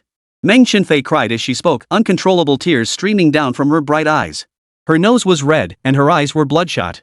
Even if I was once your client, did I ever command you as stipulated in the contract? Did I ever make you do things that sold yourself out without limits? Did I ever treat you like a subordinate to be commanded at will? I saw you treating me badly, so I've been taking you out to eat lately. I wanted you to live well. I wanted to fatten you up. I've even yelled at my own father, but I've never once raised my voice at you. Yes, you treated me well these past 2 years, very well. I was ungrateful. I was too proud. But honestly, Su Ming, am I treating you badly now? Are we not even friends? You brought up the contract in front of me. Do you really not understand? Do you genuinely not know what I want to hear? Or do you know perfectly well but are too afraid to admit it? Meng Chenfei's voice thick with tears. In this moment, she had shed all her pride, reduced to nothing more than an ordinary, wounded little lion cub. Su Ming, dare you tell me your true feelings? Wronged. She felt utterly wronged right now. Meng Chenfei rarely cried, but now she was suddenly sobbing violently. The more she spoke, the more aggrieved she felt.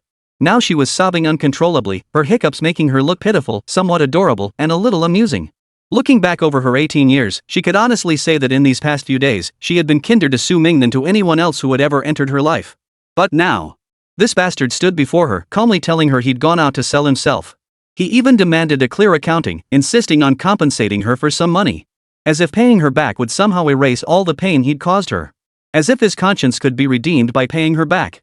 You're absolutely, It was over. The sobs wouldn't stop. Rage and shame surged through her, flushing Meng Chenfei crimson. She wanted to vent her fury, but old man Meng wasn't here. She couldn't actually lay a hand on Su Ming. So she could only kick the bench in fury. Ah! Pain! Su Ming stared in disbelief at the scene. Get up! Don't sit on the ground. Su Ming took her arm and helped her up, guiding her to sit on the bench. Meng Chenfei abruptly shook off Su Ming's hand, turned her head in silent anger, and shifted to sit facing the opposite direction. Don't touch me! Su Ming found it somewhat amusing. Just as expected. Sincerity and openness were merely fleeting moments, pride and stubbornness were her true nature. Su Ming pulled out a small bottle of water from his bag, unscrewed the cap, and handed it to her. He then gently patted the little golden retriever's back, smoothing her fur. Have some water first. Even if you want to scold me, calm down first. Then go ahead and scold me all you want. Meng Chenfei thought about it and realized he had a point. So she snatched the bottle and gulped it down in one go. Oomph. Honestly, after crying so hard just now, she was actually pretty thirsty. Oomph. You care about money, don't you? I won't bankrupt you by drinking. Though she took the water and began drinking, Meng Chenfei kept her head turned away from Su Ming. After a moment to compose herself, Meng Chenfei finally calmed down. You still haven't answered my question. The smile on Su Ming's lips instantly froze. All right. This kid is getting sharper by the day. There was no way to fool her. But her service had long since ended, and with only about 3 months left before he had to make his escape, Su Ming had grown a bit complacent. So he leaned back against the bench, utterly languid, and spoke with half-closed eyes. What do you want to know? The moment those words left his mouth, Meng Chenfei's anger flared up again. She sprang to her feet, standing directly before Su Ming, blocking the sunlight streaming through the window. Leaning down, she grabbed Su Ming by the collar, her face inches from his, and demanded through gritted teeth. What do I want to know? I want to know, could it be that you haven't? The words caught in her throat, and Meng Chenfei faltered. Su Ming's gaze was too calm. Like a clear spring, it held nothing at all. When faced with the correct answer, people are always most anxious. Afraid he'd say yes, yet afraid he'd say no. Even Meng Chenfei herself didn't know what answer she truly wanted from Su Ming. Yes? Or no? Chapter 58, Then tears become flowing rivers. Meng Chenfei cried until her head ached. Now, seeing Su Ming's resigned demeanor, it seemed as if he were saying, if I can live, I'll live. If not, then death is just as good. Her headache only intensified. She couldn't scold him. She couldn't bring herself to hit him either. All that grandstanding, all those dramatic gestures, all that fierce tone. In the end, all she managed was to wrinkle Su Ming's collar. Damn it! This is so frustrating. Meng Chenfei had never felt so frustrated like punching a pillow. At that moment, Su Ming sat lazily on the bench, his hands resting on the armrests. Meng Chenfei stood before him, bent over, gripping his collar. From a distance, they truly looked like a loving young couple. Meng Chenfei was completely unaware of how close they were. But when she looked up, she saw the woman standing not far behind the bench. Dressed in a skirt and black suit, she embodied the image of a career-driven woman. Her long hair was neatly pinned up at the back, giving her an air of gentle grace. She stood there quietly, appearing completely non-threatening. Duan Jixin. It was Duan Jixin. Meng Chenfei suddenly felt like laughing. Su Ming really had a way with people. How could someone as busy and important as the esteemed President Duan stand here so patiently, just waiting for him? All right. Really? Meng Chenfei was naturally competitive by nature. Seeing Duan Jixin appear and stand there without any sense of threat suddenly ignited her competitive spirit. Mr. Duan. If it weren't for your sudden appearance, how would Su Ming and I have ended up in this situation? I couldn't do anything to Su Ming. But, Mr. Duan. Su Ming is my man. I won't let you off easy. I absolutely won't let you rest easy.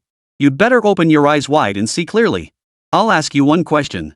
At that moment, Duan Jixin stood behind Su Ming, unbeknownst to him. Meng Chenfei lowered her head, her gaze fixed on Su Ming's eyes as she asked slowly and firmly. Have you ever crossed any boundaries in your dealings with other clients, including in your role as Mr. Duan's husband? Ha? Su Ming raised an eyebrow, his narrowed eyes widening. After a moment's thought, he understood. Could it be that Meng Chenfei was worried he might provide her with inferior service compared to other clients?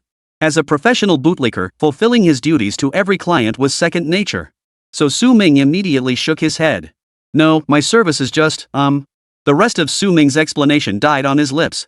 For the first time, Su Ming realized that Meng Chenfei's lip gloss tasted sweet. Under the tree canopy, sunlight filtered through the leaves, casting irregular patches of light onto the ground. Sincerely passionate, Meng Chenfei tugged at Su Ming's collar, bending down to look at him. Strands of her tea-colored hair fell in soft waves beside Su Ming's hand. A beautiful scene. Beautiful, so beautiful. If that youth were not Su Ming, perhaps Duan Jixin would have captured this scene before her. Meng Chenfei, is it? Duan Jixin felt a sharp, stabbing pain in her heart. Yet the corners of her mouth curved slightly, though her eyes held no trace of a smile. She hadn't known this Miss Meng at first. If not for Secretary Shen reminding her after her last visit to the office, she might never have learned the young lady's name. But she knew this young lady's father. Without a moment's hesitation, Duan Jixin turned away, drawing a deep breath to force herself to look away from the scene. Then, she dialed a number. Recalling the young lady's gaze just now, she almost laughed out loud. In business, tactics like pulling network cables, pouring boiling water on someone's money tree, or killing their golden dragonfish, those were all superficial tricks. The real business war was waiting for the other side to make a mistake. Or, more accurately, to provoke them into truly crossing the line. Meng Chenfei, Miss Meng. How dare you? I've never kissed Su Ming like that, yet today you dare kiss him like this in front of me. Do you really think this will work? Duan Jixin's lips curled slightly. She had actually witnessed it during their argument. Observing Su Ming's attitude toward Meng Chenfei today made one thing clear: Meng Chenfei was also Su Ming's client. Ha ha. It was a bit unethical. Duan Jixin still couldn't help but laugh. She'd actually thought this was Su Ming's little girlfriend from school. She'd even thought Su Ming liked lively girls like that. Back then, it had even made her feel a bit down for a while. But now, her gloom vanished instantly. Su Ming, I'm not afraid you love everyone equally. What I fear is you giving special treatment. Duan Jixin stood there smiling, murmuring to herself. Fortunately, Su Ming hadn't. Also, Miss Meng, why do you think this would hurt me? Look at all those scraps of paper scattered on the floor, aren't they torn up contracts? How can you still not understand, clever Miss Meng? If he were so easily captured, why wouldn't I do it? Su Ming was a man who could perfectly restrain himself even when faced with desires maddening enough to drive anyone wild, or even happiness itself. Could he not restrain himself from this kiss? Instead of trying to understand Su Ming's heart, you resort to such extreme methods, hoping for a shortcut. Ridiculous. Absolutely ridiculous. Still, perhaps this is for the best. If only Su Ming's other clients were this adorably foolish. Right now, Su Ming probably doesn't want anyone else to see this scene, does he? Otherwise, he'd probably feel quite pressured. Perhaps it's best for her to simply walk away. She trusted Su Ming could handle this matter. Chapter 59, Oh My Money. Hello? Mr. Duan. The phone rang, and a cheerful voice came through. It was old man Meng. Duan Jixin smiled faintly. Hee, Miss Meng, though I don't know you personally, I wouldn't presume to interrupt you. But I know your father.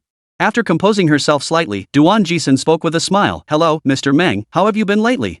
I'm doing well, Ms. Duan. What brings you here? Well, my child and your daughter Meng Chenfei attend the same school. I'm at the school right now. I saw your daughter kicking a bench in anger, and she seemed to be crying. She's sitting on the bench wiping her tears now. I'm about to take my child home, but I wondered what might be going on with Miss Meng, so I thought I'd give you a call. Duan Jixin and Meng Yishan were fairly familiar with each other. She knew the young lady before her was Meng Yishan's only daughter.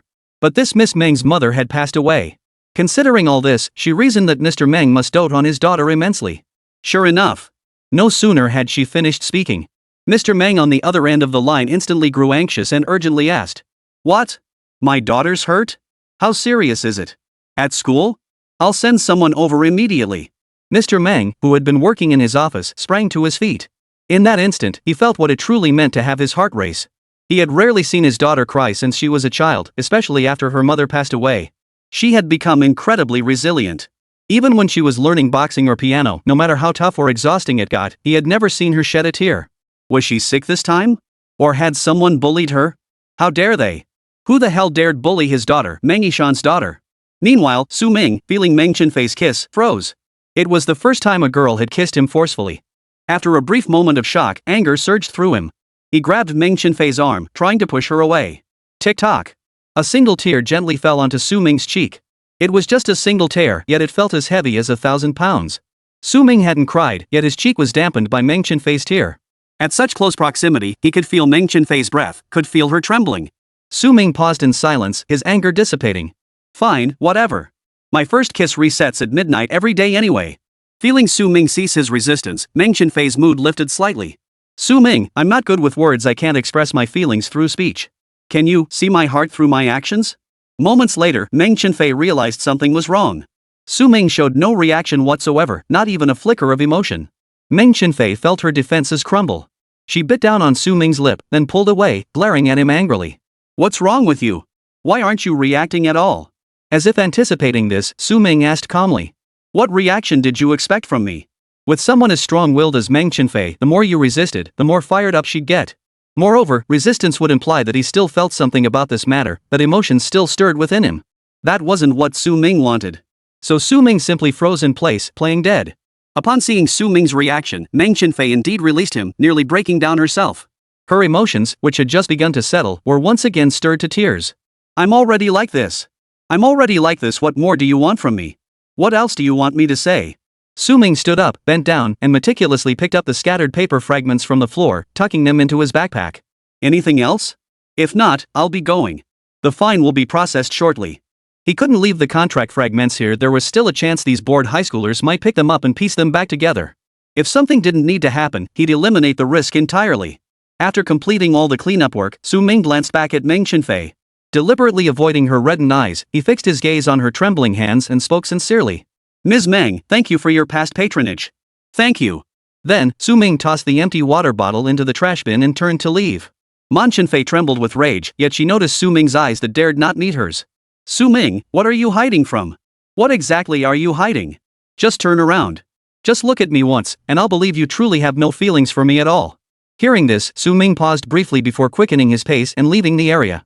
Only when Su Ming's figure vanished from sight did tears well up in Meng Chenfei's stinging eyes once more. Yet she burst into laughter right where she stood, her voice tinged with relief. Su Ming, why won't you look at me? Don't you know you're hiding something? Su Ming stared at his bank transfer, crouched on the spot, silently weeping. Oh, my money. He painstakingly entered his payment password, then painstakingly clicked complete. He immediately put down his phone and began taking deep breaths. Another second and he would have regretted it. What's wrong? Just then, a voice as gentle as silk reached his ears. Su Ming lifted his gaze to find Duan Jixin standing before him, silhouetted against the light, radiating a gentle aura. I saw you take so long, so I came out to check on you. Duan Jixin stepped forward and slowly crouched down. She noticed the slight tremor at the corner of Su Ming's mouth but showed no sign of alarm. Instead, she gently ruffled his hair. Is it too hot? Are you uncomfortable? With that, she pulled a thin, damp wipe from her handbag. After tearing open the packaging, she gently wiped Su Ming's cheeks. Wipe your face, cool down a bit. Don't let the heat get to you. Su Ming obediently let her wipe him down without any resistance. It's not that hot, just a little bit. Thank you, President Duan. Duan Jixin's lips curved into a faint smile. Then, the wipe slid down Su Ming's cheek and brushed against his lips. Su Ming suddenly froze in place. Would that little diva's lip gloss smudge, huh? His clients never pulled stunts like this. He'd never encountered anything like it before. So Su Ming hadn't even considered the lip gloss issue. He wasn't, and he never needed it. At most, he'd just familiarize himself with the types of lip gloss available. He had no clue whether Meng Chenfei's lip gloss would smudge today. Damn it. Damn it. He just wasn't trying hard enough. Su Ming silently resolved to start cramming on lipstick shades and brands as soon as he got home today. Go ahead and study, Lao Di. Duan Jixin's hands never stopped moving. After a quick wipe of Su Ming's lips, she tossed the wet wipe into the trash. Su Ming didn't even get a chance to peek at the lip gloss color. Oh no. All Su Ming could do now was try to gauge from Ms. Duan's expression whether she had noticed anything. But General Manager Duan maintained a consistently gentle expression. Damn it. No slip-ups. So is it there or not? Chapter 60. So you really are a rich kid? Glad you're okay. I called my medical team to take your friend to the hospital for a checkup. Just then, Su Ming received a WeChat message from Hututu. Hututu, holy crap. Godfather. You really are the emperor. Hututu, Godfather, this hospital room is so luxurious. It's not just big, it's huge. Even the bathroom is fancier than my own room. Hututu, Godfather, you really are a rich kid. Do you use these fancy toilets all the time? They even flush with a hiss? This time, Hututu was genuinely stunned. Before, whenever Su Ming claimed he was an emperor, Hututu had dismissed it as nonsense. But now, he truly understood. This is the real deal. Just a minor injury, and he gets an entire medical team to rush him to a luxury hospital suite. Is this what the rich live like? No wonder Fabwa had called Su Ming his godfather so long ago. He thought Fabe would genuinely like Su Ming's old 8 little burgers because he enjoyed eating them. After all, Fabe was looks, he just didn't seem the brightest. Turns out he was playing dumb all along. He sure has good taste. He beat him to calling him godfather. If he were Su Ming's only son, wouldn't that make him the crown prince? Now look at this mess. Fabe beat him to it, leaving him stuck as the second prince. Hututu kept regretting it in his heart. Hututu, godfather, you're doing well now. Could you give me that big bull? You know, the Lamborghini? Hututu, godfather, how about you take me as your son? I'll kowtow to you. That way, could you leave me a bit of your inheritance? Moa. Su Ming. Su Ming, get out. Hutu, yes, your majesty. Su Ming had forgotten one crucial thing, Hututu was a big mouth. If he knew, it meant the whole world knew. Soon, the news that Su Ming was a super rich heir swept through the school. But Su Ming remained completely unaware. Duan Jixin was already plotting in her mind to take Su Ming away. At the very least, he had to come with her today. She knew Su Ming was popular and surely had other clients. But she never imagined he could develop clients within the school itself. The number of women surrounding him was truly staggering. Therefore, upon reaching this conclusion, she was determined to take Su Ming away today. Going home with her was the safest option. Out there, it's all bad women. Come on. I mentioned it to the principal earlier. Even though you weren't the one injured this time, it must have left you with some psychological trauma. So the teacher decided to give you a few days off. Come home with me. I'll arrange for someone to tutor you at home. You can just study there. I won't be home every day, but there will be a nanny to look after you. Su Ming. Do you really expect me to buy such a flimsy excuse? But since the client said so, going along wouldn't hurt. Anyway, I'm already in the final cramming phase. I've covered all the material I need to learn. Now it's just about doing practice tests day in and day out. It doesn't matter where I study. But honestly, studying at Mr. Duan's place would definitely be more appealing. Besides, after what just happened, even someone as thick-skinned as Su Ming would feel awkward seeing Meng Chenfei back in class. Given Meng Chenfei's popularity, the kiss in school had surely been witnessed by others. Who knows what kind of teasing awaited him back there? So after weighing the pros and cons, Su Ming nodded. He obediently replied, all right. Seeing Su Ming agree, Duan Jixin couldn't help but smile happily. Let's go. Yes, Ms. Duan. Duan Jixin then sent a message to Secretary Shen. Secretary Shen, who had been talking non-stop with the principal in the hospital room until his lips were chapped, saw the message and fled the room as if a weight had been lifted. The three walked outside the campus and started the car. Just then, several Land Rovers pulled up in front of the rose gold Porsche. Spotting the Porsche, they immediately opened the doors and stepped out. In an instant, over a dozen men in suits and sunglasses emerged, looking like a gang of thugs. Then, the leader, a large, bald man, approached. It was Meng Chenfei. That's the boss of the Meng family. Duan Jixin observed the man, a faint smile playing at the corners of her mouth as she addressed Su Ming. Oh. Su Ming acknowledged. He actually knew. It was he who had signed the contract with him before. He was the one who hired him to grovel at Meng Chenfei's feet, under the pretext of taking care of her at school. Thump thump thump. The car window rolled down. Hello, Mr. Duan. Meng Chenfei greeted him with a smile. Hello, Mr. Meng. Duan Jixin replied politely with a smile. Just then, Meng Chenfei glanced at Su Ming in the passenger seat. What's this kid doing here? Could the kid Mr. Duan mentioned be this guy? It took Meng Chenfei only a moment to figure it out. After all, as the boss of the Meng Corporation, his mind was sharp. Just as sharp as his own bald head. He'd noticed his daughter acting strangely these past few days. She usually came home with a sour expression, but lately she seemed unusually cheerful. After asking around, he got the scoop from his little informant at the school. So his daughter had gotten involved with this kid? He was furious at first, feeling like his precious daughter whom he doted on for years had been trampled by a pig. And this guy was a professional suck-up. Originally, Meng Chenfei had been contemplating whether to teach this kid a lesson. But now it seemed he was the son of Mr. Duan? Well. Brilliant. Meng Chenfei quickly understood. This kid was definitely no poor boy. The reason he had agreed to sign the contract with him earlier was because he's smitten with my daughter. A rich kid willing to go this far for his daughter, isn't that wonderful? What does that show? It shows how deeply he loves her. Considering his daughter's mood these past few days, she probably didn't dislike this guy either. Or rather, she must have quite taken a liking to this young fellow. Though Mr. Duan has no relatives, what if this child is from afar? What if it's an illegitimate child? Or what if he was only acknowledged after the Duan family's downfall? Thus, Meng Chenfei harbored not a shred of doubt that Su Ming was indeed Duan Jixin's child. He smiled warmly at Su Ming and said, hello there, young man. Hello, Uncle Meng. Su Ming nodded obediently in response. Mr. Duan, your son is so handsome.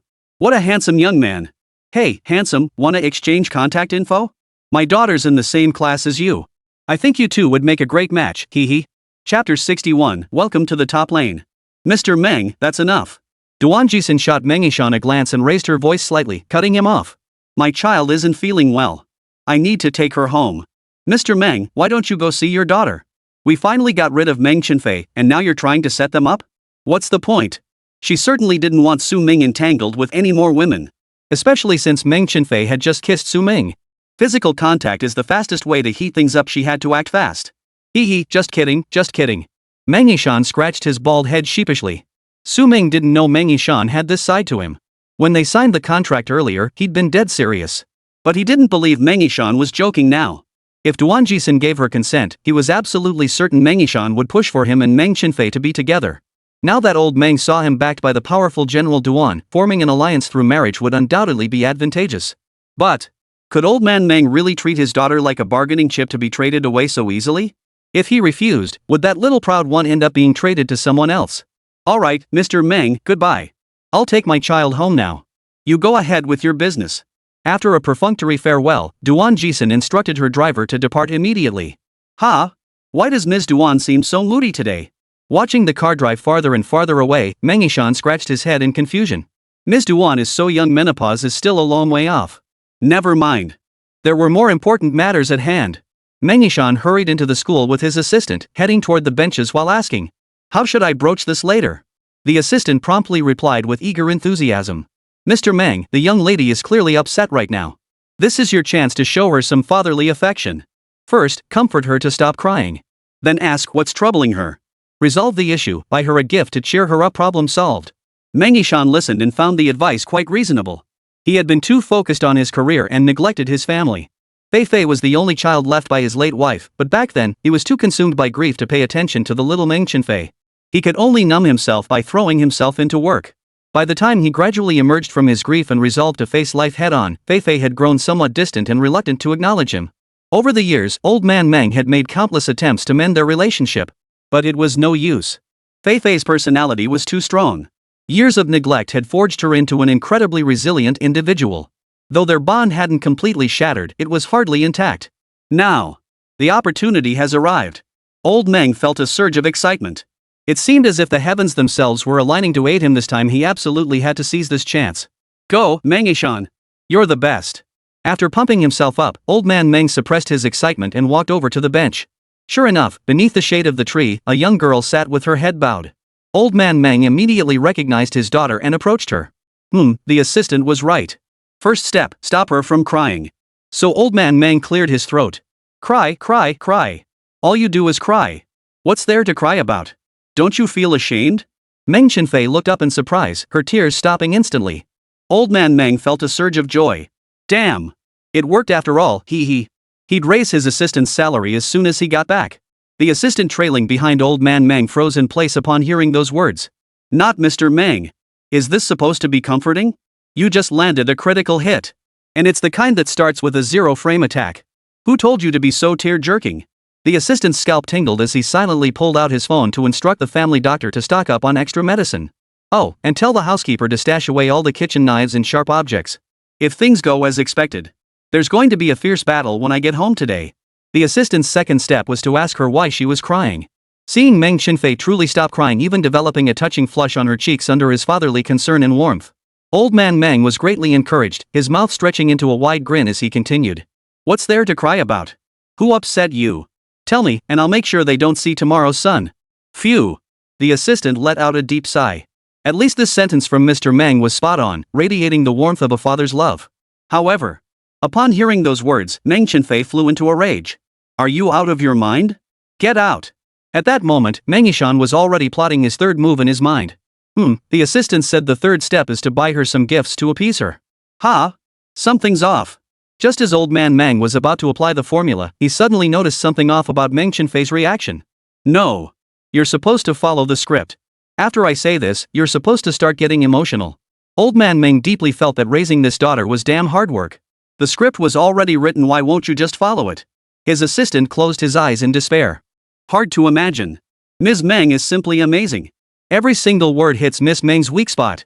Spot on. Goodbye, Ms. Meng. Everyone will miss you. Meng Family Villa. Ah. Easy there, it hurts, it hurts. Old man Meng lay sprawled on the sofa while a maid applied ointment to his back. Meng Chenfei sat on the other side, refusing to glance at Mengishan or utter a word. A woman preparing to become his stepmother, hearing old man Meng's wheezing sounds, couldn't help but say with concern. Fei, it's not that I'm saying anything, but he is your father after all. You really shouldn't. Seeing Meng Chenfei show no reaction to the remark, merely reaching expressionlessly for the golf club beside her, the woman obediently shut her mouth. Hee, if you hit him, you can't hit me, you know. Mengishan waved his hand. Enough, don't say another word. Sigh. What could he do? Outside, he was the decisive and ruthless Mr. Meng, but in front of his daughter, he was nothing but a pushover. But what could he do? This daughter was his natural nemesis. At that moment, Mengishan truly thought to himself. If that kid from Mr. Duan's family really has good character, then it might just work. The main problem was his daughter's overwhelming fighting prowess. His old bones simply couldn't take it anymore. Young people? They're just the right age to take a beating. And it just so happens my daughter likes him too. If one is willing to dish it out and the other is willing to take it. Ha. You're young, you take the hits. His best friend Bei Hongxia, watching from the sidelines, couldn't help but cover her mouth and giggle. This pair? Classic father-daughter rivals. How amusing. Love watching this, keep it coming. Unfortunately, the fun didn't last long. After applying the medicine, old man Meng was promptly kicked out. There was nothing he could do. The villa was registered under Meng Chenfei's name, leaving him powerless. Plus, he had to get back to the company. So he slipped away quickly. Once everyone had left, Meng Chenfei tossed aside the golf club in her hand. Bei Hongxia picked up a piece of fruit from the table, took a bite, found it unpalatable, and tossed it aside. Disgusting. So boring. Seeing this, Meng Chenfei recalled how seriously Su Ming treated food and couldn't help but frown. Could you please not waste food? Bei Hongxia's eyes widened. Damn it, since when did you start saying stuff like that? Did that Su Ming kid teach you? Meng Chenfei remained silent for a moment. People change. Perhaps she hadn't even realized it herself, but in so many ways, Su Ming's influence had already left its mark on her. Spill it. Why were you crying today? This is the first time I've ever seen you cry. What's going on between you and that kid? Chapter 62. Back then, there was no room for feelings. Now, my heart doesn't even flutter. What the hell? Half an hour later, Bei Hongxia was on the verge of breaking down. What did you say? You've been pining for him all this time? Bei Hongxia knew Meng Chenfei had been going through something lately, but she assumed it was that Su Ming guy who'd finally worn her down with his relentless pursuit. But now Meng Chenfei was saying she was the one with the unrequited love. Meng Chenfei had a one-sided crush on Su Ming. It's like the heavens have turned upside down. Absolutely upside down. Bei Hongxia stood up in disbelief, circling Meng Chenfei once. That face, that figure, that net worth. Is Su Ming out of his mind? And he's not even tempted? He doesn't fancy her? What, is this toad made of gold? Meng Chenfei was applying compresses to her tear-swollen eyes, but still found time to defend herself. Everyone has different tastes, right? Maybe he just doesn't find me attractive? Bei Hongxia was completely devastated. She was so flustered she was pulling at her hair and scratching her cheeks. Grabbing Meng Chenfei's hand, she spoke earnestly. You know, Fei, when a guy says you're not his type, it's just a polite way of saying you're ugly. But your beauty is obvious to anyone with eyes. So Su Ming must be crazy. Meng Chenfei fell silent for a long time. She couldn't make sense of it either. Why? She wasn't ugly, and she'd been nice to Su Ming. Why? Why didn't Su Ming like her? It must be because she hadn't treated Su Ming well before. Yes, it was definitely because she hadn't treated him well in the past. Back at home, old man Meng had already explained everything about the contract. Su Ming had indeed been hired by old man Meng. But the contract had ended. Because old man Meng felt that for the final few months, he needed to hire a bodyguard for Meng Chenfei, so this damned capitalist had Su Ming terminated. But this was also a major reason for old man Meng's severe injuries. Meng Chenfei now deeply regretted not treating Su Ming well when he had been good to her. Thinking this, Meng Chenfei lifted her head, and tears welled up again in her already reddened eyes. You've said all this today, even gone this far, and he's still not satisfied. What exactly does he want? The relationship between Meng Chenfei and Su Ming truly exceeded Bei Hongxia's comprehension. Bei Hongxia's approach to dating had always been simple: find someone she liked, exchange contact info, hang out, chat online, repeat a few times, and they'd start dating. But now, listening to Meng Chenfei's account, she felt Su Ming was truly beyond redemption. Fei, maybe you should just let it go. He's in that line of work, he can't be sincere with you. Money's probably all he cares about. I'll set up a group date this weekend. I'll find a few tall, handsome guys, athletes, no less, and you'll forget about that guy in no time. Wouldn't it be so much better to have a real relationship instead of this nonsense? If you were the one dating someone, they'd definitely treat you well. Bei Hongxia was telling the truth. Never mind that Meng Chenfei had money. Just putting that face out there would draw countless suitors lining up one after another. At school, besides Su Ming, there were plenty of other suck-ups. But Meng Chenfei never gave any of them a second glance, and Su Ming stood out so remarkably. With such advantages, why limit herself to just one option? Meng Chenfei stared silently at Bei Hongxia before finally asking, "What was your boyfriend before last called?" Bei Hongxia froze, pondering for a few seconds. Well, I forgot his name. Bei Hongxia gave an awkward laugh. Meng Chenfei wasn't the least bit surprised by this answer. She turned her gaze out the window. Is there really any point in maintaining a relationship like this? The role of a partner can be replaced at any moment, yet you stand by coldly, doing nothing. Are you really in a relationship? Bei Hongxia remained silent for a long time. She said gloomily, I know what I'm doing. I want a boyfriend I can confide in too. But I don't have a heart at all. No. It should be said that many people have no heart. Bei Hongxia didn't know what she wanted to do, didn't know what she liked, and certainly didn't know what she was capable of. She only knew she didn't want to be alone. She feared loneliness. So she sought out one fleeting companion after another, like eating fast food. Unhealthy, but filling. Happy? At least, there are moments of happiness. Bei Hongxia slumped back onto the sofa, feeling gloomy. Meng Chenfei, that emotional idiot, had completely exposed her defenses. Damn it! Meng Chenfei continued talking to herself. He once told me that before losing his temper, he should consider whether he could clean up the mess afterward. But you know me, I'm way too impulsive. Looking back now, if I'd known about the contract sooner, I should have booked him for 24 hours straight. After all, he's just trying to make a living. Bei Hongxia stared at Meng Chenfei in utter disbelief. Seriously, girl? Do you even know what you're saying? But Meng Chenfei closed her eyes, absent-mindedly touching her lips before letting out a quiet chuckle. Bei Hongxia thought Meng Chenfei had gone mad, crying and laughing at the same time. Terrified, she shivered and asked, "What are you laughing at?" But even if the lips are stubborn, once you kiss them, they soften, right? Bei Hongxia? She's lost her mind. This world's gone mad. Everyone's lost their minds. Forget it, forget it. If you like it, then fine. Bei Hongxia knew she couldn't control this anymore. Whatever. If you really like him, just soften your stance later and offer him more money to hire him. After all, he's only in it for the paycheck. Bei Hongxia thought to herself. Old Meng never got to see Meng Chenfei back down in his entire life. But that kid Su Ming? He got the full treatment. Impressive. But then again, if you really like him, girl, just get him first, then act all aloof and proud. Tsundere? That's backwards. I'm not tsundere.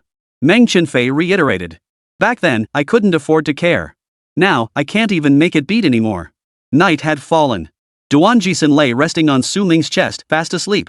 Su Ming lay awake, aimlessly counting the rhythm of her heartbeat, repeating those words over and over in his mind.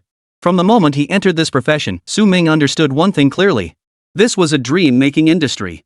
Through the diligent work of professional dreammakers, clients were granted illusory realms, escapes from mundane reality, virtual worlds to cling to.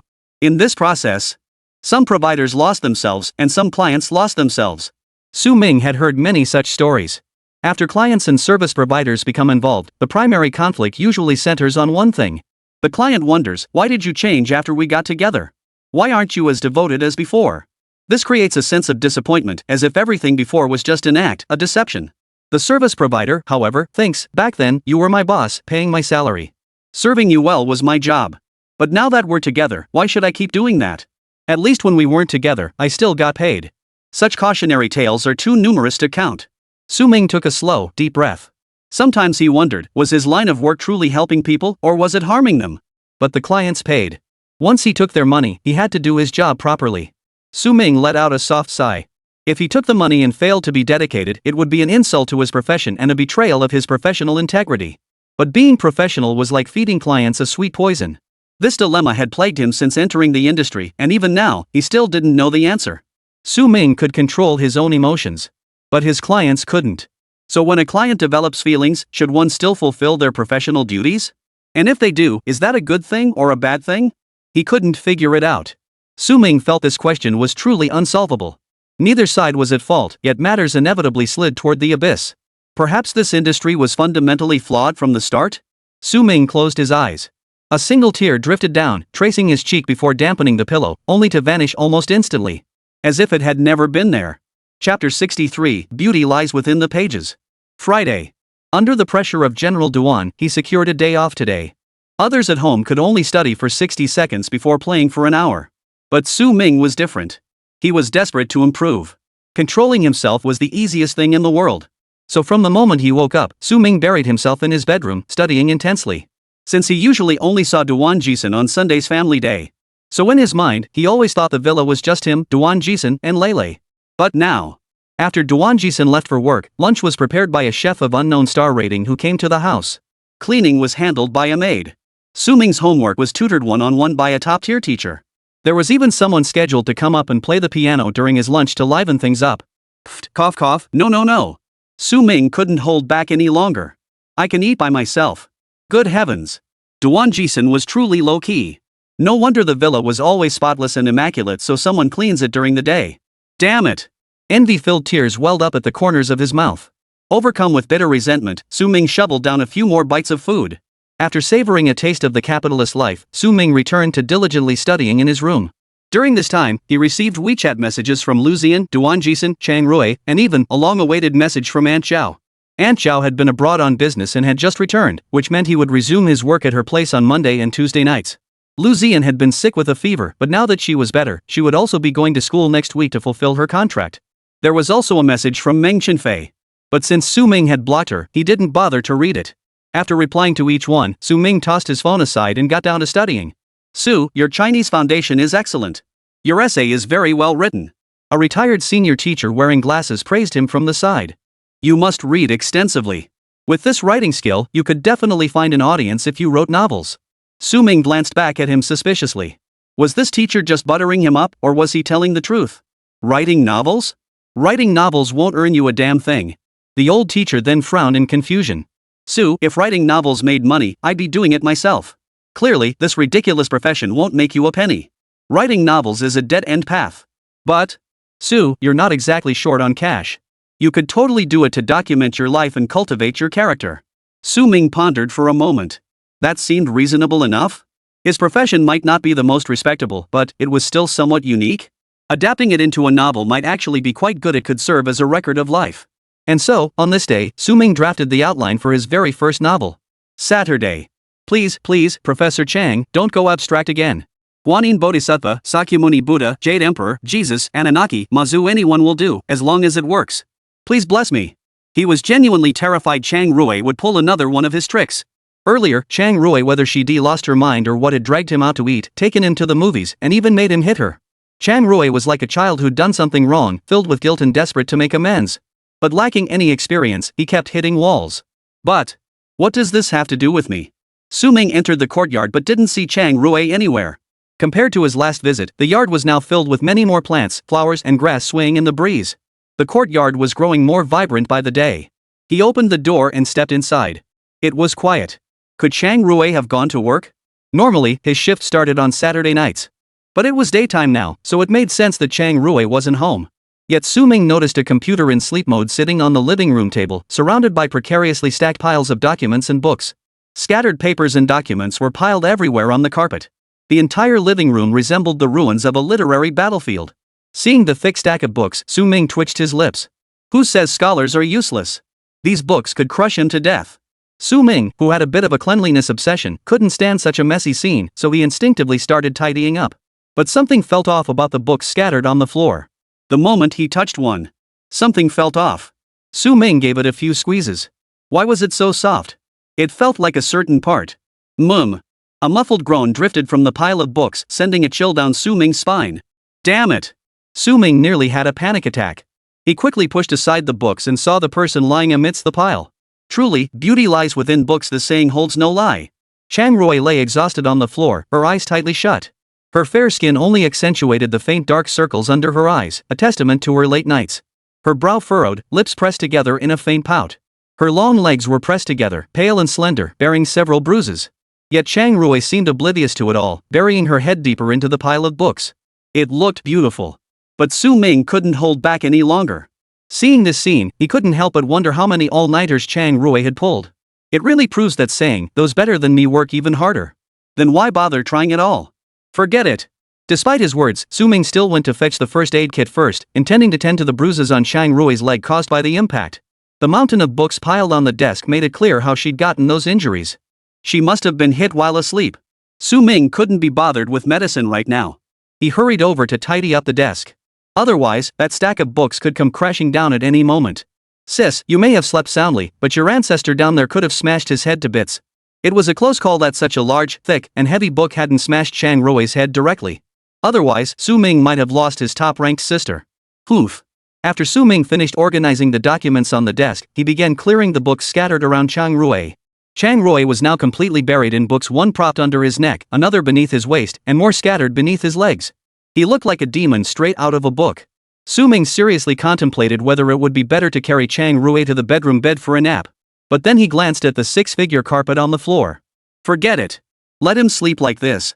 Such an expensive carpet wouldn't feel uncomfortable to sleep on anyway. Besides, moving Chang Rui to the bedroom might wake her up, and she might be grouchy in the morning. All things considered. Let's just sleep here. Another effort saved, bro. Su Ming simply adjusted the living room temperature, then quietly brought over a blanket and covered Chang Rui with it. Not much, just enough to cover her belly button. Covering his belly button was his one insistence. After finishing all this, Su Ming grabbed a test booklet and sat down by the floor-to-ceiling window to start working on the problems. Chapter 64, Chang Rui looks so good when he's working hard. About an hour and a half later, Su Ming noticed Chang Rui, lying on the floor, twitch slightly. He immediately set down his pen, stood up, and went to pour some water. Chang Rui slowly opened his eyes, staring blankly at the chaotic surroundings. His brain was reconnecting. How did I end up falling asleep here? The first thing Chang Rui did after his brain finished rebooting was to search for his glasses nearby. Cherish your friends who wear glasses, they pay to see this world clearly. Here. A gentle voice spoke, and moments later, a pair of glasses appeared in Chang Rui's palm. Good morning, Professor Chang. Chang Rui lifted his eyes to find Su Ming, her face radiant with warmth and a gentle smile, along with a cup of honey water on the table, its temperature just right. In that moment, she felt herself being swept up in the warmth, her lips curving upward without a second thought. Truly, such a blessing. Chang Rui, shedding her usual domineering and aloof demeanor, washed up and then curled up on the sofa, hugging her knees. Holding a cup of warm honey water in her hand, she actually looked rather well behaved. Watching Chang Rui like this, Su Ming felt an inexplicable sense of accomplishment. The once mentally unstable madman had, after spending time with her, transformed into this understanding, well-behaved version of himself. It was truly wonderful. Su Ming wiped away tears that weren't there. What a touching moment. Taming a mad dog sure was exhausting. But now, he could finally live a good life. Wah! Su Ming paused briefly to think. Then he got up and fetched the medicine box. Professor Chang, extend your leg. Ha! Chang Rui looked up blankly, his vivid peach blossom eyes filled with confusion, as if his brain wasn't quite firing on all cylinders yet. But upon hearing Su Ming's words, she still instinctively obediently stretched out her legs. Su Ming was so furious he could barely contain his laughter. Damn it! Good news, Chang Rui is back to normal. Bad news, Chang Rui has become a normal idiot. Not that leg. Your leg got bruised from the impact. Let me apply some ointment. Oh. Chang Rui's ears flushed red. He quickly withdrew the wrong leg and slowly extended the other one instead. She appeared calm and composed, showing no emotion, but her hand behind her back had already gripped the carpet. Su Ming applied the ointment while chatting with Chang Rui, diverting her attention to ease her tension and the non-existent morning grouchiness. Professor Chang, next time you're tired from work, at least lie down on the sofa. What's with lying on the floor? Those books look heavy. If they fell on you, it would hurt. Also, unless you're really swamped, don't pull all-nighters anymore. Look at your hair standing on end. As Su Ming chattered away beside her, Chang Rui stared fixedly at his face. Blah blah blah, what nonsense is she spouting? Not a single word registered. I don't usually do this. There's a problem with a project in the capital, and I'm trying to figure it out. Su Ming wore a worried expression, prompting Chang Rui to explain involuntarily. Su Ming nodded in understanding. A man like Chang Rui might be ruthless to others, but he was even more ruthless to himself. There's been a problem with the project. I have to go back. My flight leaves tomorrow. Chang Rui continued explaining to Su Ming as if filing a report. Truthfully, she should have left long ago, but the weekend was approaching time to be with Su Ming. She couldn't bear to leave. So she squeezed every last minute out of her work schedule just to spend one more day with Su Ming. Su Ming immediately smiled and said, I'll drive you to the airport. Chang Rui burst out laughing, her face beaming. You don't even know how to drive. How are you going to take me? At a moment like this, if you immediately say, then I won't go, congratulations. Oh no. Su Ming replied earnestly, I don't know how long you'll be gone. We might not see each other for ages. Let me see you off. I can take a taxi back myself. He. The perfect answer. Plus, it'd be a subtle way to find out how long Chang Rui would be gone. Hearing Su Ming's words, Chang Rui paused, his almond-shaped eyes sparkling brightly. He really loves me. All right. We'll take a car. I'll have someone bring you back. Su Ming nodded obediently. Yes. Another fare saved. Chang Rui continued. I don't know how long I'll be gone either. The property management here knows you. I've made arrangements you can stay anytime. The environment is nice and it's safe. I'm far away in Beijing, so I might not be able to help if you need anything. My best friend is in Jingzhou. If you need anything, just reach out to her. I've already told her to look after you. Chang Rui chattered on, afraid she might overlook something. In Jingzhou, Fong Muting was the person she trusted most. She felt completely at ease in trusting Su Ming to Fong Muting. Then Chang Rui asked. My friend is a great person. Would you like to meet her and get acquainted? Of course I would. Su Ming's lips curved upward, though he still sounded a bit flustered. Professor Chang, what are her hobbies? I want to make a good impression on her. A flash of possessiveness flickered in Chang Rui's eyes, though his tone remained calm. Why do you need her to like you? Could it be that Su Ming had other intentions toward Chang Rui? Because she's your friend. Su Ming scratched his head, his voice tinged with embarrassment. Professor Chang, this is the first time you've introduced me to your friends. I don't want you to lose face in front of them. Chang Rui froze, the possessiveness and obsession in his eyes fading instantly. All right. That's good. So it was all about her after all. Then I'll have her come now. You two can meet and we'll head to the airport tomorrow. No one had ever taught Chang Rui how to cherish someone. She could only fumble her way through, searching for experience. At least for now. Hearing Su Ming's words, an indescribable ache welled up in her heart. You don't need to go out of your way to please her for my sake. No one is worth that effort. Just interact with her normally. She had been the one in the wrong before. Now she'd made amends. Su Ming nodded obediently. Okay, Professor Chang. I understand. Such matters should be addressed just enough. A little less enthusiasm might make the client feel you don't value her friends, but a little more might make her think you have ulterior motives. This approach was just right. There's one thing clients need to understand. All the warmth I show your friend is because of you. One hallmark of professionalism is making the client feel like the center of attention at all times. Chang Rui sat at the spacious table in the living room, with Su Ming and Chang Rui each occupying one half. Though both were absorbed in their own tasks, the atmosphere in the room felt better than ever before. Su Ming glanced at Chang Rui's computer. Slender fingers danced across the keyboard while scribbles filled the paper beside it. Moments later, a jumble of formulas completely incomprehensible to Su Ming materialized as if by magic. Su Ming marveled inwardly whether male or female, the sight of someone deeply immersed in their professional work truly shone with brilliance. Truly beautiful. Chang Rui, focused on her work, was truly beautiful. Chapter 65, Devour Him. About an hour later, the doorbell rang at the villa entrance. Come in. Soon, a tall woman in a white lab coat walked in. Mu Ting, you're here. Chang Rui rose, a smile on his face. Hey, Rui. Did you miss me? Without a word, Fong Muting threw her arms around Chang Rui for a bear hug. Chang Rui turned his head to look at Su Ming. Su Ming had already stood up, a slightly embarrassed look on his face. Hello, Dr. Fong. I'm Su Ming. Chang Rui added, muting, this is Su Ming, the one I told you about. I'm flying out tomorrow. If he runs into any trouble in Jingzhou, please help him out and look after him. Fong Muting took a good look at Su Ming. This young man was tall and handsome, radiating a sunny aura from head to toe. Combined with his slightly embarrassed expression, he looked strangely endearing. No wonder Rui cared so much about him. But when she thought about his line of work, Fong Muting couldn't quite muster much warmth toward him. Hello, Su Ming. My name is Fong Muting. Nice to meet you. After Fong Muting offered a friendly greeting, Su Ming responded with a polite smile and a nod. After the brief exchange, Su Ming returned to studying in the living room, while Chang Rui was pulled upstairs to a room by Fong Muting under some pretext. Rui, tell me honestly, how big is your little duck? Fong Muting stared intently at Chang Rui. She had noticed Su Ming looked a bit too young earlier, like a college student. But then she caught a glimpse of the materials Su Ming was reviewing. A terrifying thought emerged in Fong Muting's mind. Could he be a high school student? How could her best friend do this? That's illegal. Chang Rui knew this day would come, so he could only lower his head, his face flushing red. He's in his senior year, but don't worry, he was already an adult when I hired him. Oh? Really? Fong Muting looked at her best friend with a mix of disbelief and skepticism. Looks like you're finally getting lucky landing yourself a handsome guy. Her tone carried a hint of sarcastic undertone. Chang Rui's face flushed even redder, and he buried his head deeper. I haven't done anything with him. Pfft, whatever. At least you're an adult now. So, when do you plan to take the plunge? I don't know. It's not in the contract. Chang Rui's voice trembled slightly. She didn't know if Su Ming would be willing. He'd gotten drunk in front of him so many times, and Chang Rui had helped him bathe countless times, always proper, never crossing any boundaries. It made Chang Rui doubt himself.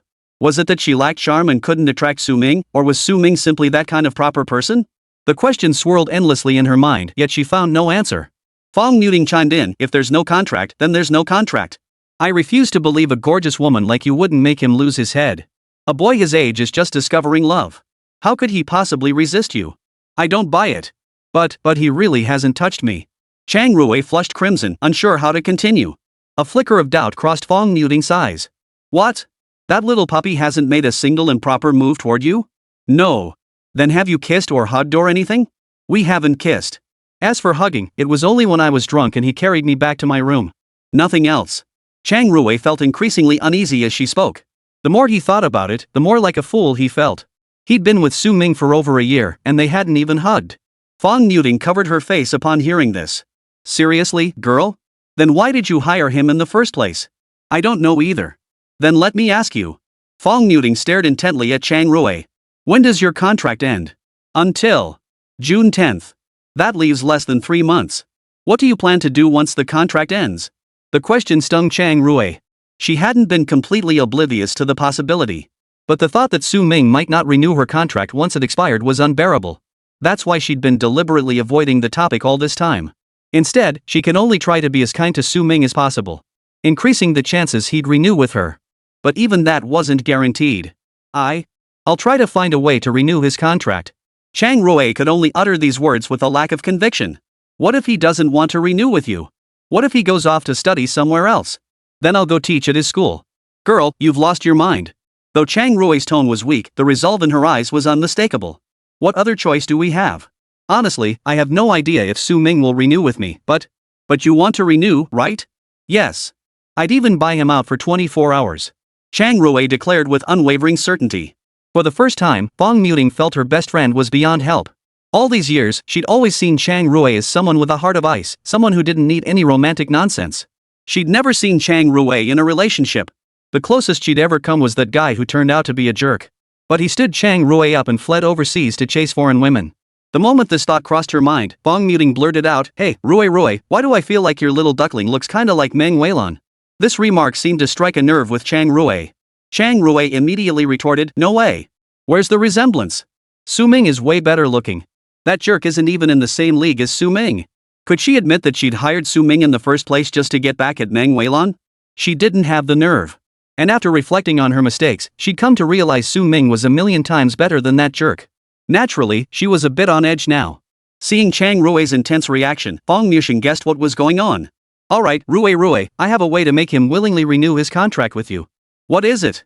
At those words, Chang Rui's eyes lit up instantly. She had a few ideas of her own, but they were all rather extreme. They were methods she'd only resort to if Su Ming was truly determined to leave her. If there was a more reasonable way to make Su Ming willingly stay by her side, that would be ideal. Fong Muting fell silent for a moment before speaking slowly, "Consume him." Chapter 66, 6 Sixes. What did you say? Chang Rui stared at her best friend in disbelief. Though her mind was already racing through the possibilities of this plan, she still found her best friend's words utterly shocking. Or rather, wasn't this morally questionable? Then Fong Muting continued speaking. Think about it, Rui. From what you've told me, your little duckling seems like a responsible person. If you had a relationship with him, do you think he could just abandon you? And with your amazing qualities, I absolutely refuse to believe he doesn't have any feelings for you. He's only been so proper because he's scared that if he steps out of line, you'll retaliate and punish him. If you showed just a hint of your desire, maybe it could happen? Chang Rui listened, pondering for a moment. It seemed, maybe it wasn't impossible? But I've gotten drunk in front of him so many times, and he never reacted at all. Mentioning this, Chang Rui's confidence took another hit. Fong Muting suddenly smacked Chang Rui on the head, her face full of exasperation. She couldn't understand why her best friend, who was so smart and could figure out even the most difficult research problems with clarity, yet couldn't figure out something as simple as love. And from the looks of it, Chang Rui is a total love-struck fool. Rui, what good does it do if only you get drunk? You have to get him drunk too. Get him drunk too, then tease him a bit, give him some motivation. Let him know you're into him too. Won't it just happen naturally? One sentence, and it all clicked. Right. Why didn't I think of that?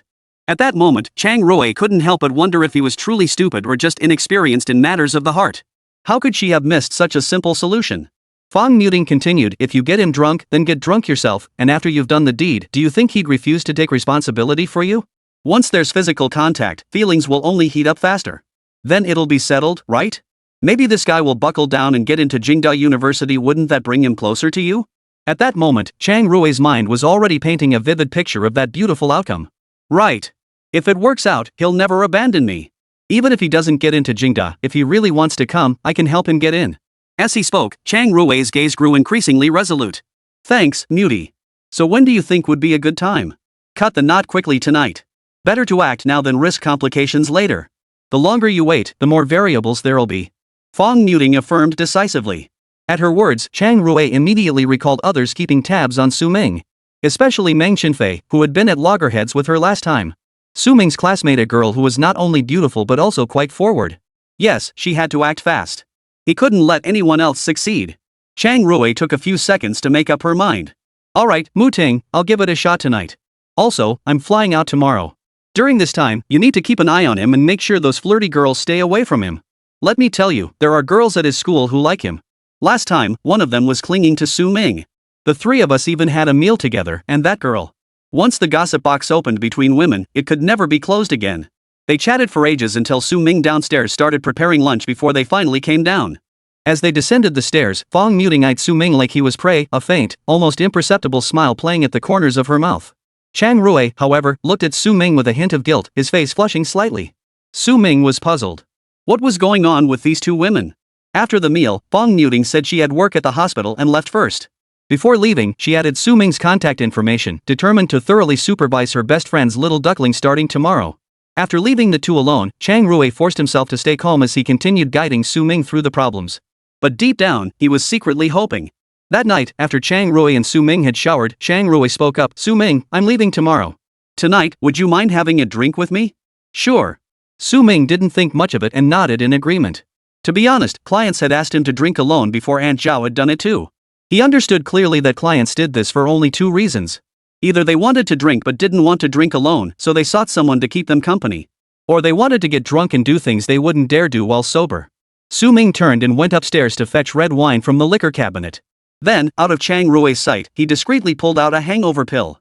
At times like this, he had to cheat. Though Chang Rui wasn't much of a drinker, Su Ming knew he couldn't outdrink him. But as a guy out on the town, you gotta protect yourself. Better safe than sorry. After secretly activating his cheat code, Su Ming took his glass and drink downstairs. Just as he descended the stairs, he saw the manager of a renowned restaurant personally delivering a plentiful spread of appetizers to the villa. After following Chang Rui for so long, this was the first time Su Ming had shared such a formal drinking occasion with her. Usually, Chang Rui drank alone, and after getting drunk, she'd start tormenting him. But today? She actually invited him to join the table? After the delivery staff departed, a lavish spread of appetizers filled the table. Chang Rui raised his glass first. Cheers. Cheers. Then Chang Rui brought out 2 dice cups, and soft music began playing in the spacious living room. He'd learned this from Fong Muting in a crash course this afternoon. Just to add some atmosphere to tonight's drinking session, so it wouldn't be dry and boring. Chang Rui was sharp. He grasped the basic rules in 10 minutes and made significant progress in his technique. As a professional sycophant, Su Ming had previously worked with clients who loved drinking. So he was quite familiar with this kind of game. Professor Chang, shall we play this? Yeah, sure. Do you know how? I do. Alright, I'll start then. Alright. Chang Rui shook the dice in his hand, then peeked at them. 5 sixes.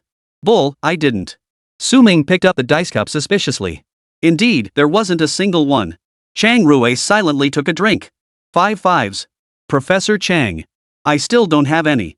Chang Rui silently drank his drink, his tone tinged with emotion. 4 ones. Chang. Chang Rui angrily picked up his glass and began drinking. Su Ming was speechless.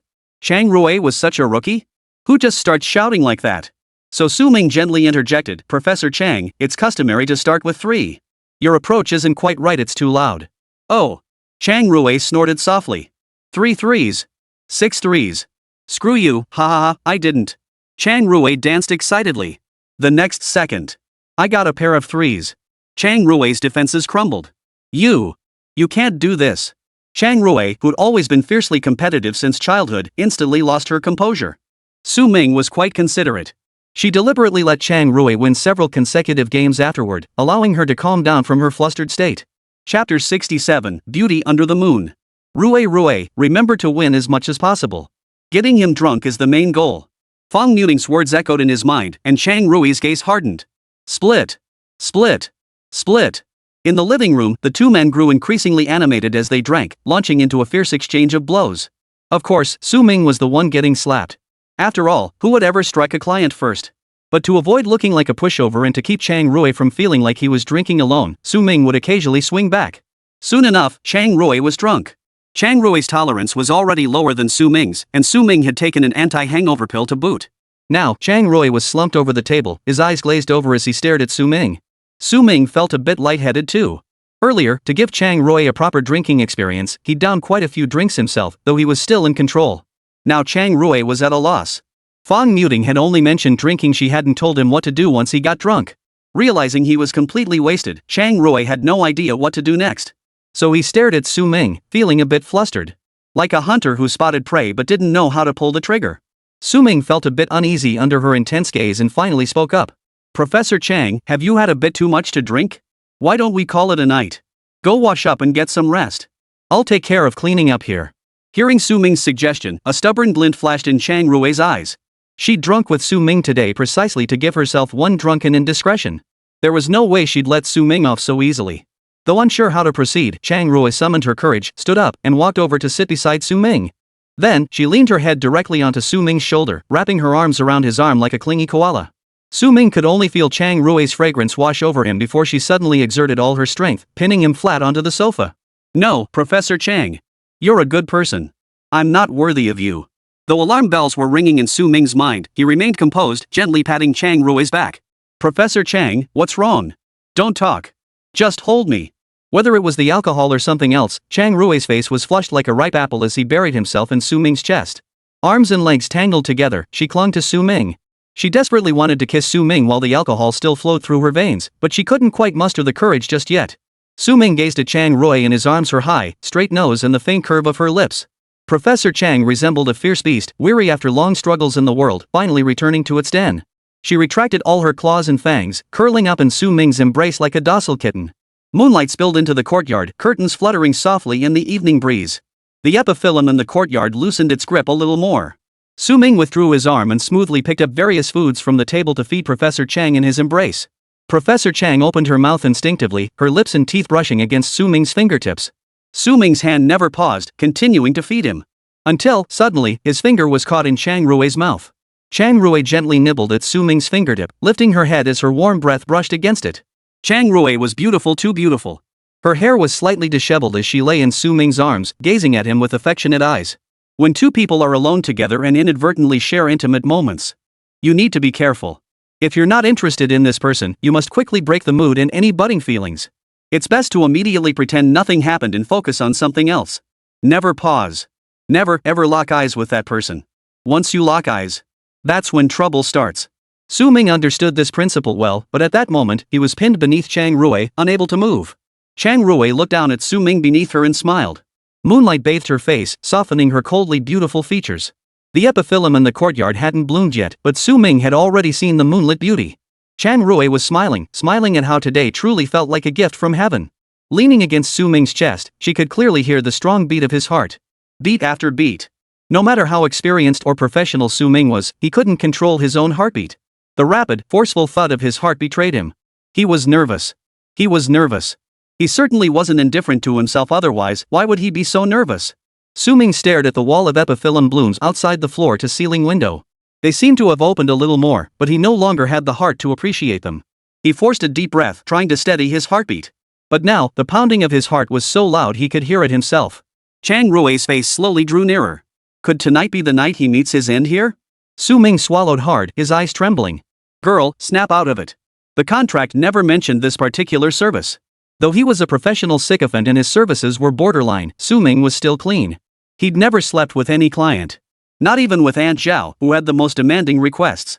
But Chang Rui was Su Ming's biggest client. And now, both of them had been drinking, and she was even leaning against him. Moreover, Chang Rui was breathtakingly beautiful. Even Su Ming found the situation unbearably tempting. Su Ming looked down at Chang Rui, and Chang Rui stared back at Su Ming.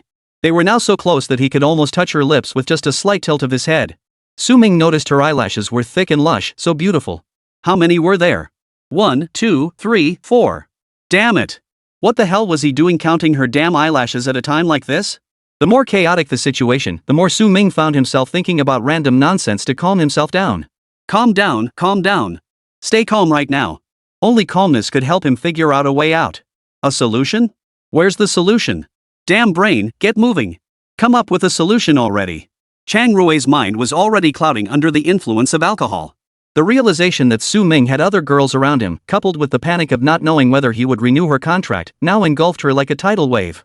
Anxiety, yes, she was truly anxious. Even as she lay in Su Ming's arms, anxiety gnawed at her anxiety that their future together might be uncertain. She knew other ways to keep Su Ming by her side, but some carried risks, while others were simply unsavory. If a gentler approach was possible, she would prefer that. Right now, for instance, was the perfect moment. As long as Su Ming wasn't completely numb, she refused to believe he wouldn't react at all in this situation. Chang Rui's sofa was enormous. With just a slight turn, Su Ming pulled him completely into his embrace, and the two of them nestled together on the couch. I used to. Chang Rui shifted her head to a more comfortable position, her slender fingers tapping lightly on Su Ming's collarbone as she spoke slowly. I used to think nothing in this world was reliable. Everyone who approached me had ulterior motives. They wanted to harm me, to take something from me.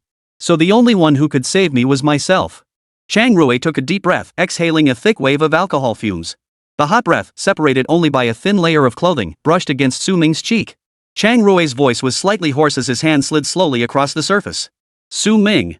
Ever since I met you, I've stopped being afraid. I no longer want to exhaust myself trying to figure out the world, or to live with such weariness. So, Su Ming, will you stay with me? I mean, from now on. I said. Kiss me. Chapter 68, The Flying Insect. Su Ming. Kiss me. Su Ming looked down at Chang Rui's face and smiled faintly. Chang Rui.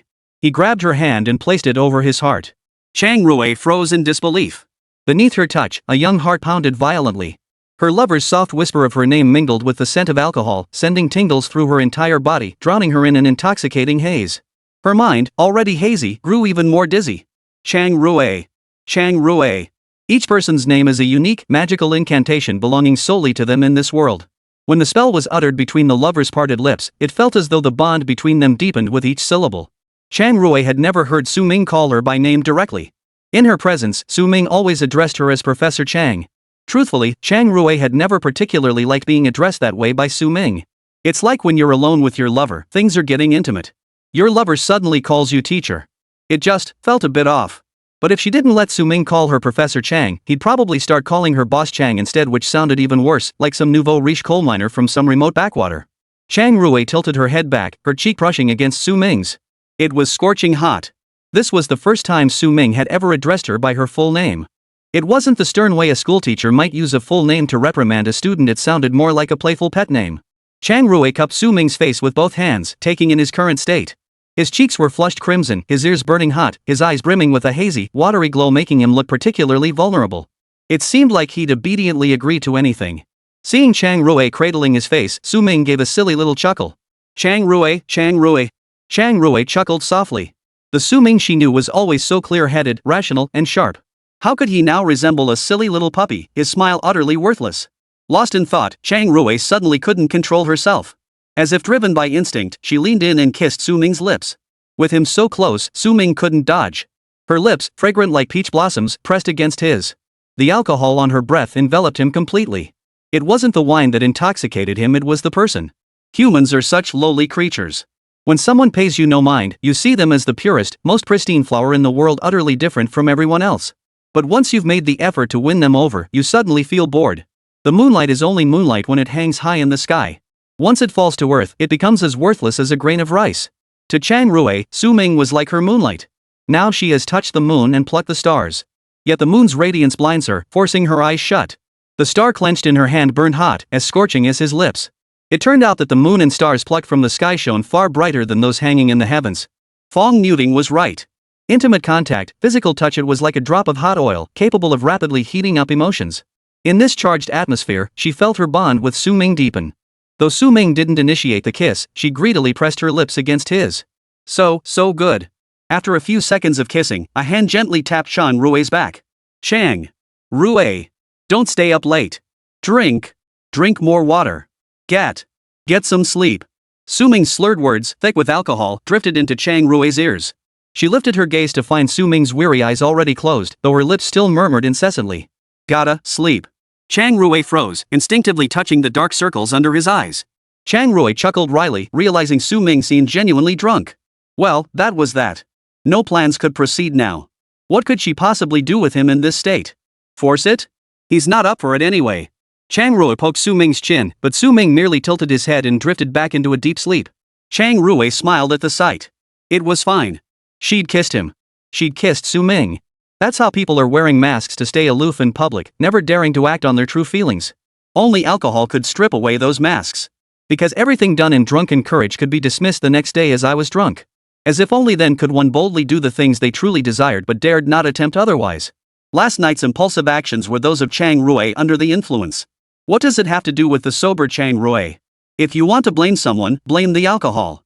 Alcohol is the cure for cowards. Chang Rui had to admit it, she was a coward. A complete and utter coward. But it was okay. Today, the coward had found her courage. Chang Rui nestled quietly in Su Ming's embrace, gazing at his eyes and brows. After a moment, as if something occurred to her, Chang Rui suddenly leaned in again. Don't fall asleep. Chang Rui propped open Su Ming's eyelids with both hands, her thick, jet-black hair falling across his face. Su Ming murmured indistinctly, his hand resting on Chang Rui's waist. What is it? Chang Rui suddenly recalled how one of Fong Muting's ex-boyfriends had confessed his affair to her after getting drunk and spilling the truth. Now, wasn't this the perfect opportunity? Chang Rui leaned close to Su Ming's ear and gave it a gentle nibble. Su Ming, what do you think of Chang Rui? She was competitive to the core. Even when she liked someone, she refused to admit she'd fallen first. Let alone proactively asking others about their impressions of her. But now was a perfect chance. Su Ming yawned, mumbling out a single word. Good. Okay? What's good about it? What's good? Where's the good? Just tell me clearly. Chang Rui's face was etched with anxiety, and he could have strangled this teasing little brat right then and there. Is it insomnia again? Su Ming mumbled indistinctly. The next second, Chang Rui felt only a strong arm wrap around her, pulling her into his embrace. I'll sing you a song, sleep well. Stars weep in the sky, roses wither on the ground. Cold wind blows, as long as you're by my side. The insects fly, who are you longing for? Su Ming wrapped one arm around her waist while gently patting her back with the other hand, singing softly. His voice was soft, the lyrics indistinct, moonlight spilling across the courtyard. The evening breeze swept through, dislodging a half-bloomed epiphyllum. Chang Rui suddenly felt drowsy. Sleep, long parted from her, seemed to return home in Su Ming's lullaby. Little insect, fly. Flowers sleep. Pair upon pair, how lovely. Chang Rui leaned gently against Su Ming's neck, their skin touching. She lifted her eyes to meet Su Ming's gaze. The child hadn't drunk much before today, breaking her usual habit. She hadn't expected her tolerance to be so low. Just a few sips knocked her out cold, revealing all the silly traits she usually hid. But even drunk, Su Ming hadn't forgotten to tuck her in. Chapter 69, Humans are truly pathetic. Chang Rui's life had never known lullabies, let alone someone singing one to lull her to sleep. The world was vast, teeming with geniuses. One mountain always towered over another. No matter how clever she was, there would always be someone smarter, someone with even more extraordinary talent. Chang Rui could only work tirelessly, striving to be a diligent genius. Sleep when tired, eat when hungry, drink when thirsty. All other hours were devoted to study and work. One day, she would break through. She had no time to spare for lullabies before bed. And of course, no one would sing them to her anyway. Such lullabies for soothing children to sleep. She had never heard her mother sing them. In the moonlight, Chang Rui stared at Su Ming's eyelashes. 1, 2. Perhaps nearing sleep, Su Ming's voice gradually softened, yet his hand still gently patted Chang Rui's back. Chang Rui suddenly felt her eyelids grow heavy. She pulled a blanket from beside them and covered both herself and Su Ming. After yawning, she nestled close to Su Ming and drifted off to sleep. Another ephemeral flower was blown off by the wind in the courtyard. Moonlight spilled cheaply across the ground. Fong Muting froze in place, her mouth agape. Two people lay sprawled across the wide sofa. Chang Rui slept soundly, her head nestled in the crook of Su Ming's shoulder, her slightly curled long hair spread across his chest. Just like how a kitten at home would wrap its tail around its owner. Su Ming gazed clear-eyed at the half-open epiphyllum swaying against the wall opposite him. His fingers tapped lightly on the armrest, humming a tune as he kept time. Spotting the hidden camera in the living room, Su Ming smiled. He reached out with his still mobile right hand, slowly pouring the last drop from the decanter into the small wine glass. Then, Su Ming raised the glass toward the camera, offering a toast to someone destined to cross his path. On the other end of the surveillance feed, Fong Muting felt utterly at a loss for the first time in her life. Before Su Ming, she felt like a complete rookie. Watching Su Ming raise his glass to toast her on the monitor, she found herself utterly speechless. A late-night breeze swept in, sending a shiver through Fong Muting. She had always believed that only someone like Chang Rui, a born genius, relentlessly driven, emotionally volatile, and perpetually seeking life or death thrills, deserved the label of madman. But now, she had changed her mind. Su Ming was the madman. The creature nestled in Su Ming's arms wasn't some domesticated house cat, it was a ferocious beast. And Su Ming wasn't even the least bit afraid? He was pouring wine and clinking glasses with her so elegantly? This was like dancing on the edge of a knife. And how did he know she was watching behind the surveillance? Fong Muting knew better than anyone what Chang Rui was capable of. Yet on a night like this, when the mood was perfect, not only did Chang Rui do nothing, but he actually fell asleep, lulled to sleep by Su Ming? Impossible. This wasn't Chang Rui's style at all. She'd only just gotten off work and had time to check the surveillance footage. She was dying to know what exactly Su Ming had done or said to suddenly tame Chang Rui like that. Tutorial on taming wild beasts, please. Su Ming looked at the camera, raised his glass toward Fong Muting on the other end of the monitor, then downed the wine in one gulp. Then, Su Ming glanced down at Professor Chang, who was asleep in his arms. Truth be told, the words that come out of a drunk person's mouth are the least trustworthy of all. As the saying goes, a man's words when 3 parts drunk can make you cry. Before entering the industry, Su Ming's mentor had played this very trick. He had watched helplessly as 2 clients confronted his mentor simultaneously, demanding answers. Su Ming had thought his mentor was done for right then and there. But unexpectedly, his mentor, in a moment of desperation, downed 2 bottles of baijiu. Then, fueled by the alcohol, he burst into tears, slapped himself hard across the face, and cursed himself as a monster. But he insisted his feelings for them were genuine, he was just trying to make a living, with no other choice. He then declared his conscience was tormented and vowed to jump into the river. Surprisingly, this drunken outburst genuinely moved the clients. The 3 of them embraced and wept together, leaving Su Ming standing by, utterly dumbfounded. After seeing off the 2 clients, the master rose gracefully, brushed the dust from his clothes, and spoke to Su Ming with solemn earnestness. People in this world are just pathetic. They hunt for an unattainable white moonlight in bars, chase black-stocking beauties in schools, scorn the genuine affection within reach, yet worship goddesses on high pedestals. They want virtuous, gentle women to fall from grace, yet expect the girls reveling in nightclubs to be the only ones who truly love them. People, truly, are despicable. If he had gone along with it just now and pushed Professor Chang would have hesitated. Why? Because it would feel too cheap, too easy. But when he only kissed her and then pretended to be drunk to sing her a lullaby, Su Ming could clearly sense Chang Rui letting out a sigh of relief. It was as if the moonlight, still the moonlight. Su Ming naturally didn't know that even if he pushed Chang Rui away today, he'd still be the moonlight in her heart. But this was a test, and he couldn't gamble.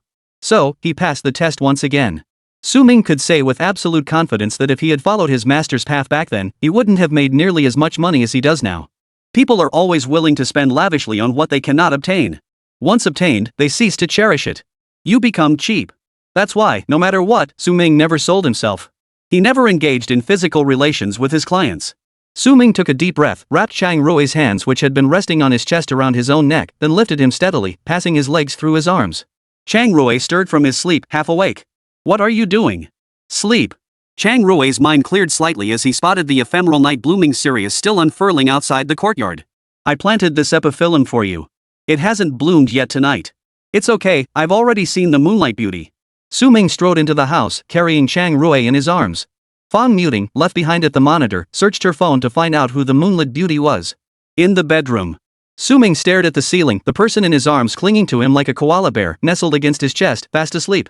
His hand gently patted Chang Rui's back, as if soothing a child to sleep. In 3 months, he would finally be free. Su Ming was especially grateful to these clients. A large portion of the money he earned went to the orphanage. It was his way of repaying the debt. To avoid drawing attention from his clients, Su Ming wisely purchased assets in small amounts over multiple transactions. Now, he held a considerable amount of fixed assets. Though he couldn't compare to any of his clients, it was more than enough to secure his future. Su Ming felt he might finally have the freedom to pursue his passions. He wanted to live meaningfully in his later years. The funds he had provided to the orphanage were more than sufficient for its reconstruction. After the contract ends, he would embark on a journey around the world. Nothing could stand in his way. Chapter 70, He's willing to weather the storm with me. The next morning. Today was the day Chang Rui was leaving. It was Sunday, and he had originally planned to visit Aunt Duan in the morning. But today, he had promised Chang Rui he would take her to the airport. Humans are complex creatures. In this line of work, you never know when schedules might align unexpectedly. In such moments, Su Ming had his own principles. Whoever pays the most is the boss. Chang Rui was his biggest client, so Su Ming had arranged with Duan Jixin early on that he'd return from the airport before rushing back to accompany her in Lele. It would only take half a day. His excuse was that a friend was leaving the country and he needed to see them off at the airport. As the head of Duan Enterprises, Duan Jixin wielded immense influence. Trying to deceive her to get time off was clearly impossible. With just a phone call or two, she could track Su Ming's whereabouts. Therefore, he had no choice but to tell her the truth about going to the airport. Then he could only hope Duan Jixin wouldn't investigate who he was seeing off. There was no other way. Of course, the moment Duan Jixin received Su Ming's message, she agreed immediately. She knew she couldn't hold Su Ming back. Perhaps Su Ming was seeing off a client. The thought flashed through her mind, making her feel uneasy. She immediately stopped herself from dwelling on it. She trusted Su Ming to stay true to himself. Even regarding Meng Chenfei's daughter at school, she could rest easy. But did that mean she had no confidence in other matters? Professor Chang, take care over there. Look after yourself, don't pull all-nighters too often, and don't skip meals for the project. It's bad for your stomach. Also, the weather there is cooler. Don't dress the same as you do in Jingzhou, you don't want to catch a cold. Here's some melatonin. When you have trouble sleeping or falling asleep, take one of these, they're like gummies. One pill, and getting 8 hours of sleep won't be a problem. Watching Su Ming chatter away before him, Chang Rui's face was filled with smiles and his heart brimmed with joy. This little brat actually cares about me. Alright, I got it. You take care of yourself over there too. If you run into any trouble, just ask her. Chang Rui gestured toward Fong Muting beside him. Fong Muting kept her hands in her pockets, a smile also on her face. But inside, her mind was in turmoil. The footage from last night's surveillance kept replaying in her mind. She couldn't shake the feeling that Su Ming wasn't just an ordinary person, he was extraordinary. Seeing Chang Rui's current state, she knew he was completely hooked. It wasn't her place to interfere. Still, while Chang Rui was away, she could spend time with Su Ming. She could subtly probe what Su Ming was really thinking. She understood Su Ming's weight in Chang Rui's heart, and she knew exactly what reckless actions Chang Rui might take if Su Ming decided not to renew his contract. Therefore, she must do everything possible to prevent that from happening. She'd secretly reach out to Su Ming to prepare for whatever might unfold later. Chang Rui probably wouldn't get angry, right? She was doing this for his own good. This seemingly harmless high schooler before her was, in truth, a complete lunatic. And his madness was different from Chang Rui's. Su Ming was the kind of madman who remained so calm and composed he could control every single one of his emotions. That kind of madness is the most terrifying. So terrifying that she didn't even want to come into contact with someone like that. Moreover, Su Ming possessed a peculiar charm. A truly unique charm. He seemed to read everyone's thoughts like an open book, always solving problems at the perfect moment and providing emotional support. Such a person is terrifying. After stowing Chang Rui's luggage in the trunk, the Maybach roared away. Inside, Su Ming sat by the window, Chang Rui beside him, and Fong Muting in the back seat. Rui, are you going to run into your family again this time? Fong Muting in the passenger seat asked. Chang Rui's brow furrowed slightly at the question, and he let out a soft sigh. Probably not. The security where I'm staying is tight. They shouldn't be able to get in. But what if they tell the guards they're your relatives, here to see you? Especially that brother of yours. Chang Rui rubbed his temples, looking slightly exasperated. I'll make sure to instruct the security staff. I don't want to see them. Su Ming listened silently from the side, offering no comment. He was actually quite curious about Chang Rui's background. After all, why would a professor be so wealthy? But curiosity aside, he'd never pry into a client's family affairs before they chose to share. What if it upsets someone? If you're unsure whether it's a minefield, don't tread lightly. Chang Rui actually didn't want to reveal her background to Su Ming. But sooner or later, he'd have to tell. He might as well take advantage of Fong Muting's inquiry now and let this kid learn a bit more. With that thought, Chang Rui leaned closer to Su Ming and began to speak. My grandfather was very wealthy, and his estate was substantial before he passed away. My father and mother passed away. As the eldest son, he inherited most of it. But my generation of younger relatives weren't exactly model children. They nearly tore each other apart fighting over the inheritance. My grandfather saw all this. He didn't trust them with too much money, so he left 60% of the inheritance to me, 20% to them, and the remaining 20% in a trust fund. They receive payments from it periodically. But their spending habits are terrible. They're always coming to me asking for money.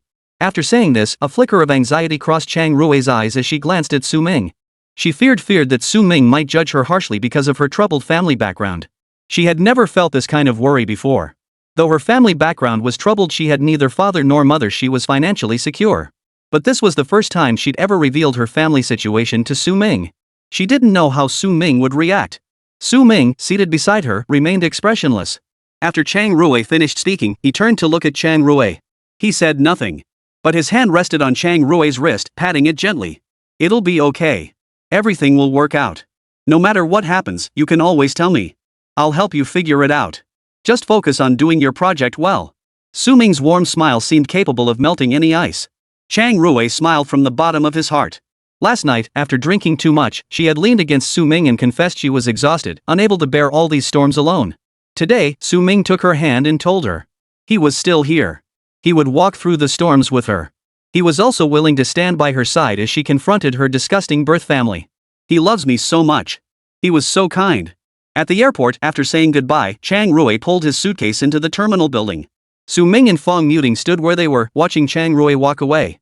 Fong Muting pulled out her phone. Su Ming, wanna exchange contacts? Sure. Chapter 71, Silence is tonight's rocking chair.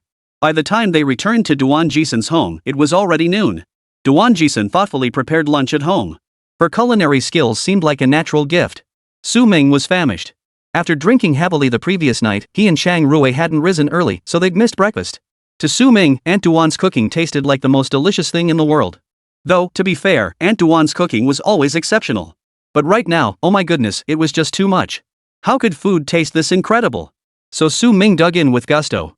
Lulu watched Su Ming's determined eating with such enthusiasm that she too dug in, shoveling food into her mouth while muttering, "Go, Daddy." Duan Jixin gazed at the big and little figures in front of her, both enthusiastically devouring their rice, feeling a bit bewildered. Could it be? Has her cooking improved again? How could everything taste so delicious? Was Su Ming starving? Though such thoughts crossed her mind, she still carefully committed today's dishes to memory. Lost in thought, Duan Jixin's gaze drifted to Su Ming's wrist. A simple watch adorned his slender wrist, fitting him perfectly. A pleased smile curved Duan Jixin's lips. She wanted to be kind to Su Ming, but from childhood onward, Duan Jixin had never been one for sweet nothings or comforting words. Therefore, she could only express herself through concrete actions. In Duan Jixin's personal creed, if you want to be good to someone, spend money on them, lots and lots of money. After all, Duan Jixin was now a businesswoman. For businesspeople, profit comes first. If she's willing to relinquish that profit, then she truly cares about that person. In reality, Duan Jixin felt she was already exercising tremendous restraint. In the past, her shopping trips were purely for stress relief and self-indulgence. It was simply an opportunity to unwind. But now, when she went shopping, she saw a watch. Perfect for Su Ming. Buy. Seeing shoes, would suit Su Ming. Buy. See clothes? Perfect for Su Ming. Buy. See a car? Perfect for Su Ming. Buy. She saw a house. Perfect for Su Ming. Buy. After a whole shopping trip, she didn't buy anything for herself, but ended up buying a whole bunch of stuff for Su Ming. But Duan Jixin worried that giving Su Ming so many things all at once might overwhelm him. So she decided to give him one gift each day. Su Ming's birthday was coming up soon anyway. Duan Jixin was already mentally planning to make up for all the gifts he'd missed over the past 18 years. As for his 19th birthday gift, Duan Jixin had already decided. But there was still one problem. She'd bought a bit too much. What if 18 gifts weren't enough? Then she'd give 2 each year. After lunch, Duan Jixin gazed at the well-fed mother and child, her eyes crinkling with a warm smile. Shall we go for a stroll in the park? I hear many flowers are blooming their cherry blossoms and tulips. Su Ming nodded at the suggestion. Since the client had brought it up, Su Ming naturally had no reason to disagree. Besides, going out now was actually fine. Traffic wasn't as bad. Meng Chenfei had made it clear, and Chang Rui had flown away. At this point, the risks of going out had significantly decreased. Moreover, he was genuinely stuffed to the gills. Su Ming rubbed his full belly and worried, if I keep eating like this every day, my stomach is going to get huge. Duan Jixin was helping Lele button up her clothes. Hearing this, she shot him a playful glare, her gentle charm making hearts tremble. You're getting away with it, aren't you? Su Ming chuckled softly, watching Duan Jixin tenderly tidy Lily's clothes as he casually remarked, doesn't this just prove that our very own Duan Jixin's cooking skills are getting better and better? Duan Jixin reached out and ruffled Su Ming's hair. You still call me that at home? Haha, sorry, my bad. I meant Lord Duan. You're just good with words. Su Ming shook his head smugly. Of course. I eat candy every day, no wonder I'm so sweet talking. Lulu raised her hand in agreement, Lulu has a sweet mouth too. Lulu eats candy every day too. Duan Jixin looked at Su Ming and paused for a moment. She seemed to understand why she always felt Su Ming's words were left unfinished. She said if she were Su Ming's wife, then Su Ming would surely say, of course I'm sweet talking. Want to taste it? The thought made Duan Jixin's heart ache. Su Ming was too restrained, so restrained that even when he was trying to placate someone, he knew exactly where to draw the line. There wasn't a hint of ambiguity or overstepping. But the more he acted like this, the more Duan Jixin couldn't help but wonder. How many times had he stumbled? How many walls had he hit? How many losses had he endured before gaining this calm composure and effortless poise? Lower your head, Duan Jixin said gently. Su Ming obediently lowered his head. The next second, a hat was placed firmly on his head. Duan Jixin patted his head, helping him straighten his clothes as she chattered away. It's still sunny outside and pretty warm. You should cover up a bit. Su Ming froze for a moment. He looked down. At his feet sat Lele, already wearing her little hat. She blinked her eyes innocently, waiting patiently. In the park. Daddy, look. Those uncles seem to have gone crazy. Su Ming followed Lo Li's pointing finger. Several fishermen were frantically dumping bait into the river like madmen. Su Ming ruffled Lo Li's hair. They're not crazy. They're doing a good deed. Ha? Lulu looked at Su Ming with confusion. Su Ming explained, they're a group of unsung heroes. Day in and day out, they work from dawn till dusk without expecting anything in return, all for the sake of our nation's thriving fishing industry. In short, they're the Air Force guys. Lulu suddenly understood, and a look of admiration lit up in her eyes as she watched the fishermen. Wow! They're so amazing. Yes, they really are. Sweetie, let's move somewhere else, Su Ming said gently. Lulu tilted her head curiously. Why? I want to watch some more. Su Ming smiled, scooped Lulu up in his arms, and took off running. Because they heard what I just said. Ah! Run! Who would have thought? Damn it! Can't catch a damn fish, but their ears sure are sharp. Only after reaching the safe zone did Su Ming breathe a sigh of relief and set Lulu down. Daddy, I want to play with this. Lulu suddenly piped up. Su Ming turned around. He found Lulu standing beside a rocking horse, utterly thrilled. All right. I really don't get what's so fun about this thing. After inserting a coin, Lulu climbed onto the rocking car. What do you call your dad's dad? Your dad's dad is called Grandpa. Lulu sat happily on it, flashing a mouthful of little white teeth, giggling excitedly and waving his arms about, looking just like a tiny bundle of cuteness. Aren't you going to play with Lele? Duan Jixin, who had gone to buy water, returned, her voice coming from behind Su Ming. Ha? Su Ming turned to look at Aunt Duan, his expression puzzled. Me? I'm a superpowered cosmic monster, an epic tier hunk who could punch through the Milky Way with a single blow. How could I possibly sit? What do you call your father's father? Your father's father is your grandfather. Hee hee, fun, so much fun. Su Ming sat down on the rocking car, giggling excitedly. He'd never played with one as a child, never imagined this thing could be so much fun. Duan Jixin crossed her arms over her chest, watching the two of them with a gentle smile, her eyes brimming with tenderness. The shop owner beside her was nearly furious. This will break the ride. It would be one thing if it were just the little kid riding it. But that stinker is so tall. Is he really 8 years old? No way. It'll break. It's definitely going to break. Duan Jixin shot the owner a glance. How much? The shopkeeper froze. Seriously, sweetheart? You want to ride too? But seeing that Duan Jixin didn't look heavy, the owner replied. $5 a ride. Duan Jixin, I meant how much for the whole machine? Owner, huh? That night. Su Ming rode that rocking car at home until he was completely satisfied. Ah. So much fun. It's so much fun, ah. Su Ming asked curiously, Mr. Duan, aren't you going to give it a try? Duan Jixin couldn't even see her own toes when she bent down, murmuring softly, if I sit on it, it wouldn't be quite as childlike. Su Ming paused, glancing at Duan Jixin's chest before imagining her sitting on the rocking horse. Silence reigned over the rocking car that night. Meanwhile, Duan Jixin's secretary was losing her mind. Damn it. Why the hell did President Duan suddenly decide to build an amusement park? Are we eating fried dough sticks or what? Chapter 72, I'll never meet anyone as good as you. According to scientific research, hormonal fluctuations can make people more prone to feeling down at night. Therefore, nighttime is not the right time to make decisions, and it's definitely not the time to bare your soul. Otherwise, one might wake up the next day, reflect on it, and wish they could smash their head into a block of tofu. But for Su Ming, once night fell, his mind became exceptionally active and alert. His professional habits ran deep, compelling him to unconsciously review the day's events at night. As he began his usual storytelling routine, Su Ming found himself wondering. Why did Aunt Duan act this way? He felt her actions had gone beyond what could be considered normal compensation. Even if she felt guilty toward him and wanted to make amends, how could the esteemed President Duan go to such lengths? Under the warm glow of the lamp, Su Ming leaned against the headboard, flipping through a storybook as his deep voice narrated the tale. Su Ming's voice seemed to possess a mesmerizing, enchanting power. Today, once again, he repeated the story of the little fox and the little rabbit living happily together. Lo Li's eyelids were already drooping with sleep, but Duan Jixin remained awake. She lay on her side, watching Su Ming with a faint smile. Her fingers were long, pale, and beautiful. Finally. Only after confirming Lulu had fallen asleep did Su Ming close the book and place it back on the shelf with quiet care. Are you leaving? Just as Su Ming reached to lift the blanket and leave, his hand was suddenly grasped by Duan Jixin. Su Ming was taken aback. What's going on? What's going on? Are they going to pull that compensation routine again? Here? Hey, this won't do.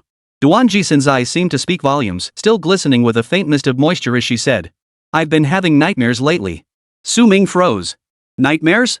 All right. Soothing his client's emotions was part of his job. Su Ming reached out, took Duan Jixin's hand, and gave a gentle smile. Don't be afraid. Go to sleep. I'll be right here with you. Ha. Formulas sure are fast. Though young, Su Ming carried himself with an air entirely unlike someone his age. Mature and dependable. Could they have a different ending in another world? And she was here. All she could do was cherish the time left, treating each day as if it were her last.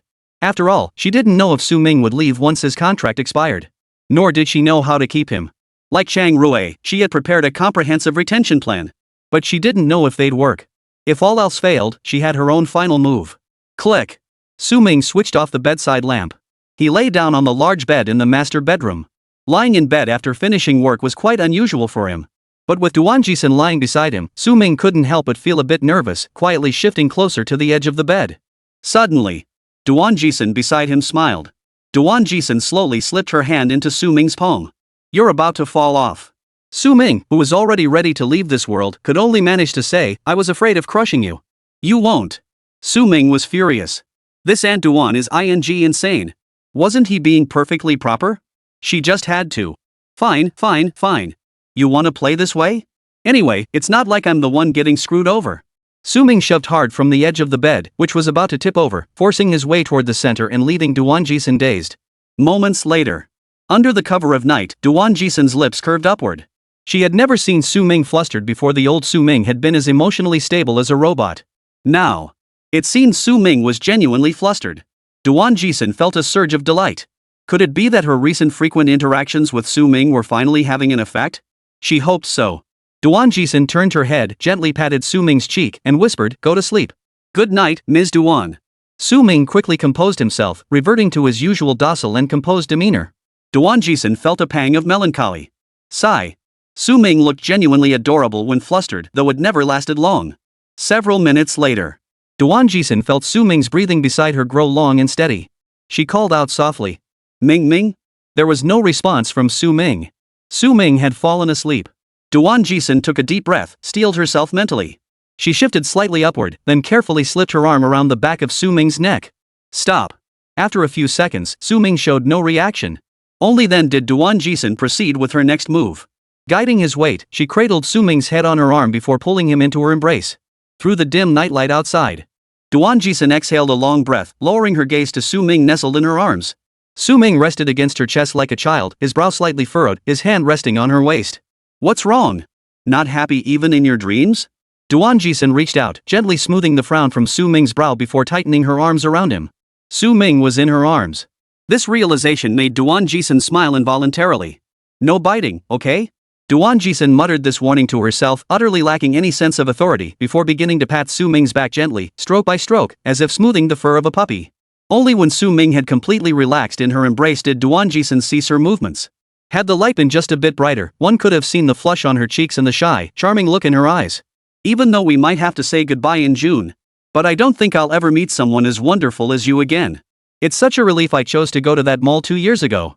Chapter 73, Video Shock. Partings are commonplace, yet she was grateful for their meeting. Duan Jixin murmured to herself until drowsiness overtook her, and she drifted into a deep sleep. A few minutes later, Su Ming slowly opened his eyes, his gaze brighter than the moon outside. The professional dedication of a career sycophant always fall asleep 1 second later than the client. Ms. Duan? Duan Jixin didn't respond.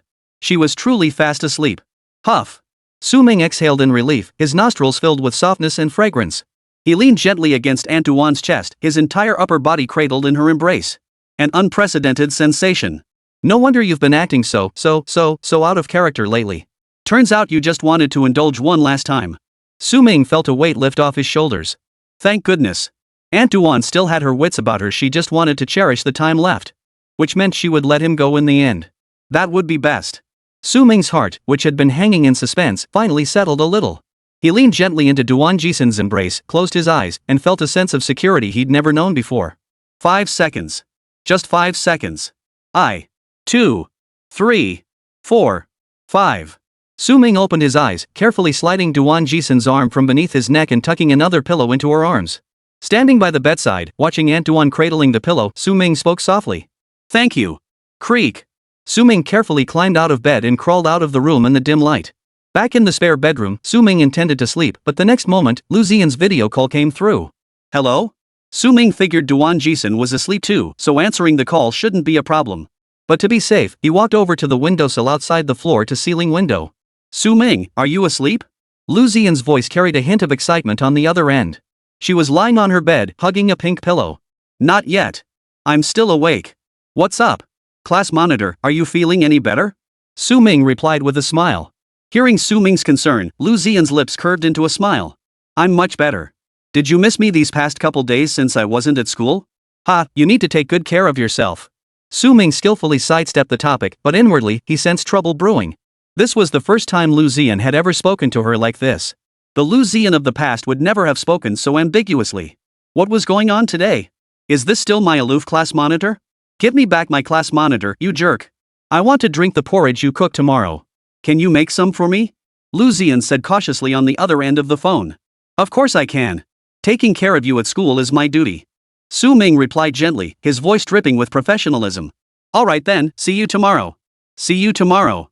Su Ming was about to hang up, feeling much better, when he turned around. Under the chandelier in the living room not far away, Duan Jixin's long hair was blown by the cold wind from outside the window. Her eyes were calm and gentle as she looked at Su Ming. A black coat draped over her nightgown revealed a sliver of her fair calf. Though dressed casually for home, she now appeared solemn and silent. Frozen. Online now. Urgent. Sneaking out to video chat with another woman while the client sleeps. What color urn should I buy for myself now? Su Ming's gaze fell on Duan Jixin's arm, where one of his jackets was draped. She even remembered to grab his jacket for him. She probably won't be angry. But what happened earlier is in the past. Not being angry then doesn't mean he won't be angry now. Su Ming didn't know how much of his earlier conversation with Lu Xian and Duan Jixin had overheard. He quickly retraced his words, reassuring himself he hadn't said anything ambiguous before finally relaxing. He turned and walked toward Duan Jixin. He came to a stop before her. Su Ming gently tucked her wind-tossed hair behind her ear and asked softly, "Why did you stop sleeping?" Duan Jixin shook out the coat in her hands and gently draped it over Su Ming, carefully smoothing it over him. "I woke up and saw you weren't here, so I came down to check on you." Her gaze lingered on Su Ming's smiling face before drifting to the phone he still held, its call unanswered. Lu Xian had heard the entire conversation on the phone. Moreover, she saw Lu Xian, who was currently video chatting with Su Ming. Their eyes met briefly. Duan Jixin offered a polite smile. Lu Xian returned the smile politely, feeling a pang of envy, yet inwardly admiring Su Ming's discerning taste. Why were the women around him all so peculiar? At school, there was Meng Chenfei, the fiery campus beauty who had been beaten up and rescued by a mysterious woman. Now, there was another one. She seemed like a very dignified, married woman? From what I saw earlier, she seemed pretty nice to him. Wonder if she'll still be nice after hanging up the phone? Smart as Lu Xian is, she could tell right away that Su Ming was entertaining another client. There sure are all kinds of clients out there.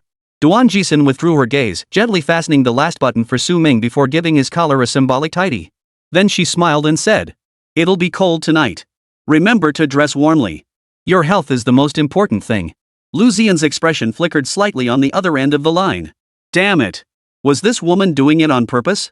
Wasn't she basically saying outright that she didn't care about Su Ming? She was far more direct than Meng Chenfei. A soft knife cutting deep, damn it. Mr. Duan is still the nicest to me, Su Ming said with a smile. Duan Jixin's lips curved slightly as she looked at the phone still connected in her hand. Is this your friend? Su Ming nodded. Yes, she's my friend. We were discussing schoolwork. Duan Jixin always found herself at a loss for words. After all, this was Mr. Duan's service time. Even if it meant slightly inconveniencing Lu Xian on the other end of the line, it aligned with her professional standards. Maximizing benefits was the right path. Duan Jixin didn't want to discuss this matter any further, so she nodded and spoke in an affectionate tone. If they're friends, feel free to invite them over for a casual meal sometime. Lu Xian on the other end still carried a smile, but his back teeth were grinding so hard they felt like they'd shatter. Home? Whose home? What home? Their home? Damn it. Whose home is it exactly? Did she buy the apartment for Su Ming, or did she move into Su Ming's own place? Or did she and Su Ming already have a home together? Make it clear, you bastard. Fine, so you're the one with the barbed words, huh? Lu Ziyan suddenly felt like she'd accidentally kicked a soft nail today. Alright, thank you, Auntie. I'll definitely come over for dinner next time. Auntie? Duan Jixin's hand froze, her gaze turning icy as she shot Lu Ziyan a cold stare. Su Ming, who overheard this, broke out in a cold sweat. Damn it. Both women were clearly laughing, yet Su Ming felt as if a barrage of invisible daggers had suddenly appeared around him. This can't go on any longer. According to the law of awkwardness conservation, awkwardness doesn't disappear, it only shifts. Anyway, Su Ming didn't want to stay in this awkward stalemate any longer. Class president, I'm going to bed. See you tomorrow. Alright, see you tomorrow. After politely ending the call, Lu Ziyan rolled around under the covers. Chapter 74, Whoever you are, get off Meng Chenfei. Living room. Duan Jixin held Su Ming's hand, leaning softly against his arm. Mr. Duan, she actually. Su Ming tried to explain further, but Aunt Duan cut him off. She could tell the girl was Su Ming's client, or rather, his former client. Su Ming's profession wasn't his fault and she didn't want to dwell on it. After all, if Su Ming hadn't chosen this line of work, they wouldn't be where they were today. Duan Jixin leaned gently against Su Ming's shoulder and spoke softly. It's okay. That very night, Duan Jixin achieved something significant. 3 words kept Su Ming tossing and turning all night. Early the next morning, Su Ming arrived at school with rare dark circles under his eyes. Holding the porridge he'd cooked for Lu Ziyan, he spotted her slumped over her desk the moment he entered the classroom. Class monitor, here's the porridge you wanted. Lu Ziyan looked up. Well. He had the same dark circles under his eyes. Neither of them mentioned last night's incident. After some brief small talk before class, Su Ming was so sleepy he could barely keep his eyes open. He laid his head on the desk, ready to drift off. Just as he was about to drift off, a faint, pleasant fragrance suddenly wafted through the air. Su Ming lifted his head. Meng Chenfei sat down before him, expressionless and stern, asking, how many types of jujubes are there in this world? Her expression was so serious that Su Ming instinctively assumed it was an academic question. Hesitating, he replied. Winter jujubes, red dates, black dates, green dates, what else? Meng Chenfei smiled softly. And handsome jujubes. Su Ming? Smack. Su Ming slapped himself across the face without hesitation. Damn it, I got too carried away. My fiery school beauty has evolved gloriously. Who the hell is so inconsiderate? They actually installed water cooling on my fiery school beauty. That's just big time bold. No shame. Su Ming expressed his profound condemnation of such shameless behavior. Meng Chenfei turned her face slightly, her eyes clear and bright. The knowledge she'd crammed into her head over the past 2 days flooded her mind like a tidal wave. After a moment's thought, she selected a phrase from the database she'd just studied. Woman, are you very unhappy? Su Ming looked utterly mortified. I'm a man. Whoops, sorry. Meng Chenfei cleared her throat and adopted a serious expression once more. Man, are you really upset? Su Ming pinched his thigh hard without hesitation. Ouch. This isn't a dream. Good heavens, where the hell did he end up? Is this even still China? Why are you pinching yourself? Meng Chenfei frowned, instinctively reaching out to grab Su Ming's hand. Su Ming rolled his eyes and brushed her hand away. What the hell is this? Is this appropriate in broad daylight? It's not. Especially since Lu Ziyan was currently sleeping with his head on the desk behind us. I paid for this. Did Bei Hongxia teach you this? Based on his 2.5 years of experience as a suck-up, Meng Chenfei's most frequently seen mysterious classmate was Bei Hongxia. And Bei Hongxia's nickname in class was the Greek goddess of romance novels. Her knowledge of romance novels was practically encyclopedic. She was practically an encyclopedia on the subject. Those brainless novels her chubby desk mate Fabor read earlier were undoubtedly her heartfelt recommendations. Who would have thought? Who'd have thought this girl would one day set her sights on Meng Chenfei? What the hell is this? Me, the hottest girl in school, corrupted by your trashy novels? And why does Su Ming feel like Meng Chenfei seems dumber after reading those books? Meng Chenfei pondered for a moment before replying earnestly, Hongxia didn't teach me. I learned it all from reading books. Books? What kind of books have you been reading? Su Ming was genuinely puzzled. What on earth could possibly corrupt a perfect campus beauty like this? Meng Chenfei pondered for a moment. The Complete Guide to Sweet Talk. Did Prince Lu's wife-chasing efforts go up in flames today? 3 words to warm his heart all day long, 18 little tricks to bring you closer. Stop. Su Ming abruptly cut her off. Meng Chenfei's delicate face was smooth as silk, yet her eyes looked at Su Ming with confusion as she tilted her head slightly. What's wrong? Su Ming replied earnestly and sincerely, that collection of sweet nothings. Could you share it with me? Learn, there's no end to it. Meng Chenfei paused, a pang of envy stinging her heart as she glanced at Lu Ziyan sleeping behind Su Ming. Are you planning to tell them to Lu Ziyan? Ha? Su Ming was surprised by Meng Chenfei's ability to jump to conclusions. But to ensure Meng Chenfei gave up completely and to maintain his service standards, Su Ming replied matter-of-factly, yes. Of course he would do so. After all, he couldn't be certain if Lu Zian behind him was truly asleep, or if he was merely pretending to sleep while eavesdropping. Contrary to Su Ming's expectations, Meng Chenfei didn't get angry. Instead, she silently nodded. All right. What the hell? Is this really Meng Chenfei? What the hell has gotten into her? Whoever you are, get out of Meng Chenfei right now. Su Ming paused for a moment before asking, what's your zodiac sign? It must be an earth sign. Absolutely. Otherwise, how could she suddenly shift from being a lunatic to this emotionally stable state? Today's Meng Chenfei completely shattered Su Ming's expectations. Her emotional stability was downright terrifying. She was truly worth learning from. If Meng Chenfei could maintain this emotional stability in his line of work, even Su Ming would have to step aside. Meng Chenfei scratched her head. I must be a Cancer. Su Ming was baffled. If you are, you are. If you aren't, you aren't. Why is there a should be? Wait, has Meng Chenfei really lost his mind? What had gotten to her? How could she be like this? Hu Tutu, sitting in the front row, suddenly leaned over and exclaimed in utter shock. Aren't you an Aquarius? Impossible.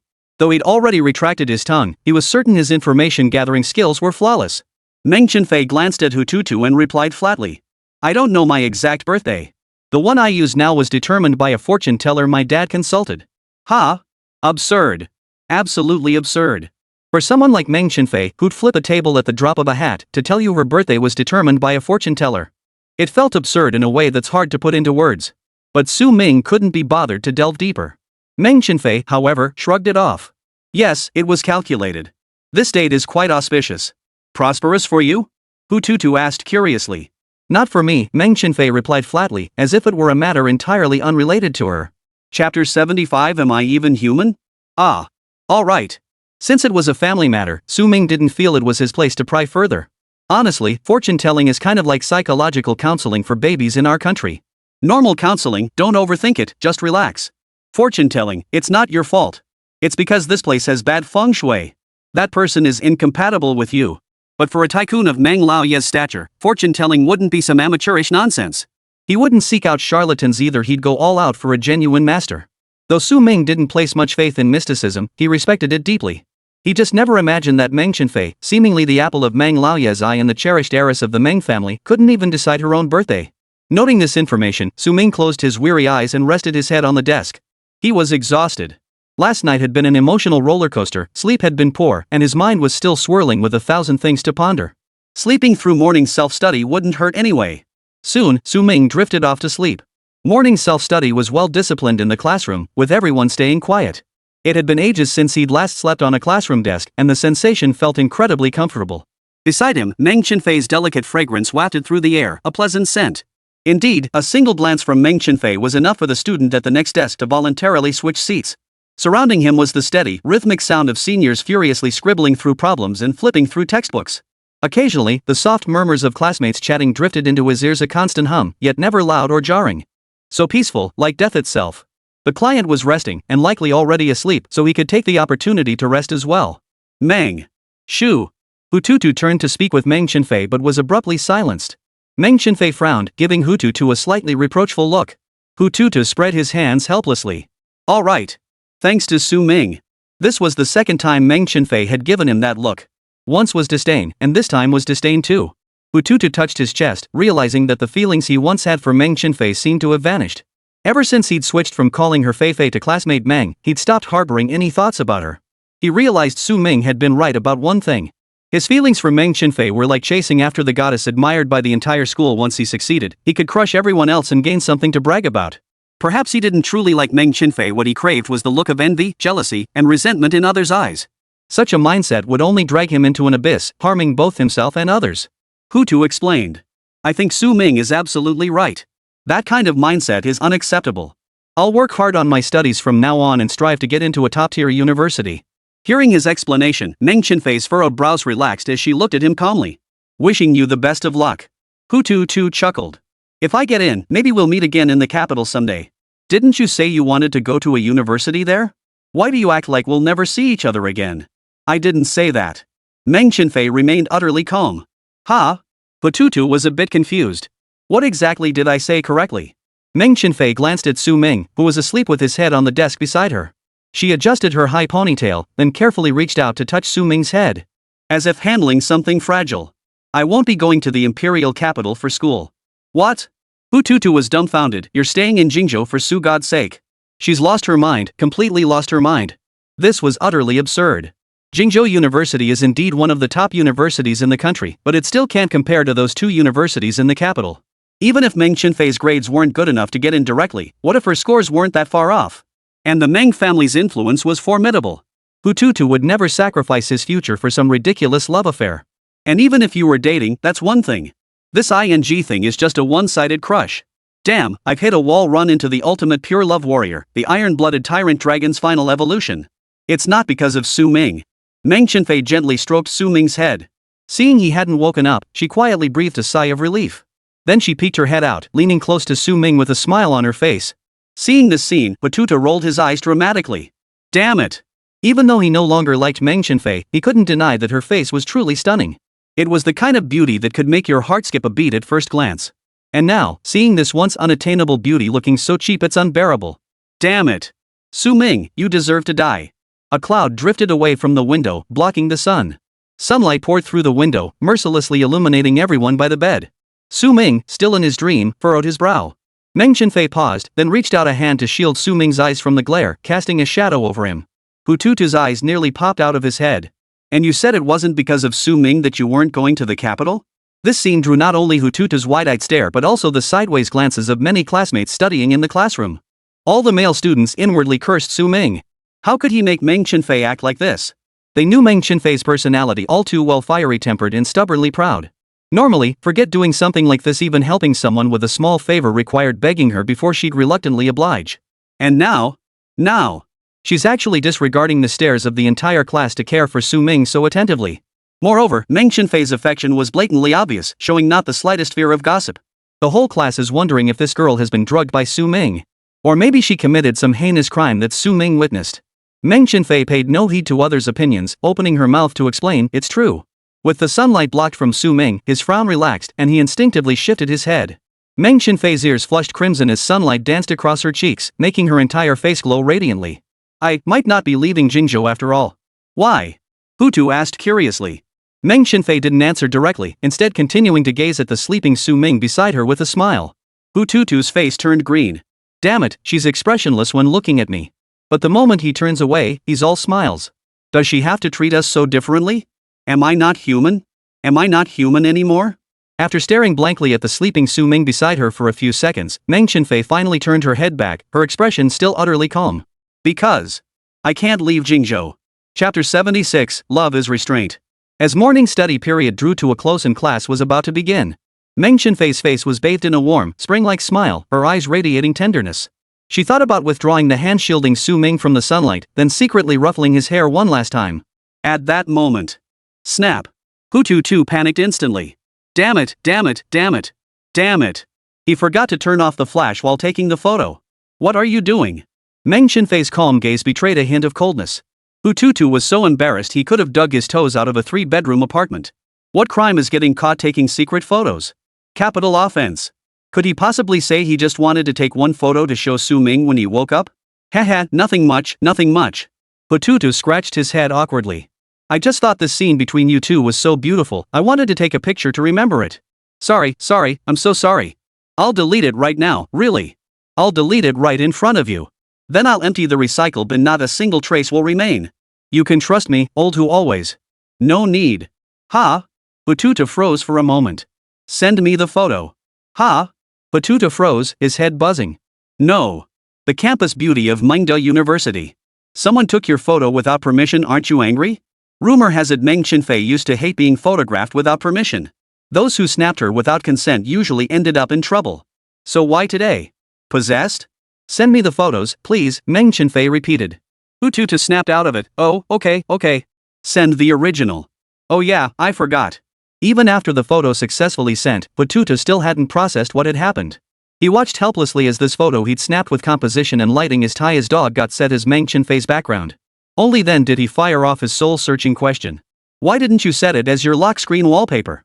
That way, if you just reach out a little, Su Goddess will see it. She'll feel your feelings and it'll be easier for her to fall for you. Why do I have to make sure he sees it?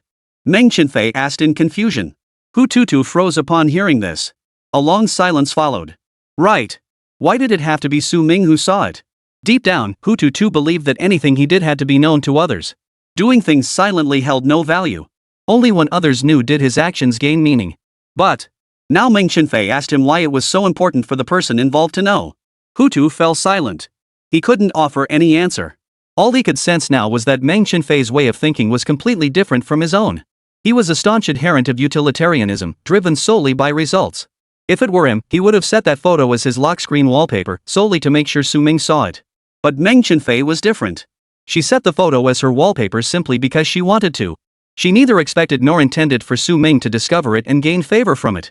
Yes, this was Meng Chenfei's pride. Even in her current gentle treatment of Su Ming, her pride ran deep in her bones.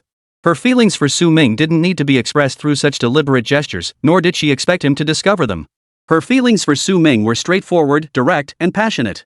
In other words, now that the entire school knows she likes Su Ming, is there any need for such methods? No need. She wouldn't stoop to it.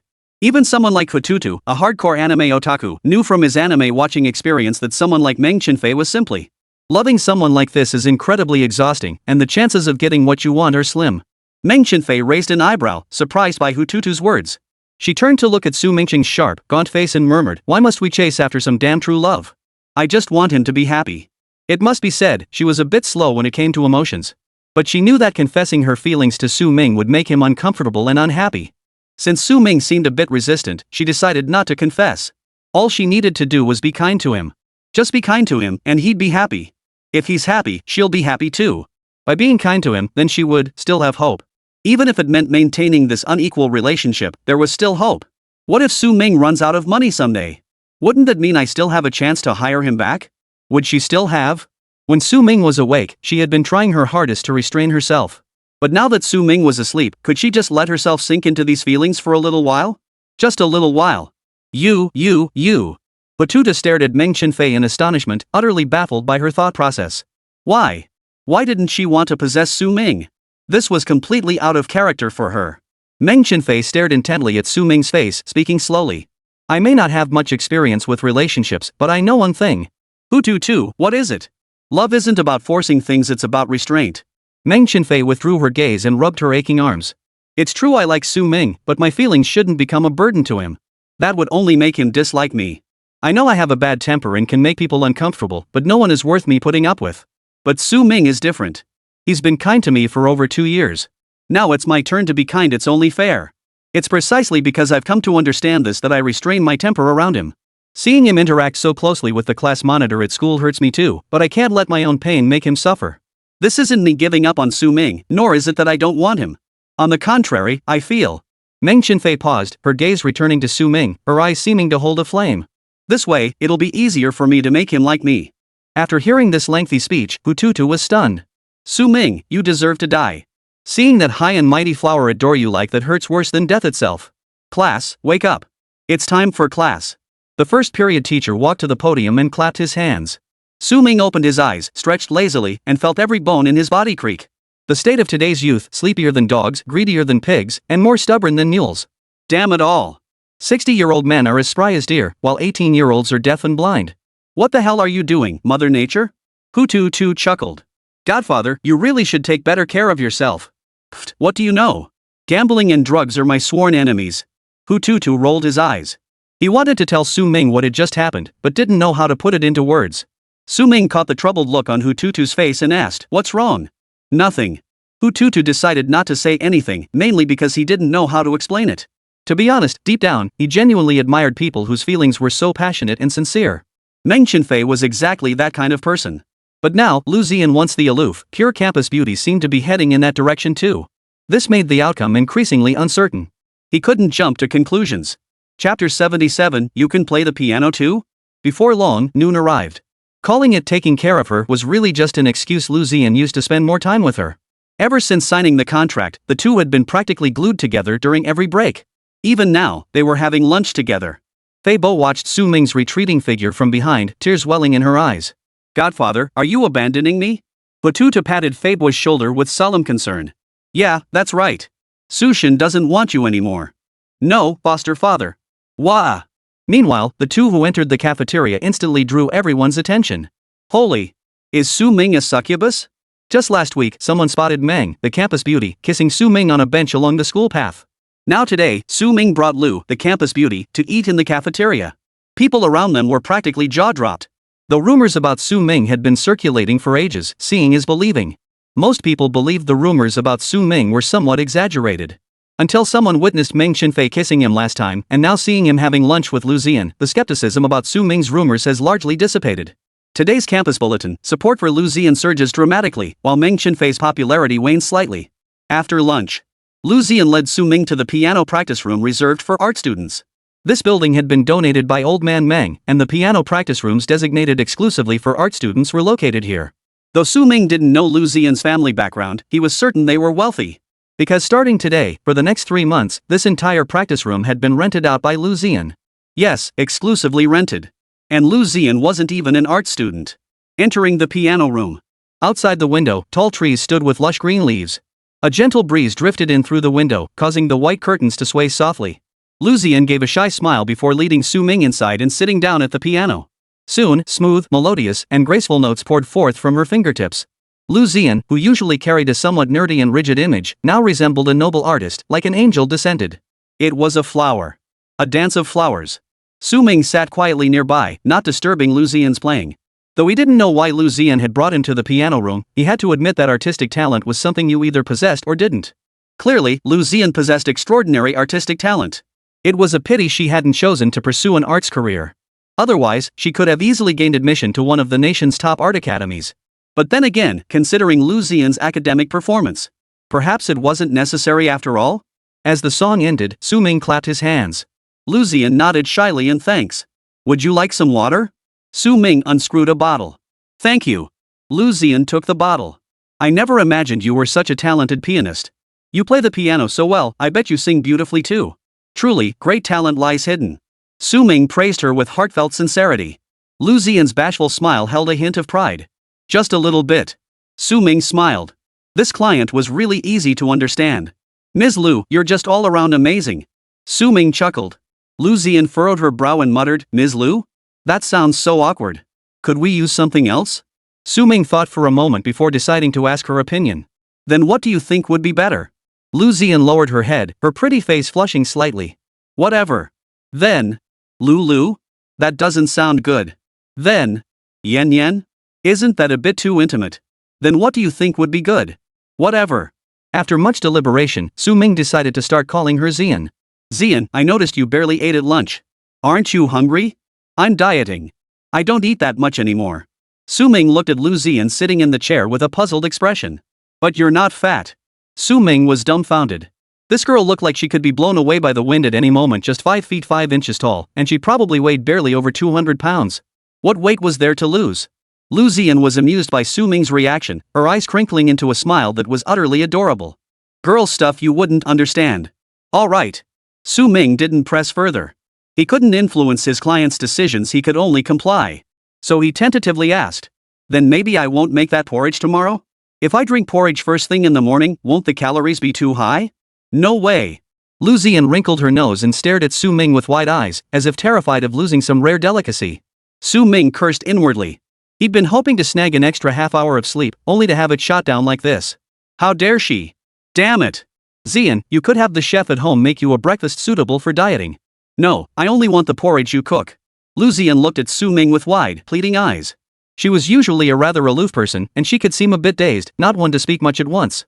But now, upon hearing Su Ming's suggestion, Lu Ziyan instinctively refused. And it was a strong protest. No. Lu Ziyan recalled the warmth of the porridge Su Ming had cooked for her that morning. People always awaken certain Chinese DNA traits at the right moments. Like suddenly developing a taste for old songs, falling in love with traditional opera, or suddenly cherishing gold. Before, Lu Ziyan thought breakfast was optional, or that grabbing some Western fare would suffice. But ever since tasting the porridge Su Ming made with his own hands, she realized Chinese breakfast suited her palate better. Or rather, it was Su Ming's breakfasts that suited her taste. So Meng Chenfei had been eating so well behind her back. The competitive spirit between girls flared up instantly. I just want to drink the porridge you make. Though she made a face, it held no real threat. Su Ming couldn't refuse. She was just a bit speechless. You rich folks really are like wild boars who can't appreciate fine grains. If you don't like what your own cook makes, then feed it to me. How infuriating. Su Ming, are you confident in your results? Changing the subject abruptly, Lu Ziyan suddenly asked. Su Ming didn't know what the question meant. Not bad. Should be enough to get into Jingzhou University. Lu Ziyan blinked her big eyes. You know, I've always struggled with math, only scoring around 110 to 120 points. Could you tutor me in math here during lunch breaks from now on? Sure. 3 months, a salary of 150,000 yuan. If he did nothing at all, he'd feel guilty about it. They shared a smile, gazing out the music room window. Leaves rustled in the breeze, and Lu Ziyan suddenly felt her days ahead would be filled with joy. Chapter 78, Meeting the Parents. In the afternoon, Su Ming's phone buzzed with a message. Opening it, he saw it was from Bai Yujun. Bai Yujun, dinner at my place tonight at 7:30. Just to meet my dad. What time are you free? Su Ming, I get out of school at 5:30. Bai Yujun, send me your address. I'll pick you up. Su Ming, Jingzhou No.1 Senior High School. That was all it took. After school, Su Ming hopped on Bai Yujun's motorcycle and they sped off. The gossipmongers at school watched Su Ming's departing figure. Hey! AUV. Guess what? Another big news story. Su Ming was completely unaware, only knowing that Bai Yujun, that reckless driver, never slowed down. Sitting in the back seat, he felt like his soul was chasing after him, as if death could come at any second. Fortunately, they arrived at the mall soon enough. Su Ming was utterly baffled. Why'd you bring me to the mall? Bai Yujun shot Su Ming a glance. You plan to meet my dad dressed like that? Without waiting for Su Ming to respond, she pulled him straight into a high-end suit store. Su Ming, actually, I have plenty of high-end suits. But he kept it to himself. These are all money. When the time comes to make a run for it, he can just flip them. They were practically brand new, and he hardly ever wore them anyway. He was sure to make a killing. Bai Yujun swiftly picked out a suit for Su Ming. After he changed into it on the spot, she took him to get his hair done. Su Ming was already handsome, and after a bit of sprucing up, he looked even better. Seeing himself styled like this for the first time, Su Ming felt a bit curious. Who's your dad, some big shot? Honestly, Su Ming was genuinely curious. He'd only ever seen this kind of scheme, paying someone to pretend to be your boyfriend to fool your parents, in novels. He never imagined he'd actually encounter it himself. If he was right, Bai Yujun must be the daughter of some big boss. After all, that's how it always played out in the stories. Bai Yujun raised an eyebrow, avoiding a direct answer. You'll find out soon enough. Alright, jot down your personal details. You're my boyfriend. We've been together for 2 months. We met at. You work as a. After some preparation, Su Ming had memorized his character outline. Honestly, after memorizing so many client profiles, this kind of stuff was pretty easy. It just felt a bit odd this time, since the subject was himself. Time was tight. After Bai Yujun finished her instructions, she drove off with Su Ming in tow. Soon, the two arrived at Bai Yujun's residence. Su Ming had expected to arrive at some villa district or an upscale residential complex. But neither was the case. Bai Yujun's home wasn't large, nor was it luxurious. The entire building looked slightly worn, devoid of any trace of extravagance. Are you ready? Bai Yujun asked repeatedly in the hallway. Su Ming took a deep breath and nodded. I'm ready. Truthfully, he was feeling a bit nervous at that moment. As a professional sycophant, he took the first project for a new client extremely seriously. Moreover, this project marked Su Ming's first attempt at such a role. Though he was highly confident in his acting skills, he couldn't guarantee there wouldn't be any issues. Only after mentally confirming he had memorized every detail Bai Yujun had given him did Su Ming nod his head. Seeing Su Ming's nod, Bai Yujun felt slightly relieved. She then took his hand and opened the door. Dad, Mom, I'm home. Upon entering the house, an atmosphere of antique elegance enveloped them. All the furniture was made of rosewood, the decor was minimalist, and stacks of books were piled everywhere. Junjun, you're back? A woman approached them, appearing to be in her 40s. She looked well preserved, radiating an intellectual aura from head to toe. Yes, Mom. I brought my boyfriend home. This is Su Ming. Bai Yujun introduced him with a smile, then turned to Su Ming. Su Ming, this is my mother. Hello, Auntie. Su Ming extended his hand and greeted her politely. When meeting parents, one must never appear overly nervous. That would be a sign of extreme insecurity. Showing the appropriate courtesy is entirely sufficient. Oh, please come in. Bai Yujun's mother warmly ushered the two inside. Judging by her reaction, she seemed quite pleased with Su Ming's appearance. After Bai Yujun led Su Ming into the living room, he saw an older man and a younger man seated on the sofa. The older man appeared remarkably spry, looking to be about 50. His forehead was broad and square, with a full, level brow ridge. His hair was slicked back in a classic pompadour, combed with meticulous precision. His entire presence radiated a masculine aura, yet he carried himself with an air of refined gentility. His gaze was calm, yet hinted at the pride of someone accustomed to authority. This must be Bai Yujun's father? Hello, uncle. Su Ming immediately offered a respectful smile and greeted him. Hello, hello. Please sit down. Dad, this is my boyfriend, Su Ming. You've been wanting to meet him, right? I brought him home for you today. In front of her father, Bai Yujun seemed to have toned down her usual temperament considerably. All right, sit down quickly. Dinner will be ready soon. Just as Bai Yujun pulled Su Ming toward a seat, the man beside her father spoke up. Junjun, you're finally back. Bai Yujun glanced at the man, puzzled. Meng Zikai, what are you doing at my house? Meng Zikai grinned. It's been ages since I last saw uncle and auntie. I came to visit them today and thought I'd drop by to see you too. Why come to see me? Bai Yujun's brows furrowed slightly, as if she didn't particularly like this man. Instinctively, she tightened her grip on Su Ming's hand. Oh dear, Shokai tried to visit you several times while you were at work, but you never saw him. So here he is, coming to see you at home. Bai's mother stepped forward with a smile. That's right, Junjun. I tried visiting your workplace several times before but couldn't find you. Bai Yujun frowned, her tone stern. Why should I just let you see me whenever you want at work? There are so many confidential cases, don't you understand the rules? Meng Zikai's tone softened immediately upon hearing this, and he apologized repeatedly. Oh, I know. I just missed you so much. I'm sorry. What did you need to see me for? Bai Yujun's voice carried a hint of annoyance. Enough. You two grew up together. Be polite to Xiao Kai. After Bai Yu's father spoke in a low voice from his seat of honor, Bai Yu stopped arguing. She crossed her arms and turned her head away. Su Ming shot Bai Yujun a questioning look. Bai Yujun shook his head, clearly unwilling to discuss it here. After speaking, Mr. Bai turned to Su Ming, a faint smile on his face. Hello, Su. Nice to meet you for the first time. Hello, uncle. It's a pleasure to meet you. My name is Su Ming. Su Ming immediately stood up, bowed slightly, and greeted him with great courtesy. He had already begun to suspect the identity of the man before him. If he wasn't mistaken, this man was. Chapter 79, You're the one who has to be the lapdog. Su Ming, our Junjun has a temper. Please bear with her. After dinner, as the group sat in the living room for their post-meal chat, Father Bai said with a smile. During the meal, he'd already been quite impressed with this young man. Polite, humble, and well-mannered, and his daughter, who usually looked down on everyone, had actually taken a liking to him. He naturally supported this 100%. Before Su Ming could respond, Meng Zikai beside him grew displeased. What's your name? Su Ming, right? You look like a kid. How old are you? Hearing this, Su Ming felt a pang of irritation. Damn it, what does it matter to me that you can't get Bai Yujun? Why are you picking on me? Besides, don't you know I'm shameless? I'd watch dogs mating if I had to. Why'd I be scared of you? Bai Yujun frowned, about to retort, but Su Ming grabbed her hand. Su Ming smiled humbly and said, it's nothing to take offense at.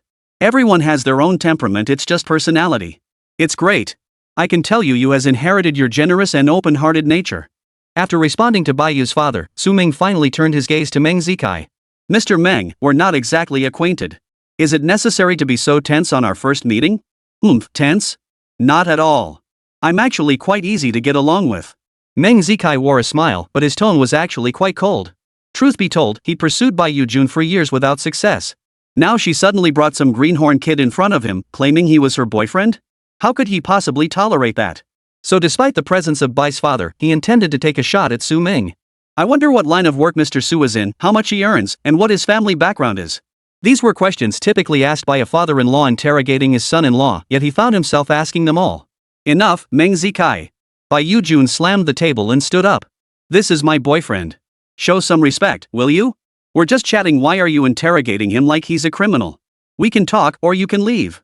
Bai Yujun was much like Meng Chenfei, both had fiery tempers.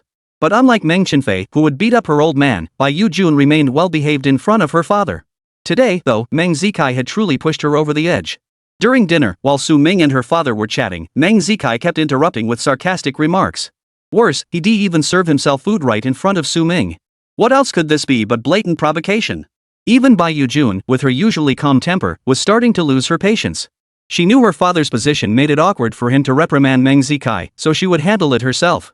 Junjun, why are you saying this to me? It's my first time dating. Isn't it normal for me to be cautious? As your childhood friend, even if you don't like me, I still have a duty to keep an eye on things for you. Not just any Tom, Dick, or Harry deserves to be with you. Meng Zikai wore an innocent expression, yet his words were laced with sharp criticism. Bai's father sat quietly by, saying nothing. Young people's matters were naturally for young people to handle themselves. Besides, though he didn't care for Meng Zikai either, this was an opportunity to see how Su Ming would handle the situation. Who knew what would happen next? Su Ming burst into laughter, a playful smile playing at the corners of his mouth. Stray cats and dogs? Is every Tom, Dick, and Harry any better than puppy dog followers? You, a lazy bum who hangs around you at work like a clingy puppy, how dare you even utter the words any Tom, Dick, or Harry in front of me? It's gotta be you, lick boy. You come in here and insult me without a second thought. You really think I'm easygoing? If anyone's a real suck-up, it's you.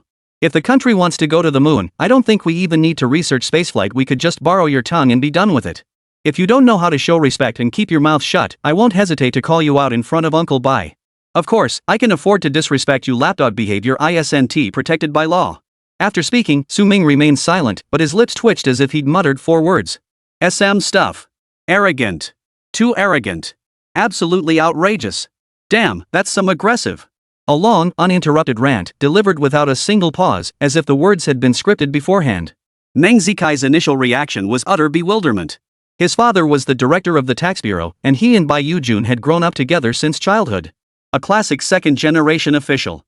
Though they were childhood sweethearts, the truth was Meng Zikai had harbored feelings for Bai Yujun since he was little. Or rather, he'd always wanted to possess Bai Yujun. Over the years, he played around with plenty of women, yet he still wouldn't let go of Bai Yujun. This relentless pursuit had become unbearable for Bai Yujun, which was a key reason she hired Su Ming to return. Beyond avoiding arranged meetings, she hoped this would make him back off. Who knew Meng Zikai would be so shameless? On their very first meeting today, he confronted Su Ming right in front of her and her father. He was being a bit too arrogant and overbearing. Bai Yu's father noticed this and frowned. He understood Meng Zikai's intentions, but he didn't care for the young man. He was merely maintaining a veneer of politeness. Oomph. What did you say? Are you insulting me? After a brief moment of stunned silence, Meng Zikai's tone instantly turned icy. Enough. Bai's father gave Su Ming an appreciative glance and waved his hand. Zikai, though you and Junjun have been childhood friends for years, Su Ming is my guest. Yes, it's getting late. Zikai, you should head home first. Bai's mother, who had been clearing the dishes nearby, chimed in. The implication was clear. Su Ming was choking back laughter so hard it felt like internal injuries. Damn it, had he been dumped into some brainless novel by a dump truck? How could this kind of plot even exist? So corny. So cliché. But he had to admit. I have to thank Meng Zikai. After years of being a professional bootlicker, this is the moment I've been waiting for. I've been waiting for you to show up. How many years does it take to encounter a standard supporting male lead from an urban feel-good novel like this? If not for him, where would I find my stepping stone? Compared to him, I still don't suck up enough. I'm still not dumb enough. Go ahead and leave with peace of mind, lickboy. I'll take good care of your goddess. After chuckling smugly to himself inside, Meng Zikai rose to his feet and bowed apologetically to Mr. Bai. My apologies, Uncle Bai. I got carried away and acted out of line. He then turned and left the Bai residence, casting one last venomous glare at Su Ming before departing. What a nutcase! Bai Yujun muttered as she sat down. Bai Yujun's mother was equally bewildered, unsure why the atmosphere had suddenly turned so awkward. They were all aware that Meng Zikai liked their daughter, but they simply couldn't bring themselves to like him. Given the close ties between their families, they'd simply never bothered meddling in the younger generation's affairs. Ah, Su Ming, Xiaokai's just like that. Don't take it to heart. Mrs. Bai patted Su Ming's back reassuringly. It's fine, Auntie. I don't mind, Su Ming replied with a professional smile, radiating warmth and charm. Though Bai's father said little, a hint of admiration flickered in his eyes as he watched Su Ming. Chapter 80, Mayor Bai. After exchanging pleasantries for a while, Bai's father announced he needed to go upstairs for a meeting, then promptly had Bai Yujun escort Su Ming out. Su Ming couldn't wait to get out of there. This job was becoming unbearable. Honestly, it was troublesome and bound to offend people. Su Ming didn't want to curse anyone, but he wasn't exactly a pushover with a temper to begin with. Besides, Bai Yujun had warned him before bringing him home. His father had been a soldier and preferred a straightforward approach. To put it bluntly, he didn't like wimps. Add to that the fact that Meng Zikai was genuinely brainless and beyond stupid. He dared to openly antagonize me while visiting the Bai family under the guise of being Bai Yujun's boyfriend. Su Ming couldn't fathom how such a high-ranking official could have fathered such an idiotic son. But he didn't care. After groveling to Meng Chenfei for over 2 years, his skills in verbal abuse had been secretly honed. Since you wanted to humiliate me in front of so many people, what else is there to say? He unleashed a torrent of insults the moment he opened his mouth, striking down any head that dared to show. By the way, about having dinner at your place today, were your parents really the ones who invited me? Su Ming and Bai Yujun walked out together. In the residential complex, Su Ming asked. At first, when Bai Yujun had urgently sought him out, claiming her father wanted her to bring him home for dinner, he believed her. But judging by today's situation, something didn't seem quite right. Caught off guard by Su Ming's direct question, Bai Yujun lowered her head, feeling a bit embarrassed. After a long pause, she finally admitted sheepishly, "Alright, it's not that. My mom called me to come home for dinner tonight. She said Meng Zikai was coming over to see me, so I just blurted out that I had a boyfriend." "And then?" Su Ming raised an eyebrow. "Then my dad said he didn't believe me and told me to bring him home to meet them." Su Ming covered his eyes in despair. "Oh my god. I blew it." Seeing Mr. Bai's lukewarm attitude today, he had already guessed. 100% sure Father Bai had already figured out he was hired by Bai Yujun. This auntie looked so cool, but how could she be so simple-minded? If he truly entered the Bai household as her boyfriend, Father Bai wouldn't have been sitting there watching the show with such detached interest today. Though Mrs. Bai acted warm today, it was all for show. To put it bluntly, they were putting on a show. They were playing along with Bai Yujun. Though I don't know why Mr. and Mrs. Bai are doing this, one thing is certain. "Mr. Bai, I believe barring any unforeseen circumstances I can refund you a portion of the money." "Bai Yujun? What are you talking about?" Su Ming rubbed his temples. "We blew our cover. Your parents probably know I was hired by you." "How could that be? How would they know?" Bai Yujun was puzzled. This shouldn't be happening. She had acted so convincingly. And to make it seem real, she even took Su Ming's hand. Wasn't that convincing enough? "Right, Mr. Bai. Could you tell me what your father does now?" Bai Yujun hesitated. "My father is a civil servant." "Just a civil servant?" Just a civil servant." Bai Yujun stammered. Su Ming's eyes darkened as he took a deep breath. Sigh. The moment he entered the Bai household, he had noticed it was a political family. Political families had many distinctive traits. Take the national emblem on the table, for instance. The national flag on the cabinet. And then there was Mr. Bai's Zhongshan suit. But what level of political family would hang a large-scale city planning map of Jingzhou on their living room wall? Su Ming's heart pounded as he pulled his phone from his pocket. His fingers tapped slowly on the screen as he silently prayed. No, please don't, please don't. Bro, I'm just a lowly professional sycophant, please don't be." Then, the message that popped up on his phone screen made Su Ming's vision go black. Bai Guowei, member of the Standing Committee of the Provincial Party Committee of Han Province, Mayor of Jingzhou City, Secretary of the Municipal People's Government Party Committee. It's over. The sky has fallen. All this sucking up, and I ended up sucking up to the ultimate second-generation official's son. Though he'd long suspected as much, Su Ming still felt a chill run down his spine. The mayor. The mayor. This is the mayor of Jingzhou City. This wasn't some brainless novel, this was the real deal, the actual mayor. Su Ming suddenly felt a headache coming on. Today he'd managed to offend the son of a high-ranking official. And if Bai Guowei found out he was impersonating someone, it wouldn't be worth it, not worth it at all. Su Ming slapped himself in regret. He should have thoroughly investigated Bai Yujun's family background before taking this job. He'd thought it was just a simple role play as a boyfriend, accompanying his parents to dinner. But his family suddenly decided they wanted to see him, so he actually dressed up and went. Dressing up would have been one thing, but there was that obsequious second male lead at home, constantly targeting him.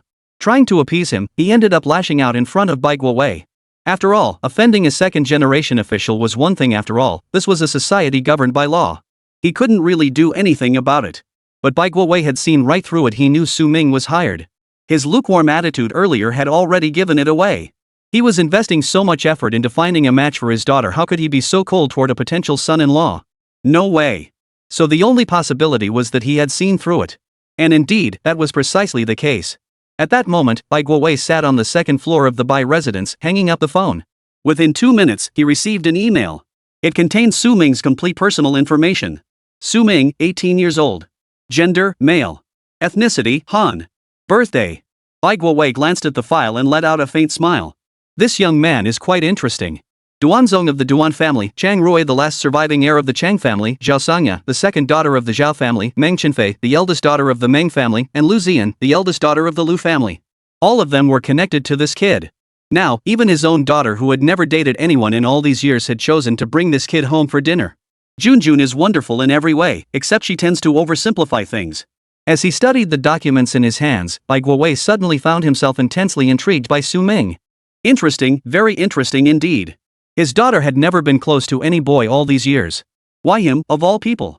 And why are so many outstanding women so close to him? Is this guy some kind of male succubus? Bai Guowei nodded with a smile, then made another call. Chapter 81, Alone with Bai Yujun Part 1. Exhaling a long, heavy breath, Su Ming resigned himself to his fate. He prided himself as a top performer in this field, but at the end of the day, he was just an 18-year-old youth. This was his first time handling this kind of business, and he'd run into a real sharp operator. Once the scam was exposed, there was nothing he could do. Nothing in his life annoyed him more than taking money only to have to give some back. To his surprise, Bai Yujun waved it off with a carefree shrug. No big deal. If you saw through it, you saw through it. As long as you managed to intimidate that bastard Meng Zikai, that's all that matters. Su Ming's mind was filled with worry. What if this spoiled rich kid decided to retaliate against him? But never mind. What's the point of worrying about this? If it comes to it, I'll just beat him up. After all, when you're dead just a worthless life. As they walked out of the residential complex, Bai Yujun suddenly turned to look at Su Ming, who had been silent the whole time, and spoke up. Want to walk? Since it was Bai Yujun's service time, Su Ming naturally had no reason to refuse and nodded. Truthfully, every time he rode in Bai Yujun's car, Su Ming felt a bit uneasy. Though Bai Yujun wasn't short herself, standing at 5 feet 7 inches, Su Ming still felt like he could easily wrap his arms around her. Plus, with one man and one woman in the car, he always ended up sitting with his legs spread apart in the back seat. It just felt a bit awkward. Thinking this, Su Ming cautiously shifted back a bit. Only after creating a small gap between them did he finally relax. I'm sitting properly now. The moment the words left his mouth, the motorcycle shot forward like a bullet. Su Ming froze, the icy wind slapping his face. He locked eyes briefly with the driver being overtaken by the motorcycle, both seeing shock reflected in each other's eyes. Su Ming, you're overtaking cars while pulling away? Driver, I got passed by a motorcycle while pulling away? Holy crap! Mr. Bai. There are countless roads, but safety comes first. Su Ming had wanted to warn Bai Yujun for ages. He genuinely feared Bai Yujun's driving style would cause an accident someday. An accident wouldn't be the end of the world, but the problem is I'm in the back seat, you know. You may not value your life, but I sure do. Relax, I'm very careful. But despite his words, Bai Yujun's foot didn't ease up on the gas at all. Squay. Bai Yujun slammed on the brakes at the traffic lights. Su Ming's body shot forward with momentum, erasing the tiny gap between them. He wrapped his arms tightly around Bai Yujun, a faint, clean scent instantly filling his blank mind. For some reason, feeling completely enveloped by Su Ming, Bai Yujun, who normally avoided male company, couldn't help but let the corners of his mouth turn up in a subtle smile. We have to wait for the light. Bai Yujun stated matter-of-factly. Su Ming rested his head on her shoulder, closed his eyes, and spoke slowly. You're pretty strict about traffic rules, huh? Bai Yujun felt a bit embarrassed to speak now. She seemed to have been driving a bit too fast earlier, causing her to get bumped by Su Ming when she hit the brakes. Quite forcefully, at that. Was little Su Ming okay now? Not knowing how to ask, she simply slowed down. At that moment, Su Ming leaned slightly against her back, whether from pain or exhaustion, he didn't know. It's fine. Even if Su Ming had become a sister, she wouldn't mind taking her home. Su Ming was genuinely in pain now. After resting for a while, she finally recovered, silently pondering to herself. Bai Yujun seems like such a sweet girl on the surface. How could she be so wild inside? Are you okay? Bai Yujun asked, stifling a smile. I'm fine. Su Ming replied immediately, fiercely defending his dignity. When they arrived at a riverside park and Su Ming got out of the car, Bai Yujun gave him a gentle nudge and asked softly. Are you really okay? Meeting Bai Yujun's gaze, Su Ming instantly shielded his pride and tugged at the corner of his mouth. I'm perfectly fine, full of energy. Bai Yujun covered her mouth with her hand before getting out of the car too. The two strolled along the riverbank as the evening breeze gently blew. Su Ming could catch the faint, refreshing scent emanating from Bai Yujun. Mr. Bai, your father is the mayor. Why didn't you tell me? Bai Yujun fell silent for a moment. Does whether my father is the mayor have anything to do with our contract? The evening breeze ruffled Bai Yujun's hair, causing it to sway gently. Su Ming didn't know how to respond, so he remained silent. The two walked forward in silence for a while. Seeming tired from walking, Bai Yujun pulled Su Ming over to lean against the riverside railing, both of them catching the evening breeze. From childhood onward, I watched my father climb from secretary of the municipal party committee all the way to mayor. He always told me that no matter how high an official rises, they remain public servants. He said he was no different from ordinary civil servants. So when I call him a civil servant today, I'm not wrong, a mayor is still a civil servant. At this point, Bai Yujun paused briefly. Aren't you curious why I hired you? Su Ming leaned on the railing, sensing there was more to Bai Yujun's words than met the eye. He nodded. Yes. It feels a bit abrupt, we've only met once, and you're offering me 100,000 yuan to pretend to be your boyfriend. Bai Yujun smiled faintly and nodded. Yes, it was indeed abrupt. It was indeed, inexplicably abrupt. As the daughter of an official, she wasn't like those rich kids. She didn't have that kind of money. Those rich heiresses could throw money around like confetti, treating 10 or 20,000 as mere pocket change. But she was different. From childhood onward, her allowance was modest, barely above average. In this family environment, being an only child, she didn't need any special attention to grow up just fine. She didn't want to bring shame upon her parents. Plus, with her father bystanding, she received an excellent education without lifting a finger. Thus, she gained admission to an excellent university and joined the Jingzhou Procuratorate at a young age, now serving as a prosecutor. From the moment she could remember, Bai Yujun lived by strict rules. From childhood, she memorized the rules for being a good student, cultivated etiquette and manners, and had patriotic education ingrained in her very being. Her path was smooth, without hardship. At the age of 26, her father began arranging blind dates for her. Families of officials are different from wealthy families. Wealthy families emphasize strategic marriages, matches of equal standing. Arranged marriages are typically advantageous partnerships. But for the offspring of officials, it's different. Officials had little to do with business partnerships, they valued the prestige of a position more. Thus, the matchmaking candidates her father arranged for Bai Yujun were all civil servants or executives from state-owned enterprises. Each one was as stiff as a board, utterly devoid of charm. Some were downright slimy. But Bai Yujun had never dared to defy her father's wishes since childhood, so she had no choice but to grit her teeth and endure every blind date arranged by Bai Guowei. She was the classic type who was meek at home but fierce outside. Therefore, outside the home, especially during her free time, she craved a bit more freedom. She didn't want to be bound by so many rules, nor did she want to live by them. So what could she do to avoid blind dates when there wasn't a single person around she found suitable? Simple, find someone to pretend to be her boyfriend. Coincidentally, that day Bai Guowei had arranged for her to go on a blind date at a concert. That greasy guy practically made her want to explode on the spot. With no other options left, she decided to try anything, even asking a handsome guy she knew for help. She never expected Su Ming to pick up on her subtle cues and understand her predicament. With a series of flawless moves, he defused the crisis. So she pulled out her savings. Handing Su Ming 100,000 yuan in one go, she hired him to pretend to be her boyfriend. 100,000 yuan is nothing to those rich kids.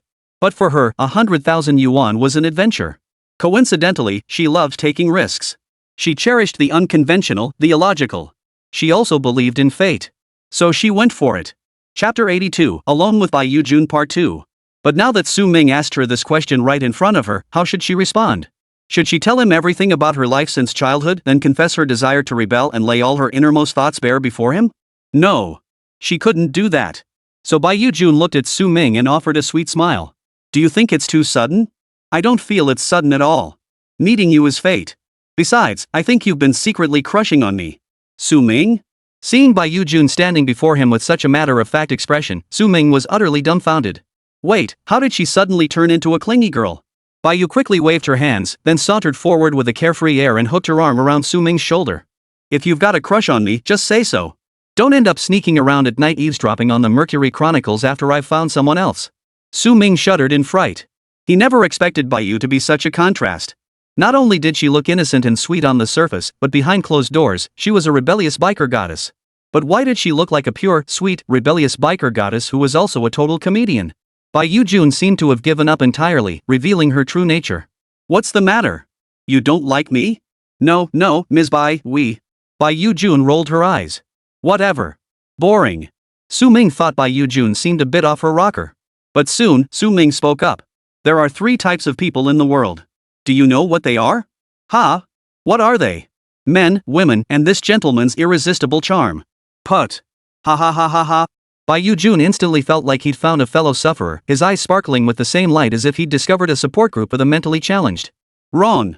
It's men, women, and this lady's captivating beauty. Su Ming raised an eyebrow, his competitive spirit as a fellow member of the weak-minded club igniting. There are 3 kinds of lying down in this world. Do you know what they are? What are they? Lying flat, reclining, and this young master's dashing charm. Ha ha ha ha ha ha. Bai Yujun and Su Ming doubled over laughing.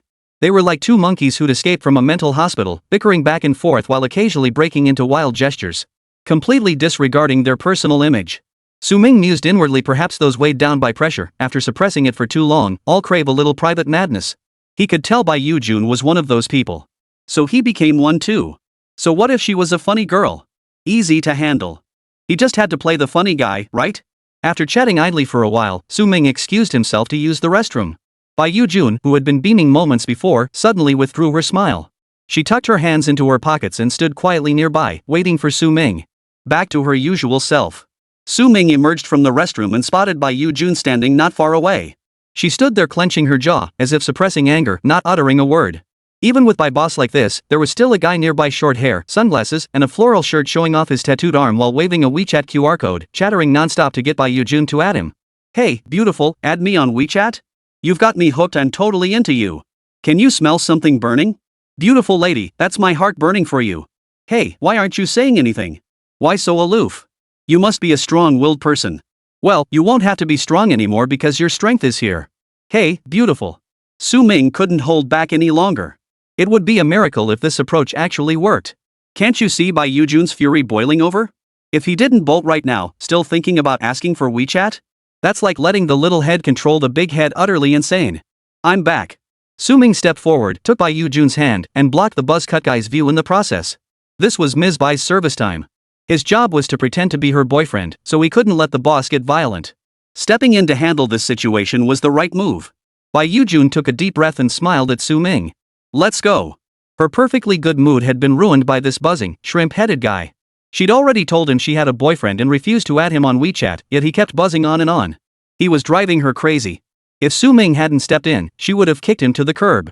But now it seemed this buzzing guy wasn't entirely useless. Su Ming took Bai Yujun's hand and pulled her close, letting her lean into his embrace. He turned to face the buzz-cut guy. Aren't you leaving? Bai Yujun gripped his hand tightly, their fingers interlocked. Moreover, beneath Bai Yujun's thin coat was only a tank top. Now pressed against his chest, her soft, tender skin was within easy reach. Only heaven knew how anxious Su Ming felt beneath his tough exterior and harsh words. His hands and body felt like they'd been scalded, but since this stubborn buzzcut wouldn't budge, he had no choice but to keep up the act. Out of the corner of his eye, he caught sight of Bai Yujun's ears turning slightly red. Damn it! Heaven, judge between loyalty and treachery. She leaned in herself. I wasn't trying to take advantage. What the hell? How dare you talk to me like that? Looking for trouble? The buzzcut guy was furious. He'd been tempted by the sweet-looking beauty himself, and now seeing her clinging to that pretty boy's chest when she wouldn't even speak to him was shattering his resolve. And then, this pretty boy dared to be so aggressive with him? You don't know who the hell I am? This neighborhood is mine. Which company do your parents work for? Su Ming, holding Bai Yujun in his arms, asked with perfect composure. In an instant, all sorts of novel plotlines flew wildly through the buzzcut's mind, and he fell silent. No way. Had he stumbled into a male-oriented romance plot or a female-oriented one? The buzzcut guy scanned Su Ming's entire outfit. Damn, all designer brands. Damn it. Even if I sold everything I own, I couldn't afford a single tie. What a surprise running into some rich kid out for a stroll with his girlfriend. After a moment's analysis by his smooth, buzzcut head, he instantly grasped the true identity of this pretty boy in front of him. It's all a misunderstanding, bro. Honestly, my mom just gave birth to my dad. I gotta go check if it's a boy or a girl. Gotta run now. Wishing you and your sister-in-law a lifetime of happiness. With that, the buzzcut guy vanished. Chapter 83, Come over for a visit? Bai Yujun stood frozen in place, staring blankly. In a daze, she felt as though the Su Ming before her was truly some reclusive rich kid. Ha ha, when you're out in the world, your identity is what you make it. Su Ming chuckled. Ah, you're so clever. Bai Yujun laughed too, two dimples appearing on her cheeks, adorable and sweet. Just as Su Ming was about to speak, he caught the faint, sweet scent wafting from Bai Yujun's hair. Whoa, that smells pretty good. Su Ming released his arms from around Bai Yujun. Shall we keep walking? Sure. Bai Yujun agreed with her words, yet a strange feeling stirred inexplicably within her heart. Though she felt shy, it was as if she was a little reluctant to let go. The two walked along the riverside at night, talking about everything under the sun. This was the most comfortable service session Su Ming had ever experienced. No obligations, no pressure. Most clients played the role of sycophants, requiring him to cater to their moods. But not now. Their relationship felt relatively equal, and Bai Yujun genuinely seemed like a normal person. This surprised Su Ming, and the atmosphere relaxed him deeply. A rare occurrence. A normal client. Su Ming had already mentally categorized them. His most normal clients were Lu Zian and Bai Yujun. Ah! It felt so good to interact with a normal person. Bai Yujun also sensed this relaxed atmosphere, her mood lifting. Growing up, she never had any close friends. The classmates and friends she met at school all felt some degree of pressure when interacting with her after learning about her family background. When too many reservations cloud a relationship, it inevitably loses its true flavor. Therefore, she had only one true best friend from childhood to adulthood. And that friend had gone abroad. Then there was Meng Chenfei, who grew up alongside her. But that guy had feelings for her, so their relationship could never be purely platonic.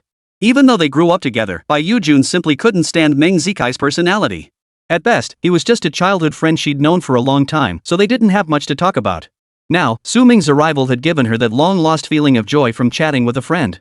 And for some reason, even though they'd only just met and hadn't interacted much, Su Ming seemed to understand her completely.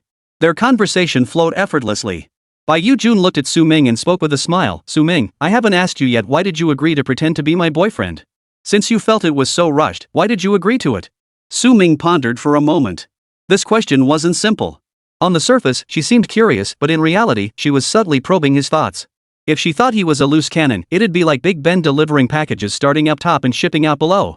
The truth was, Su Ming had his eye on her 100,000 yuan. But could he say that? Absolutely not. So how could he make the client believe he genuinely wanted to help her, not covet her money? Simple. Su Ming rubbed his temples, feeling a bit embarrassed as he said, because I saw you being harassed by that man at the concert the other day, and it made me feel terrible. I just wanted to help you. Plus, I know what it's like to be forced to spend time with someone you don't like. I figured if I could help, I should. Oh my, who knew your dad was the mayor? What if he figures it out and comes after me later? And your childhood friend seems to really dislike me. Perfect. Reasoning, emotional journey, and a smooth topic shift. Bai Yujun instantly felt embarrassed, her fingers tapping nervously in front of her. I panicked back then too, that's why I told my parents about you. I just didn't think it through. But don't worry. Neither my dad nor Meng Zikai will do anything to you. I'll go home in a couple days and sound out my dad. Su Ming nodded. That's a relief. A high school kid like me couldn't handle any trouble from you big shots. Bai Yujun smiled. Today's incident was my oversight too. You can relax. Oh, by the way, wanna come over to my place for a bit? For some reason, Bai Yujun blurted out those words as if possessed. The moment the words left his mouth, he felt a pang of awkwardness and regret. Though he kept up the smile on the surface, inside he wanted to punch himself. Damn it, what was I thinking? Stupid mouth. Why did you blurt that out? He did feel a bit awkward and guilty, but inviting someone home like that was a bit. Su Ming raised an eyebrow. What the hell? What do you mean, come home and do it? What exactly? Hold on, sis, I'm still a virgin. But Su Ming had no choice. After all, it was within the service hours, and it was only just past 9. Dropping by wouldn't hurt. If things got weird, he'd bail immediately. But judging by Bai Yujun's demeanor, she must be a total prankster at heart. Like I'd be scared of her? Su Ming chuckled. Let's go check it out. I'm bored here anyway. Bai Yujun hadn't expected Su Ming to agree so readily. If he'd shown the slightest hesitation, she might have had room to negotiate. But since he'd agreed so readily, she couldn't very well refuse. You can't invite someone to your place 1 second, get them to agree, and then say it's inconvenient the next, right?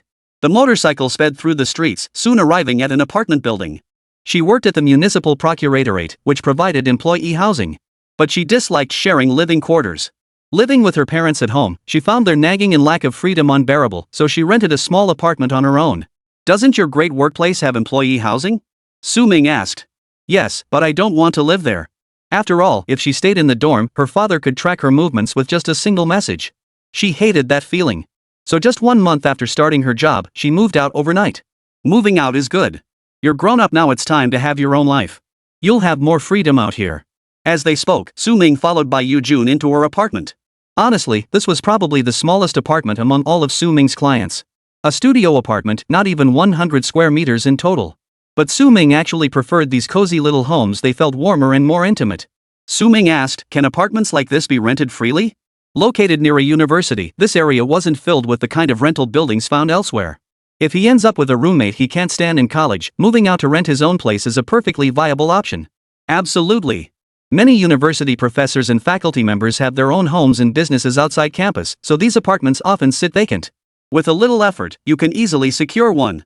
Oh, I see. Chapter 84, so, who's its father? Click. After entering the room, Bai Yujun casually flipped the light switch. No light.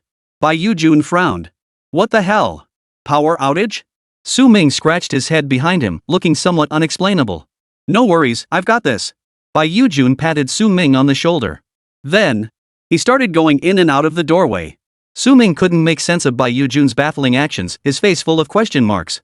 While continuing to pace back and forth at the doorway, Bai Yujun asked, can you feel the light? Su Ming grew even more perplexed. Sis, are you possessed or something? Bai Yujun raised an eyebrow and said matter-of-factly, since the power's out at home, my frequent flashy appearances solve the lighting problem, don't they? Holy crap, she's got to be mentally challenged, right? Group admin, we're saved.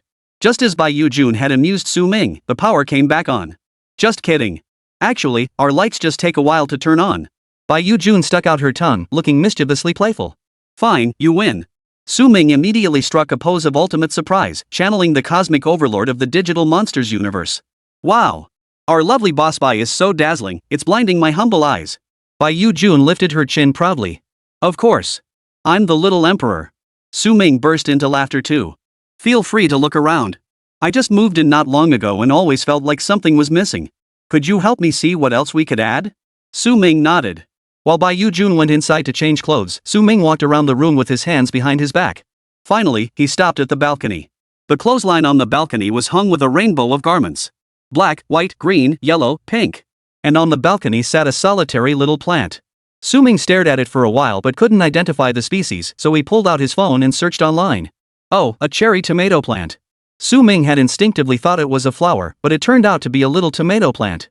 He stared at the young sprout that had just emerged from the soil for a long time. His life had felt like a withered, dead tree, yet here was a seedling struggling to grow. Su Ming had always cherished things full of vitality.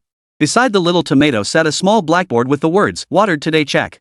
After pondering for a moment, Su Ming searched online for instructions, then picked up the watering can and gave the little tomato a drink. Watered today. After completing this task, Su Ming smiled. How wonderful. Maybe this little tomato will live a few more days. Click. The door opened, and Bai Yu-jun stepped out of the room. Changing into a nightgown, Bai Yu-jun looked utterly charming. Su Ming stood on the balcony, glancing sideways. Do you like it? Bai Yu-jun asked with a faint smile, her cheeks flushed. Beautiful. Su Ming replied sincerely. Wow, you watered my little tomatoes too? Thank you. Bai Yu-jun walked onto the balcony, her voice brimming with delight. Su Ming smiled but said nothing. Then, both of them saw thick smoke billowing out from the building across the street.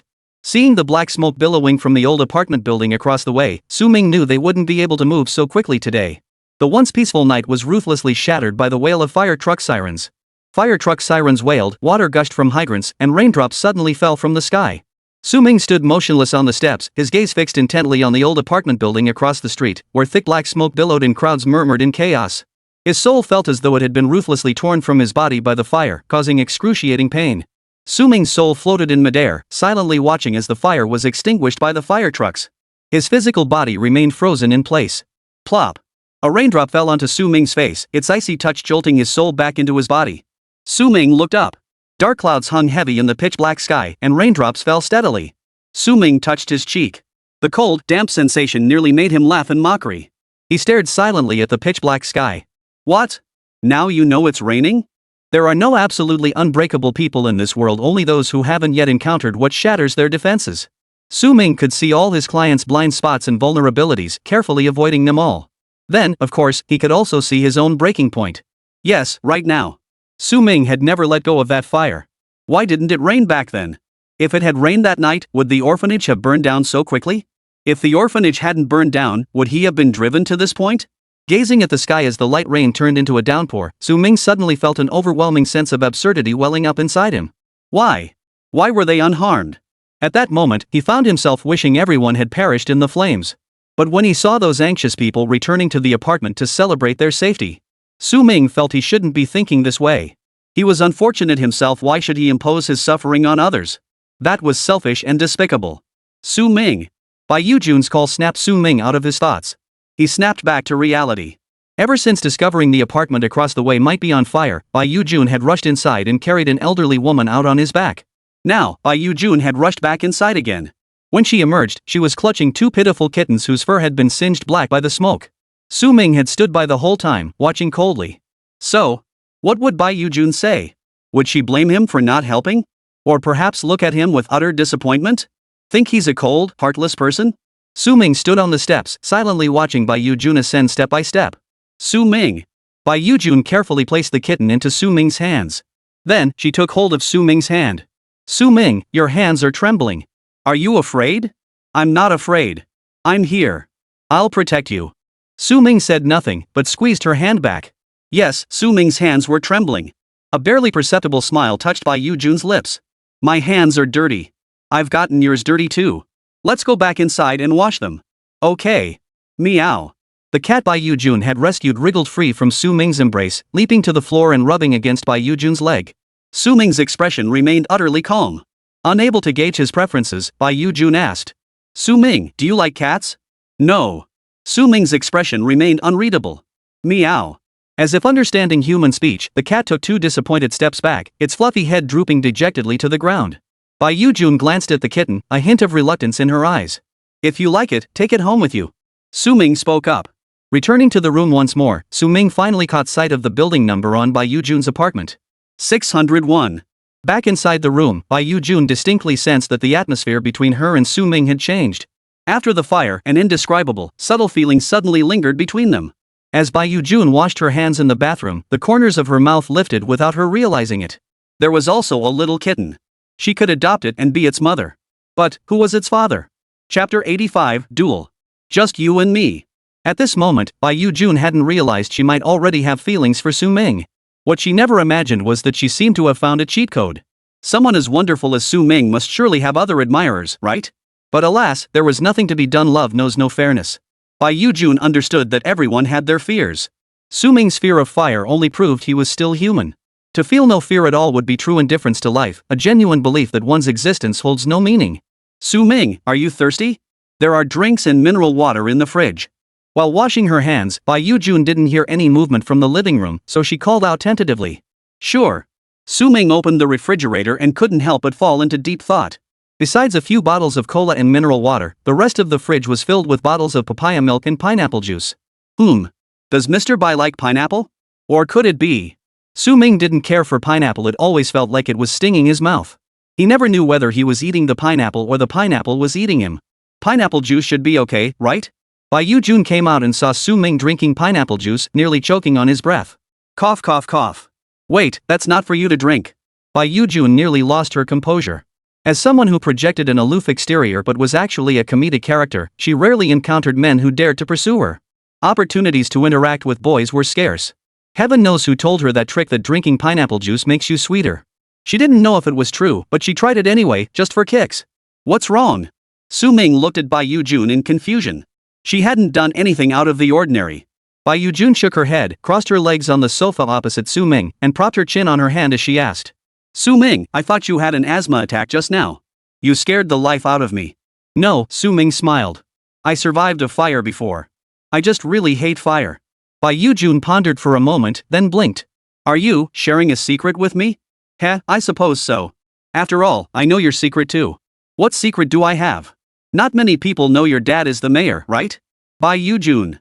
After chatting idly for a while, Su Ming left, umbrella in hand. Gazing at the charred remains of the building across the street, Su Ming crouched down and sighed deeply. Across the street, people were still arriving at the old apartment building to handle the aftermath. Today, he had truly broken down. Bai Yujun hadn't been wrong. He was trembling because he was experiencing stress. Walking through a cold night, one either reaches the end and begins self-destruction, or stops halfway and grasps a faint glimmer of light. Even someone as proud and cold as Chang Rui couldn't avoid doing this. Much less someone like him. It could be said. He had actually saved up nearly all his money. Once he had saved enough, he found himself instinctively slipping into a state of burnout. Su Ming couldn't help but wonder what life would be like once he was free from this line of work. Could he still love someone? Could he live a normal life? He didn't know. He truly didn't know. That night, Su Ming returned to his small cabin, a rare occurrence. His work kept him so busy he rarely made it back. Now that he'd finally settled into his cozy little bed, Su Ming let out a long sigh. Money's hard to earn, and hard to swallow. Just as he was about to fall asleep, the phone suddenly rang. Su Ming took a deep breath. Damn it, I'm fed up. Is this even human? Hello? Is this Meng? What's up? Aren't you resting yet? Su Ming forced himself to sound as gentle as possible. He had no choice. Although Meng Chenfei was no longer his client, she was at least a former one. Besides, he'd made his position perfectly clear to her. She shouldn't be bothering him anymore. If he treated Meng Chenfei poorly now, given her temperament, she might very well seek revenge. He still had other clients at school and didn't want to stir up trouble. Besides, Meng Chenfei had genuinely been kind to him lately. He saw no reason to bite the hand that fed him. But the next second. Who the hell do you think you are, you little punk? Tell me, and I'll bring people to cut you down right now. Instead of Meng Chenfei's usual sassy voice on the other end, a furious old man's voice erupted. Su Ming was stunned. Isn't that Meng Yishan? Even though the other end couldn't see him, Su Ming forced a smile. Uncle, good evening. Have you eaten yet? Go to hell. Old Meng was fuming with rage. He'd made a rare trip to see his daughter today, only to hear from the housekeeper that the young miss had been wandering around the house like a ghost lately, constantly mentioning a man's name. Damn it. His daughter Meng Yishan was both beautiful and gentle. What kind of shameless pig had the nerve to come sniffing around his cabbage patch? Disgraceful. Taking advantage of the moment when Meng Chenfei went to bathe, he immediately grabbed her phone and dialed that yellow-haired bastard. You might wonder how he pinpointed that yellow-haired bastard so precisely. Because Meng Chenfei labeled everyone in her contacts with blunt simplicity. The housekeeper was labeled clean the house. The cook was labeled shop for groceries and cook meals. The nanny was labeled cleaning crew. And for his own father? Punching bag. Among these concise, straightforward, and slightly unhinged notes, one stood out prominently. It simply read, heart. Why the hell? Why the hell not? Old man Meng nearly cried with rage upon seeing this note. He, her own father, was still nothing but a bald punching bag in Meng Chenfei's heart. Yet some punk kid who'd popped up out of nowhere got to be the only one with a heart-shaped note from his own daughter. It hurt. The man himself was utterly heartbroken. After silently weeping on the sofa upon seeing the note, old man Meng realized this couldn't stand.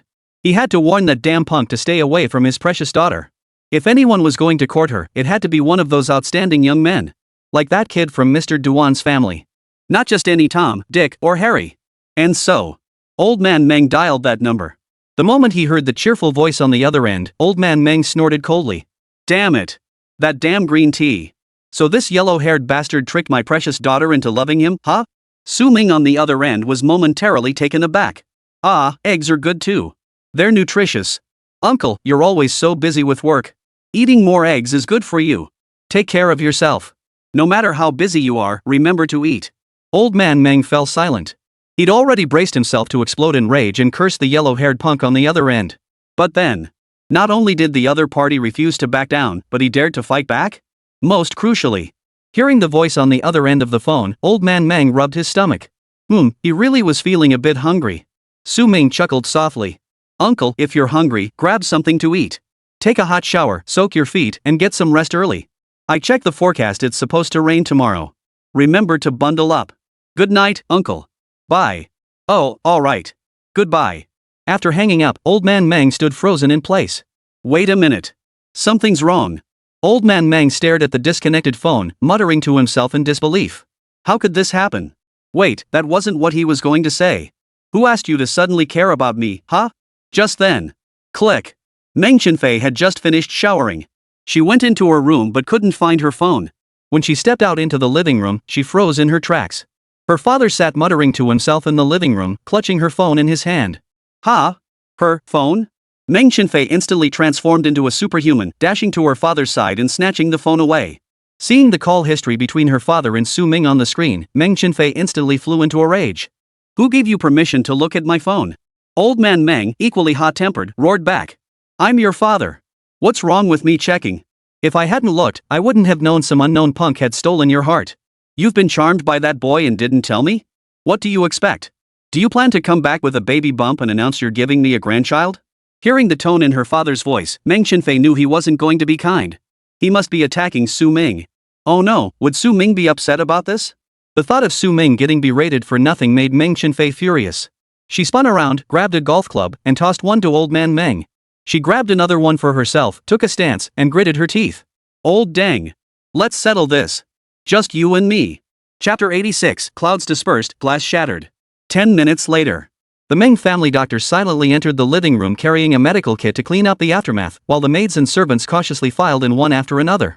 In the living room, Meng Chenfei and old man Meng each occupied a corner, two golf clubs of differing degrees of curvature discarded on the floor. What a thoroughly satisfying brawl that was. Dr. Liang began examining old man Meng's injuries with practiced efficiency, while the other maids efficiently cleared the table. Old man Meng waved his hand. Check her first. Meng Chenfei sat panting on the sofa, her face cold as she refused. Take care of yourself first. Dr. Liang chuckled softly. He found this father-daughter pair truly amusing. They clearly cared deeply for each other, yet stubbornly refused to yield. They argued the moment they met, fought after arguing, and then argued some more after fighting. Mr. Meng looked years younger when he was with Miss Meng. Yeah. Because Boss Meng was cursed out by Miss Meng like he was her grandson. They always made such a big scene, but in the end, they just end up with a bruise here or a purple mark. They're nothing serious. How amusing. Old man Meng grumbled. Anyway, that yellow-haired punk is definitely no good. He's all tea and tea scented, stay away from him. Meng Chenfei snorted in disdain, pointing at her father. Who said he's a yellow-haired punk? If he's a yellow-haired punk, he's no good. But you, with no hair at all, aren't you even a proper human being? Dr. Liang quickly handed old man Meng his blood pressure medication. Meng Chenfei was furious too, her voice cold as ice. This is my own business. You're not allowed to bother him anymore. Old man Meng snapped back, I'm your father. How dare you tell me I can't interfere when you're hanging out with a punk like that? Meng Chenfei shot to her feet and retorted. I'm still your daughter, so what? When mom passed away and you wanted to get cozy with other women, did you ever ask my permission? Did I ever interfere? How many women have you been with? Have I ever told you what to do? Old man Meng, this isn't the same thing. Not the same thing? Meng Chenfei snorted derisively. You don't cherish a relationship yourself, so you assume the whole world is like that. Old man Meng also stood up, trembling as he pointed at Meng Chenfei, yet no words came out. Whenever Meng Chenfei mentioned her mother, old man Meng fell silent. Meng Chenfei's mother was a woman obsessed with beauty and fiercely proud. She couldn't accept her postpartum appearance. Compounding matters, old man Meng's career was rapidly expanding at the time, leaving him perpetually swamped and unable to be by her side. By the time old man Meng realized, she had already developed severe postpartum depression. Compounding matters, Meng Laoye's rapid career success naturally brought many women into his life. For Meng Chenfei's mother, already struggling with postpartum depression, this was devastating. After that, it was too late to turn back. All these years, Meng Laoye has been consumed by guilt. He was too careless back then, failing to notice the sorrow and loneliness in his wife's eyes. Later, he kept searching for women. Her eyes resemble hers. This hairstyle resembles hers. This one has a nose like hers. But he never brought any of them home. In his heart, he had only one wife. They say carving a boat to find a sword is utterly ridiculous. Sometimes old Meng wondered, wasn't he carving a boat to find a sword in the river of memory? But he had no choice. Closing his eyes, he could see his wife's face. This fleeting, poison relief was all he had to numb the ache within. You'll get hurt. Finally, as if drained of strength, old man Meng sank onto the sofa, uttering only those words. The voice on the other end of the line sounded far too mature for his age. Even Meng Laoye felt unsettled by it. A person like that could manipulate Meng Chenfei in the blink of an eye. Meng Chenfei snorted. If I end up bloodied and battered, it's my own choice. Even if I die from it, I deserve every bit of it. You have no right to lecture me.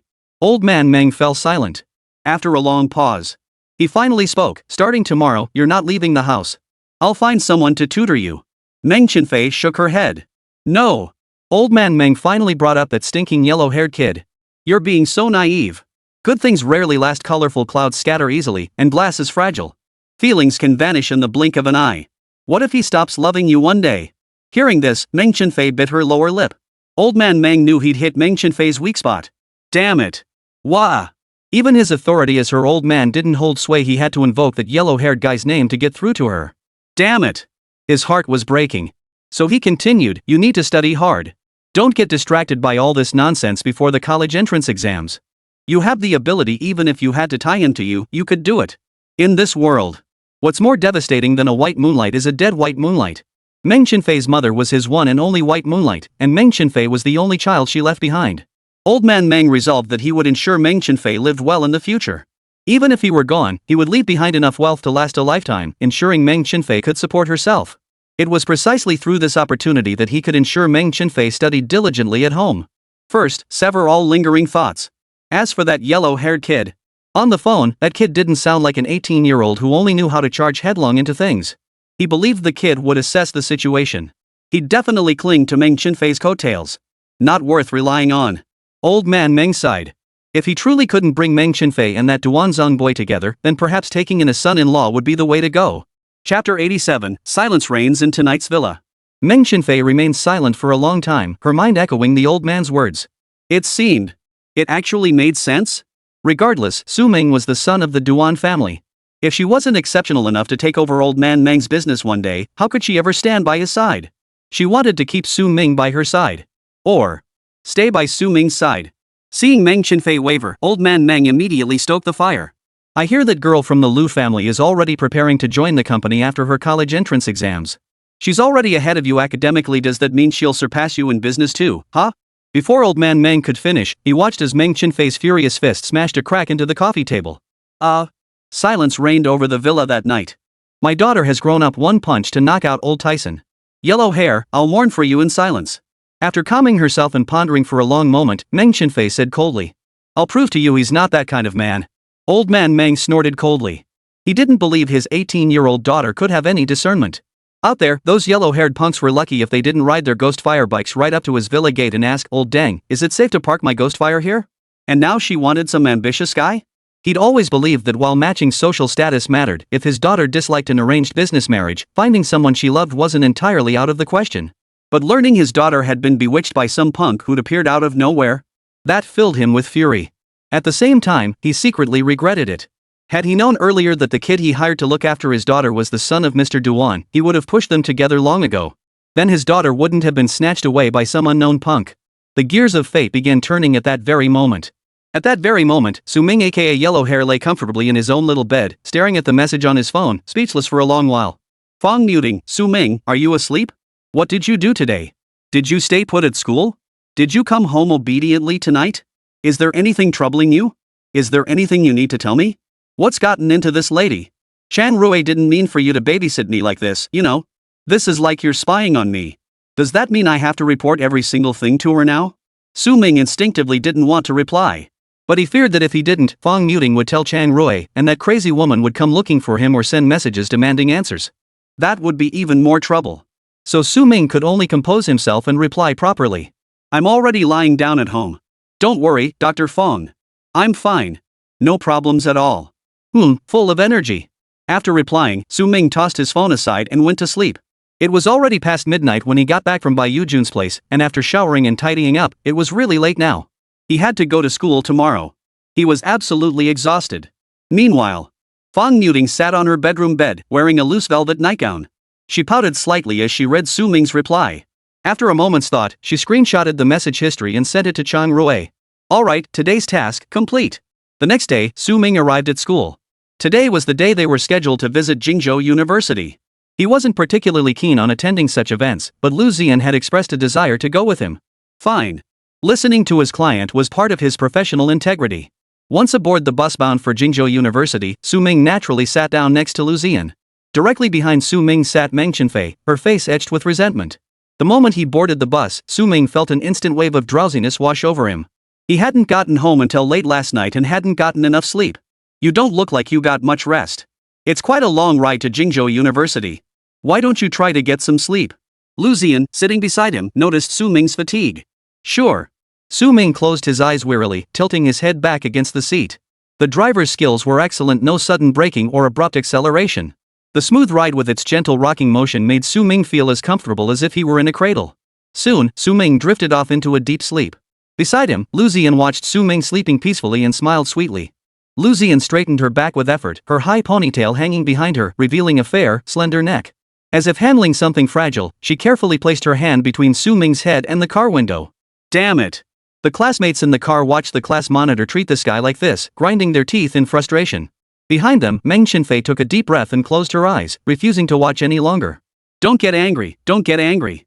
Getting angry now would disturb Su Ming's rest.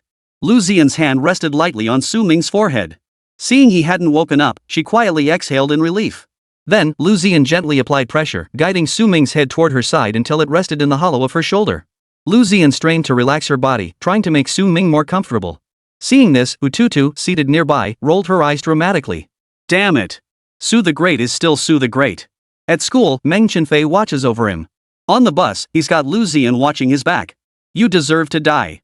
Class monitor, Yuan Sushin. Ututu turned around from the front seat, eyes sparkling with curiosity. Lu Zian's face flushed red. She said nothing, just made a shushing gesture before glancing at Su Ming. Ututu immediately got the hint. The class monitor is so gentle and considerate. But the next second, Ututu caught Meng Chenfei's murderous glare from behind Lu Zian and Su Ming. As the bus neared its destination, Lu Zian gently reached out, enduring the numbness in her shoulder, and quietly moved Su Ming aside. Wake up, everyone! We've arrived at our stop. The teacher in charge clapped her hands, rousing the students on the bus. Earlier, he had seen Su Ming leaning against Lu Zian's shoulder. He had thought it looked a bit inappropriate and was about to step in to remind them. But the sight of this handsome young man and beautiful young woman together was so perfectly matched that he couldn't bear to break it. He decided to turn a blind eye. Besides, their homeroom teacher, who was also on the trip, hadn't said anything either. Shirkong sat in the front seat. His expression clearly showed he didn't want to get involved. After all, Lu Zian and Meng Chenfei were the darlings of their class. Su Ming? He was the godchild of godchildren. He was already used to it. Su Ming opened his eyes, stretched his arms wide, and yawned, feeling every bone in his body crackle. You're awake? Shall we get off the bus? Just as he finished stretching, Su Ming saw Lu Ziyan beside him, her sweet smile lighting up her face as she spoke. Sure. Su Ming returned the smile. As he turned toward the door, Su Ming touched his neck. His neck felt neither stiff nor sore. The neck pillow had indeed been quite useful. Out of personal integrity and professional ethics, he naturally wouldn't embarrass a client in public. After the accompanying teacher finished discussing matters with the instructors sent by Jingzhou University, they began leading the students on a tour of the campus. Jingzhou University holds this event annually with the city's top 2 high schools. The goal is to encourage students from first high and second high to actively apply to Jingzhou University. Chapter 88, I'm Super Original. After brief discussions, the Jingzhou University faculty began guiding the group through campus. From the library to the auditorium, then to the academic buildings, classrooms, study rooms, dormitories, cafeteria, Hall of Fame, and so on. After the full tour, Su Ming was quite satisfied with the environment.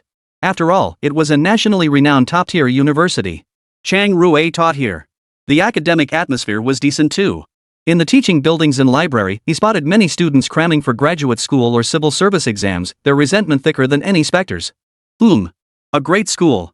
The only downside is, it's too competitive. In the library, a student exclaimed angrily. Damn it! I just went to the bathroom and some BYD bastard secretly solved my CET6 practice questions? And who the hell stole my graduate entrance exam practice papers? Who the hell did it? The supervising teacher quickly herded the students out of the library and moved them to another location. Hu Tutu couldn't contain his excitement as he leaned in to tell Su Ming. Su God, we're almost free. Soon we'll get to experience how awesome college life really is. Su Ming shot him a glance, catching the hidden meaning in the little jerk's words. He then delivered his slow, measured critique. You're a deadbeat nerd. Hu Tutu snorted, puffing out his lips in a pout. After getting to know Hu Tutu better, I realized just how shameless this guy could be. If Feibo was a normal chubby kid, then Hu Tutu was the ultimate otaku, pure and unadulterated, 100% ready to spout Genshin Impact lore at any moment. Not far away was Lu Ziyan, always trailing behind the teachers. The teachers adored her. After introducing a place, she would look at Lu Ziyan and ask if there was anything else he wanted to know. Meng Chenfei received the same treatment. Lu Ziyan received it because of her excellent academic performance.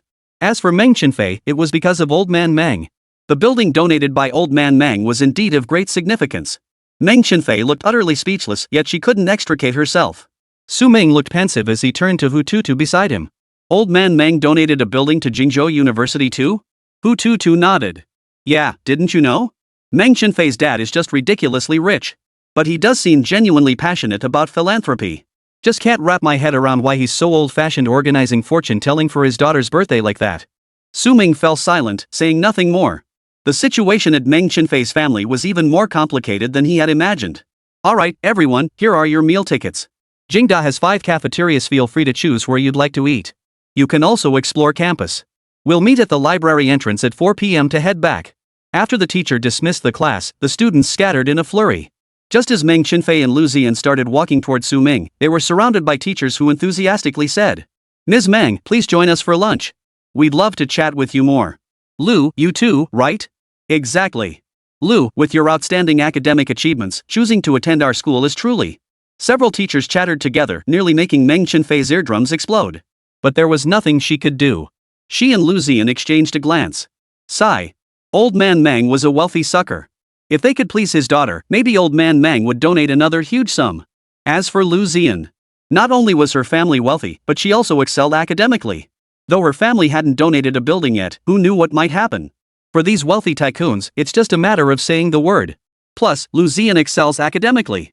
She's a surefire candidate for top universities like Tsinghua or Huazhong University of Science and Technology. If she ends up choosing one of those schools, that would be wonderful. Lu Ziyan nodded obediently and followed the teachers to the cafeteria. Meng Chenfei remained standing in place, surrounded by 2 or 3 teachers chattering away around her. Irritation welled up inside Meng Chenfei as she watched Su Ming and Hu Tutu walk away. Aren't we waiting for them? Lu Ziyan was fine after all, the two had been affectionate all along. But looking at the school beauty Meng, she seemed like she was about to break. Su Ming didn't look back, continuing to walk forward. Those teachers are very kind to her. Hu Tutu thought to herself, Su Ming was so cold-hearted. His eyes were empty, and aside from glancing at Lu Ziyan, he didn't spare Meng Chenfei a single look. He didn't even turn his head. It seemed Meng Chenfei's chances had dwindled even further. Where are we going, master? Hu Tutu watched as Su Ming didn't head toward the cafeteria but instead walked toward the school gates, finding it a bit odd. Su Ming surveyed the buildings surrounding Jingzhou University. Jingzhou University sat right in the heart of Jingzhou University City, surrounded by numerous science and technology parks. A few hundred meters away stood a hotel up for sale and a restaurant on the brink of closing. Hututu pursed his lips. College students don't have much money. Even if they need a place, they'd probably choose a cheaper hotel. This location isn't quite right. Ming smiled. There will always be people who stay at high-end places like this. Hututu disagreed. If people were actually staying here, how could it go bankrupt? Foot traffic in this area is pretty stable. Unless there's a sudden surge. Ming countered, why couldn't there be a surge? Hututu paused, then said, I don't know. But it definitely depends on how the city plans for the future, right? Ming smiled. I know. Hututu didn't believe him for a second. If he was the type to flaunt his charm openly, Ming was the brooding, reserved kind. He knew all too well how Ming's mouth could run wild. Otherwise, how else could he have charmed so many beauties with just his drop-dead gorgeous looks and towering height? You're not the mayor. How could you possibly know? Just because I'm not the mayor doesn't mean I can't know. I'm dying to get ahead. Let's go back for dinner. Ming didn't want to dwell on the topic. He silently memorized the transfer number and turned toward the school. At the same time, he couldn't help but marvel inwardly. His clients truly came in all shapes and sizes, with diverse professions. The two chose a quiet path through campus and headed toward a cafeteria. Wait. Halfway there, Hututu suddenly stopped and called out to Ming. Ming paused, spotting a slender figure in the distance. Hututu carefully observed the length and color of the person's hair ahead. Years of anime fandom instantly allowed him to recognize her. That's definitely Ayaka Kamiju. Master, I'm coming. Holy crap. Ming was a bit confused. Who is Ayaka Kamiri? Could there actually be something in this world that Ming didn't know? Hututu instantly perked up, trying to drag Ming into a lesson. She's a character from Genshin Impact. How much do you know about that game? Ming thought for a moment. I know quite a bit about it. Like what? Primordial Lord of Heaven, Lord of Virtue in Heaven, Lord of Spiritual Treasures, and... Hutu. Don't bring this up next time. I'm afraid you'll get banned. Chapter 89, You're on your period. Ming really didn't understand these things. He only checked trending topics to catch up on current memes, so he could use them when chatting with clients and make them laugh. Oh, never mind. Anyway, God, hurry up and come stamp collecting with me. Stamp collecting? What's stamp collecting? Sending mail? Or something else? Ming looked utterly bewildered, suddenly realizing how much he still had to learn. How could he have so many gaps in his knowledge? So Ming immediately pulled out his phone to search for that thing called, what was it again? Something divine? What did it even look like? Moments later. Damn, it's gorgeous. Damn, why does this Ayaka Megami have so many dogs? Is she some kind of professional dog breeder? Why do so many people have usernames like I'm Kamishiro Ayaka's dog? Teacher, hello? Can I collect stamps? Hututu was already dragging Ming forward at a brisk pace. The girl before them had snow-white hair and a pure, adorable face. Paired with that hairstyle, she looked absolutely stunning. The girl paused for a moment, then relaxed when she sensed no hostility from the person before her. Hello. Hututu instantly perked up. Of course you can take a photo. Hutu's face flushed bright red. Does this cosplayer have such a lovely voice too? Her voice is sweet and soft. He's getting hard. Straight as a shot from sheer mental excitement. The cosplayer in front of him flashed a sweet, professional smile. After the photo, Hututu was overjoyed, practically ready to take flight on the spot. At that moment, the cosplayer turned to look at Ming. Hello, would you like a photo too? Ming didn't look at her, instead fixing his gaze on another girl accompanying the cosplayer. He then casually took off his jacket and handed it over. Here. The girl beside her froze, clearly not expecting Ming to strike up a conversation with her. She had come with her classmate, but she wasn't a cosplayer herself. The girl in front of him looked at Ming in confusion, then saw the coat being offered to her. Thanks, but I'm not cold. Ming replied calmly, you're on your period. In an instant. The entire space froze. Ming was startled and immediately turned to check the back of her clothes. Don't worry, it's just a tiny bit on the back of your clothes. It's not very noticeable. The calm voice sounded beside her ear, almost soothing, helping Ming regain her composure. Ming's cheeks flushed slightly as she accepted Ming's jacket, nodded, and obediently thanked him. Thank you. Here, take this too. Ming pulled a sanitary pad from his pocket and handed it over. This move left Hututu completely dumbfounded. No way, dude. Why the hell do you carry sanitary pads with you? Damn it, I'm already not as handsome or tall as you, and now you're pushing it even further. Are we even supposed to survive? Ming smiled. His clients are all women. As a professional sycophant, isn't it perfectly normal to carry these things around? It's a great professional habit. Lu Mingxi stared blankly at the sanitary pad held out before her, confusion evident in her eyes. Carrying a jacket was normal, but carrying this, wasn't that a bit? Ah, whatever. At least he'd helped her out now. Lu Mingxi's eyes crinkled as she smiled. Thanks. Su Ming returned the smile.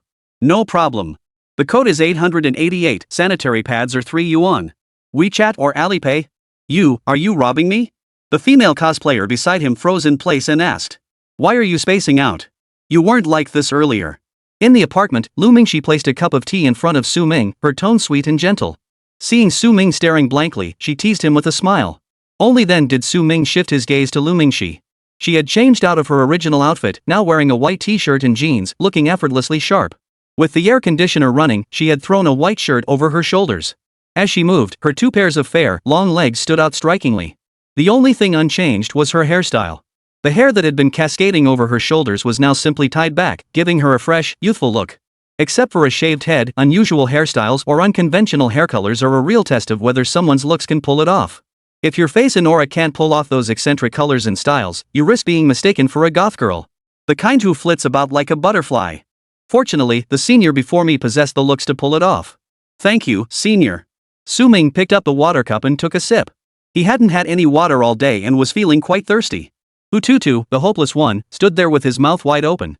Watching Su Ming effortlessly charm the beautiful senior into smiling and chatting with him as they walked away. He and the cosplayer senior were left standing there, dumbfounded. A question now occupied his mind. If he were to kneel before Su Ming, kowtow, and loudly call him daddy, would Su Ming impart this secret technique to him? Su Ming analyzed the senior in front of him and didn't think she looked wealthy.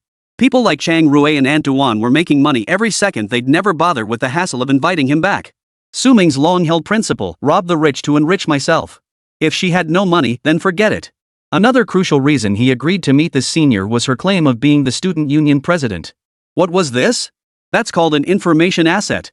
He'd actually managed to gather quite a bit of school-related intel earlier, including some juicy gossip. Whether he'd actually attend Jingzhou or not, this info was at least temporarily useful. Even gossiping had some credibility now, right? As he sized up Lu Mingxi was sizing him up too. This kid's voice sounds so familiar. How could it sound so much like someone she used to chat with online back in the day?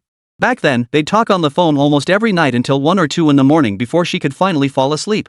But then, for some reason, one day she suddenly couldn't reach him anymore.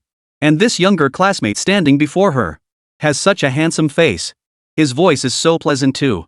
She couldn't help but compare this freshman's voice to that of her former chat companion.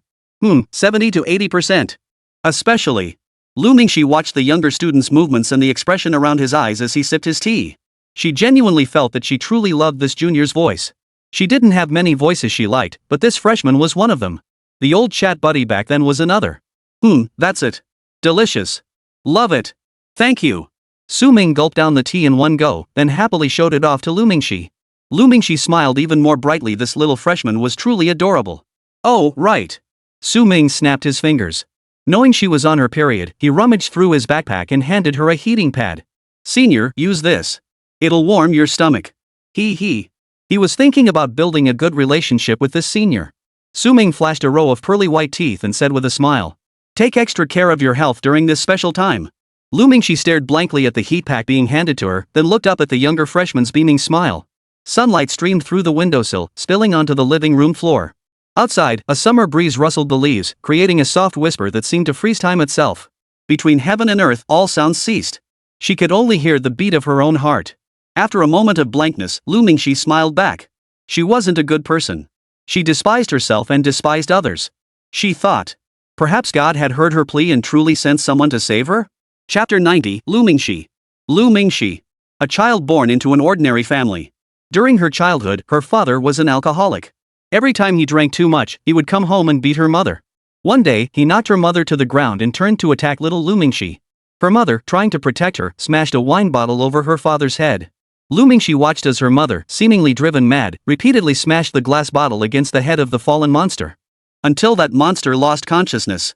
From that day on, she became an orphan. She only remembered her mother telling her before turning herself in, grow up well and become someone useful. The look in her mother's eyes that day would haunt her for the rest of her life. Resentment, grievance, fear, worry, reluctance, all these emotions mingled in her mother's tear-filled eyes. Little Lu Mingxi grew up in an orphanage. From childhood to adulthood, she remained resilient, relying solely on her own efforts to gain admission to university. And it was Jingzhou University, one of the nation's top institutions. But only she knew the immense sacrifices she had made. And only she knew that a demon also dwelled within her body. But now, suddenly, there appeared this being whose every aspect was strikingly clear. It must be an angel. Lu Mingxi thought to herself. After taking the heating pad, she gave a sweet smile and asked, "Do I need to pay for this?" Su Ming spread his hands, looking utterly innocent. "If you want to pay, senior, that's fine too." Lu Mingxi's lips curved upward. "I haven't even asked your name yet. My name is Su Ming." Boom! All thoughts vanished from Lu Mingxi's mind, leaving her brain blank. What? His name is Su Ming? Lu Mingxi felt a chill run down his spine. Because 2 years ago, the online chat companion she'd hired had the screen name, Destiny. No way. Su Ming keenly sensed Lu Mingxi's hesitation. A sudden bad feeling washed over him, and he immediately asked, "What about you, senior?" Lu Mingxi gave an instinctive smile, but her eyes betrayed a hint of unease. Her online name was Lu Shi. "My name is Yang Shui. I was just thinking, our names are kind of interesting, both single character names." "Oh, is that all?" Su Ming pushed that lingering doubt deep inside. He felt he must be sick. Why was his mind so sensitive now, always on edge? Honestly, the senior sister was genuinely thoughtful. Upon learning Su Ming hadn't eaten, she immediately tied on an apron and went to cook. "Junior, are there any foods you can't eat?"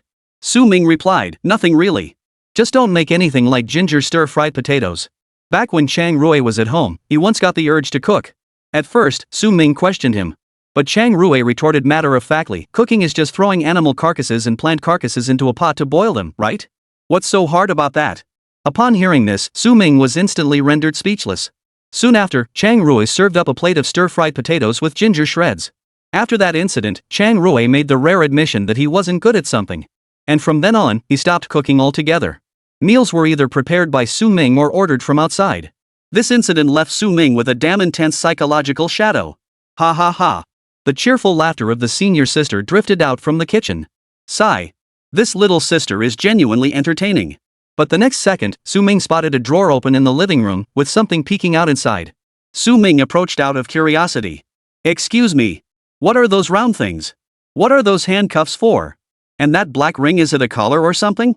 Hey, why is there a whip too, and it looks exactly like the one from that crazy bastard's place?" Su Ming's brain overloaded, freezing solid on the spot. Meanwhile, Lu Mingxi, who hadn't heard any movement from the living room for a long time, suddenly jolted awake. "Wait. Did I forget to put my things away?" Lu Mingxi rushed out of the kitchen.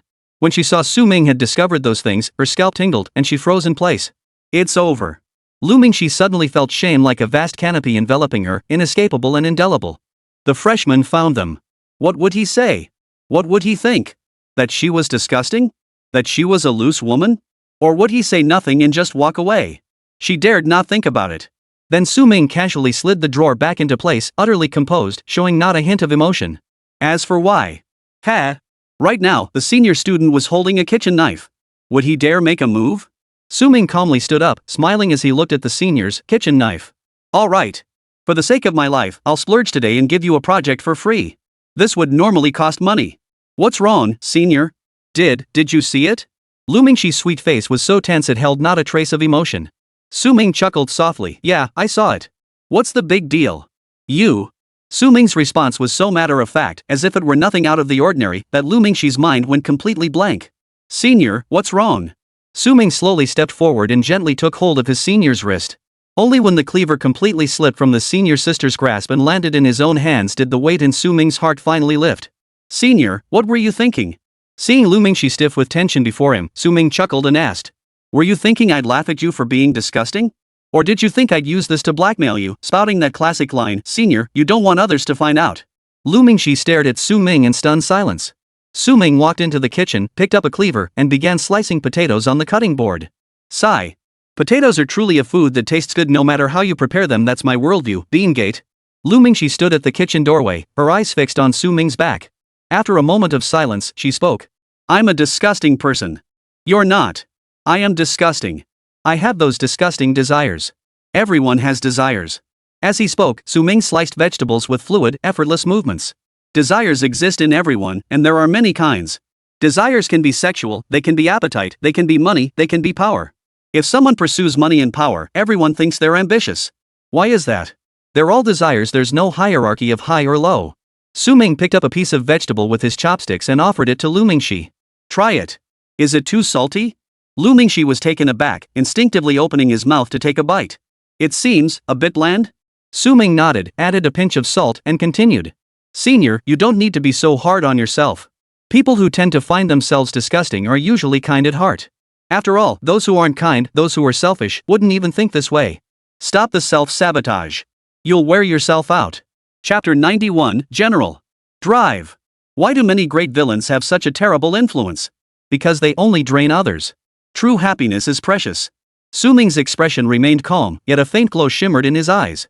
How terrifying this society is, dividing people into tiers, classifying social strata into tiers, and now even categorizing desires into tiers.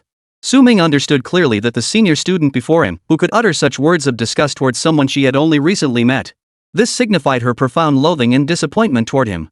This was a form of obsessive and deranged psychological disorder. Su Ming had seen many such cases, and without proper redemption and guidance, those afflicted invariably plunged into an abyss with no bottom. Thinking this, Su Ming narrowed his eyes and studied the senior before him. Her soul had deteriorated to this extent, yet her physical form remained that of the student council president at a nationally renowned university. Did this shell truly contain a soul? Lost in thought, he finished preparing the meal. This society taught us how to devour others, yet failed to teach us how to be human. Plating the dish, Su Ming walked up to the senior with his hands behind his back. Here you go. Su Ming pulled out the candy he always carried in his pocket and handed it to Lu Mingxi. Senior. Don't overthink it. If these thoughts come up again, just eat something sweet. Ever since I was little, I've known that eating sweets makes me happy. Lu Mingxi stared silently at the colorful candy in Su Ming's hand. Then, she leaned forward and took the candy from Su Ming's hand with her teeth. The moment it touched her tongue, the candy's crisp sweetness instantly filled her entire mouth. Since Su Ming's clients were all wealthy business owners, such people were naturally quite particular. Therefore, Su Ming had selected a variety of candies. Some were cloyingly sweet, others tangy and sweet, and then there were these with a light, refreshing sweetness. Come on, how could candy possibly be colorful? Yet in Su Ming's hands, even the simplest candy possessed a captivating magic. Watching Su Ming, Lu Mingxi suddenly felt her eyes grow moist. Standing before her with the light behind him, Su Ming made her feel dazed. For a moment, it felt as though the person before her had arrived riding a rainbow cloud. Su Ming didn't know if his senior classmate suffered from depression, bipolar disorder, or some other mental illness. But he knew that when someone harbored such thoughts, they were already close to being consumed by those demons. Su Ming didn't expect his brief interaction to change anything. Still, at the very least, Su Ming was making an effort. As a professional sycophant, this kind of emotional support comes at a price. He'd just gifted her a free mental spa session. In a way, he was saving her. Just like what his grandfather had done back then. Su Ming's thoughts drifted away. Back then, the orphanage caught fire. It was grandfather who charged into the flames without hesitation and pulled Su Ming to safety. If not for him, Su Ming would have perished in the flames. That's why Su Ming still believes to this day. Simply being alive was already a blessing. The two shared a simple meal, and soon Su Ming's clothes were ready. The senior student took Su Ming's clothes out of the washing machine and placed them in the dryer. She then opened a cabinet filled with beads of various colors. Look. Su Ming leaned in curiously. Lu Mingxi casually picked up a blue bead. This is a scented bead. I made these myself. Which scent do you like? Su Ming gave it a quick sniff. The blue bead released a scent reminiscent of the ocean. Clear and expansive, not overpowering. It smells great. Su Ming was a bit surprised. He hadn't expected this senior to be skilled at such handicrafts. Oh wait, this wasn't just a little craft anymore. Anyway, she's brilliant academically and skilled with her hands, no wonder she became student council president. Pick whichever scent you like, I'll give you some. Lu Mingxi smiled gently beside him. But in exchange, you have to give me your WeChat ID. Sure. Su Ming smiled and agreed outwardly, but inwardly he was chuckling to himself. That was a clever move. Worth learning. But he still needed to tweak it a bit. After learning new knowledge or techniques, one must adapt them to better suit oneself. Lu Mingxi pulled out his phone and let out a quiet sigh in a corner where Su Ming couldn't see him. I switched to another WeChat account. You'll forgive me, won't you? This secondary WeChat account belonged solely to her, containing only one contact, her primary account. Whenever Lu Mingxi felt emotionally unsettled, she'd use this secondary account to send comforting messages to her main account. It was one of her few ways to vent her emotions. Su Ming, what are your usual hobbies? Su Ming chuckled, well, I like reading and watching adult movies. Lu Mingxi, what did you say? Heh, just kidding. How could I possibly like reading? Be serious. Lu Mingxi's cheeks flushed slightly as she playfully slapped Su Ming's arm in mock annoyance. When I'm bored, I usually draw or play video games or something. Drawing is great. Perfect timing, I have a few clothes I want altered. I'll send them over later. If you can fix them up nicely, how about 2,000 per piece? Sound good? 2,000? Su Ming was taken aback. How many damn pieces could you buy with that? He usually bought his own clothes in packs of 3 for 99 yuan. 2,000? That could buy him so many more. Damn it. I totally misjudged her. She's a little rich girl too. Never mind. At least this time I got to earn money with my own skills, a real taste of a designer's life. Su Ming didn't know anything about design. But she could draw, that much was true. And he'd been honing that craft for years. Not that particular craft, though. Having seen so many clients and so many high-end garments, he had impressions of them all in his mind. So altering clothes was absolutely no problem. Just show me what you want. Su Ming picked up his phone, switched WeChat back to his main account, and scanned Lu Mingxi's QR code. He maintained 2 WeChat accounts.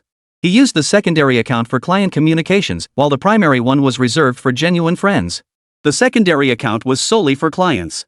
When he first entered the industry, Su Ming had seriously considered whether to use different WeChat accounts, different names, and different personas for each client. But he ultimately abandoned the idea. His clients were all wealthy and influential individuals. If any of them ever investigated, his use of aliases would be exposed instantly. Then he'd be finished. He decided to stick with one WeChat account. Once he retired from the business, he'd simply deactivate it. This senior not only looked easy to bully but was also the president of the student union at Jingzhou University. She could be useful, best add her to my main account.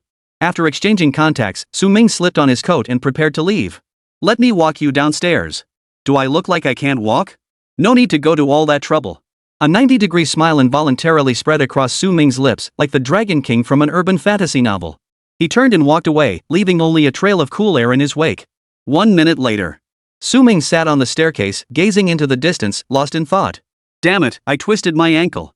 What the hell was I thinking? This is so embarrassing.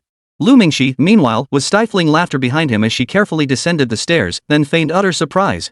Whoa! What are you doing sitting here? Ouch, did you sprain your ankle? These stairs are tricky, I just told you.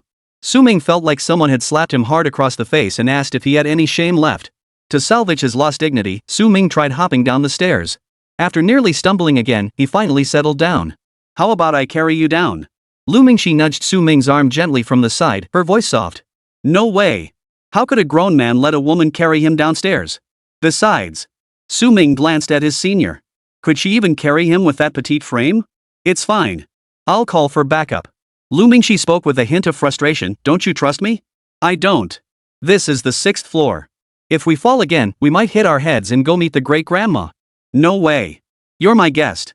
I have to get you downstairs. The two stared each other down, locked in a standoff for a while. It ended with Lu Mingxi helping Su Ming down the stairs. Seriously, Su God, you need me to pick you up for a date? What kind of law is that? Not far away, Hututu approached with a look of reluctance. Su Ming stood up, his expression utterly matter-of-fact. Exactly. Not only did I make you come pick me up, but now you have to carry me downstairs. Wait, why the hell should I? Where's the humanity in this? I'm not doing it, I'm telling you. You think I'm just some nobody? Ask around this old man who has always been. I'll teach you a trick later. Su Ming leaned in and whispered softly into Hututu's ear. General, mount up. Chapter 92, Testing the Effect. In the infirmary. Most students probably have this question. What exactly did the school nurse major in? How come they seem to know everything about every illness? Watching the school nurse apply ointment to his foot, Su Ming couldn't help but wonder. Miss, what field of study did you major in? HM? The question seemed to trigger a keyword, and the school nurse immediately looked up. What did you just call me? The tutor hurriedly stood up to explain. Oh dear, it should be teacher. My classmate didn't mean anything by it, just a slip of the tongue. No disrespect intended at all. Su Ming's eyes sparkled with innocence, his voice tinged with slight hurt. But you're so young, sister. Why call you teacher? Can't I just call you sister? Yes, he'd just learned a trick from his senior and tweaked it a bit. He'd seized the chance to test its effectiveness on this school doctor. The school doctor stared into Su Ming's innocent eyes, paused for a moment, then suddenly smiled. Of course you can call me that. Hututu. Ha? Is that even allowed? As soon as the words left his mouth, the school doctor's movements grew gentler, his tone softening as he spoke. I studied veterinary medicine in college. What the heck? Veterinary medicine? Hutu was stunned. But Su Ming didn't show any reaction. Instead, he narrowed his eyes and studied the school doctor's expression. Clearly, that remark was meant as a joke. So Su Ming spoke up. I've always wanted to study veterinary medicine too. Ever since I was little, I've loved animals, but kittens and puppies never like me. As he spoke, Su Ming's eyes filled with deep melancholy and his voice grew quieter. The sparkle that had just been in his eyes instantly dimmed and his whole body slumped. The school doctor froze. Damn it! Damn it! Feeling guilty, the school nurse suddenly lost interest in teasing Su Ming. Her tone softened as she offered sincerely, "It's okay. A good friend of mine runs a cat cafe. I'll give you the address. If you like, you can go pet the cats, it's free." Then, every student who came to the nurse's office was shocked to discover that the nurse, once known as the Thunder Armor of Rage, Ultimate Fiery Chili Pepper, was now smiling like she'd seen a ghost as she escorted a student out the door. Holy, it's like seeing a ghost. Su-shin, don't tell me you've got a crush on the school doctor. She looks at least 40. Su Ming turned to look at him. What did I tell you when we came in? You didn't say anything. You just said you'd teach me a move. Ha? Hututu suddenly snapped back to reality. You mean that move just now? Seriously, you just started teaching me out of nowhere. Why didn't you say anything sooner? What am I supposed to learn from this? Su Ming glanced at Hututu, who was already crouching down to signal him to climb up. He chuckled softly and declined. He found a spot to sit down instead. Just getting him to this private residence on his back was no small feat. Carrying him any further might break Hututu's back. Better drink some kidney essence to replenish your energy. Su Ming reminded him with a smile. Don't go using these tricks on just anyone, though. Save them for when you actually want to make friends. Hututu sat down beside Su Ming, his face betraying a look of desperate hunger as he fired off the ultimate question. So if I did this to everyone, would I become a heartthrob? Su Ming shot him a look. No, you'd become a complete jerk. Hututu. You heartless bastard. Don't ever expect my forgiveness in this lifetime. Su Ming's gaze grew heavy as he sighed softly and said, if you genuinely need to interact with someone, you can lower your stance. But don't go around trying to please everyone indiscriminately. Hututu asked with some concern, but wouldn't that make me a snob? Su Ming smiled. That's not being a snob. It's called reading the situation. In everything you do, have your own judgment. Don't always listen to others. If someone calls you selfish, it's only because they haven't gotten an advantage from you. If they call you sensitive, it means you're right. If they call you strong-willed, it means you're too independent-minded to be controlled by them. If they say you're unreasonable, it means they've realized you're not as easy to fool as they thought. Hututu froze upon hearing these words. Su Ming extended a finger and slowly pointed it toward Hututu's heart. Listen here. Hututu remained silent. Hututu pondered for a long time.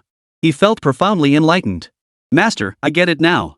He threw his arms around Su Ming's shoulders, saying excitedly, can I give you a hug to show my gratitude? Get lost. Su Ming refused immediately. He disliked excessive physical contact with other men. But what he had just said was entirely true. When dealing with clients, he had to remain constantly alert, fully focused on their emotions and carefully gauging their thoughts. But when dealing with everyday friends like Febua, Hututu, or his senior classmates, he didn't need to be so cautious. Perhaps only then could he truly be himself. Chapter 93. This is what our private residence looks like. After a short rest, Hututu, energized by the chicken soup he'd just drunk, bent down again. Su God, come up. Su Ming looked at him in confusion. What are you doing? Ha? Hutu asked, didn't you just give me time to rest so I could carry you again? Su Ming didn't hesitate, shoving Hututu aside with a kick. Get out of my way. Senior, I'm right here. Hututu? He turned to look. A girl wearing a baseball cap and dressed in youthful, vibrant clothes was walking this way, holding a cane. Hututu frowned in confusion. Who's that girl? Su Ming shot him a look. Are you blind? You spotted Ayaka's outfit from a mile away earlier, but now you can't recognize the senior walking right towards us? Far from feeling embarrassed, Hututu seemed rather proud. That's just how things are at our private residence. Su Ming was speechless. Junior, how are you feeling? Does it still hurt? Lu Mingxi hurried over to Su Ming. Her hat pulled down over her delicate features created a different kind of beauty, and her eyes now held deep concern. This is the crutch I used before. It's pretty sturdy. You should find it useful. Su Ming took the crutch and gave it a try. It worked surprisingly well. He wondered why this senior had told him to wait a moment on WeChat earlier. It's not too bad. I'll be fine in a couple of days. Thanks, senior. Though she said that, seeing Su Ming holding the crutch still made Lu Mingxi a little worried and a little heartbroken. She glanced at Hututu beside her. Why did this kid look so weak? He should have carried Su Ming the whole way. Hututu felt his hair stand on end. Why did he get this feeling of being rejected? After a moment, Su Ming noticed his senior classmate lingering beside him and found it slightly amusing.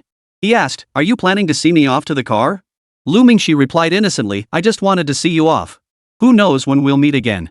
His senior had been incredibly kind, even giving him her crutch.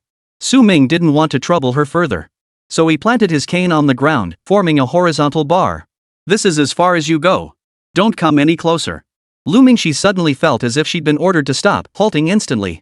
He instinctively stopped behind the line, not daring to approach further. Su Ming nodded with satisfaction. See you later, senior. If you need anything, hit me up on WeChat. Lu Mingxi obediently nodded back. Take it easy, be careful. Su Ming quickened his pace and walked away. Who knew the senior was such a chatterbox? Watching Su Ming's retreating figure, Lu Mingxi's mind kept replaying the words spoken moments ago. That expression, that demeanor, that tone. Don't come over. So bossy, yet so familiar. Su Ming didn't want her to follow him either. After all, he had no idea when Meng Chenfei and Lu Ziyan might suddenly appear, and then he'd be in big trouble. Better to be cautious after all. Once aboard the return bus, the seat beside Su Ming remained empty. He scanned the surroundings and noticed Meng Chenfei and Lu Ziyan were nowhere to be seen. Confused, he turned to Hu Tutu. Where are those two? Hu Tutu looked around and realized something was off too. The bus had already started moving, yet there was no sign of those two troublemakers. After asking the teacher, the chaperone explained, the school leaders are very interested in Meng and Lu. They want to have a serious talk with them about their future development. Su Ming understood. They were just buttering up Meng Chenfei so her daddy would donate a building. Oomph. Did they really think old man Meng was some deep-pocketed fool? Though he didn't know much about Meng Chenfei's family background, Su Ming could still make an educated guess. Old man Meng must believe in fate and destiny. He even had a master astrologer calculate his daughter's birth date. If she hadn't been born by the predicted day, would he have forced her out? That's insane. On the surface, he treats his daughter well, acting as if he owes her everything, cherishing her like the apple of his eye. But in reality? It probably wasn't as simple as it seemed. These rich folks are all superstitious and mystical, obviously guilty of plenty of shady deeds. Crazy people. Seeing no one besides Su Ming, Batuta shifted seats to sit next to him and asked mysteriously. Su God, are you thinking about Meng Chenfei or Lu Ziyan right now? Su Ming closed his eyes, resting his hands on his lap, showing no intention of answering. Hu Tutu pouted and snorted. Fine, if you won't say, I'll guess myself. Earlier in the classroom, his conversation with Meng Chenfei had made him want to help her. So Watuta whispered, Su God, what do you like about Lu Ziyan? Think about it. Lu Ziyan is so aloof. She might be nicer to you now, but who's to say that'll last? She's just a bit prettier, but when it comes to looks, Meng Chenfei isn't any worse. And Meng, the school beauty, has been so obvious with her feelings so sincere and passionate. Doesn't that move you? Honestly, if it were me, I'd definitely choose Meng Chenfei. Su Ming lifted his eyelids and glanced at Hu Tutu. Oof. You're still being picky? Hu Tutu chuckled. I'm just being your strategist here. In novels, characters like me are usually the wisest in the land. Handsome enough to make your jaw drop. Su Ming set his backpack down beside his feet. Don't bother me. I've got my own rhythm. Right, that line again. Wait. In a flash, an idea struck Hu Tutu. Earlier, Su Ming had been fawning over Meng Chenfei, but she hadn't given him the time of day. Now Su Ming was buttering up Lu Ziyan, and she was giving him the time of day. Meng Chenfei wasn't happy about it. Holy crap. Hu Tutu got it. Could Meng Chenfei be one of those masochists? The kind who only likes guys who ignore her? Damn it. Suddenly, Batuta felt like he'd grasped the truth of the matter, and even his gaze toward Su Ming was now tinged with philosophical depth. He patted Su Ming's shoulder sympathetically. You've been through a lot. Su Ming closed his eyes, too lazy to engage with this private residence beside him. He suspected the guy wasn't quite right in the head either. Chapter 94, Professor Chang, here I come. It was Monday evening, Aunt Zhao's scheduled service time. But Aunt Zhao had just returned from abroad, and her attitude was much colder than before. Su Ming only received one message, you don't need to come accompany me tonight. Fine. A rare night off for himself, that was fine too. After packing up and returning home, Su Ming started scrolling through his phone. The moment he opened it, he saw Bai Yujun's WeChat Moments post. Took friends out for dinner today. Nothing special on the menu, so I opened Honor of Kings and realized I was the special dish. Su Ming covered his mouth and chuckled quietly. Merit reduced by 1. Curious, I clicked on Bai Yujun's post and found no photos, just text. It's scorching hot. Anyone wanting to play in water can come wash dishes at my place. Feeling down today? Don't bother comforting me, just looking in the mirror fixes my mood. No need to trouble anyone. Anyone up for seeking love today? There's a new temple called KFC Crazy Sunday Temple. Damn it. Ha ha ha. What a nutcase. Su Ming hadn't expected Bai Yujun, who looked like a cool older sister, to actually have such a fiery temper. She might seem fiery on the surface, but privately she's a total goofball. People are always complex. Everyone has many sides. Among his clients, there were plenty like Bai Yujun. As a professional sycophant, he had to cater to every aspect of his clients' needs. This included, but wasn't limited to, their likes, dislikes, and the optimal solutions for every emotional state. Everyone has different personalities. Take by Jun, for instance. When she's in her funny persona, you humor her antics. When she's in her rebellious phase, you obediently join her wild escapades and praise her daring. When she suddenly wants to channel her dominant side, you worship her. Maintaining client relationships is crucial. Even during his own downtime, Ming must diligently nurture these client connections. For example, after seeing Bai Jun's WeChat moments, Ming sent a message, "Boss Bai, did you lose the game? No worries, I'll play with you." He continued scrolling through her moments. Meng Chenfei, damn it, whoever keeps sharing my WeChat ID with strangers, I'll break your legs. Duan Jixin, new road construction plan fully completed. Photo. Lu Zian, grateful for the warm hospitality from Jingzhou University faculty. Photo. Amidst the sea of normal posts, Ming noticed one from Chang Rui. Shocked Chang Rui, who never posted anything, actually shared a status? Chang Rui, the capital's getting colder. Location. Ming stared at those few words, pondering them over and over. Something's fishy here. Why would Chang Rui, who never posts anything on social media, suddenly drop such a cryptic status today? The capital city has cooled down. In the middle of summer? What's with the temperature drop? This statement must carry hidden meaning, especially since Chang Rui added a location tag. After a moment's thought, Ming made a bold decision. As his top client, he should be able to spot such emotional cues when they arise. Compared to Lu Zian's 3-month, 100,000 yuan deal, he needed to prioritize Chang Rui's one-time, 30,000 yuan request. So Ming pulled out his phone and sent a WeChat message to his homeroom teacher, Dung Beetle. "Teacher, I have a fever and need to take 2 days off. I gotta reply quickly." "No problem. Your health comes first. Get well soon so you can focus on studying." Truth be told, Dung Beetle couldn't care less about how well Ming studied. Ming's grades were already excellent, and with the powerful backing of General Manager Duan, it would be a miracle if he didn't get into a top university. Moreover, knowing Ming's true identity, there was no way he'd refuse the leave request. Ming then opened his chat window with Lu Zian. "Sorry, Boss Lu, I need to take 2 days off. I'm not feeling well." The reply came instantly. "What's wrong? Is it serious? Did you get hurt or are you sick? Should I come see you? Have you taken any medicine?" Ming scratched his head. The class monitor seemed like such a cool and aloof person. Why was she being so warm toward him? "Ah well, what can you do? That's just the charm of a guy like me. Nothing serious, just a slight fever. I'll be fine in a couple of days." Seeing the message, Lu Zian on the other end seemed to relax a little. "Alright, no problem. Take good care of yourself and get well soon." After finishing these tasks, Ming finally opened the ticket booking app. An hour later, Ming had packed his things and was on his way to the airport. After seeing that WeChat moment, Ming immediately checked Chang Rui's WeChat step count and noticed it had suddenly dropped significantly. Something was off. Something was very, very wrong. So Ming flipped open his little notebook. It should be around the time Chang Rui's period was due. Picture this, a body racked with pain, a hectic work schedule, an empty room. How could I not show up? No way. Allowing a client to be consumed by such emotional turmoil during contracted hours was a dereliction of duty in itself. Chang Rui's service day was Saturday, and he'd already slacked off quite a bit these past few days. Now, taking a day off to go see her, that should be fine, right?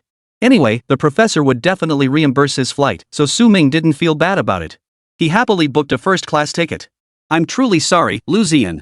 I didn't mean to take 2 days off on purpose, it's just that Boss Chang offered such a generous paycheck. You'll understand, right?" A plane sliced through the night sky, flying from Jingzhou to the capital. Things had finally turned up, and now he was flying first class thanks to the top-ranked patron. 2.5 hours later, the plane landed on schedule at the airport. It was already evening, but she should still make it in time. Ming grabbed his small suitcase and boarded a car, heading for the address Professor Chang had left behind before her departure, her residence in the imperial capital. From the moment he left that address, Ming knew he would come here sooner or later. He just needed to choose the right moment. While at the airport, Ming had already pre-ordered some nourishing meals to replenish his blood and energy. The driver eyed the expensive, high-end meals Ming was carrying and asked curiously, "Young man, are these tasty?" Ming smiled and replied, "I'm not sure myself, they're for a friend." "Driver, you're from around here. Any local delicacies you'd recommend?" "Huh? Local delicacies?" The driver suddenly seemed stumped, pondering for a moment before replying. "The local McDonald's is pretty tasty. Oh, and there's also..." The driver slapped his thigh. "The Lanzhou hand-pulled noodles, Liuzhou snail noodles, Wuhan hot dry noodles, Changsha stinky tofu, Nanning Laoyu noodles, Chongqing sour and spicy noodles, Xi'an mutton soup with flatbread, and Yunnan bridge crossing rice noodles here are all pretty tasty." He chuckled. Ming couldn't hold back and burst out laughing, striking up a conversation with the driver. But as the car drove on, Ming suddenly sensed something was off. "Driver, if my eyes aren't deceiving me, what we just passed was..." "That's right, that was the Forbidden City. Su Ming stared at the address Chang Rui had left behind, utterly incredulous. A long silence followed. Tears welled up in Su Ming's eyes, tears of pure envy. Professor Chang, you're truly a powerhouse. After getting off at the address Chang Rui had provided, Su Ming glanced at the time. Perfect. At this hour, Chang Rui should still be awake. In a complex like the one Chang Rui lived in, the average price per square meter was well into the six figures and not just barely crossing that threshold. The security was absurdly tight, he'd never get past it. So Su Ming sent Professor Chang a message, but there was no reply for a long time. Professor Chang really works hard. Even though Su Ming often teased Chang Rui about being a bit crazy, he had to admit the guy was genuinely talented and in more ways than one. But that was fine too. After finishing work, Chang Rui, covered in sweat, looked at his phone listlessly. That's when he spotted her waiting obediently right outside his door. This meeting setup wasn't half bad. Chapter 95, thank goodness mom didn't mess up my nose. Just as Su Ming was about to look around for a place to sit and wait, one of the uniformed security guards approached him. Thinking the guard might suspect him of having ulterior motives, he quickly explained. Hello, I'm just waiting for someone. I didn't mean to. Hello, what's your name? Su Ming paused. My surname is Su. Then may I ask if you are Mr. Su Ming? Ha? Su Ming nodded. Yes, my name is Su Ming. Then that's settled. The guard smiled kindly. Mr. Su, Miss Chang informed us in advance. If you were coming, you could just go right in. Su Ming chuckled. He knew it. Chang Rui was definitely waiting for him. When you want to know if someone truly wants something, don't listen to what they say, watch what they do. Case 1. Back when Su Ming delivered lunch to Meng Chenfei, there were times when she couldn't decide what she wanted to eat. That's when the little diva would take the initiative. Meng Chenfei, Su Ming, is there anything you'd like to eat? Su Ming, hot pot? Meng Chenfei, you want hot pot? Su Ming, seafood, I guess. Meng Chenfei, you want seafood? Su Ming, grilled meat. Meng Chenfei, sounds good. Let's go. Su Ming. Case 2. This principle even applies to a little brat like Lele. For instance, when Su Ming was eating something, Lulu would come running over with a patter of footsteps. She wouldn't say she wanted some herself, but would ask Su Ming in a babyish voice. Dad, what are you eating? What does that mean? How could anyone not understand? Who wouldn't get it? Case 3. It's exactly what Chang Rui is doing now. Su Ming knew exactly. If Chang Rui didn't want him to come, he wouldn't have deliberately left his address in the capital city before leaving, nor would he have made arrangements with the security guard beforehand. Having chosen this line of work, Su Ming had to constantly decipher the underlying motives behind his clients' words and the true reasons behind their actions. Ah, no wonder my reading comprehension keeps getting better. Su Ming sighed deeply as he entered the residential compound. He really had it tough. Following the gatekeeper's directions, Su Ming arrived at the building where Chang Rui lived. It was already late. Su Ming looked up. Something's wrong. The lights in Chang Rui's apartment were on. Then why wasn't she replying to his messages? Damn it! Could she be at home, passed out from severe period cramps?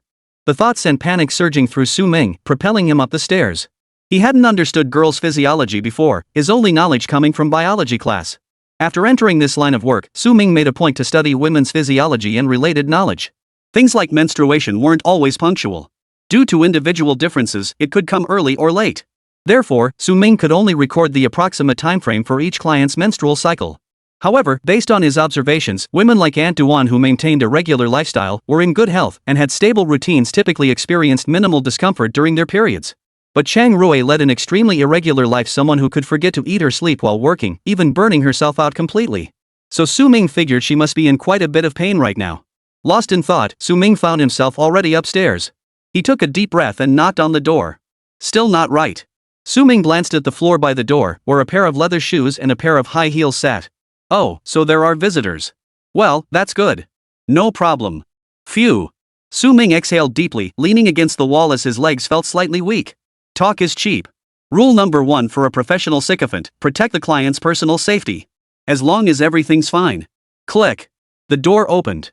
The man who opened it was a well-dressed, refined gentleman in a suit. He appeared to be the owner of those men's leather shoes. Moreover, his eyebrows and eyes bore a striking resemblance to Chang Rui's. He was quite handsome. But this man was clearly in a foul mood. His expression was grim. Spotting Su Ming, he demanded in a hostile tone. Who are you? Hello. Su Ming didn't let the man's tone or attitude ruffle him. Instead, he politely held up the food in his hands. I'm delivering a meal for Professor Chang. This should count as Professor Chang's friend, right? Su Ming wasn't sure if Professor Chang had mentioned him to her friends. Or was Fong Muting the only one who knew so far?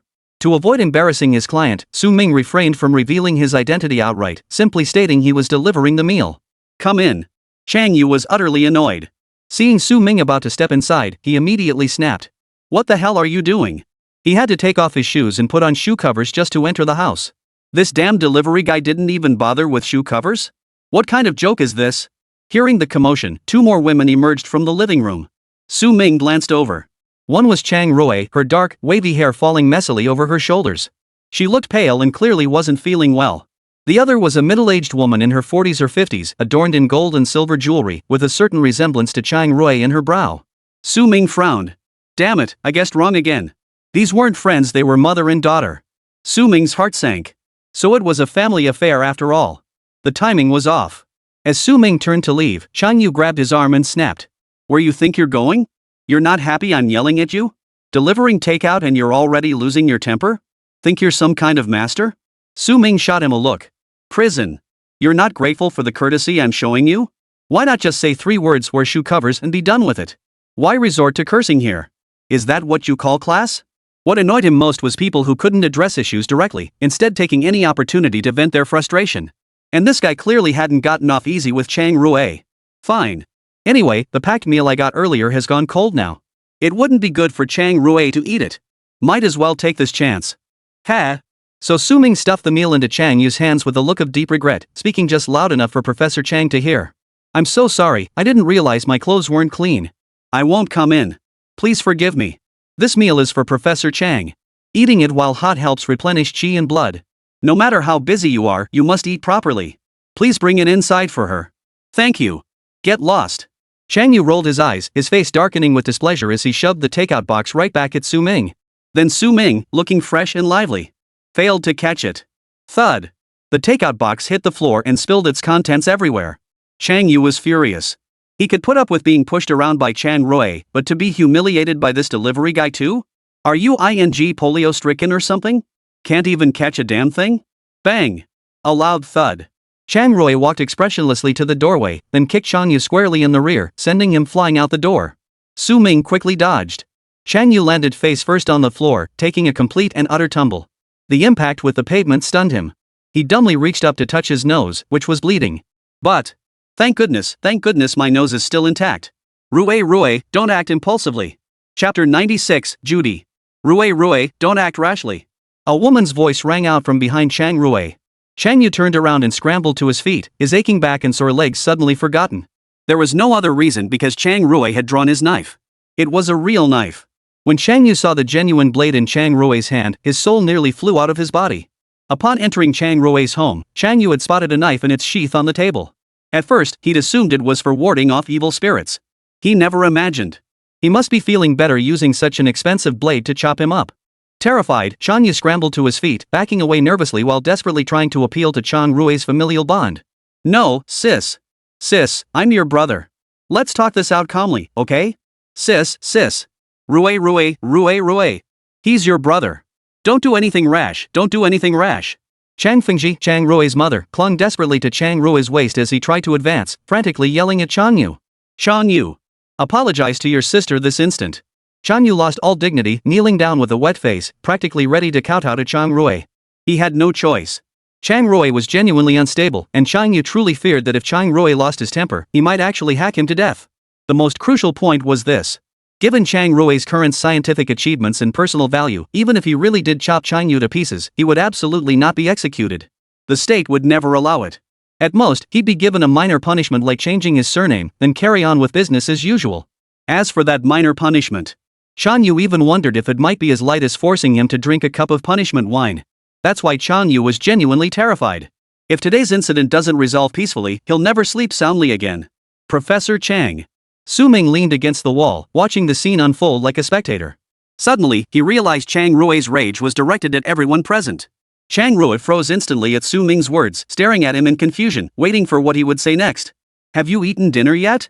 I've learned to cook a bunch of new dishes. Want to try some? That single sentence snapped Chang Rui out of his frenzied state. A moment of silence passed. She pressed the flat of the knife against Chang Yu's neck and spoke. Apologize now. Chang Rui's icy voice echoed in his ears. Chang Yu stared at the knife blade mere inches from his throat, then glanced at Su Ming standing nearby. Oh no! Chang Rui had a good relationship with this delivery guy. Sorry, bro. Chang Yu immediately bowed his head and slapped himself across the face. He hadn't learned much in life, but under Chang Rui's intimidating presence, he'd learned that the wise know when to yield. I shouldn't have spoken to you like that earlier. My attitude was wrong. It was my fault. I'm sorry, bro. Please forgive me. Chang Rui glanced at Chang Yu before walking over to Su Ming. Still want to watch? Su Ming shook his head. You should eat first. For the first time, Chang Rui's lips curved into a smile. Let's go. The two entered the room, one ahead of the other. Then, bang! The door slammed shut. Chang Fingji had intended to follow them inside, but ended up with a cold shoulder. Rui, Mom still has something to tell you. You. Click. The door swung open again. Thud. Chang Fingji and Chang Yu's belongings were all tossed out like trash. Chang's mother gasped in shock. Rui. What are you doing? Chang Rui leaned against the doorframe, his cold gaze fixed on Chang Fingji's face. Don't bother me anymore. I won't be receiving you. Chang Fingji gave an awkward laugh upon hearing this. It's not Rui, you. She then reached out to grab Chang Rui's arm, only to be ruthlessly pushed away. Rui, Xiao Yu is still young. He's not as clever as you, doesn't have your keen insight, and his perspective isn't as broad. It's only natural he makes mistakes sometimes. He genuinely didn't know that young man was your friend today. I'll discipline him properly when we get home. Punish? Chang Rui paused before asking, how exactly do you plan to punish him? Chang Fingji was clearly caught off guard. She had only meant to offer a polite suggestion, never expecting Chang Rui to press the issue. After a moment's hesitation, she gritted her teeth and said, I'll make Chang Yu kneel in the ancestral hall all night when I get home. Let him reflect on his actions properly. Chang Rui stared at Chang Fingji's aged face for a long time. Only when Chang Fingji's expression turned unnatural did she finally let out a sarcastic laugh. When I was little and failed to recognize a great uncle, my father punished me the same way. Chang Fingji was speechless. Your father was also. Thud. The door slammed shut again. Chang Yu, still shaken, approached Chang Fingji and whispered. Mom, why do I feel like she's becoming more and more unstable? Chang Fingji shot him a glare, signaling him to be quiet. She pulled him all the way downstairs before finally letting out a sigh of relief. There's surveillance at the entrance. Don't you think your sister's already causing you enough trouble? What else could I do? Ever since she came back, our whole family has been taking turns fawning over her. What more does she want? Chang Rui must have lost his mind studying so hard. We're family, for heaven's sake. Now she treats a delivery guy like family and ignores me? I'm her brother, for crying out loud. The thought of Chang Rui making him apologize to a delivery guy made him feel utterly humiliated. What a load of crap about being high society. Wherever people gather, chaos ensues. Chang Fingji sighed. Go back and find out who that man was with your sister earlier. See if we can use him to get your sister to change her attitude. Chang Yu rubbed his nose and grumbled. When will this kind of life ever end? Last time my sister brought Chang Rui lunch, she must have lost her mind. She turned around and dumped it. Chang Fingji fell silent. She knew exactly why Chang Rui had done that. Back then, Chang Rui's father had made her cook to cultivate her self-reliance. But Chang Rui simply had no talent for cooking. His meals were downright awful. Chang Rui's father thought she was complaining about it, so he flipped the food right back onto her face. Chang Fingji sighed. What goes around comes around. Inside the room, Su Ming leaned curiously over the table, examining the knife Chang Rui had just been holding. Chang Rui tied her hair into a ponytail, propping her head up as she watched Su Ming. Do you like this knife? Fearing Chang Rui might blurt out something like it's yours now, Su Ming asked cautiously. Does it have a name? Chang Rui paused for a moment before shaking her head. No. You can name it. Su Ming smiled but said nothing. Chang Rui stared at him blankly. What are you laughing at? Su Ming couldn't hold back, recalling the scene of Chang Rui wielding a knife to chop his brother. He chuckled and said. Its English name could be Judy, and its Chinese name would be Brother Slayer. Ha ha ha ha ha ha ha. Chang Rui laughed. His almond-shaped eyes crinkled at the corners. He thought to himself. This little one still had the power to cheer him up. He'd been in the capital for so long, yet never truly felt genuinely happy. Yet Su Ming had only just arrived, and a few words from him could make her laugh. Chapter 97, Calm in the Storm, Tears at Kindness. Beep. The sharp notification chime instantly shattered Chang Rui's fleeting sense of calm. She glanced at her phone screen, where WeChat messages were popping up relentlessly, like a relentless barrage. Messages from her mother, her father, her younger brother, and her younger sister. The smile vanished from Chang Rui's lips. She knew instinctively what these messages contained. Su Ming leaned over the table, staring at the knife. Out of the corner of his eye, he caught the cold expression on Professor Chang's face reflected in the blade's gleam. Damn it! I hate you, Chang family. I have an 8 a.m. class. Damn it! He'd gone to such lengths to placate Chang Rui. Then these bastards went and sent a message. Well, guess what? All his hard work just went to waste. Su Ming silently shed tears, drawing a circle in his mind and cursing that mother and son with all his might. You guys got your kicks venting your dissatisfaction, didn't you? But who has to placate Professor Chang? Aren't you just bullying an honest person? Does that mean honest people deserve to be bullied by your Chang family? Damn it! Su Ming took a deep breath, allowing himself a moment to break down before instantly regaining his composure. A smile touched his lips once more. He touched the scabbard of his sword, turned to look at Chang Rui with gentle eyes, and smiled. Professor Chang, how have you been feeling lately? What do you mean? Chang Rui snapped back to attention, shutting off his phone as he looked at Su Ming, confusion in his eyes. Su Ming raised an eyebrow, his tone tinged with slight disappointment. Ah, seems I guessed wrong. Chang Rui also wanted to know why Su Ming had suddenly come, so he asked, what did you guess wrong? You usually read before bed, right? I noticed your reading time on that app you always use hasn't increased. Su Ming lowered his head shyly. I thought you might be sick. I was worried, so I flew over to check on you. Chang Rui froze upon hearing this, staring blankly at Su Ming. Su Ming frowned in distress, her voice tinged with embarrassment. Professor Chang, I'm sorry. I didn't mean to check your reading time, but please don't blame me. I'm not sick. I just started my period and feel a bit uncomfortable. At this, Chang Rui finally smiled, her alluring almond-shaped eyes brimming with affection. Su Ming, seeing this, couldn't help but smile foolishly too. He's been charmed again, huh? Though Professor Chang hadn't gone into detail about his family situation, judging by today's events, it must be in shambles. Under these circumstances, though Professor Chang's expression remained calm, he must be suffering deeply inside. Some people break down hysterically, screaming and howling to the heavens. Others collapse into endless, meaningless rambling. Still others retreat into a silent, emotionless void. Which type was Chang Rui? Clearly, someone like Chang Rui was far too competitive and proud. Even when he broke down, he wouldn't let anyone see it. Thus, before the timing and atmosphere ripened, Su Ming would never have dared to bring it up and rub salt in the wound. You?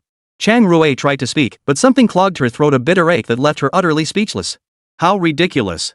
Her own family members came to harass her daily for money, engaging in a bunch of useless, self-indulgent nonsense, completely oblivious to the pain etched into her pale face. Meanwhile, Su Ming, whom she had hired, had been quietly checking in on her well-being in countless ways, even flying all the way from Jingzhou to land in the capital. Chang Rui exhaled deeply at this thought, her frown easing. The thought that someone in this world still cared for her in silence was truly wonderful, truly wonderful. Even if it was bought with money, it didn't matter. She had plenty of money. Professor Chang, please sit on the sofa. I'll make you a late-night snack. Su Ming softened his tone, speaking warmly. I didn't eat well on the plane, she added, a hint of hurt in her voice. Ha? Chang Rui seemed to suddenly remember something and immediately picked up his phone to make a call. Click. After finishing the task, she tossed the phone back onto the table and addressed Su Ming. It's quite a long flight over here. Don't settle for economy class. I've transferred some money to you. Buy yourself a first-class ticket for the return flight. She'd always known Su Ming might be reluctant to spend money on her, and since the flight wasn't cheap, he probably wouldn't splurge on a premium seat. The thought made her heart ache. She knew Su Ming was a bit of a penny pincher, but the fact that he'd flown all this way on his own dime, just because he was worried about her. This realization moved Chang Rui even more, her eyes softening with tenderness. Su Ming said sheepishly, Thank you, Professor Chang, but I came to see you, not for this. He had to admit, Professor Chang Rui's habit was truly excellent. He'd always known Professor Chang had a habit of transferring money directly to Alipay, where it arrived instantly. If it were WeChat, he'd have to click Receive Payment first, which felt a bit awkward. He knew it. Professor Chang would definitely reimburse his flight ticket. Thanks to the great sister Chang. Amen. Chang Rui clearly didn't want to get into this with Su Ming, so he turned and sat down on the sofa, tossing out a single sentence. Just take it already. Su Ming's eyes lit up with hearts. Sister Chang is great, no need to say more. Watching Chang Rui casually pick up a book and pretend to read, Su Ming took the chance to switch her phone on the table to silent mode. Since messages from the Chang family were what put Chang Rui in a bad mood. Then he'd tackle the problem at its source. Silent mode equals out of sight. Out of sight, out of mind. Invincible. 10:30 p.m. Chang Rui's once quiet and desolate house finally gained a touch of warmth with Su Ming's arrival. Her cold, elegant features softened under the warm yellow glow of the dining room lights, her mood clearly lifted as she sipped the soup Su Ming had brought her. Watching this scene, Su Ming couldn't help but marvel at how Professor Chang's parents' genes truly blended together. Wasn't it said that ugly genes were stubborn? Why did she inherit all the best features from both parents? What are you looking at? Noticing Su Ming's persistent gaze across the table, Chang Rui felt a sudden twinge of discomfort. Su Ming held his spoon, his gaze fixed on Professor Chang's face, his tone tinged with displeasure. Professor Chang, you've lost weight. Professor Chang was just feeling really down because of his family situation, so he definitely needs some support right now.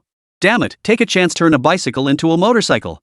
Su Ming steeled himself. No matter how cheesy or cringeworthy, he'd say it. Chang Rui froze, clearly not expecting Su Ming to say something like that. If anyone else had tried such flirtatious lines, she'd have made sure they didn't live to see tomorrow. But coming from Su Ming, isn't being thinner a good thing? Su Ming propped his chin on his hands, his tone wistful and reflective. When I'm free back in Jingzhou, I keep wondering if you're eating on time over there. You're always so busy you forget to take care of yourself. I worry if you're sleeping well. You never used to sleep at night, and I could be there with you then. But now that I'm not by your side, I worry if you're dressing warmly enough. I see the weather forecast for the capital, and it's always so gloomy. Chang Rui kept his head bowed, silently listening to Su Ming's chatter by his ear. The bowl of soup he held remained untouched, as if he couldn't bring himself to take a sip. So that's why. No wonder. No wonder Su Ming was like a prophet, always sharing soothing songs and videos precisely when she couldn't sleep. She'd been tracking her reading time through the app. No wonder Su Ming always messaged her before bad weather hit, reminding her to bundle up or bring an umbrella. She'd been keeping tabs on the capital's forecast all along. Listening to Su Ming's chatter, Chang Rui discovered countless little details she herself had overlooked, uncovering so much quiet care. Chang Rui lowered her gaze, her hands propping up her forehead. Her long, wavy black hair fell forward, hiding any trace of her expression. Click. That's how people are. They can stand firm and unflinching in the face of a raging storm, yet crumble into tears at the simplest gesture of care. Chang Rui stared blankly at the droplets of tears left on the table. How ridiculous. She had never cried through storms since childhood, never cried walking alone in the rain, yet now she was shedding tears over a few words. No, she couldn't cry. Crying wouldn't solve anything. She snapped back to reality, sniffed back her tears, and roughly wiped them away with her hand. Don't be like this. Suddenly, a hand reached out and grasped her pale, slender wrist. Chang Rui looked up.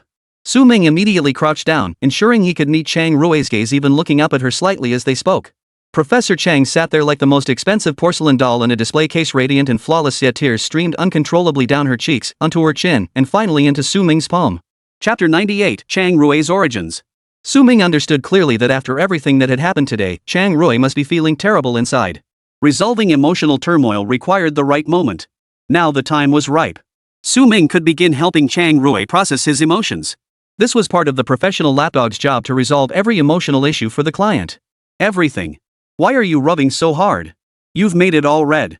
Su Ming crouched beside Chang Rui, gently stroking the flushed cheeks that had turned red from vigorous rubbing. Professor Chang's family was all in the capital, yet Chang Rui had come to Jingzhou alone. It was obvious there was more to the story than met the eye. At a time like this, he couldn't afford to be careless. He had to be careful not to upset Chang Rui. So Su Ming gently bit his tongue, forcing himself to stay composed. Chang Rui silently felt Su Ming wiping away her tears, her eyes filled with an emotion she couldn't quite grasp. She couldn't understand she was the one in pain, so why did Su Ming seem to be suffering more than her? Those two just now were my mom and little brother. Do you want to know why they came? What they came for has nothing to do with me. I just want to know if you're feeling okay. Su Ming shook his head, his eyes brimming with heartache. His hand never paused, diligently wiping away her tears. Hearing Su Ming's words, Chang Rui smiled. Two clear tears streamed down her fair, delicate face. Her already coldly beautiful features, after a brief cry, took on an added air of fragility, making her breathtakingly beautiful. Do you watch TV dramas? Professor Chang's sudden, seemingly random question caught Su Ming off guard. He paused before nodding. Sometimes. Truthfully, he never watched them. Where would he find the time? At most, he'd glance at those minute-long plot summaries on short video platforms to stay vaguely updated on current trends. You know, those cute little guys and girls. Then have you seen that show called In the Name of? My mom. She looks just like Liang Lu in it. Chang Rui continued talking to himself. When my mom was young, she got played by some 40-year-old guy. After she got pregnant, the old man took off. My mom was so sentimental. Carrying that bastard child, she met another man. Emotion. He knelt on the playground to confess his love, with flowers and candles, a grand gesture. He was willing to be the father and even marry into the family. My maternal grandparents were delighted, convinced it was the perfect outcome. My mother and Emotion hit it off instantly and married quickly, even with the bastard child on the way. As Chang Rui reached this point, Su Ming suddenly sensed something was off. Ha ha. Chang Rui tugged at the corners of his mouth, forcing a laugh that felt hollow. I was that bastard child. Su Ming froze. Marrying into a family as a son-in-law, even if everything seemed settled at first, most such arrangements eventually fell apart due to deepening resentment. That's why there were so many tragic cases. Chang Yu might bear the Chang surname, but he was still Emotion's biological son. Half his blood belonged to that man. But Chang Rui didn't even know where her own father was. She had no connection to emotion whatsoever. Chang Rui felt utterly mad at herself today. Why was she spilling everything? But she truly couldn't take it anymore. Chang Rui's maternal grandparents were extremely wealthy, but adding another person meant dividing the inheritance further, especially since this person shared no blood ties with them. Of course, Emotion despised her. Yet he dared not openly target Chang Rui at home. So he pretended to nurture Chang Rui, using every chance to torment her. Because I'm doing this for your own good, every hardship I inflict, every setback I cause, every harsh word I utter, it's all for your own good. Seriously, what more could you possibly want from a stepfather who goes to such lengths for you? After all, a gem must be polished to shine. But if you end up mentally breaking down or even killing yourself, well, that's just too bad. Blame your own fragile psyche for being so easily crushed. But Emotion never imagined that under this invisible, violent pressure, Chang Rui would not only endure but thrive, achieving remarkable success in carving out her own path with distinction. This was the first time Chang Rui had shared these painful experiences with anyone. She was shocked to realize that as she spoke, she felt no emotional turmoil whatsoever, as if she were recounting someone else's story. Ah, everyone was right, she really had gone mad. As she reached this point, Chang Rui felt a pang of self-pity, but she didn't want to appear too pitiful, so she pressed on. But it's okay. Before my grandparents passed away, they left me half their inheritance in their will. I'm rich, really rich. Chang Rui wanted to laugh, but one hand suddenly wiped away the tears that had unconsciously welled up in the corners of her eyes. Professor Chang, thank you for your hard work. What? Chang Rui froze, his forced smile instantly stiffening as he emphasized. I have enough money to last several lifetimes. Didn't you hear me? Chang Rui's hands trembled, unnoticed even by herself, until Su Ming calmly clasped hers. Her hands were ice cold. He hesitated for a moment, then as if making a decision, placed Chang Rui's hand against his own face. Still cold? Chang Rui's emotions were complex. She clenched her teeth, pressing her palm against Su Ming's cheek. Feeling a wave of warmth, she raised her voice and repeated herself. I said, I've got enough money to last me several lifetimes. Don't you have anything to say? I know that already. Su Ming's eyes were calm yet shimmering. The corners of his mouth lifted slightly, revealing a warm smile. He reached out, tucked a stray strand of Chang Rui's hair behind her ear, and spoke softly. I've told you too. I don't care about those trivial matters, nor do I care whether those people live or die. I only care about you now, whether you're happy or not. I think it's getting late. Rather than comparing how much money you have, it's more important that you get a good night's sleep. It wasn't until Su Ming had guided her through washing her face and brushing her teeth, then carried her to place her on the bed, that Chang Rui finally came to her senses. Lying on the bed, she looked up at Su Ming. Do you have anything to say about my family situation? Anything you want to say? A faint smile played at the corners of Su Ming's mouth, but an alarm bell rang incessantly in his heart. This moment had finally arrived. He had always refrained from casually commenting on Chang Rui's family members precisely because he knew it carried risks, which is why he remained relatively polite when interacting with them. After all, they were family, no matter what. What if someone accused him of trying to drive a wedge between them? It was like when a young couple argued it was none of your business to begin with. Yet here you were, meddling and urging them to break up. Then the couple makes up in bed, and afterward they secretly plot together. Damn it! Someone's stirring up trouble between us. Ha, caught between a rock and a hard place. Turns out I'm the clown. So, please abandon your urge to meddle. Respect others' destinies. When it comes to issues involving family backgrounds, the best approach is to keep your mouth shut. Of course, Su Ming couldn't do that. This was his client. Faced with Chang Rui's deathbed question, he stood helplessly by the bedside, gently stroking Chang Rui's head. Chapter 99, You're So Amazing. A lover's embrace is a shining lighthouse floating upon the sea. After turning off the light, Chang Rui could no longer see Su Ming's face in the darkness, but he could hear Su Ming's voice. If I must say something, I just want to say, Professor Chang, you're amazing. You're so amazing for not succumbing to despair and sinking into the abyss because of adversity. You're so amazing for staying true to yourself in adversity, moving forward with clarity to reach this point. You're so amazing, enduring so much pain yet still holding on to your kindness. You're amazing for carving out your own path under these circumstances. Su Ming smiled gently, ruffling Chang Rui's hair with one hand while pulling out a plush toy with the other and tucking it into Chang Rui's arms. A brave child deserves a gift. Though it may have come late. I'm sorry. I'm not a little kid anymore. Though Chang Rui protested, his hands clutched the plush toy tightly, pressing his face against it. So soft, so fragrant, so comforting. Watching Chang Rui's proud yet adorable behavior, Su Ming nearly burst out laughing. Meng Chenfei was nicknamed Little Chang Rui. I'm so awesome, all thanks to my silver tongue. The pie-in-the-sky hero. Don't be silly. You're just a kid too. Look how adorable it is. And it even has its own name, Sleepy Bunny. It has a magical power holding it will make you drowsy in no time. I hope it helps you overcome insomnia and keeps you company through countless nights. Even as he spoke these words, Su Ming felt the sentiment was overly sentimental, but he forced himself to finish. These days, even fooling someone was tough. If he couldn't hold back a laugh, it would be all over. But thankfully, it was Su Ming. Since entering this line of work, his face had grown as thick as a city wall. He was well trained for this. How did you bring it here?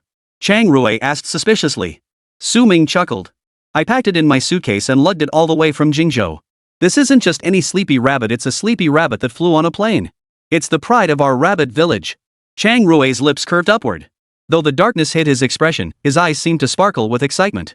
Suddenly it struck him, Su Ming's suitcase was so small, it couldn't possibly hold much in the way of daily necessities.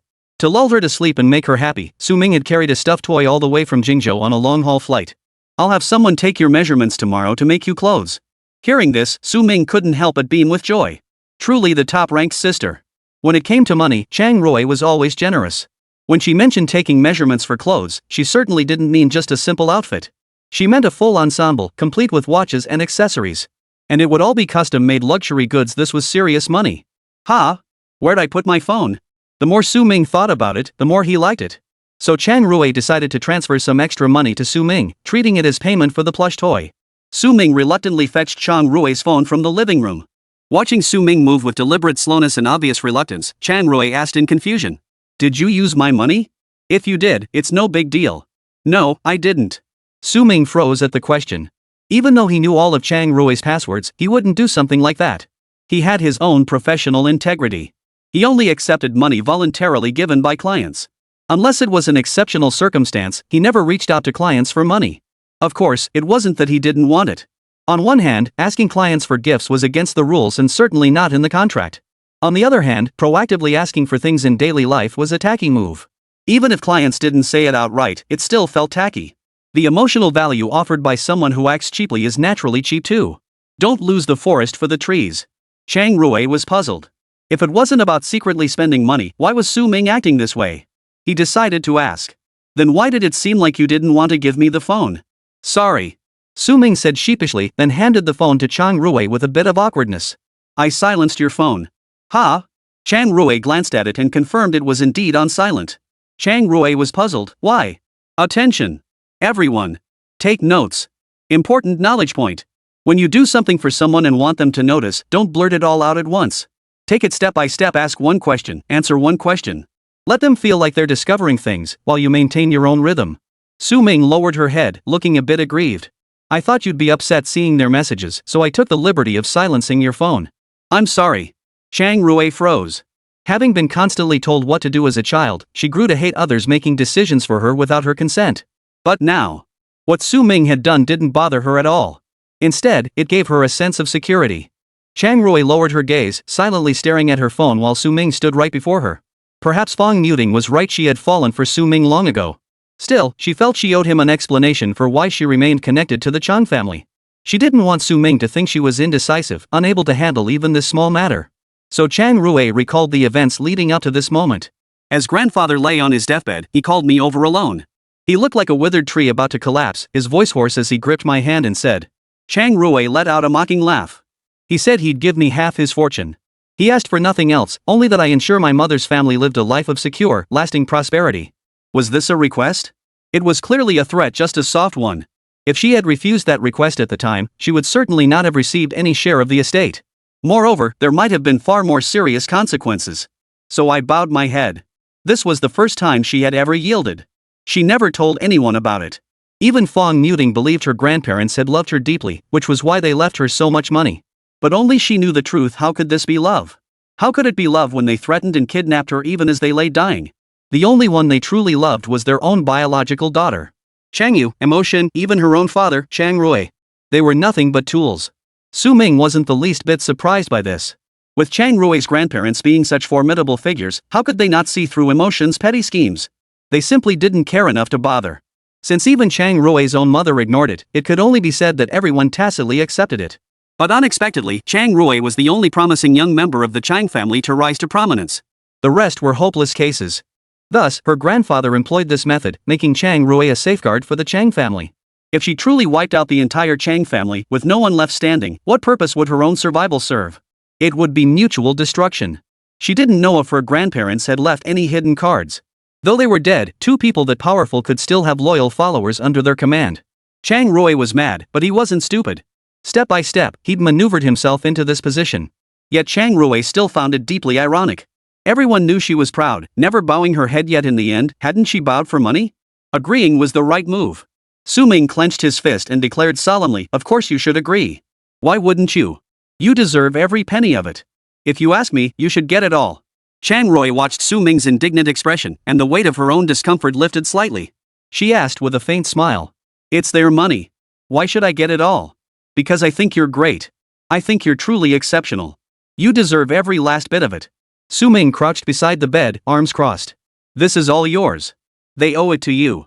Chang Rui closed his eyes, a faint smile playing at the corners of his mouth. Hiring Ming was truly the best decision she had ever made. Chapter 100, Those Who Ripen Early Ripen Late. Sleep well, Professor Chang. Ming leaned over to turn off the bedroom light, then sat down on the floor, leaning gently against the bedside. "Me and Sleepy Rabbit will stay here with you. Come here." "Ha? Come sleep on the bed." "All right." Ming lay down on the other side of the bed, with Sleepy Rabbit placed between him and Chang Rui. Half an hour later. After Chang Rui, exhausted from today's emotional roller coaster, finally fell asleep, Ming cautiously turned his head to look at her. Among his clients, Chang Rui was the most intimidatingly beautiful, cold-eyed type. But her personality wasn't like that at all. Ming sighed softly to himself. He hadn't mentioned it earlier, but Ming still felt Chang Rui's mother shared some responsibility. Tacit approval made her an accomplice. Couldn't Chang Rui's mother see what emotion was doing? Impossible. She knew perfectly well. Just like her grandfather, she simply didn't care. Yet judging by Chang Rui's attitude toward his mother earlier, Ming sensed she still clung to a sliver of hope, unable to bring herself to act decisively. This was a difficult situation. Parents have many reasons for having children, perhaps love, perhaps for companionship in old age, perhaps because everyone else is having them so they feel pressured to follow suit, or perhaps it was an accident they couldn't afford to terminate. Accepting that one's parents might not love them is incredibly difficult, yet it is the necessary path toward happiness. People always seek love from those who don't love them. This is an obsession that will ultimately drive them mad. Ming lay flat, staring at the ceiling. Who in this world is truly happy? Suddenly, the screen beside his pillow lit up. Ming snapped back to reality and checked his phone. Then, on WeChat, he saw a long-lost acquaintance. Nong Pairu. The man who had given Ming his business card at the coffee shop, brought him into the industry, and taught him the basics. He was, in a way, Ming's mentor? But he usually called him Uncle Nong. Ming didn't even know if Nong Pairu was his real name or not. Because he'd seen Uncle Nong carrying several business cards with different names in his pocket. Different names, different identities, different phone numbers. But whether it was his real name or not, Ming couldn't be bothered to think about it. Why waste brain cells over such things? These days, trying to figure out your coworkers was nowhere near as useful as figuring out your clients. Besides, just 3 months after Ming joined the company, Nong Pairu retired to enjoy life. At most, they'd occasionally exchange messages on WeChat. Otherwise, Ming could only catch glimpses of Uncle Nong through his social media feeds. One day he might be in San Francisco, the next vacationing in the Maldives. Uncle Nong was quite the character, probably around 36 now. Whenever he went out, he'd be decked out in flashy suits, and his smooth talk made him a hit with wealthy middle-aged women. But Ming felt no jealousy whatsoever. Uncle Nong deserved every bit of it. Compared to Ming, who offered pure emotional support like clear water, Uncle Nong served up a balanced mix appealing to both men and women. As Uncle Nong himself puts it, "It's all the same once the lights are out." The day Ming truly came to respect Uncle Nong was when he witnessed him entering a 5-star hotel with a wealthy woman who was 150 pounds tall and 150 pounds heavy. That night, Uncle Nong raked in $500,000. Uncle Nong, back in the capital? For work or personal? Ming, Uncle Nong, just asking, I'm not stalking you. I noticed your Douyin IP changed. Ming, Uncle Nong, answer me. Ming, huh? Uncle Nong, you've got me beat. I'm in the capital right now. When can you grab a meal with me? It's been ages. Don't you know to honor your elders? Uncle Nong, my treat. Ming, I'm flying to Jingzhou on Wednesday night. Let's meet at the airport. I'll arrive early and send you the location then. Uncle Nong, are you entertaining clients? Ming, fine. Honestly, I couldn't be bothered to waste words on him. Seeing Uncle Nong's message, Ming gave a faint smile. Before going to sleep, he checked his phone messages as usual, keeping tabs on things with General Manager Duan. Meng Chenfei's side was settled now, and Zhao's side was fine too, leaving only Luzian. But he'd already requested leave from her today. Finally, he scrolled through his Moments feed and saw Bai Yujun had posted a new status. The gears of fate haven't turned at all, but the chains of life are nearly worn out. The accompanying photo showed her working overtime in the office. Ha ha ha. Su Ming chuckled. By June, this funny girl is actually pretty interesting. Finally, my senior posted something. Missing you on the first day after someone left. In the photo, my senior is holding the kitten she rescued, looking at the camera with a pouty expression. Damn it. Referee, someone's fouling here. Su Ming instinctively wanted to reply, but his fingers hovered hesitantly in midair. When dealing with clients, he had 1,000 ways to respond. But now, he suddenly didn't know how to respond. It was strange. Ever since he first laid eyes on Lu Mingxi, he'd felt this peculiar sensation in his heart. Su Ming dared not dwell on it and quickly shut off his phone. Staring at the pitch-black ceiling, Su Ming's thoughts began to drift. Unconsciously, he wondered what his future romantic life might look like. He didn't need a love that was dramatic and heart-wrenching. Of course, this wasn't meant to disparage love itself. He was just so utterly exhausted he simply didn't have the energy left for such tearful, dramatic turmoil. Besides, he didn't even know if he would ever fall in love again. If that day ever came, he hoped it would be with someone he didn't dislike, someone he could get along with comfortably, sharing a quiet, steady life together until the end. Su Ming gave a self-deprecating chuckle. Life is like that, plans never keep pace with change. Forget a year, most people can't even control what happens a week from now. Plans are useless. One misstep anywhere, and the whole thing falls apart. So Su Ming suddenly felt he shouldn't think this way, such standards for love were too vague and meaningless. Things could change at any moment. There's always someone who can make you abandon all your standards, leaving only her in your eyes. Forget it, no more thinking.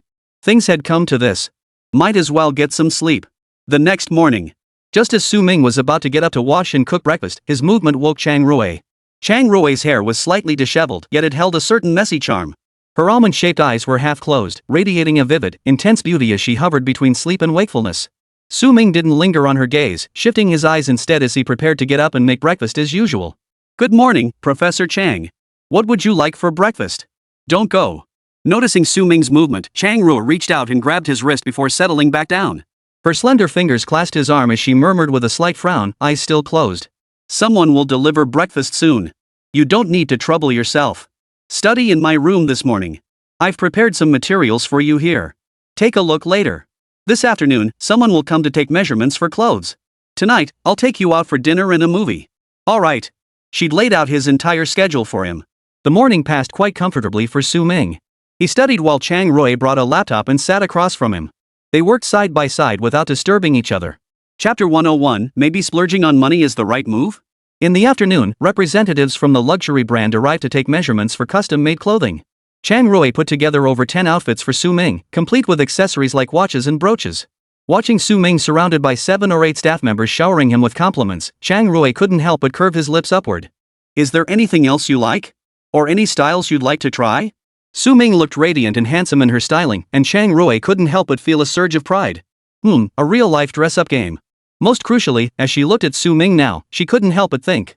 If every single thing Su Ming wore from head to toe, inside and out, even his underwear was custom-made by her, wouldn't that mean Su Ming himself belonged to her too?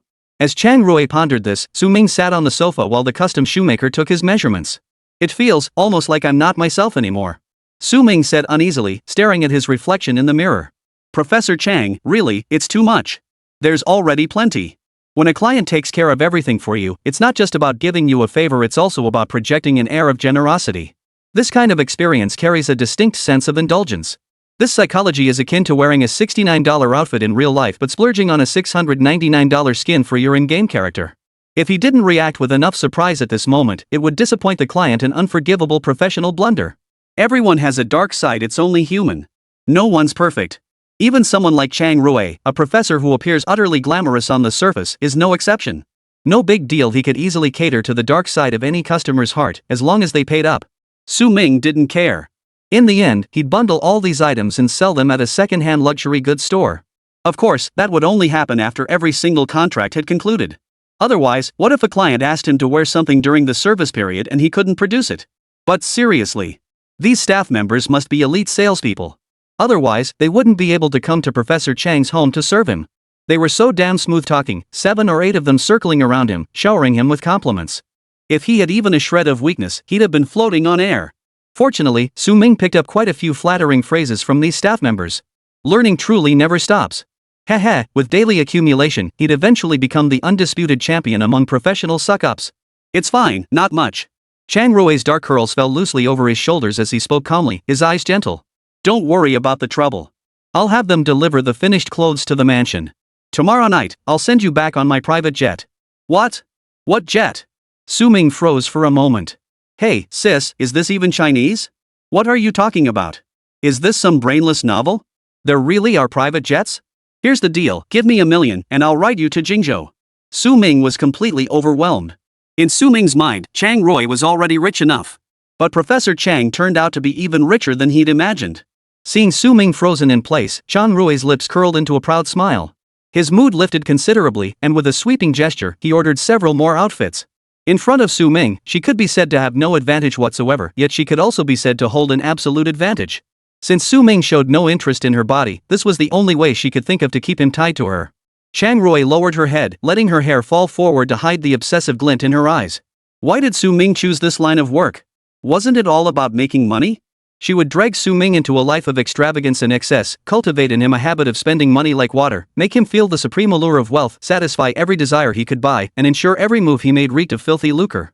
She would ensure that no one else could ever bear the burden of Su Ming's spending habits and desires. She would ensure Su Ming could only ever stay by her side. Once standing atop mountains of gold and silver, how could one ever endure poverty again?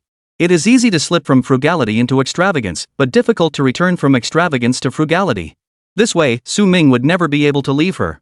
Chang Rui's lips curved into a faint smile. Before, she felt indifferent since the money seemed endless. But now, for the first time, she realized she should earn more. She still had some projects yet to monetize. It was time to put them on the agenda. At the very least, she must be able to support Su Ming. At least she must be the only one who can support Su Ming.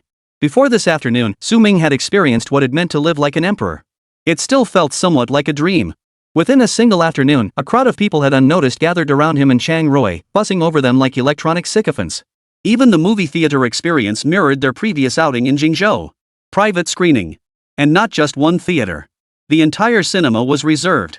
Private transportation was provided, and a swarm of staff followed them around like glue impossible to shake off. If he hadn't put up such a fight, he probably wouldn't even have had to walk to the bathroom on his own. This world has gone completely mad. Su Ming, thank you for making me realize that my feelings matter most. No one should ever be able to disturb us when we come out to watch a movie together. Su Ming cast a puzzled glance at the people outside the theater. So those people are. Chang Rui ruffled Su Ming's hair and smiled faintly. These people make sure I don't run into anyone I don't want to see when I'm out with you. Damn, that's impressive. Long live Her Majesty the Empress. Upon entering the theater, it was the same as last time. Two staff members, like modern-day sycophants, presented a tray laden with snacks and drinks before them. Another attendant then handed over 2 remote controls with both hands. Though they'd experienced this once before in Jingzhou, the impact this time was even more profound. After all, Jingzhou and the imperial capital were worlds apart. And this was a renowned cinema within the capital's second ring road. Simply swept up like this. Even the staff had never witnessed such extravagance before. While the imperial capital is full of hidden talents and influential figures. But this was the first time anyone had actually shown up at their theater and made such arrangements. I hate you rich people. Chang Rui casually picked a highly rated movie to watch. As the opening credits rolled, Su Ming watched the screen with rapt attention. Taking advantage of the dim theater lighting, Chang Rui openly glanced at Su Ming several times. June 10th was Su Ming's birthday. Once Su Ming returned to Jingzhou, she needed to wrap up her current work as quickly as possible. She needed to free up time to return to Jingzhou on the 10th to celebrate Su Ming's birthday and present her with a sufficiently generous gift. Su Ming seemed genuinely interested and even a bit surprised by her plans for today. Perhaps showering Su Ming with money, rather than engaging in emotional discussions, was the right approach after all? Earlier, when she asked Su Ming about his hobbies, he claimed he had none. How could he not have any? If he truly didn't have any. Then she'd cultivate a hobby for him that involved spending money. After all, she had plenty of money. As long as she didn't go bankrupt, Su Ming would stay by her side. Forever and ever. And as for her going bankrupt? At present, the likelihood was practically negligible. So Su Ming couldn't escape. Su Ming, you definitely won't escape. Chapter 102, Only Longing Remains Incurable. On Wednesday evening, Chang Rui's private jet arrived as scheduled, whisking Su Ming away. Su Ming looked at Chang Rui, waving goodbye with a look of reluctance on his face.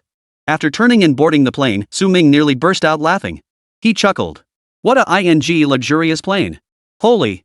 He was truly the poster boy for suck-ups. This spur-of-the-moment move had netted him hundreds of thousands in just 2 days. Hundreds of thousands. What does that even mean? No wonder she's my top-ranked sister, she's got serious skills. Chang Rui stared blankly at Su Ming's retreating figure, suddenly overcome by an impulse to abandon everything and follow her without hesitation. But in the end, Chang Rui regained his composure. He'd endure it just until he finished his work. Once the work was done, she'd return to Jingzhou immediately. At the very least, she was certain she could finish by June 10th. In the meantime, she could find time to visit him. Chang Rui turned and took a car back home. The moment he entered, the cool, dim lights inside flickered on and an unprecedented sense of loneliness washed over him. Chang Rui stood silently at the doorway, gazing at the chilly room, then walked silently to the floor-to-ceiling window. Standing before the glass, she saw her reflection in the mirrored surface. Her face was filled with desolation. Su Ming had been like a sudden thunderstorm, sweeping her away until she was utterly defeated. Then the rain stopped.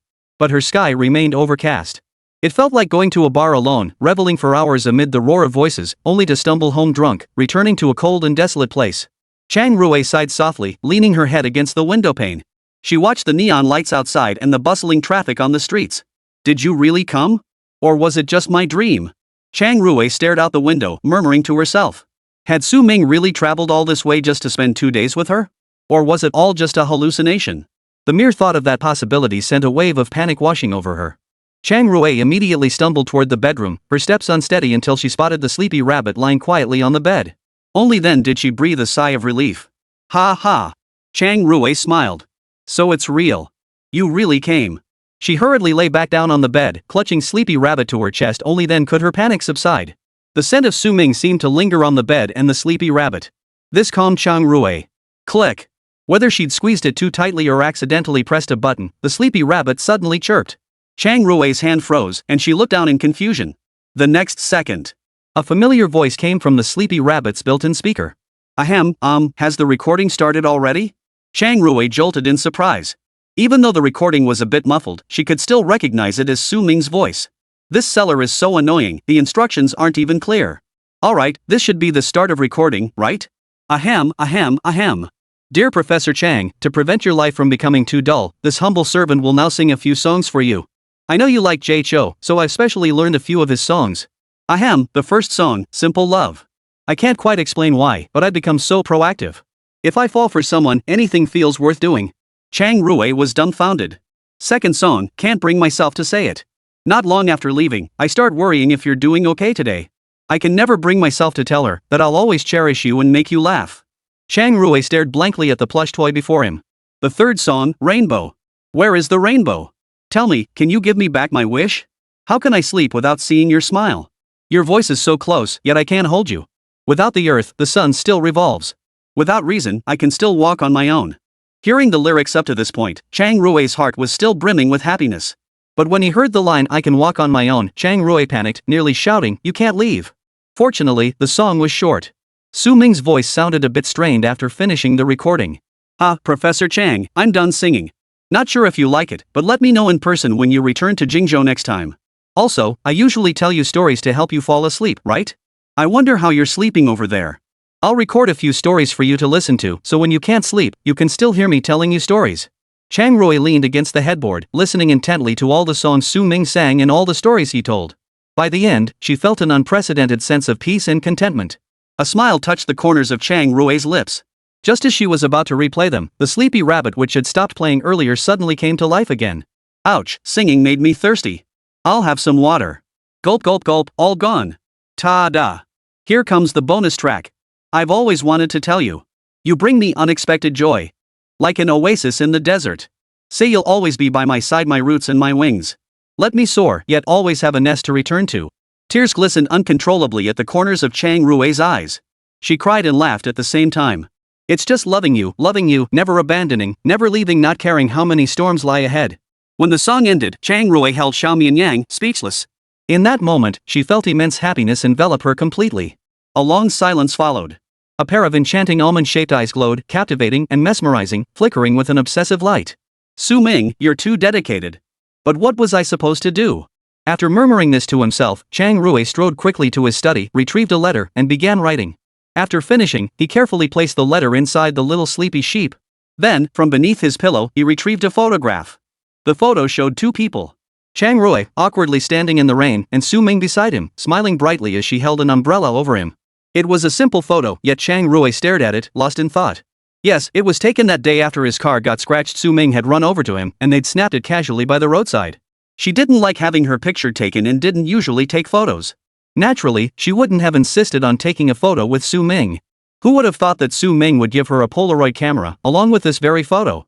This photo became her lifeline whenever she missed Su Ming. Love is nothing but a form of mental illness. Chang Rui knew she was sick, and seriously so. She recalled countless nights when she lashed out at Su Ming, and countless times when he appeared just as her emotions were collapsing. Staring at the photo, Chang Rui could only think the rain that day had been too heavy. She couldn't make out Su Ming's expression. But then again, the rain probably hadn't been that heavy. In the endless emotional turmoil of an abyss, Su Ming had rescued her from the flames time and again. How could she not love him? 1,000 ailments afflict man in life and death, yet only love's longing knows no cure. Chapter 103, Old Friends Wither Like Leaves in the Wind. The private jet touched down on the tarmac. Another limousine arrived, whisking Su Ming away to Chang Rui's mansion. After watching the driver depart, Su Ming hailed a taxi and headed to a coffee shop. Su, over here. As soon as he entered, Su Ming spotted Uncle Gnome waving at him from inside. Uncle Gnome always had a distinctly artistic vibe, dressed in a suit, sporting long hair, and wearing a beaded bracelet on his wrist. He cultivated a mature, steady uncle vibe, a style favored by certain clients. But mature and steady didn't mean old-fashioned. So even though Uncle Gnome dressed maturely, his speech and mannerisms remained youthful. No sooner had Su Ming sat down than Gnome Pairu gave a haughty snort.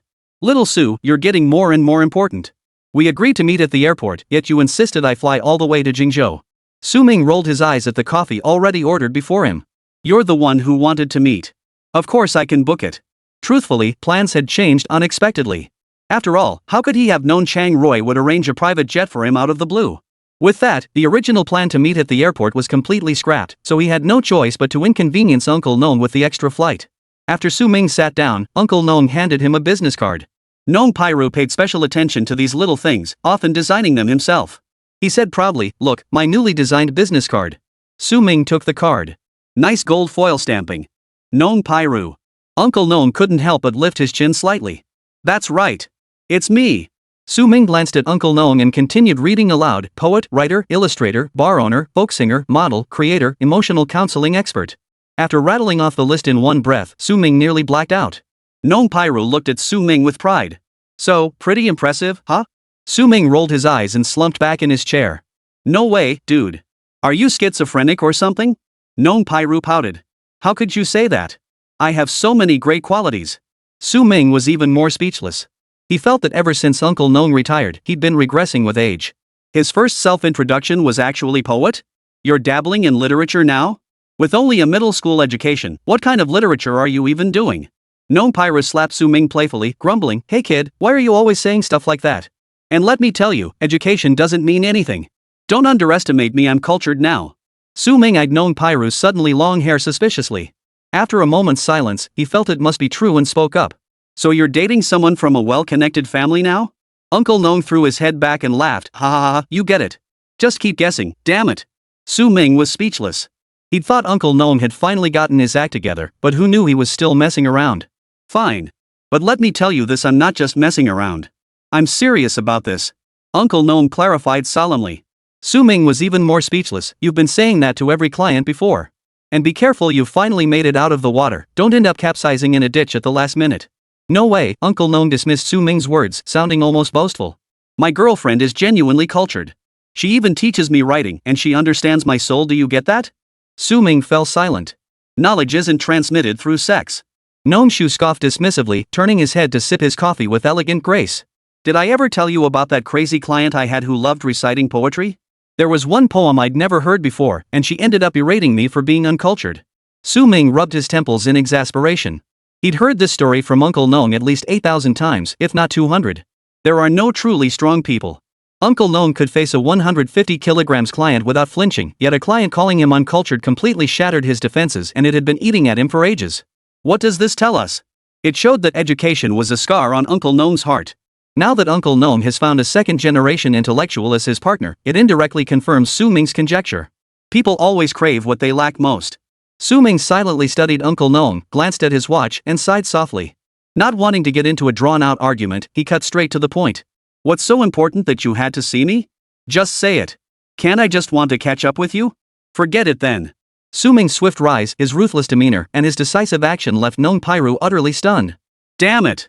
If you're not buddies, does that mean there's absolutely no master-disciple bond left? Gnome Pyro grabbed Su Ming's arm and shoved him back into his seat. Then, with a smooth motion, he pulled a silk handkerchief from his pocket, feigning profound anguish as he dabbed at his perfectly dry eyes. I thought our bond was stronger than anything, but I guess I was wrong. My trust was misplaced. Su Ming shot Uncle Gnome a look of utter disgust at his melodramatic act. Enough already! I get it, your scarf's LV, your watch is Richard Mille, your ring's Cartier. I saw them all. At your age, holding your hand up any longer and you'll shake like you've got Parkinson's. Ha! Gnome Pyro heard this and didn't get angry. He happily lowered his hand, which had been wiping away tears, and remarked with emotion.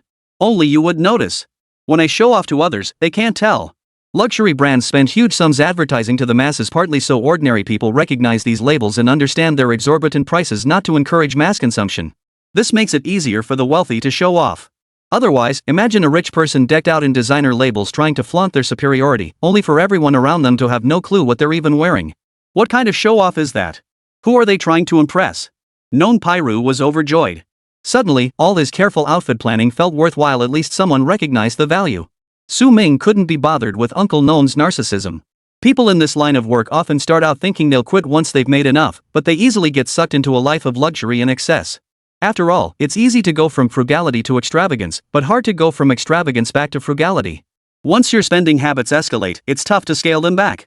Su Ming, however, felt nothing of the sort. To him, a 9 yuan 9 cent t-shirt and a 10,000 yuan t-shirt were essentially the same.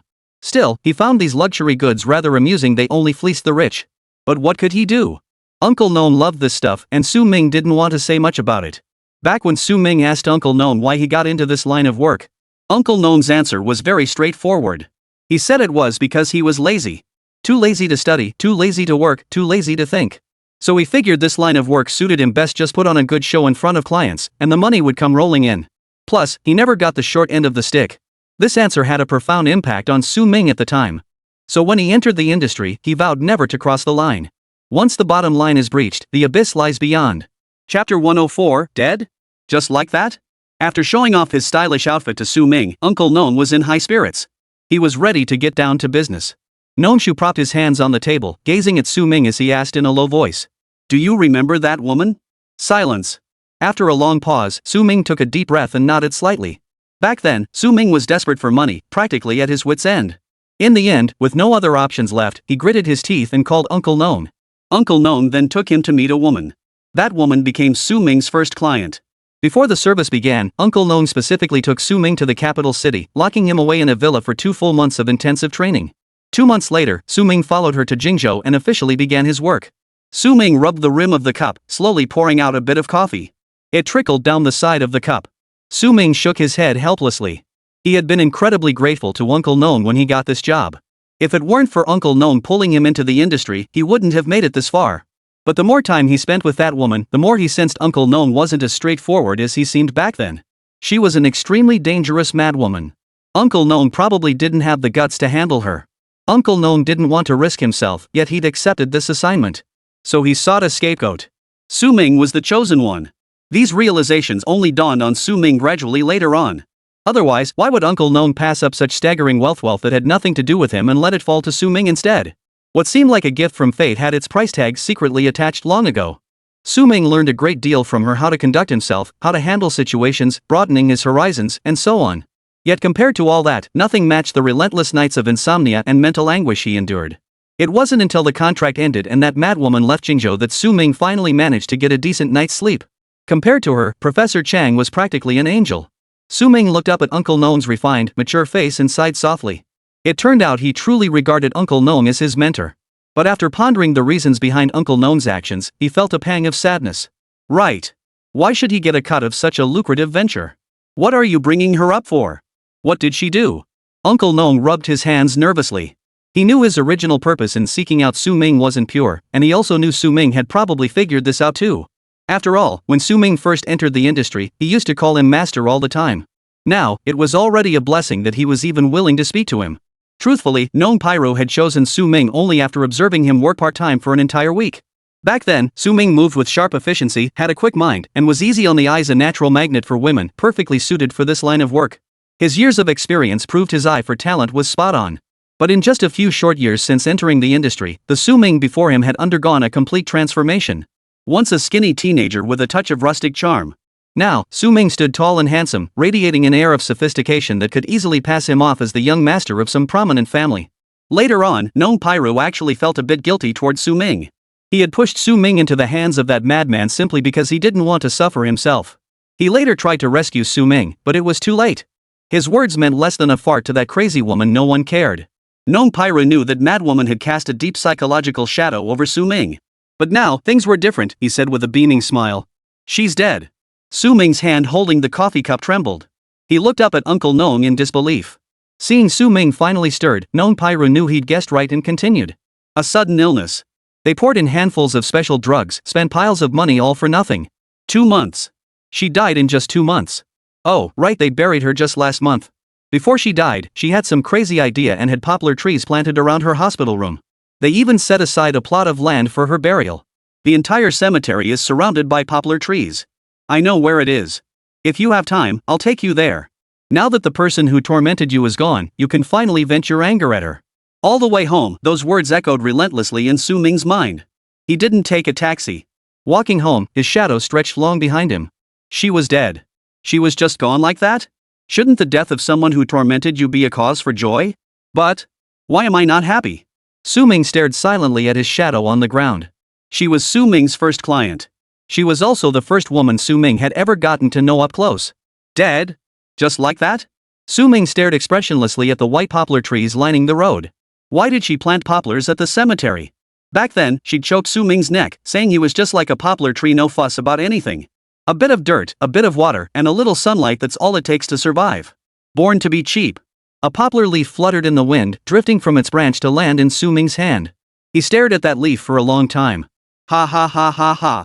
If you truly despise poplar trees, why fill the graveyard with them? Su Ming gazed at the fallen leaf and sighed. You died, just like a withered leaf. He had always believed he hated her, but now that she was gone, he couldn't even bring himself to utter the word hate. Su Ming couldn't even describe his state of mind when he returned home. He'd made a fortune from Professor Chang. He could have returned home to rest and be happy. Yet the sudden news of her death shattered his calm, leaving it shattered forever. Death seemed so distant, yet so close.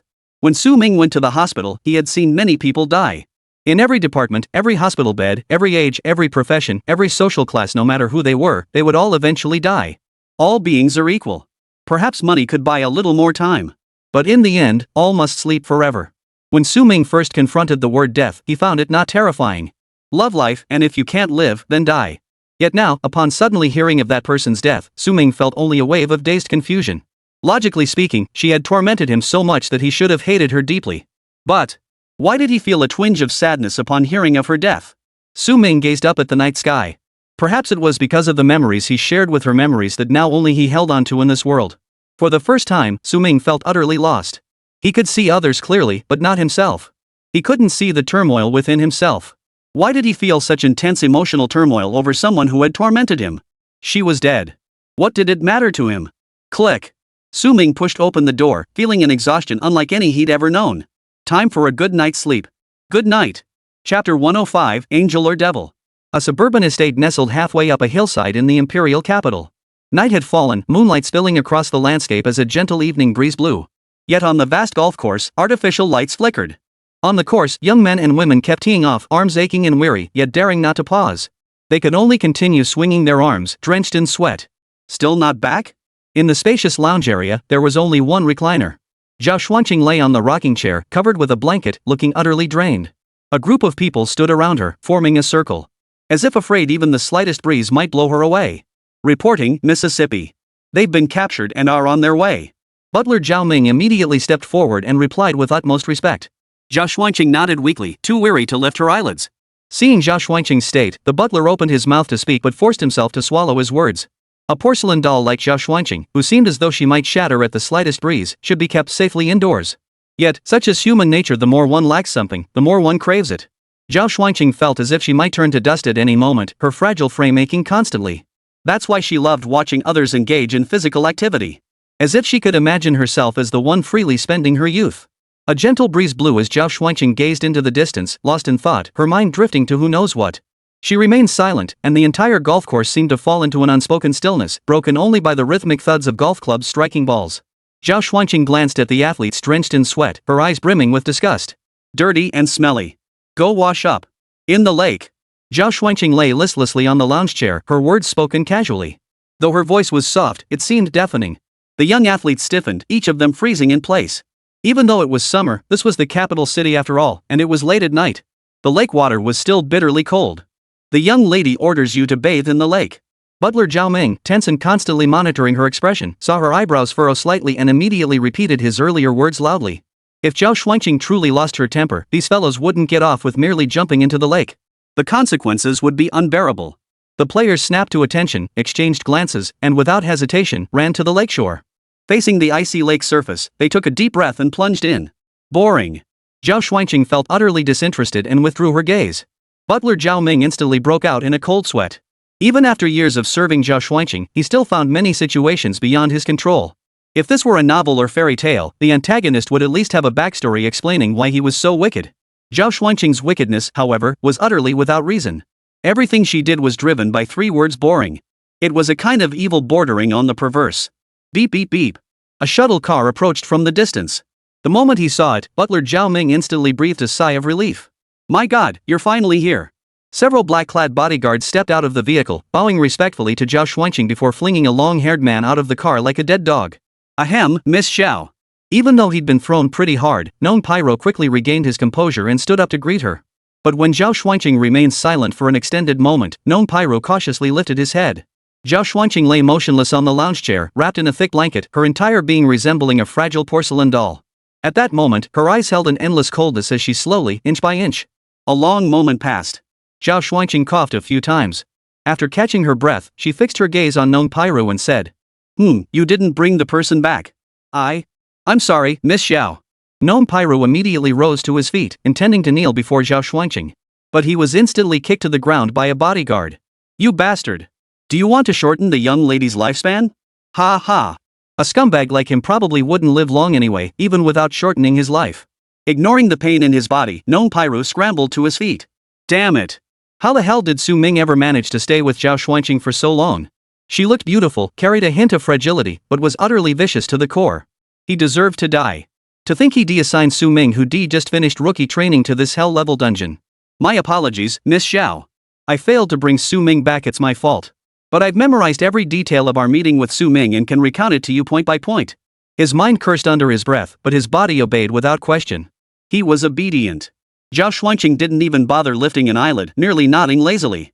Half an hour later, Nong Pyro's throat was parched, yet he dared not utter another word. Miss Xiao, I'm done speaking. Nong Pyro's palms were sweating profusely. Thank goodness for my memory. The golf course fell into complete silence. Zhao Xuanqing remained silent, and the others dared not breathe a word. After waiting a long time for Zhao Xuanqing to speak, the smile Nong Pyro had managed to force onto his face froze stiff. An unknown amount of time passed. Only when Nong Pyro stood until his legs went numb did Zhao Xuanqing finally lift her eyelids to glance at him. So, you didn't bring the person back. Nong Pyro. Sis. I really did my best to handle it.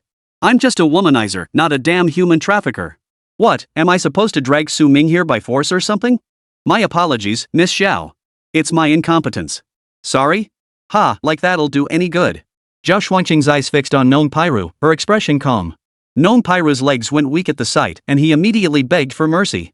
Miss Xiao, I failed in my duties this time. Please forgive me this once and give me another chance. Next time I'll definitely get it right. Zhao Xuanqing ignored him entirely, rising gently to her feet. Staff nearby rushed forward to offer support. She walked over to the tee box where the players had been standing and picked up a golf club. Come here. What does that mean? Nong Pyro froze for a moment. Before he could react, 2 bodyguards grabbed him and dragged him over. Then, a golf ball was placed on top of Nong Pyro's head. At that moment, Nong Pyro was scared less.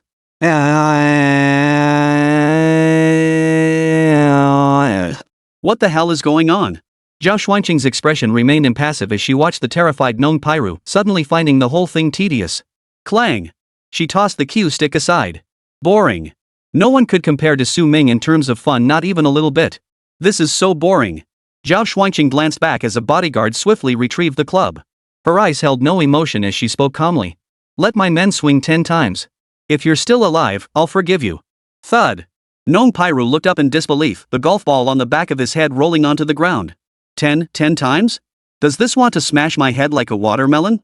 Zhao Songya stood before him, her delicate features radiating a pale, ethereal aura tinged with a hint of fragility. To the uninitiated, she might have appeared angelic. But now, Nong Pyro could only see a demon. Chapter 106, I Never Forgot. Huff. At 5 in the morning, the sky was turning pale as Su Ming jolted awake from a nightmare. Thanks to Uncle Nong, he had dreamed of Zhao Songya again. Su Ming grabbed his phone to check the time, only to find it was barely past 5. He exhaled deeply, staring blankly at the ceiling. So, I haven't forgotten you after all. Su Ming stared blankly at the ceiling, as if dust particles were falling from it. After enduring immense trauma, the brain chooses to forget those memories. Only then can one find some peace and a sense of security. Uncle Nong wasn't a pushover. Su Ming wasn't a pushover. And the clients certainly weren't either. How many people who've had everything since childhood are easy to mess with?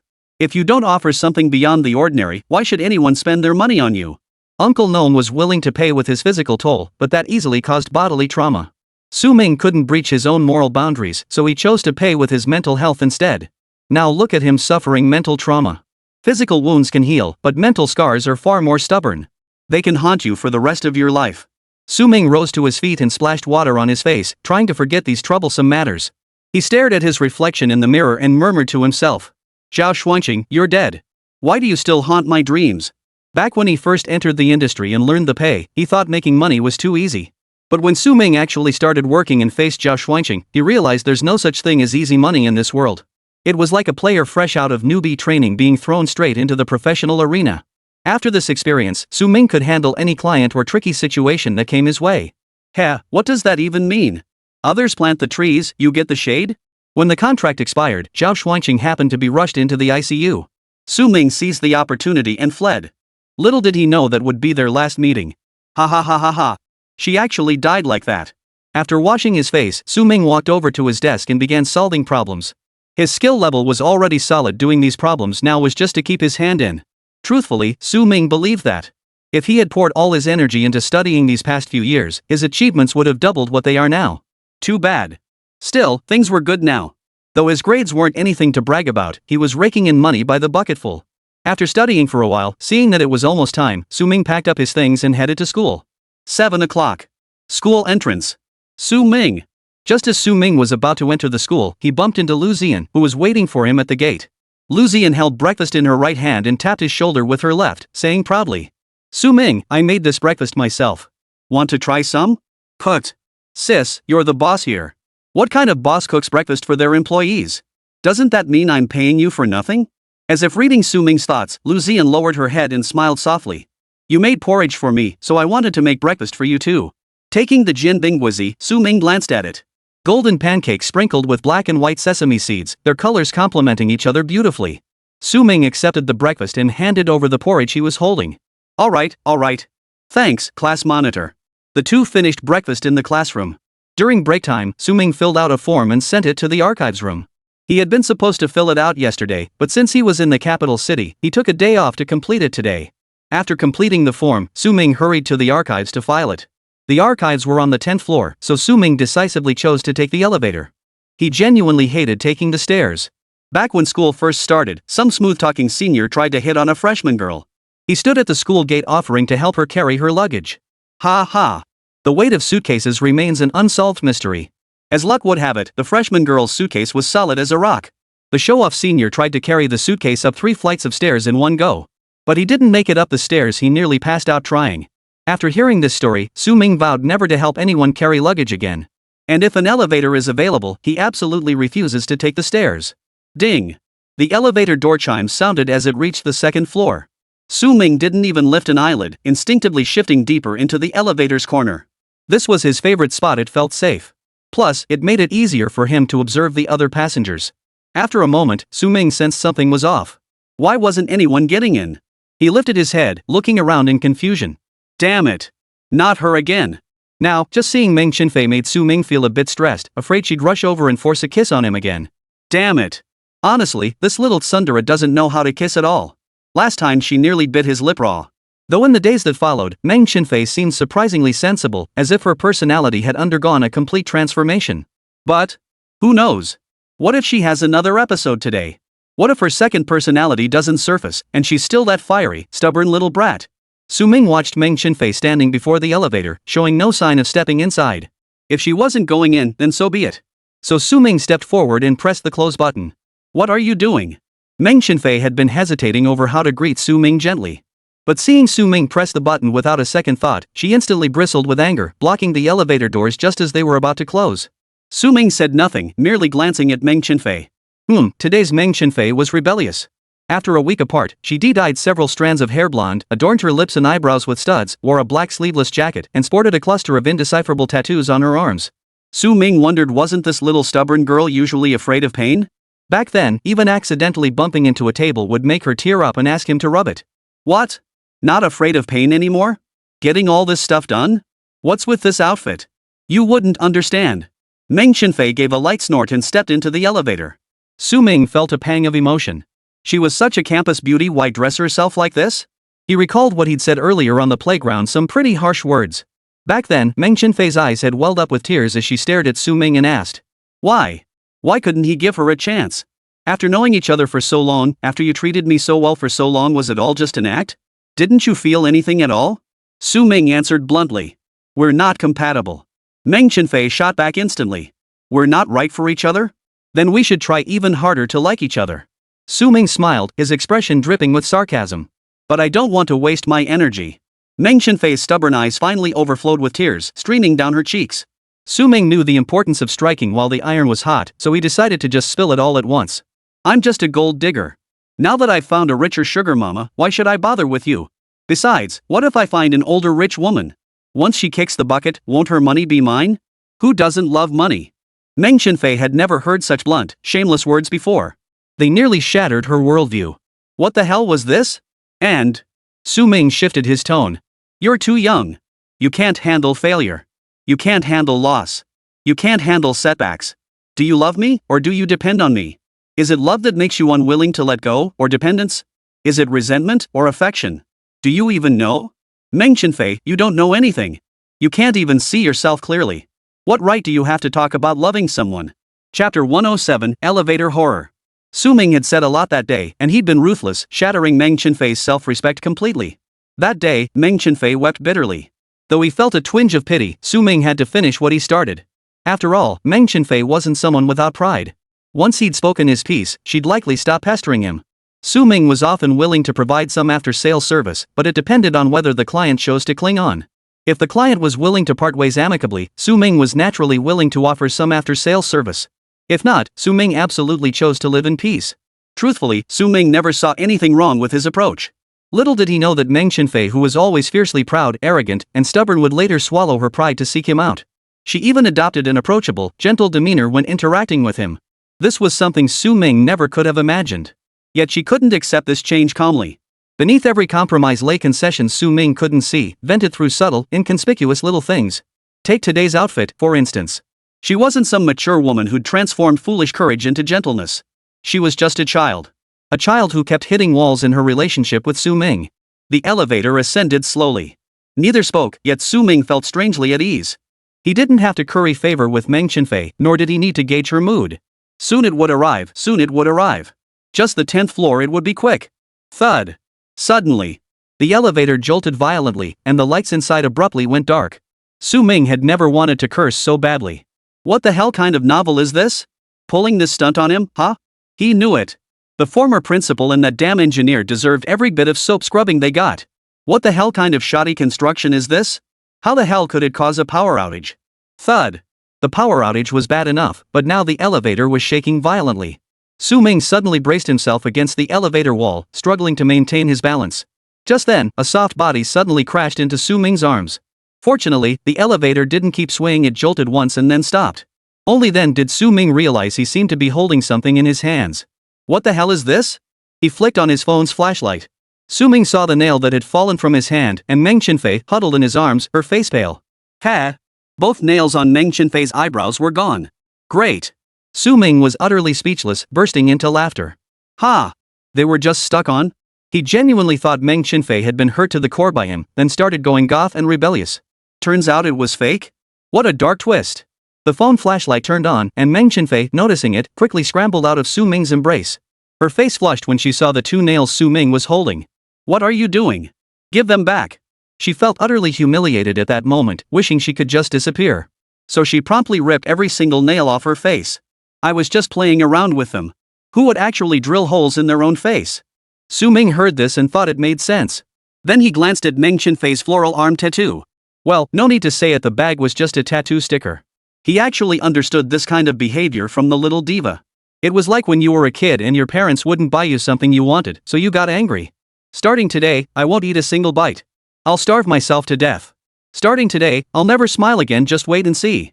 From today on, I'll do this and that. Anyway, it never lasts more than 2 days. With Xiao Zhao's temper, throwing a tantrum for a couple days is only natural. Time will heal all her wounds. And honestly, Meng Chenfei does feel a bit regretful. She knew Su Ming had taken leave these past 2 days and wasn't around, so she wanted to secretly dress up like this and act rebellious. Then she'd go back to normal once Su Ming returned.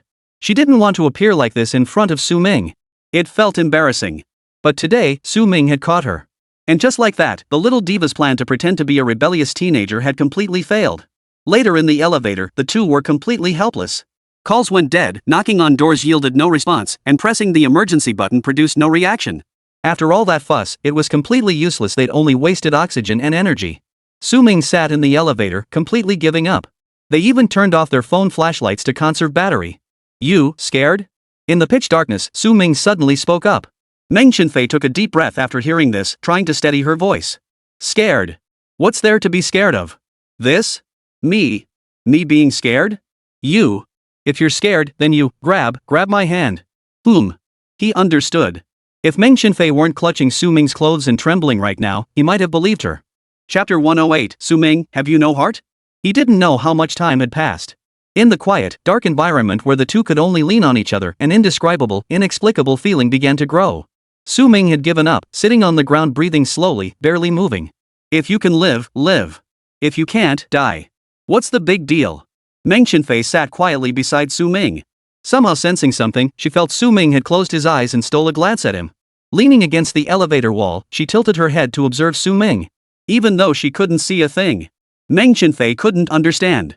She couldn't understand why their relationship had suddenly turned out this way. Just a month ago, Su Ming had been glued to her side every day, caring for her with meticulous attention. The slightest frown from her and he'd solved the problem for her. But now, she dared only to stare at Su Ming's indistinct profile in a place like this, when his eyes were closed. Ha! A hint of desolation clouded Meng Chenfei's eyes, which had always been filled with confidence and pride. She hated the tone Su Ming used when speaking to her now. She hated herself even more. Even after Su Ming had made things so clear, she still couldn't let go of him. In Meng Chenfei's entire life, she had never felt so pathetic. Even though Su Ming had made his position crystal clear, I still couldn't resist leaning in. Why? Meng Chenfei had no experience in this area, so she could only feel her way forward. Su Ming was like that rock. She cried, she laughed, she was gentle, she was domineering, and she had sincerely shown her affection in front of everyone. Now the whole school knew she liked Su Ming. Yet he remained utterly unmoved. Meng Chenfei shook her head and closed her eyes in resignation. Perhaps. From the moment she chose to compete with Lu Zian for Su Ming's attention, she had already planted the seeds of her own sorrow. Now, she could only reap what she had sown. Meng Chenfei let out a bitter laugh, finding it all too ironic. When he treated her well, she didn't cherish it. Now that he was leaving, she couldn't bear to let him go. After an unknown amount of time, Meng Chenfei glanced at her phone and saw the battery was nearly depleted. Beside her, Su Ming made no sound beyond the faint rhythm of his breathing. The entire space was shrouded in darkness, utter, complete darkness. Meng Chenfei felt as though she were struggling in a dark swamp. She was terrified. Fear demanded a solution. After gathering her courage for a long while, Meng Chenfei finally shifted closer to Su Ming and cautiously leaned against his shoulder. I haven't eaten and I'm feeling a bit tired. Can I lean on you for a moment? Su Ming didn't respond, so she took that as tacit approval. Thankfully, Su Ming hadn't refused outright. Meng Chenfei breathed a sigh of relief. If Su Ming had spoken with the same sharp edge as before, she truly wouldn't have had the face to show herself. Strange. Logically speaking, she was the one who had kissed Su Ming. So why, at a moment like this, did leaning quietly against his shoulder feel safer than their kiss had ever been? Love and desire, it all boiled down to those two words. Desire was easy to resolve, spend a few hundred or a few thousand yuan, and you could find someone to satisfy it. But the word love, it's what leaves countless people struggling, searching endlessly without finding it. What Meng Chenfei had never needed was the lust she felt when kissing Su Ming. What she craved was the sense of security she felt when she was with Su Ming. In plain terms, it was love. The seemingly irrational, impulsive action she took all stemmed from not knowing what to do. In her relationship with Su Ming, she appeared to be the employer, the dominant one, the one in control. But only Meng Chenfei herself knew. That wasn't the case. Su Ming, who appeared meek and at a disadvantage, was the true controller. So when Su Ming decided to leave, Meng Chenfei had no means, no leverage, no trump card to stop him from leaving. Meng Chenfei gave a self-deprecating chuckle. It was so unfair. Now the deal was done. Su Ming could walk away effortlessly, leaving her stranded in a swamp of painful memories. And what's more, the kicker was that she hadn't even known about this deal from the start. Everything, absolutely everything, had been secretly arranged behind her back by old man Meng. She couldn't accept that Su Ming's kindness over the past 2 years had been fake, couldn't accept his sudden departure. That's why she'd become so extreme. After pondering for a while, Meng Chenfei felt utterly distraught. She hated darkness most of all, and she hated the night most of all. In such surroundings, she always found herself unable to stop overthinking. Ultimately, she plunged herself into the abyss of self-destructive thoughts. Meng Chenfei didn't want to keep wasting herself like this. After all, things between her and Su Ming had already reached this point. How much worse could it possibly get? So she resolved to drain Su Ming instead. With that thought, Meng Chenfei switched into shameless mode. She gave Su Ming's arm a nudge. Why do you think we're not right for each other? I feel like it's a blessing from 8 lifetimes for you to be worthy of this lady. Sure, Su Ming was handsome and radiant, but she was pretty too. Even if Su Ming preferred wealthy women, she wasn't poor herself. And even if there were wealthier women out there, they wouldn't give all their money to Su Ming anyway. But I could. No matter how much Meng Chenfei thought about it, she couldn't understand why Su Ming said they weren't compatible. They were clearly a perfect match. They were the perfect match. What about that Mr. Duan, that Lu Zian, that Chang Rui? None of them could hold a candle to her. They were all brainless jerks. Su Ming didn't respond. Meng Chenfei transformed into a prison inmate reincarnated, elbowing Su Ming. Hey, can you say something? We might both die here, and who knows, we might even end up buried together. Just acknowledge me, will you? Cough. Cough cough cough. Caught off guard, Su Ming hadn't expected the old-timer to resort to dirty tricks. The sudden blow made him cough uncontrollably. Meng Chenfei instantly panicked, groping wildly in the pitch-black darkness for Su Ming. Ah? Does it hurt? Did I really hit you? I'm so sorry, it's too dark to see. Are you okay? Does it hurt? I didn't mean to. I didn't know you were so weak. Su Ming. Damn it. Rebirth. Reincarnation prison with psychic attacks? Fine, I'm fine. Su Ming grabbed Meng Chenfei's hand, which was making a move. Sigh. This little tsundera's mood swings are getting worse by the day, and she's stubborn as hell. If it were Mr. Duan and his people, they wouldn't keep pressing when he clearly didn't want to talk. Only this little stubborn one, whether he's genuinely dense or just playing dumb, I can't figure him out. Su Ming rubbed his temples, feeling a headache coming on. He pondered how to answer this question. We're not compatible because I like older women. Ha? Meng Chenfei was dumbfounded upon hearing this.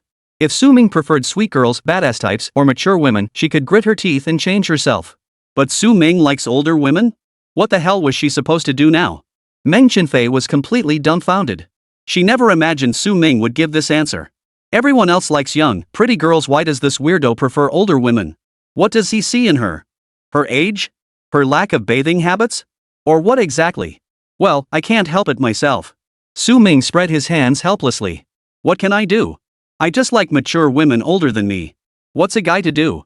You're just not old enough. You're younger than me, and I don't like that. There's nothing I can do about it. Meng Chenfei suddenly felt utterly ridiculous. Then why didn't you push me away when I kissed you last time? Meng Chenfei pressed on. Back then, when she saw Mr. Duan, her defenses crumbled. She'd kissed Su Ming forcefully, and he hadn't pushed her away, not even the slightest resistance. She'd been using this to comfort herself all this time. Did Su Ming not pushing her away mean he also harbored desire?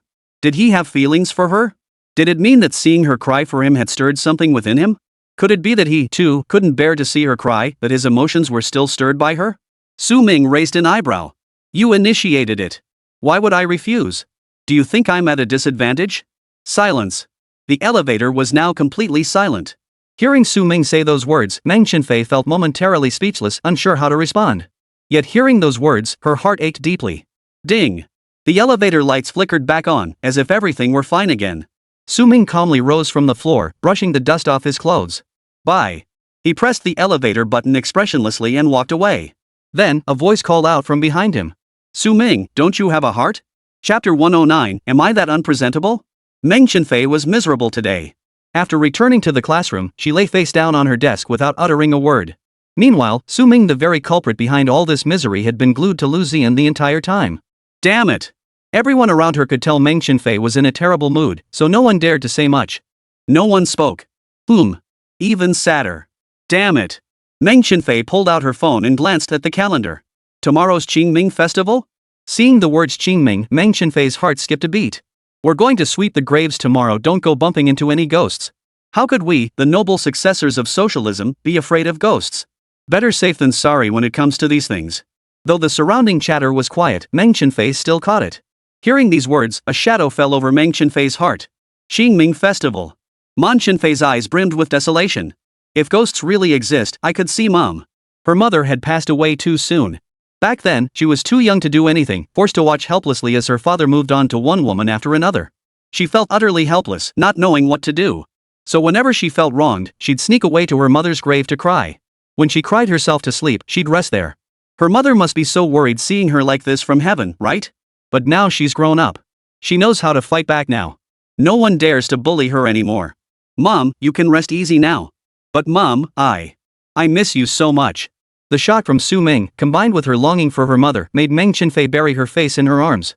The others thought she had fallen asleep and dared not disturb her, so they quietly lowered their voices. When Su Ming finished school and escorted Lu Ziyan out of the gate before returning to the classroom, this was the scene that greeted him. Almost everyone had left the classroom, leaving only Meng Chenfei behind. What was she doing? Leaning on her desk, sleeping? No way she was sleeping. Meng Chenfei was his former client and he knew her well. This guy couldn't possibly be sleeping with his head on the desk. That must be crying? Su Ming's brow furrowed slightly as he tiptoed to the seat in front of Meng Chenfei.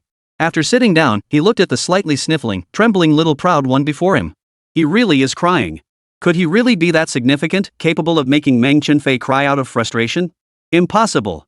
Su Ming didn't believe he had that kind of power. Absolutely impossible.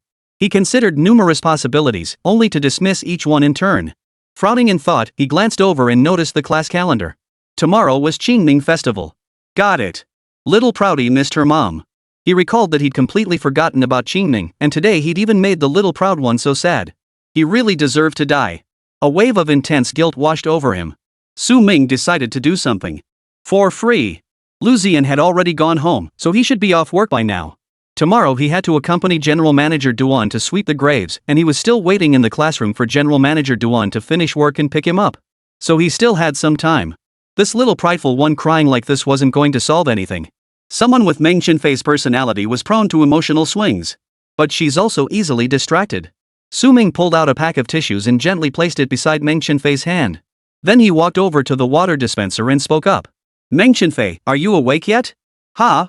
Hearing those words, Meng Chenfei, who had been immersed in sorrow, jolted awake. Su Ming was here? Su Ming was actually talking to her? She didn't want to look up. Her face was covered in tears, making her look terrible and humiliating. Miss Meng, would you like some water? Huh? Meng Chenfei could tell Su Ming didn't seem to be right beside her. There was some distance. She cautiously lifted her head, peeking through tear-filled eyes. Thank goodness. Su Ming was by the water cooler and hadn't seen her. Meng Chenfei grabbed a tissue nearby and quickly wiped away her tears. I'm dying of thirst. Su Ming stood with his back to Meng Chenfei by the water dispenser, drinking 3 large cups of water. When he felt the time was right, he slowly turned his head. Meng Chenfei's eyes were still a bit red, but thankfully her tears were wiped away, and her expression had returned to normal. Su Ming breathed a sigh of relief. Burp. Su Ming let out a series of uncontrollable burps, completely losing his composure. No wonder he'd drunk himself full. Is she a hippo or a water buffalo? She can drink like that. Meng Chenfei couldn't help but snort. Laughed? It worked. Occasionally, making a slightly unseemly gesture can make people laugh. You still remember me? You do have a shred of conscience after all. Meng Chenfei's gloomy mood lifted slightly. After finally coaxing Meng Chenfei back to a good mood, Su Ming glanced at the time. About time. I'm leaving. Me too. Meng Chenfei quickly packed her backpack and followed Su Ming downstairs. It had been ages since she'd walked out of the school gates with Su Ming. The thought made the corners of Meng Chenfei's mouth turn up slightly. After Su Ming escorted Meng Chenfei to the minivan, she rolled down the window and asked him, "Where do you live? Want me to give you a ride home? My place?" Su Ming smiled and said, "It's okay, my family will be here soon." After seeing Meng Chenfei off, Su Ming breathed a sigh of relief. Watching Meng Chenfei drive away, he hesitated for a moment. Finally, he walked toward the nearby Porsche. As Su Ming approached, the car door opened. Aunt Duan stepped out and stood beside the car, radiating an aura of gentleness. She wore a white women's suit today, paired with nude stockings, a skirt that accentuated her rounded hips, and a pair of high heels. Her eyes held a serene calm as she walked towards Su Ming. She desperately wanted to ask Su Ming, "Am I really that unpresentable? Why did you wait until that girl left, then take a detour before coming over to me?" But she recalled the scene she had just witnessed. Su Ming was standing beside that radiant young woman again, and they were the same age. Last time, wasn't it that girl who kissed him? Meng Chenfei. Ha! They make a perfect pair. Duan Jixin lowered her eyes, her gaze shifting between light and shadow. Yeah, I really can't hold a candle to her. But Chapter 110, every flower has its own fragrance. Swallows depart, yet return again, willows wither, yet turn green once more, peach blossoms fade, yet bloom anew. But my dear, tell me, why do our days never return once they've passed? Duan Jixin gazed out the car window with profound melancholy at the scenery rushing past, as if it were her own life slipping away. Since childhood, she had loved calligraphy and traditional Chinese painting. Her greatest wish back then was to open an art gallery and live a carefree life. Her younger sister, however, had always loved business. Her greatest wish was to take over the family company and build it into a powerful enterprise. Everything was perfect. Everything was perfectly arranged. But then my sister fell for that damn man. Everything changed. My sister seemed spellbound, madly in love with that man. She gave birth to Lele for him, even abandoning the company just to cling to him. Duan Jixin couldn't understand it, but in the end, she took on the burden of the company. She told herself that as long as her sister was happy, that was enough. But after that devastating fire, family, memories, dreams, everything turned to ashes. No one cared about her anymore. Everyone watched her with predatory eyes, scheming to tear a piece of flesh from the company. Fate was cruel. Her life seemed torn in two by fate. One half was spent enduring the company, the other half enduring for Lele. Duan Jixin tilted her head back and closed her eyes. It had been so long since she last picked up a paintbrush. Why are you crying? A gentle voice sounded beside her. Duan Jixin wanted to smile, but no matter how hard she tried, she couldn't. Amidst the confusion, she met Su Ming. Su Ming was a good man. But she dared not trust any man again, or rather, dared not trust anyone. The image from earlier flashed through Duan Jixin's mind once more. Beside the young man stood a radiant girl, both of their smiles brighter than the sun itself. Perfect. Perfectly matched. They were of similar age, a handsome young man and a beautiful young woman, a perfect match destined for a life of happiness. Her life was trapped in that fire. But Su Ming deserved a brighter future. Tragically, it was only when she lost this love that she realized its true weight in her heart. Mr. Duan? Su Ming grew anxious. He had only noticed tears welling in Aunt Duan's eyes. But now, the more he tried to wipe them away, the more tears seemed to well up, leaving her eyes increasingly wet. As Su Ming reached to wipe Duan Jixin's tears, she seized his wrist, bowed her head before him, and trembled slightly. Even her crying was restrained and silent. Originally, she felt Meng Chenfei posed no threat. She was beautiful, but it seemed like she was just pining for Su Ming. So Duan Jixin hadn't paid her much mind at first. But when she saw Su Ming walking with her once more, Duan Jixin suddenly understood. That was the life Su Ming was meant to live. That was the person Su Ming truly cared about. And she was merely one of Su Ming's clients. This was for the best. This was for the best. That day, Su Ming clearly discovered she had been spying on him, yet he showed no sign of displeasure. Duan Jixin thought, it's best if Su Ming had always been insincere toward her. Otherwise, she had no idea how heartbroken Su Ming must have been at the time. Mr. Duan, you. Duan Jixin kept her head bowed, tears dripping onto Su Ming's pants. Before long, Su Ming's pants were completely soaked through. Aunt Duan seemed truly heartbroken. She had always been gentle and forgiving, never once showing anger in front of Su Ming. Su Ming had never seen her cry before. Staring at the tears streaming down her face, Su Ming thought blankly. The most vulnerable moment between lovers isn't when we strip naked, but when I shed my first tear before you. But sadly, they were not lovers. Calm. Stay calm. You absolutely must stay calm at this moment. Question, why is Aunt Duan upset? Because Aunt Duan saw him walking with Meng Chenfei. Then why wasn't Aunt Duan upset when she saw Meng Chenfei kiss him last time? Because walking out of school together is more devastating than kissing? No. What kind of more intimate contact did he have this time? No. Then perhaps Aunt Duan had already been unhappy last time, but hadn't shown it yet, holding it in all this time. Su Ming felt this was the correct answer. But what exactly was the root of Aunt Duan's distress? Was it because Meng Chenfei was beautiful? Duan Jixin was beautiful too. Was it because Meng Chenfei was wealthy? No, clearly Duan Jixin was also wealthy. Then it must be youth. Right. Youth. Su Ming's eyes lit up. Damn it. I've found the reason. It must be because I'm young. Whether male or female, everyone loves 18-year-olds. People are powerless before the passage of time. The wheel of time rolls relentlessly forward, crushing everyone in its path. Aunt Duan must feel uncomfortable seeing herself walking alongside someone as young as Meng Chenfei. Plus, with Qingming Festival tomorrow, Aunt Duan's entire family.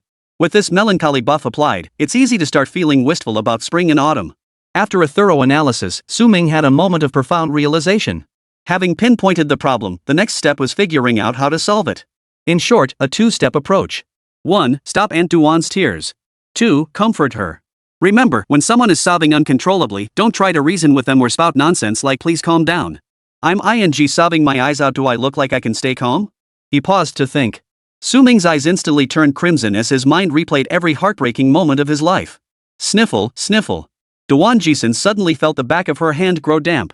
She froze, then looked up immediately, meeting a pair of eyes brimming with tears. You. Duan Jixin's voice was hoarse from crying. She choked back a sob. Why are you crying? Did someone bully you? Tell me. I wasn't bullied. Seeing you cry made me want to cry too.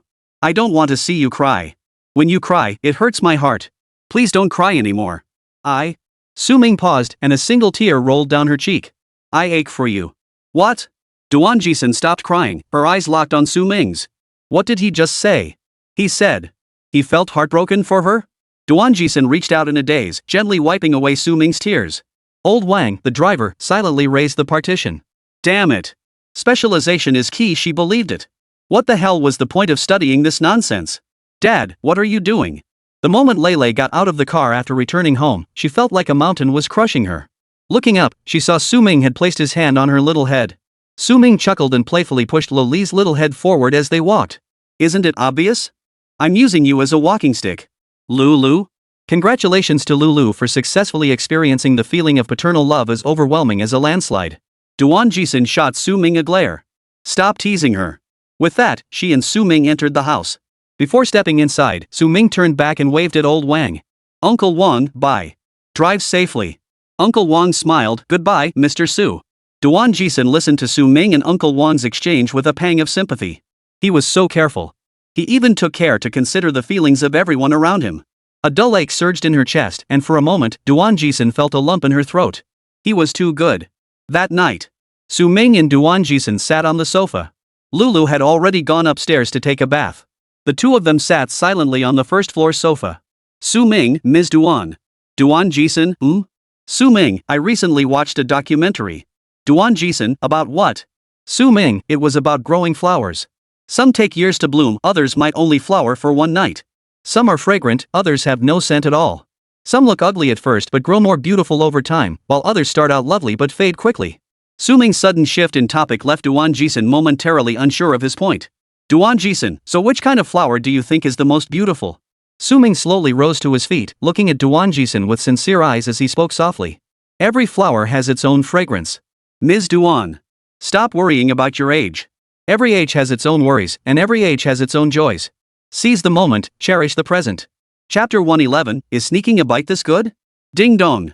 The doorbell rang. Aunt Duan was in the shower. Su Ming put down his book, walked to the door, and opened it. Mr. Duan, I'm terribly sorry, I must have the wrong address. Secretary Zhao bowed apologetically, then turned on her heel and walked away briskly, briefcase in hand. She had barely taken 2 steps. Wait. No way. Secretary Zhao spun around abruptly, her puzzled gaze darting between Su Ming's face and the entrance. This is definitely not wrong. Su Ming smiled gently and asked kindly. Are you here to see President Duan? Thank you for coming. Please come in. Ha? Damn it. She was Mr. Duan's secretary, but she'd been away on a business trip recently and had just returned. She didn't know about Su Ming's existence. Among Mr. Duan's secretaries, only Secretary Shen had met Su Ming. Damn it, Mr. Duan really is hiding someone in the villa. Su Ming poured water for Secretary Zhao and placed it before her. Have some water. Oh, thank you. Secretary Zhao reacted as if startled, immediately standing up as if she wanted to bow to Su Ming. No way. This was the first time she'd ever seen a man by General Manager Duan's side. Who knows, maybe she'd become the boss's wife, the boss's father-in-law. No, wait, the boss. Forget it. Su Ming chuckled silently, wondering if he really looked that intimidating. Please sit down. Yes, thank you. Secretary Zhao sat down awkwardly, then solemnly extended her hand to Su Ming and introduced herself. Hello, I'm Secretary Zhao, Mr. Duan's assistant. Making a good impression in front of the boss's husband, that's what a competent secretary should do. Ha! Su Ming smiled. Aunt Duan's secretary was quite interesting. Come to think of it, both secretaries working for Aunt Duan seem quite interesting. Secretary Shin is quite interesting too. He took Secretary Zhao's hand and said gently, "Hello, my name is Su Ming." He couldn't mention his relationship with Aunt Duan, so this was the only way he could introduce himself. Secretary Zhao nodded, thinking to herself that of course she knew it was she who had arranged for Su Ming's background to be investigated. Though she hadn't been working closely with President Duan lately, Secretary Shin had been handling most of his affairs. That didn't stop her from staying informed. This was the first time she'd seen Mr. Duan show such genuine interest in a man. Su Ming explained. President Duan is showering. Thank you for waiting. Not at all, not at all, Secretary Zhao waved her hand immediately. It's my pleasure. Secretary Zhao carefully lifted the teacup in her hand and took a slow sip. The chill dissipated and warmth spread throughout her body. So comfortable, so thoughtful. No wonder Mr. Duan likes it. Heh, she liked it too. Secretary Zhao couldn't help but keep glancing at Su Ming, her mind replaying a description over and over. Height, 177 to 183 centimeters, muscular but not exaggerated. Broad shoulders, long legs. Black hair, long lashes, large bright eyes.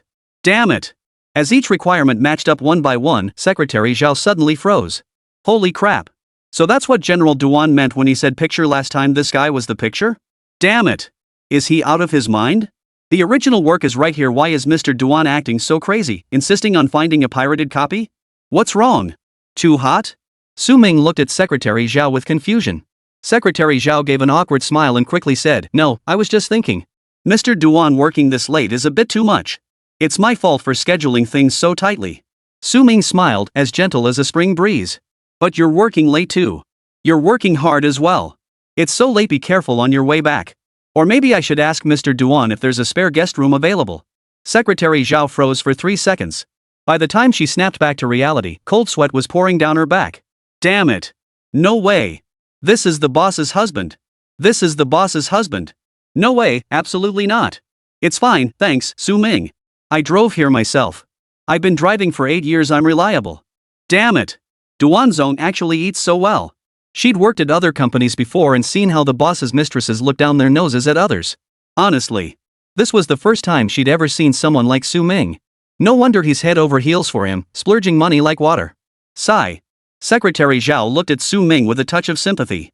He probably still doesn't know that Mr. Duan wants to terminate their contract, right? Poor guy. But then again, what right do these canaries have to interfere with the boss's decisions? At most, after the boss decides to terminate the contract, they'll come begging tearfully for him not to leave. Sigh. Such a handsome young man, so gentle and considerate. Mr. Duan, you don't want her, do you? I see. Su Ming didn't want Mr. Duan to look bad in front of his subordinates, so he maintained his own composure. The two sat facing each other for a while longer when the door on the second floor opened. Duan Jixin, drying her hair and wearing a deep purple nightgown, looked down and met Su Ming's gaze. Su Ming stood up and offered a considerate explanation. Ms. Duan, your secretary is here. You two continue talking. I'll head back to my room. Business matters were naturally not something he should intrude upon. Duan Jixin knew about Su Ming's foot injury from a few days ago. Though Su Ming had said today that it was much better and nothing to worry about, she still hurried down the stairs to support him. As she did, she began considering whether they should install an elevator. I'll be going in now, Mr. Duan. Su Ming opened the door and entered the bedroom. Only after the sound of footsteps faded did Duan Jixin turn to Secretary Zhao. Go to the study. Study. Mr. Duan, everything's been arranged with the government. The orphanage, Ho Primary School, and the nursing home construction on all three will commence simultaneously. Secretary Zhao placed the documents before Duan Jixin. Sitting in his office chair, Duan Jixin flipped open a document and began reading. He asked, "Have they contacted Su Ming's grandfather?" Almost. Secretary Zhao paused briefly before replying. They said they'll inform Su Ming's grandfather after all the project approvals are finalized. Duan Jixin considered this and realized it made sense, so she didn't press further, returning her attention to the documents. Secretary Zhao believed that after all these years working alongside President Duan, she understood his thoughts. But now, she truly didn't understand. President Duan negotiated with the government of Su Ming's hometown, proposing that the government fund the construction of these public buildings. In exchange, Mr. Duan planned to establish a factory locally, boosting employment and the regional economy. It all sounded perfectly reasonable. But Secretary Zhao couldn't understand why they didn't just invest the money directly to build these structures. Her confusion deepened, especially since Mr. Duan was known for his kindness, so she voiced her question.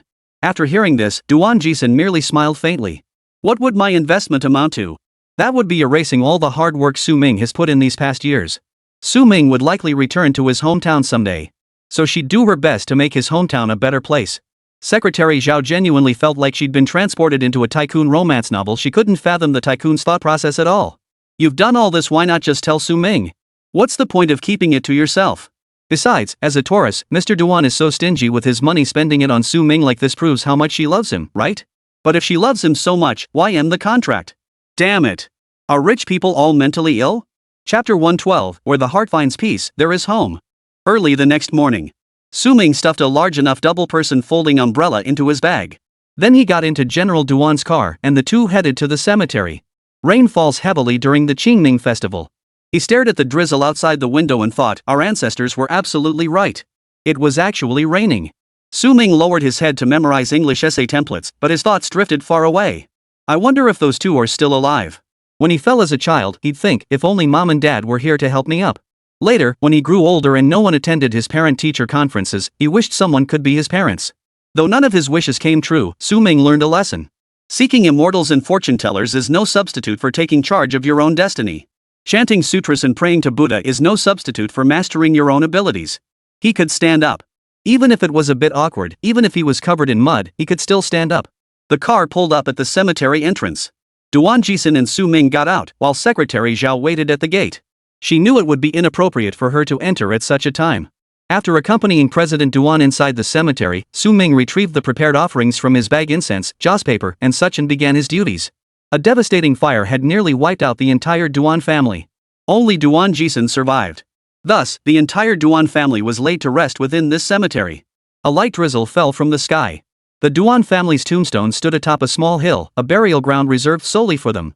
Duan Jixin stood below, gazing silently at the hilltop, her eyes filled with profound sorrow. Su Ming, could you come back for me in 3 or 4 hours? Duan Jixin, usually gentle and composed, rarely made such requests. Su Ming naturally complied, nodding before turning to walk down the hill. He understood that at this moment, Aunt Duan needed some time and space to process her emotions.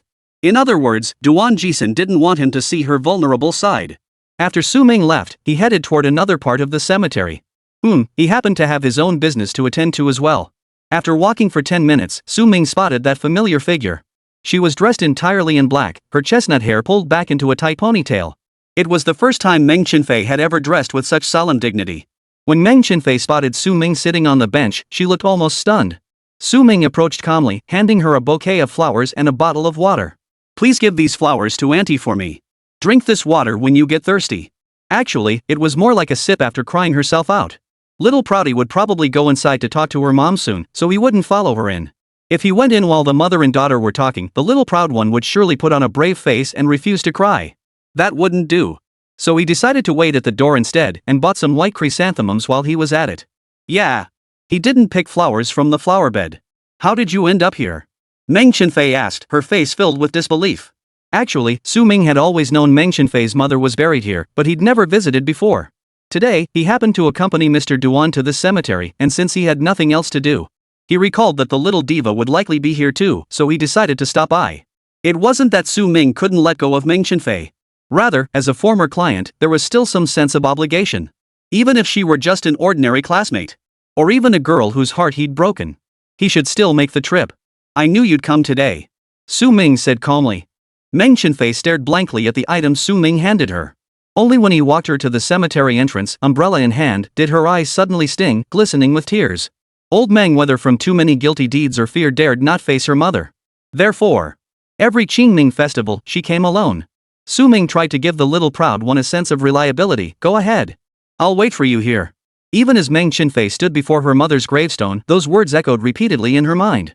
Meng Chenfei lifted her head, her eyes stinging as she gazed at the photograph on the tombstone. She placed the white chrysanthemum Su Ming had given her before the tombstone. Silent, she stood there, tears falling uncontrollably. Death's scythe spares no one. No matter how glorious one's life may have been, death is death, dust returns to dust, earth returns to earth, and nothing remains. Mom! Meng Chenfei sat before the tombstone, her voice breaking as she leaned against the cold stone. Raising her voice to feign cheerfulness, she declared. That woman barged into your room, but I'm so tough I kicked her right out. I won't let anyone touch your things. Would that make you happy, Mom? Her words flowed like a stream of chatter, trivial and fragmented. Everything she couldn't share with others, she wanted to tell her mother now. Where the heart finds peace is home. Everyone fears the graveyard, but for her, it was the most comfortable and peaceful place. As Meng Chenfei spoke, tears streamed down her cheeks, yet her gaze remained fixed on that white chrysanthemum. She murmured, "Mom, I've met someone. Will I repeat your mistakes?" The passing of a loved one isn't a sudden downpour, but a lifelong dampness. From that moment on, every passing instant would bring the unconscious thought, if only she were still here. Meng Chenfei wept before the tombstone. Su Ming sat on a bench in the cemetery, working on his homework. In matters like this, there was little Su Ming could do to help. Because in this world, there is no such thing as true empathy. It wasn't his mother who had died. So no matter how much he tried to comfort her, it felt like pity from above, pointless. The best thing to do was simply to be there. When someone is at their most lost and tempted to follow their loved ones, tell them, there are still people waiting for you in this world. You can't go. As the sun set, the rain grew heavier. Su Ming saw the time was right and walked to the cemetery gate with his umbrella. A few minutes later, Meng Chenfei emerged from the cemetery with red, swollen eyes, her gaze immediately settling on the bench not far away. No one. Had Su Ming left? Of course. Who would wait forever for her? Tears welled up in her eyes again, and Meng Chenfei lowered her head, sniffling softly. Why won't you look back? HM? A barely audible footsteps appeared behind Meng Chenfei. She turned around in surprise. You didn't leave?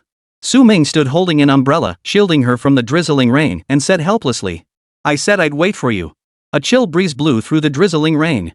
Su Ming pulled out tissues to wipe the tears and rain from her face. As if Meng Chenfei were still his client. Meng Chenfei stared intently at Su Ming's face. Her heart felt as if it had been softened by a pool of clear spring water, a strange sensation filling her chest. Where the heart finds peace is home. I'm soaked. I see. Su Ming, my heart aches. Su Ming paused. This was the first time he'd heard Meng Chenfei express her feelings so directly. The little proud one never used to say things like this. Su Ming pondered for a moment. All right. Su Ming suddenly grabbed Meng Chenfei's arm and began running forward. Like a little lion charging headlong, they raced through the streets of the new world. Ha ha ha ha ha. Few pedestrians filled the streets. The pelting rain lashed their faces, and the wind whistled sharply in their ears.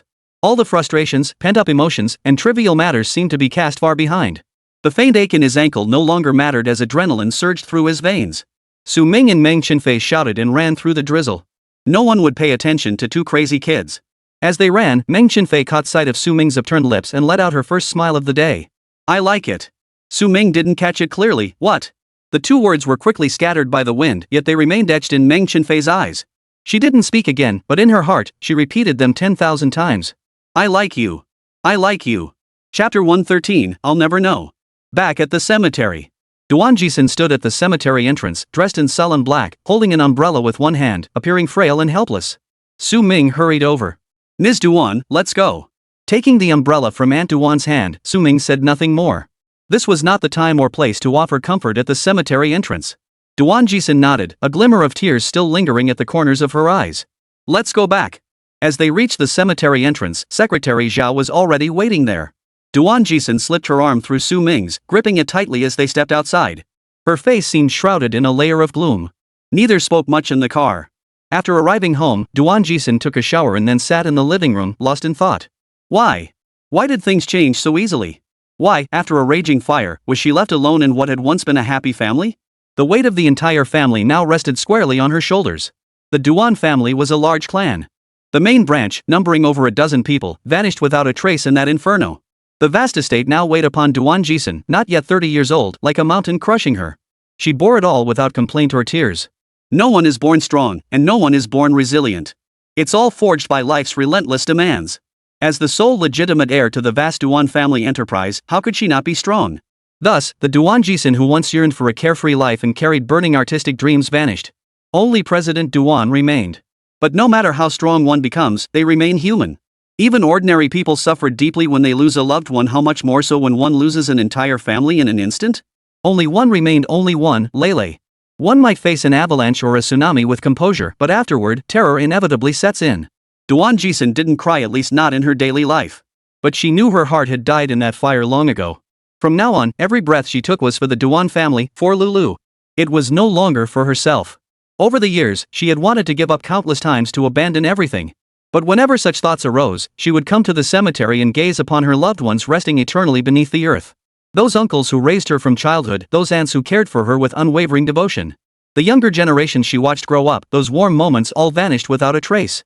Whenever she thought of this, she gritted her teeth and resolved to persevere. Now, her heart was utterly weary. There is no greater sorrow than the death of the heart. Duan Jixin sat blankly in the living room, staring at the luxurious chandelier on the ceiling. Many believe that with money comes everything. Even the greatest sacrifices are deemed fortunate if they can be exchanged for mountains of gold and silver. But only after truly possessing wealth do you realize that what you should have had all along is what you truly pursued. By then, you've already lost them. When people are in extreme pain, they can't cry. Instead, they fall into a state akin to a self-protection mechanism. That is, thinking nothing, daring to think nothing. You mechanically continue your old life, incapable of feeling any emotion, even doubting whether you are an emotionless creature. You wonder if you never truly cared about that family or those events in the first place. But emotions cannot be hidden. Like a volcano poised to erupt at any moment, you never know when it will happen. There is never a day of peaceful resolution. Once trapped in this relentless emotional turmoil, you'll destroy yourself in endless agony. Since leaving the cemetery, Duan Jixin had barely spoken a word, her face devoid of expression. Now she sat blankly in the living room, staring vacantly at the ceiling. All of this was observed by Su Ming from upstairs. Su Ming said nothing, merely descending the stairs softly and settling quietly beside Duan Jixin. Not a word. No words were needed. At times like this, silent companionship speaks louder than 1,000 words. After sitting together in silence for a while, Duan Jixin turned her head and looked at Su Ming. Su Ming turned his head as well, gazing at Duan Jixin with tenderness, a gentle smile on his face. Looking at Su Ming before her, his smile felt like a spring breeze caressing her face, capable of dissolving the gloom within her heart. Duan Jixin lowered her eyes, her voice hoarse as she spoke. Su Ming, I'd like to talk to you. Ms. Duan, go ahead. I'm listening. Duan Jixin kept her head bowed, strands of hair falling to partially conceal her beautiful profile. Do you know, Su Ming? Ever since I was a child, I've loved painting. I started learning traditional Chinese painting and music at a young age. I always thought those artistic masters throughout history were so incredible. The city is a giant cage. Ever since I was little, I've wanted to go to the countryside to find a place with green mountains and clear waters, buy a plot of land, build a house, tend to little flowers and grow crops every day. In my free time, I'd paint and sing among the hills and fields. That's the life I've always longed for. My parents love me dearly. They have 2 children, me and my younger sister. My sister developed an interest in economics from a young age. She followed my father around learning business from a young age and later gained admission to one of the most prestigious business schools abroad. Back then, my dad told me I could live the life I wanted. They said as long as I was happy, that was all that mattered. So I majored in painting during college. You probably wouldn't guess it, but I can paint, play the piano, and play the violin, though I haven't done any of those things in a long time. When we were kids, whenever my sister got tired from studying, she'd run into my room to play around with me. She ruined so many of my paintings that way. At this point, Duan Jixin paused, rose, and walked over to the wine cabinet to retrieve a bottle of red wine. After opening it, she poured herself a glass and then poured one for Su Ming as well. After downing her glass in one gulp, Duan Jixin lifted her dazed eyes and continued. My sister's personality was different from mine. She was lively and bubbly. No matter what upset me, she could always make me laugh. But after that day... At this point, memories surged like an unstoppable tide, flooding her mind. Duan Jixin tilted her head back and drank another glass of red wine. Setting the glass down, she fell silent for a long moment before letting out a self-deprecating chuckle. Her eyes began to redden as emotion overwhelmed her. After exhaling a deep, heavy breath, she continued, Our family held a banquet and then a fire broke out. Everyone except me, who was abroad, perished in the flames. The first time I stood at the cemetery gate, I didn't know whether to go in or come out. I'll never know. Chapter 114, The Longing Never Ceases. You're always rational, fair, and objective. You never lose your mind, never let your emotions run wild. You don't take sides, never declare your stance so you can always walk away unscathed. You remain silent, convinced that silence is the best weapon. You accept everything, the pendulum forever suspended at midpoint. You watch others cry out, rage, and panic, thinking them utterly foolish. You navigate this life with cautious skill, and in the end, you scarcely seem human. Sometimes your calmness isn't clarity, it's just cowardice. Su Ming listened quietly as Duan Jixin recounted her long-buried past. This was the first time Duan Jixin drank in front of Su Ming, the first time she revealed her shattered self to him. I always thought your life was whole, until that day when you gazed longingly at the moon. Everything was perfect, except you were broken. Duan Jixin drank glass after glass of red wine in front of Su Ming until the scent of alcohol began to rise from her body. She rarely drank, otherwise alcohol numbed her perpetually sober, rational mind. But when it came to recounting the immense pain that would be etched into her soul forever, she couldn't continue without alcohol. Su Ming remained silent throughout, listening quietly to Duan Jixin's words. When Duan Jixin spoke of the fire that destroyed the Duan family, Su Ming trembled. Fire. Fire again. Why, when my fate is already so tragic, must you, heaven, make President Duan endure this too? As her emotions reached their peak, tears welled up in Duan Jixin's eyes. This was the first time she had ever shed tears in front of Su Ming. The usually gentle, warm, tender, and composed CEO now resembled a gravely wounded patient, ruthlessly tearing open her own wounds before Su Ming and exposing the blood flowing from within without reservation. Perhaps she had already cried at the cemetery today. Or perhaps she would weep silently in the dead of night, recalling these memories. Or perhaps she only wept in front of him. Too many possibilities, Su Ming couldn't tell. Glass after glass of red wine washed down, a flush spread across Duan Jixin's once pale face. I was the only one who survived, she murmured, but I often wonder why I wasn't in that fire. Or why it wasn't only me in that fire. As Duan Jixin spoke these words, tears streamed down her cheeks like a silver river. Su Ming understood this was Duan Jixin venting her emotions, a rare outlet for her feelings. Joy and sorrow were both human emotions, and sorrow was no lesser than joy. Take Lu Zian, for instance. Her life had been relatively smooth sailing, with no visible negative emotions. Take Meng Chenfei, for instance, she released all her negative emotions immediately. Take Chang Rui, for instance. Though he appeared aloof and domineering to outsiders, he would regularly vent his emotions to Su Ming during the unseen hours of the night. But Duan Jixin. Su Ming has never seen her vent through any channel or method. She seemed to be an incredibly emotionally stable person. Until today, Su Ming hadn't even known she had such a past. Come to think of it, how could anyone truly be without troubles? Emotional stability could only stem from two possibilities, either secretly releasing pent-up feelings in unseen corners, or suppressing them until they became unbearable. The former was more common, the latter would drive one mad. The saddest thing in the world is to hold back joy and sorrow. Su Ming understood this truth, which is why he insisted Duan Jixin vent her feelings properly. During the period after their passing, I didn't feel overwhelming grief. After calmly handling all the affairs, I poured every ounce of energy into stabilizing the company and taking it over. I don't know why, but from that day on, my ability to experience emotional fluctuations seemed to diminish significantly. I thought I didn't care, that I was heartless. But every Qingming festival, standing at the cemetery, I realized that wasn't true. The longing never ceases, like the names carved on each tombstone. I miss them so much, Su Ming. I miss them so much. I miss my sister. I miss my mom and dad. The usually imposing Mr. Duan now wept like a child, leaning helplessly against Su Ming's shoulder, overcome with sorrow as his body trembled uncontrollably. Su Ming reached out with his left hand, picked up his wineglass, and drained the red wine in one gulp. His right hand gently patted Duan Jixin's back before offering her a tissue. After a long while, the sobs from Duan Jixin, still leaning against his shoulder, grew quieter. Su Ming took a deep breath, shook his head, and smiled wryly. Miss Duan, we must accept life's sudden losses: spilled wine, lost wallets, lovers who drift apart, broken friendships, and the sudden loss of loved ones. Pause and tell yourself to accept it. If you can't face it with a smile, then remain silent. Lighten your heart about these things. Some wounds were never meant to hurt you. Whose life isn't a mess? Some choose to lose their minds, others choose silence. When you're powerless, just let things be. True contentment comes from a heart untroubled, taking gains calmly and losses lightly. You don't need to pretend everything's fine. Few truly care whether you're doing well or not. Your loved ones have merely gone ahead to heaven to watch over you, preparing houses and cars for you there. They're watching you from the moon right now, though they can't speak to you. Live your life well for them to see. Life begins with nothing, why fear starting over? Su Ming patted Duan Jixin's back, uttering words he'd never normally say. These words weren't his to say, they violated his professional code. But he couldn't help himself. He couldn't bear seeing General Manager Duan suffer the same loss he had, family members perishing in a fire. He couldn't bear to see the shattered state of Mr. Duan and feel the pain in his own heart. He couldn't bear witnessing someone who shared his own experience now shattered by the same tragedy. Su Ming struggled to his feet and helped Duan Jixin up from the sofa. Duan Jixin was already drowsy from the alcohol, but she instinctively clung to Su Ming as he led her into the backyard. In the backyard, moonlight spilled over clusters of small grasses and flowers, seemingly lulled to sleep. A gentle evening breeze slowly dispersed the sorrow and pain weighing on their hearts. Su Ming tilted his head back, gazing at the moon overhead. Duan Jixin, clutching Su Ming's arm, lifted her head as well. The moon is so bright tonight. Duan Jixin murmured.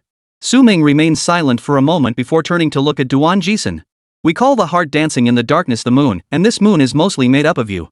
Look, the little flowers and grass in the courtyard, each one is ordinary, yet every one persists in growing. Spring has faded, yet the branches still echo with the rich chorus of birdsong that is enough. Even if you can't hear the birdsong, a morning rich with dew is still not bad. What I mean is, even if your loved ones have gone ahead to the moon to watch over you, they left you with Lulu. That way, it's not bad either. Duan Jixin stared blankly at Su Ming's face before her. She felt she should get a new pair of glasses. How else could she fail to see Su Ming's face so close before her? Chapter 115, Any Tomcat or Dog. Su Ming's comfort felt like an endless ocean, embracing Duan Jixin and washing away all her unease. The next morning, Duan Jixin left early. Though Su Ming didn't understand why she had to work on Qingming Festival, he woke up to find her gone. Lulu had gone to her training class, and Duan had left for work early, and sitting alone on the vast bed, Su Ming felt a momentary sense of bewilderment. Today was Saturday, Chang Rui's scheduled service day, but Chang Rui wasn't around. So today, he had nothing to do. He was so busy every day that suddenly having free time felt a bit strange. So Su Ming decided to get up and cook, planning to bring lunch to Duan Jixin. Since there was nothing to do, he might as well find something to do.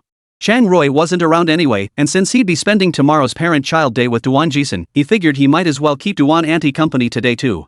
With that mindset, Su Ming got up, washed up, tied on an apron, and headed to the kitchen to cook.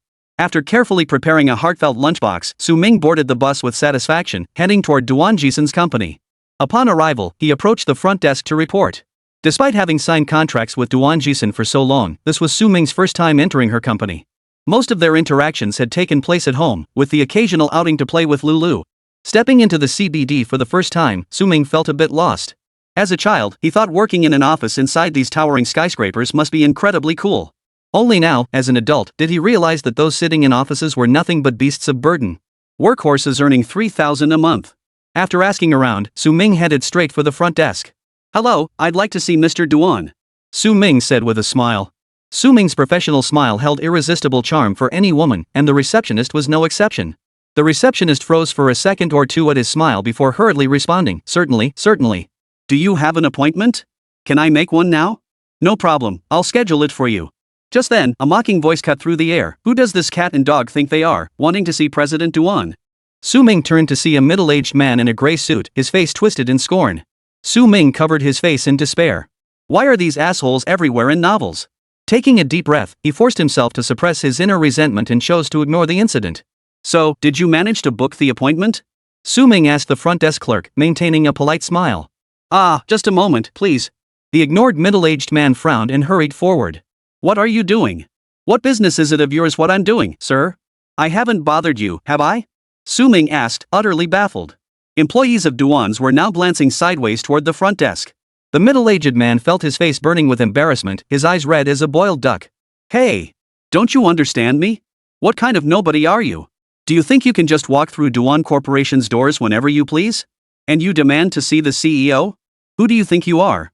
Only then did Su Ming turn to glance at the middle-aged man, his eyes filled with deep confusion. "Have you been having some trouble lately?" The middle-aged man's face flushed redder as he cursed. "I said, who the hell do you think you are, you stray cat or dog? Get the hell out of here if you know what's good for you." Wang Defu was utterly frustrated. Having just been berated by his boss during a meeting over work matters, he spotted this penniless youngster as soon as he stepped outside and sought to vent his anger only to be ignored. And that remark seemed to carry a hint of provocation. Furious, Wang Defu snapped, "Do you know who I am?" As a project manager at Duan's, Wang Defu was notorious for his fiery temper. He looked down on everyone except his superiors, treating all employees with disdain. Now, to be so openly defied by some outsider nobody, how could he not be furious? Moreover, Su Ming looked like a mere kid, dressed in cheap clothes. Though he had a decent appearance, he lacked the air of wealth and privilege. Usually, such soft targets were easy to push around. "If something's bothering you, feel free to talk to me." Su Ming maintained his warm, spring-like smile as he looked at the middle-aged man. The middle-aged man froze. "Didn't you hear me? I called you a nobody. I heard you. Are you feeling down lately, or is work not going well?" Su Ming stepped forward with a gentle smile. This left the middle-aged man utterly flustered. It felt like punching cotton, utterly futile. Everyone has their down days. It's okay. We're here to talk it out." A strange sense of shame welled up in the middle-aged man's heart, choking him into silence. "We're all friends here. If something's bothering you, just say it. Is there anything I can do to help?" Faced with Su Ming's words, the middle-aged man's face flushed crimson. He stammered for a long while, unable to utter a sound. It felt like the gloom in my heart had lifted considerably. This little brat, who usually acts like a stray cat or dog, somehow gives off this inexplicably light-hearted vibe when he laughs or talks, huh? How am I supposed to curse anyone now? The problem is, now a bunch of employees are watching, already whispering among themselves. "I can't back down now, man. I didn't say anything. I just asked because you don't seem like one of our employees. Heh, I know I'm not your company's employee. I just came to see President Duan about something. I don't know what I did wrong, but if I made you uncomfortable, I apologize." I'm sorry. Su Ming's sincere tone instantly unleashed a whirlwind of guilt, engulfing the middle-aged man. Right. Actually, you didn't do anything wrong. I'm not upset about anything. I'm just a serious person. Right. We're here to make friends, aren't we? People of our caliber wouldn't just start yelling without knowing the facts, right? Hey, I'm not talking about you, don't get the wrong idea. Su Ming didn't actually want to be this easygoing, but this was the Duan family. He didn't want to stir up unnecessary trouble. Or rather, he didn't want to cause unnecessary trouble for Duan Jixin. The middle-aged man's face flushed alternately red and white. Right, well, it's like this. I know you weren't talking about me. Exactly. Ha! At that moment, the young woman at the front desk spoke up. Mr. Su, your appointment has been scheduled. Ms. Duan said you can go straight to her office. All right. Su Ming nodded his thanks and turned toward the elevator.